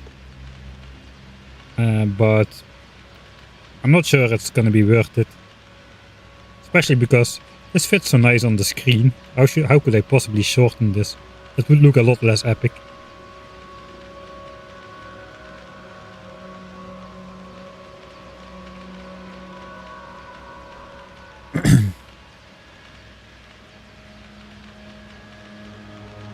I have long lost interest in just beating this challenge just for the challenge. I'm now just trying to build a nice base, you know. Everything should be feng shui. Spaceship nicely at the top edge, you know. It's the only thing we cannot move in the base, so we have to build everything around the ship, I suppose. But I'm spending way too much time for this to... The times that I thought it was impossible to do this, or like at least not probable, are pretty much behind me for a while already. I think we have a fair chance of making this happen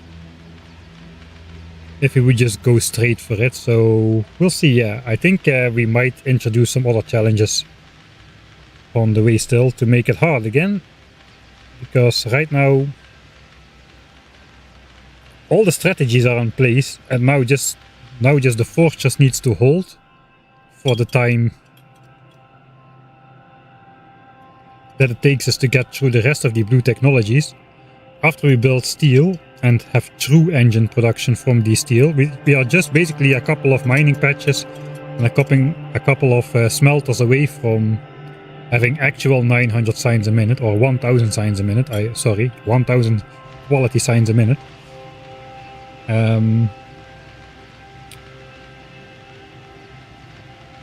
There is not really that much more to do, except for some more map management stuff, like making more green chunks and whatnot. And we have quite a bit of science to go through still. My estimations is that it takes... It looks like 72 hours at 972 signs a minute. I have no idea. I think that these are based on the regular productivity modules. Now we're doing 1000 signs a minute, so probably about 70 hours of research in the blue tech era once that's all set up. And we've only been playing seriously for 60 hours or so. All before that was basically claiming terrain and manipulating biter expansions and whatnot.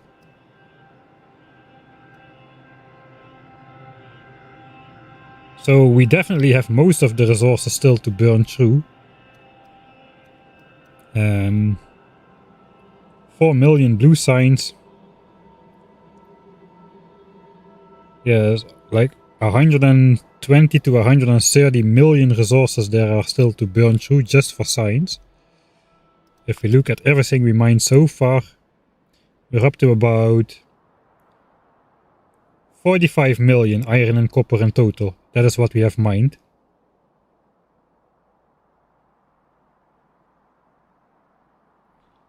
$45 million. And we are not even a quarter of the way to the 20 million green chip achievement. That's funny. With blue signs, it's going to go up faster though. Red signs is no chips, and green signs is 1 chip per science pack. So it kind of works out. This is probably pretty close to the amount of green science packs. Yeah, 3 million, 4.7. We have been making red chips for a while though. Every red chip is 2 green chips, and every blue science pack is 1.5 red chip, which means 3 green chips. So now we're gonna do 4 times as much green chips per science packs as before.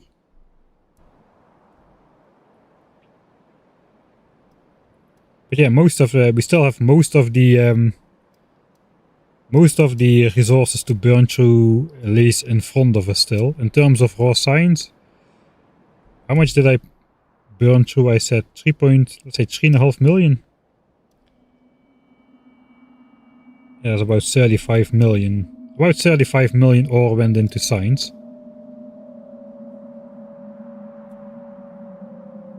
So about 7 million ore went into everything else then. That's quite a lot. I think maybe there's a lot of stuff laying on the bell still as well.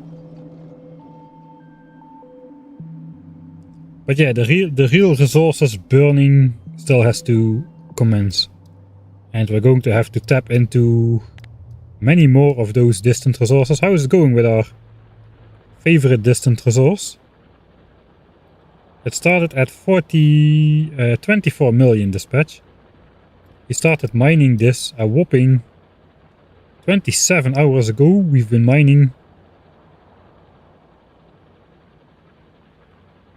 from dispatch for 2 barrels of ore. That means 10 hours per million about, I think. Does that check out? That does check out, doesn't it? We went down 3 million and we're roughly 30 hours on the way. Alright, so those calculations are okay. I should put the rare quality drills on here as well, really. I think I have more than enough. I have like hundreds and hundreds of drills now. Yeah, like almost 500. You don't even need all of these to build engines. We need 9 belts of iron for engines, so that's not even 300 miners. We need 3 more belts of copper, so that's like 1.5. Okay, we might need most of those for... Yeah, we might need most of those then for engines and red chips, what is remaining. But it looks like by the time we set that up, we'll have some new ones as well. I think we definitely should consider just putting rare quality on here as well, even though some of these miners have like literal hundreds of thousands of ore under them. Might still be worth it, you never know. The scope of this playthrough may grow still, so who knows, maybe we'll mine up all of this.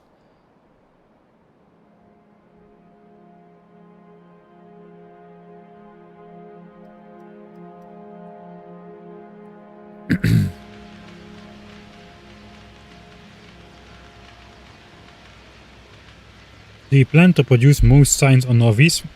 Well, I don't know yet.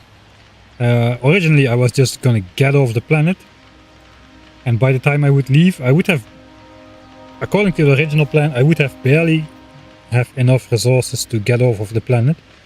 So I think I didn't really make a plan what was beyond that. That is my problem. I think the most likely thing I was planning to do is just rebuild on Vulcanus with the big mining drills and the foundries and whatnot, and later introduce the EM plans as well. Either that or rebuild on Volgora, that would be okay as well, but who knows, we might be able to keep the Norvis base going. We don't really need to be here to defend it. We're not going to lose the base as soon as we are no longer around. The anti-biter expansion stuff should work perfectly fine without us. Of course, at some point it's going to break. But I think some point is just like Beetlejuice is about to go supernova, you know, somewhere in the next 100,000 years. About astronomically speaking.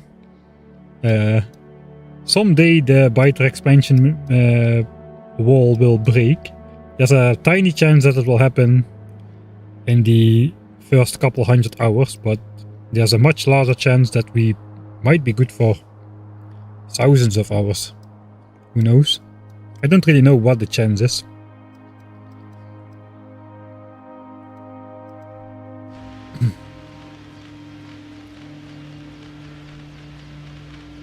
When will the biter juice the biter juice?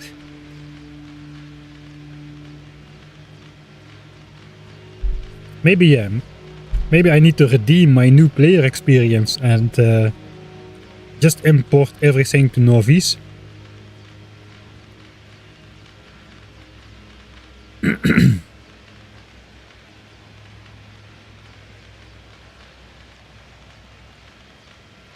Because in the new player experience we abandoned Novice and it died. Not because of the biters, just power died and we just never returned. And the biters took over peacefully without destroying anything of our base. They just settled all over the place again. And we never, we just made... we went to Fulgora, discovered an ancient civilization there. With the scrap and the ruins and stuff. And we let Novice to become Fulgora for the biters basically. So they could discover the ancient ruins of my past civilization. The one-person engineer civilization. Who built all the stuff. And let it go in decline. Vulcanus has a K in its name, that is true.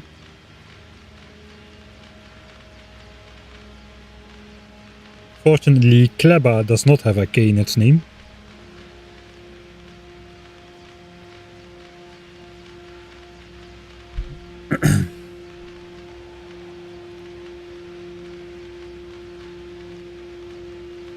Yeah, I have to think where I want to take this playthrough then.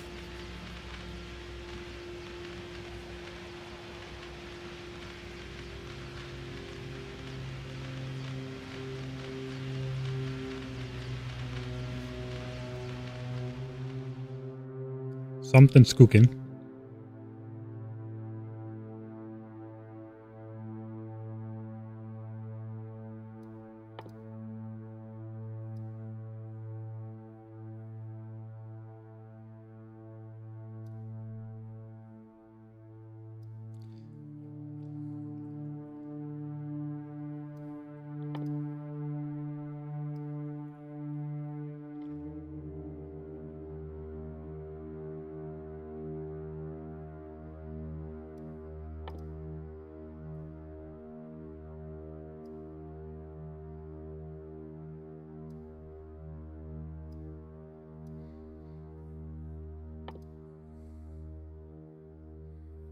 Is it me, or is there not really that many technologies anymore with yellow and purple signs?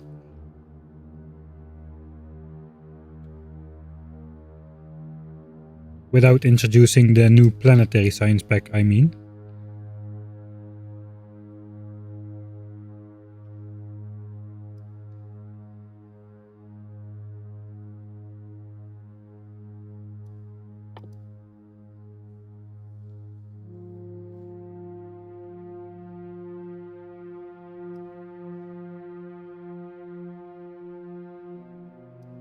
These should be sorted, right?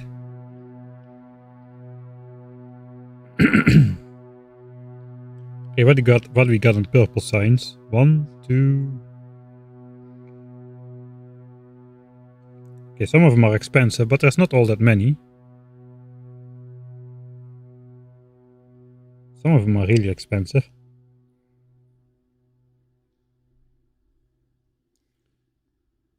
And we get them to Gleba already. Oh wait, this is again... Okay, they're not in order. I don't know what order they're in. Of course, this is also Novice technology. Okay, yeah, now we get the... colored ones in there.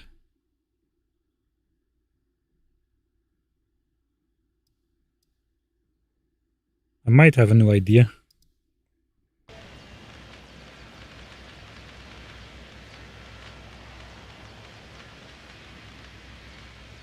And rush to space, we were already as good as automatically going to get rush to space originally.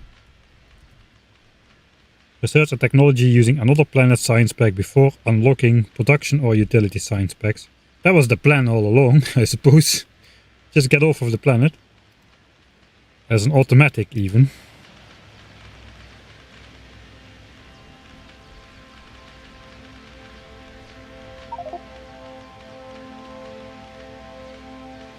%7 time. 93% pollution.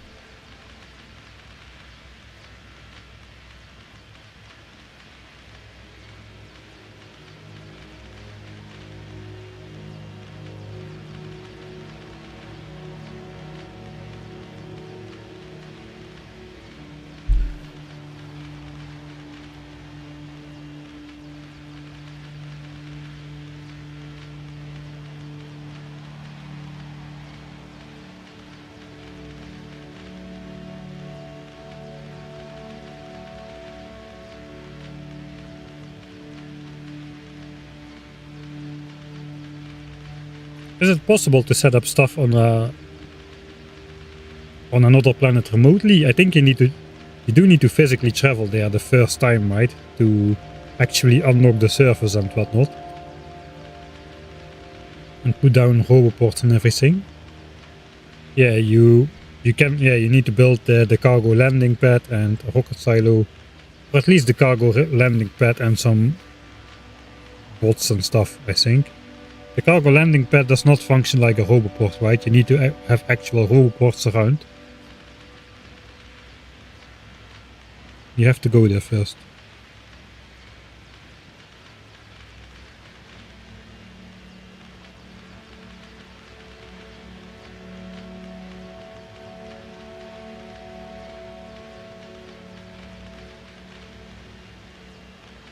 Just a big storage chest, alright.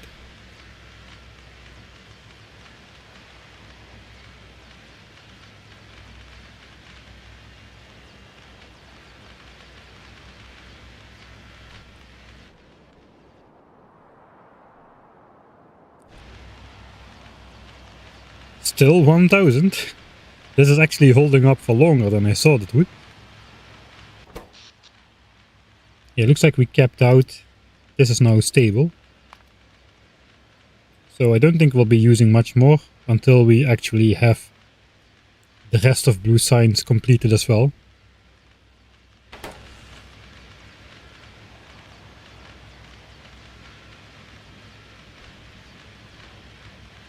Are there some streams I should watch to not miss a whole bunch? I couldn't really tell you.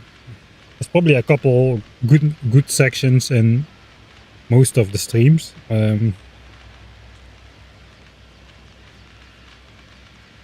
But no, there's no real middle ground between the streams and the edited series.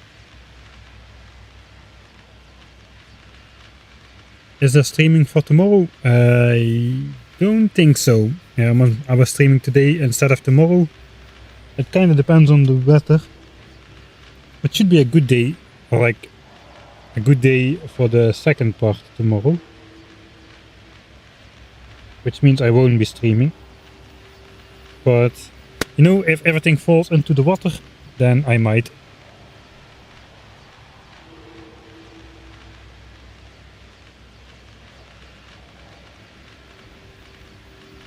It is possible to get okay, what if what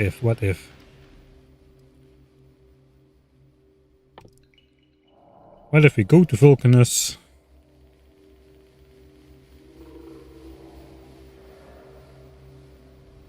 We can quite easily get all of this. I already looked through that. You can just simply get this by doing some simple things. Unlock this, unlock this. Can we make those though? We just need some tungsten carbide. We can get the initial batch from just mining rocks or something.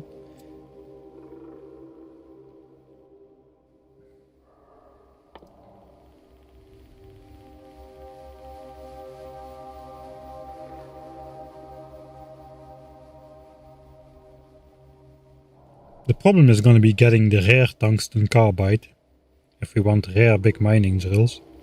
You got everything else in rare quality, rare chips, rare electric engines we can make. The rare tungsten is going to be a problem. Basically have to make put quality modules in the mining drills on Vulcanus from the get-go and just start collecting tungsten there in the same manner that we have been collecting rare iron here, I suppose. How do you get the tungsten stuff?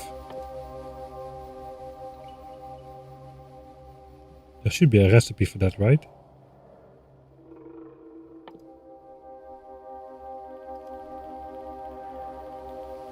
Tungsten or carbon. Oh, we also need quality carbon then. But that's going to be a problem as well. But we cannot get quality carbon without recycling, I think. Because this is not a recipe which is unlocked until you get the or is it? Ah no, wait, we can make carbon from coal. We cannot make coal from carbon. Okay, so there might be a use then to all the quality coal we are collecting. Because we need quality carbon to make quality tungsten carbide. That's good to know. So if we would stay on Norvis, ship over the tungsten, we need the quality coal from Norvis and make that into quality tungsten carbide to get quality. Oh no, we need to do that on Vulcanus, right? We can only craft these on Vulcanus. Quality carbon is easy in space. Yeah, with recycling, I suppose, but I could go to Fulgora. There's so many options. I could go to Fulgora first.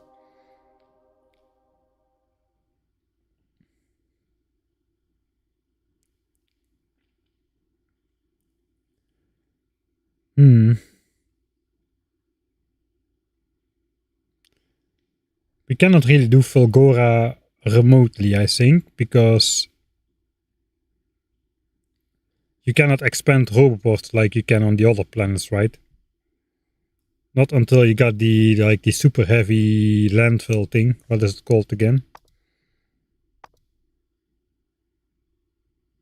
Foundation, I think. Oof, that is all planets research, including Aquilo.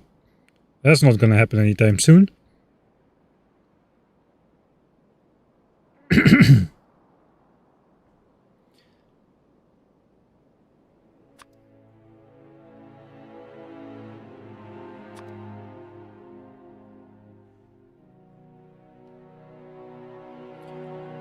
What about those so yeah, basically we cannot have the train network on Fulgora be built by bots because we cannot connect the Roboports to each other. So we cannot do Fulgora automated from a distance.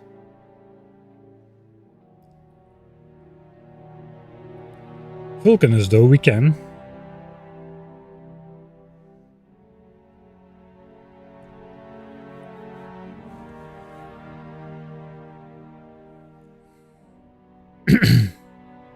We could use a tank.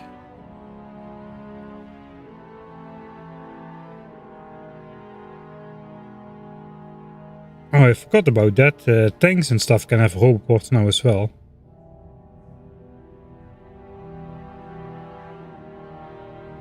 No, wait.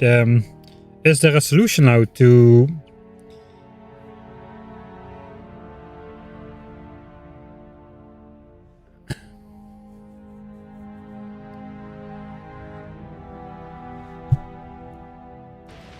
Alright, so there used to be a problem. I did save. I'm gonna save once more in editor mode. Throw away save.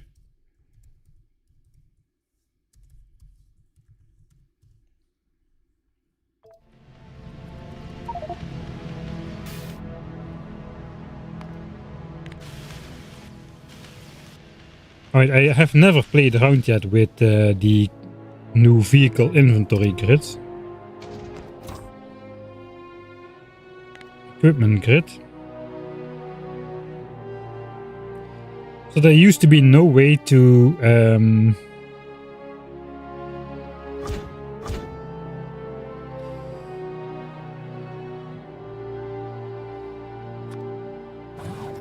I forgot what it was.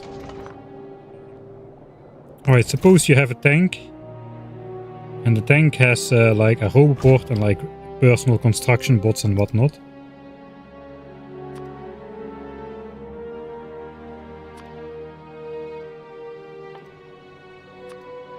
And a bunch of logistics bots as well. Right, and some storage chests.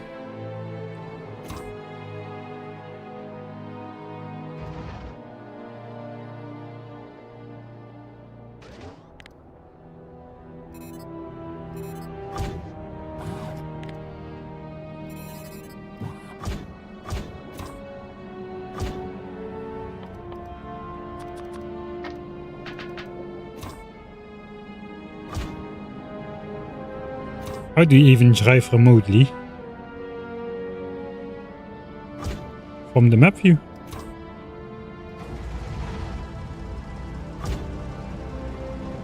Huh. This is the first time I drive remotely. Okay, that works very well. But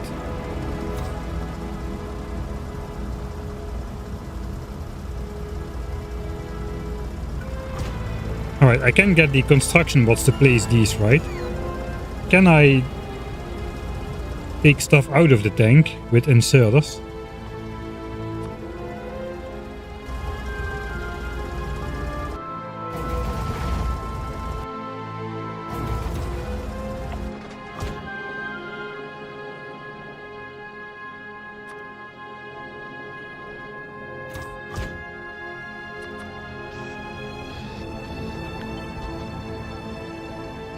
Yeah, let's go out of editor mode.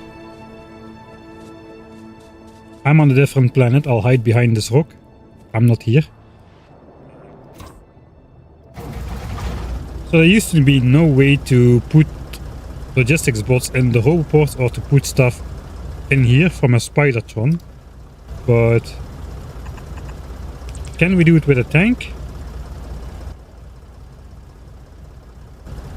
If there was power. Dang it.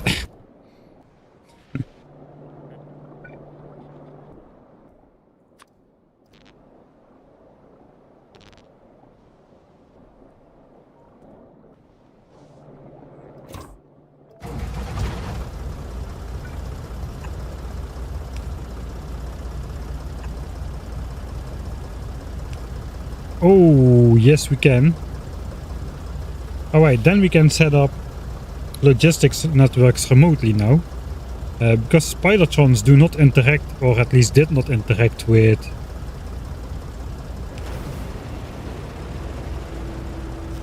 Spidertrons did not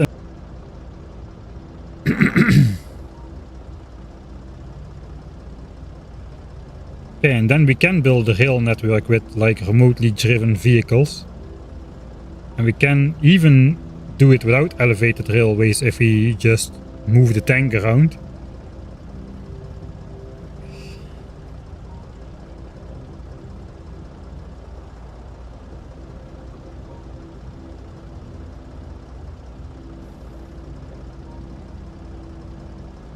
Oh no.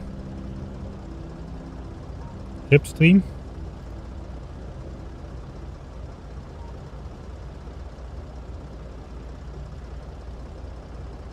Yeah, both sides dropped. I think we're back now. Alright. Still sound on Twitch too? Because sometimes that goes away in a moment like this. Don't you need vision as well, like radar?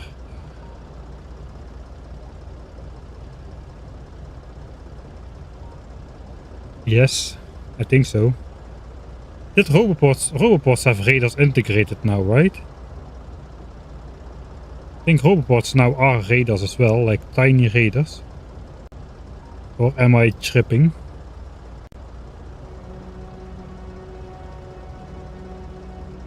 Radar range, yeah, they have a radar range of 2. That's basically a 5x5 area, I think.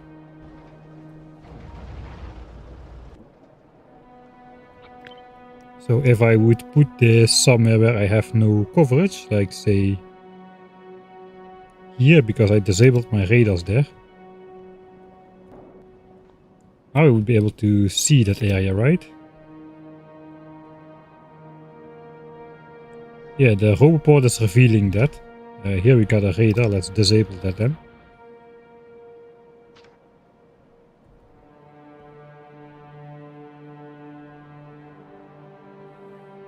So powered roboports are radars.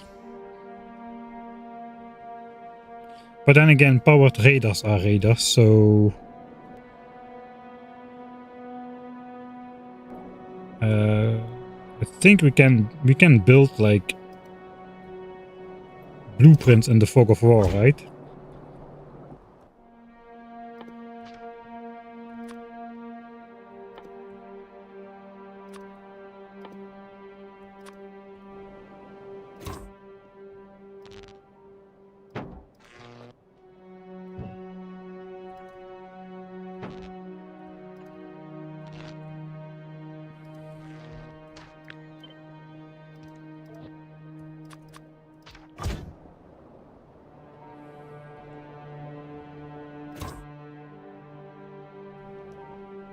Alright, let's try this out.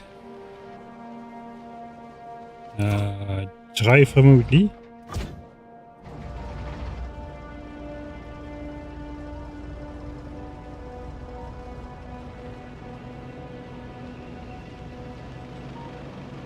Alright, so now we go into an area which I cannot see on the map.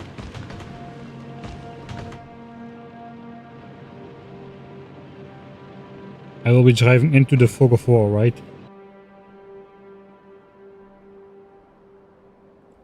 Am I still in editor mode?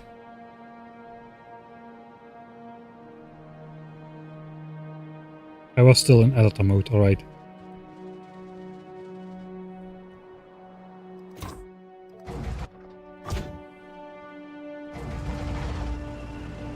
Alright, so we will see nothing then. Except for the map. I suppose we cannot really discover new territory like this either.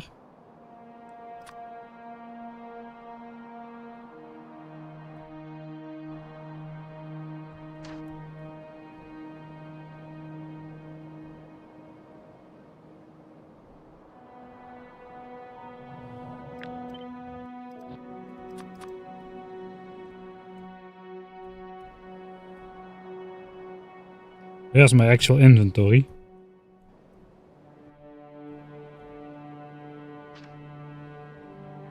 Is it because I'm in remote drive mode? Okay, let's try to place the blueprint.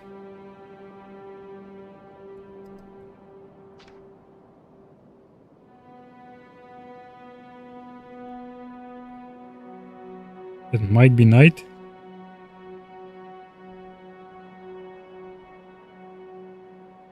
It is night. Let's skip ahead to the day. The power line is placed. Right, there we go. So we could do that to at least light up the area. It's gonna be a bit annoying to drive around like this. But it is possible.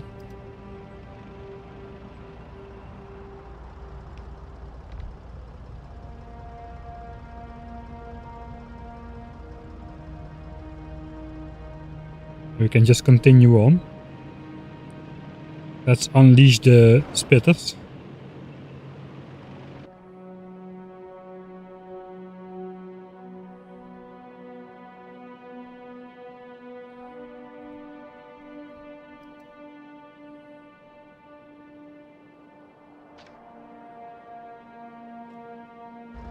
There we go.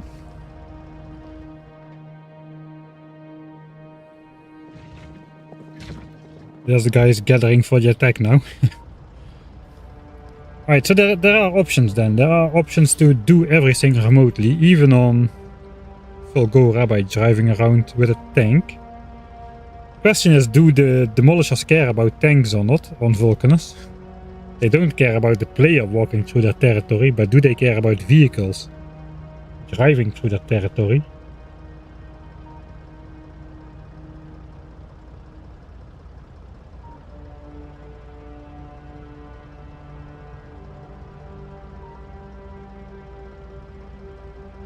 They don't care. Alright, that's good news. Demolishers don't care. Alright.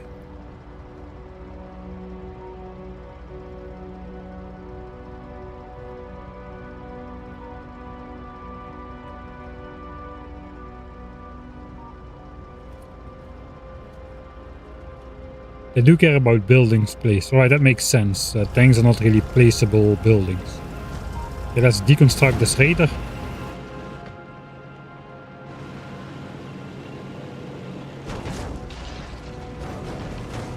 Oh, those guys are not happy now.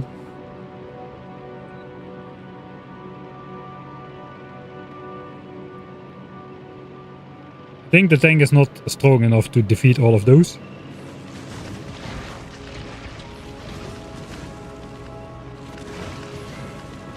Maybe, yeah, it looks like it is. It's a bit hard to drive over those guys. It's basically all but immune to the spitters. We get most damage from the impacts, I think. Or do we? Maybe not. Alright, that is the end of the tank then. Alright. There's options. There is options.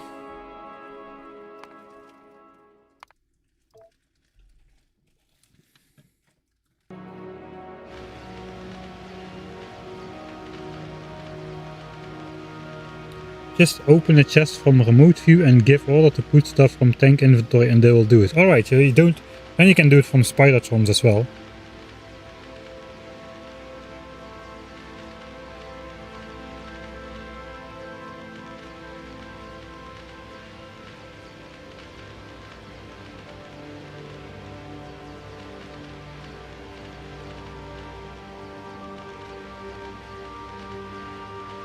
Right.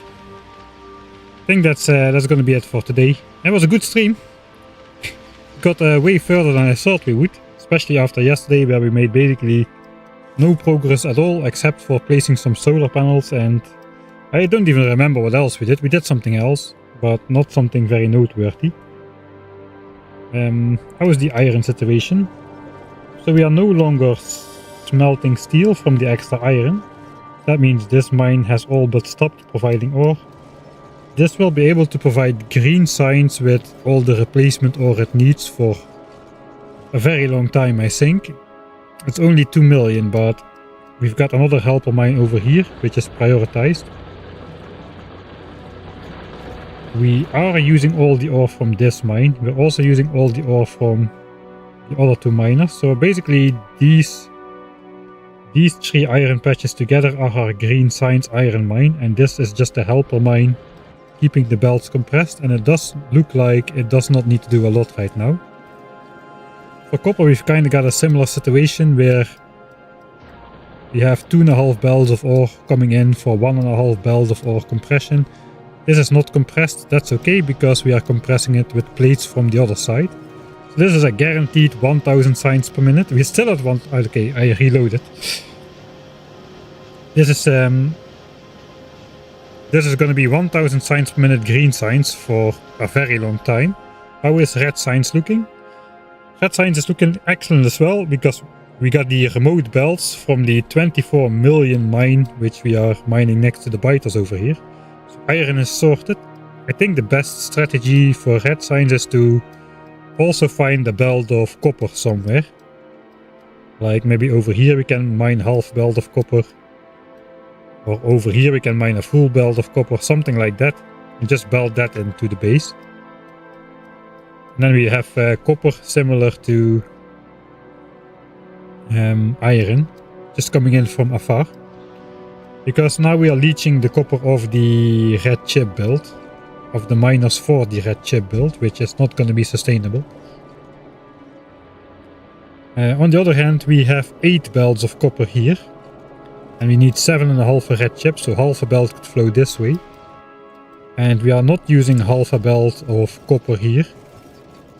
to supplement green signs, so we might be able to also supplement red signs with this plus the extra half belt from red signs. So maybe we don't need to set up the distant miners just yet.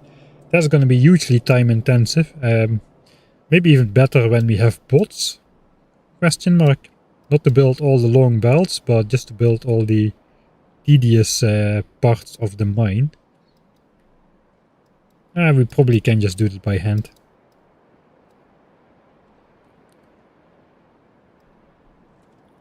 So what's the plan for next stream then? I think the plan for next stream is, let's look at what kind of oil Blue Science actually needs and how many advanced refineries we need for that and stuff. Because I think as soon as we hit advanced oil processing, I just want to be ready to change these things out for and set up basically 900 SPM of Blue Science worth of oil processing. I think that's a good start. We also gotta keep these oil tanks from filling up. The free oil has to keep flowing.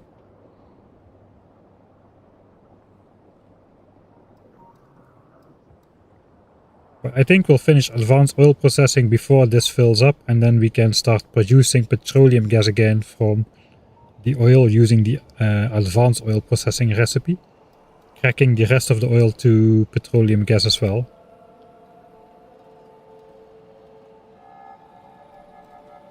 And after we have advanced oil processing, we can make an arbitrarily large storage tank for petroleum gas as well, to basically store more oil. We'll see how that goes. So yeah, we'll prepare for advanced oil processing. It's gonna take an hour to research. We'll probably have an hour of time to like clean up the temporary steel smelters in the base and whatnot. We can upgrade the coal belt to red because we might not have enough coal in here anymore. Steam tank is not completely full. Coal is flowing. Yeah, we might need to upgrade to a red belt of coal. So yeah, we clean up the base a bit, and then we set up advanced oil processing. Then we start basically mining for engines, probably from the big worm base over here, and these two iron patches over here. Those seem like good candidates for mining the steel and iron stuff for engines. We'll set up some smelteries, probably not in the base, but along the way somewhere, between the walls, preferably, if we can. Because those chunks are already red. Then we bring that to the base, connect the actual iron to these belts, the actual steel to this belt, the live produced full belt of steel, instead of the chest fed belt of steel. And that frees up the iron for red chips. For red chips again, which now we are not producing, we are feeding red chips from chests as well. And with engines sorted, we also need to build 3 more lanes of copper, 2 more lanes of copper or so for red chips. Some minor inconvenience. But with the rest of the mining sorted, we will have an actual 900 SPM blue signs as well, or a 1000 SPM blue signs after productivity.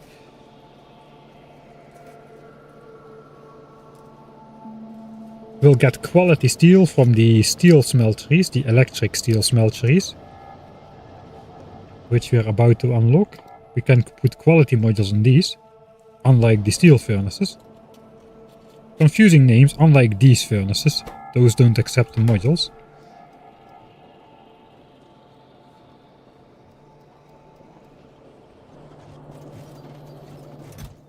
Oh, that is a full chest of quality plates already. That's going quite fast.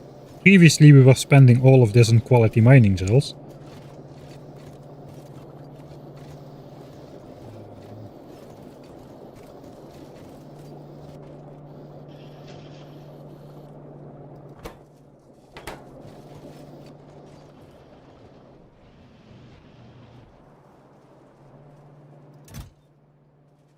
$285k, okay, that's gonna last quite a while.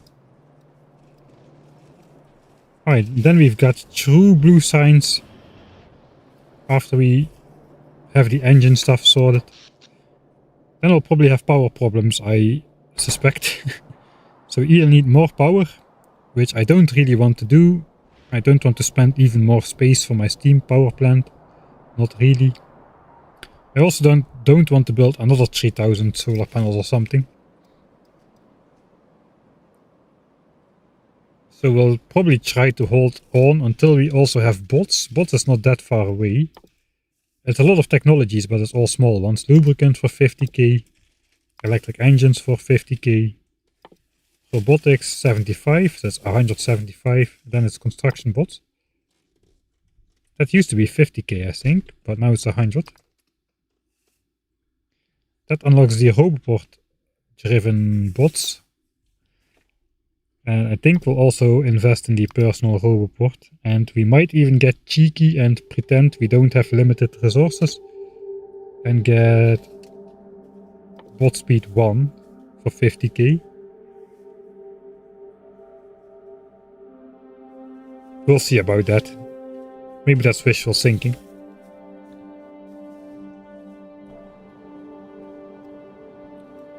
But once we have bots, we can start doing... I think we are ready then to do some more map management. We need to make sure we have enough resources. It's probably time to set up the distant mining. All of the distant mining patches we reserved like 100 hours ago or so. Hopefully those are still going to be accessible, all of them. And then slowly we start replacing the ore we spent from the patches we have marked as ours with an amount. With these like sort of infinite like half belts of ore. At least infinite for 120 hours. Not really infinite, but half a belt of ore for quite a while. So we don't drain half a belt of ore from our home area, and basically try to supplement as many resources as that, and that is the way we're gonna go forward, I suppose, to get off of the planet. If that remains our goal. That's a good question. Yeah, I feel like we made a lot of progress today somehow. Don't really know where it came from. I mean, we started with... It took so long to do red chips, and now we have engines and blue signs.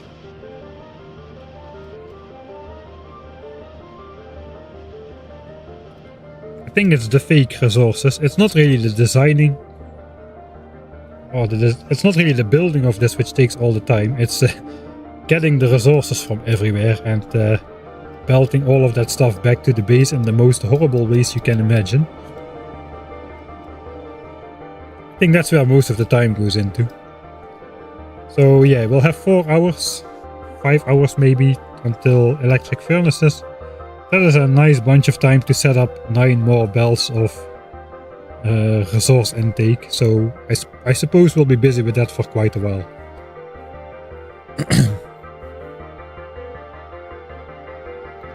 Alright, that's gonna be it for me today. Thanks everybody for watching and hanging out.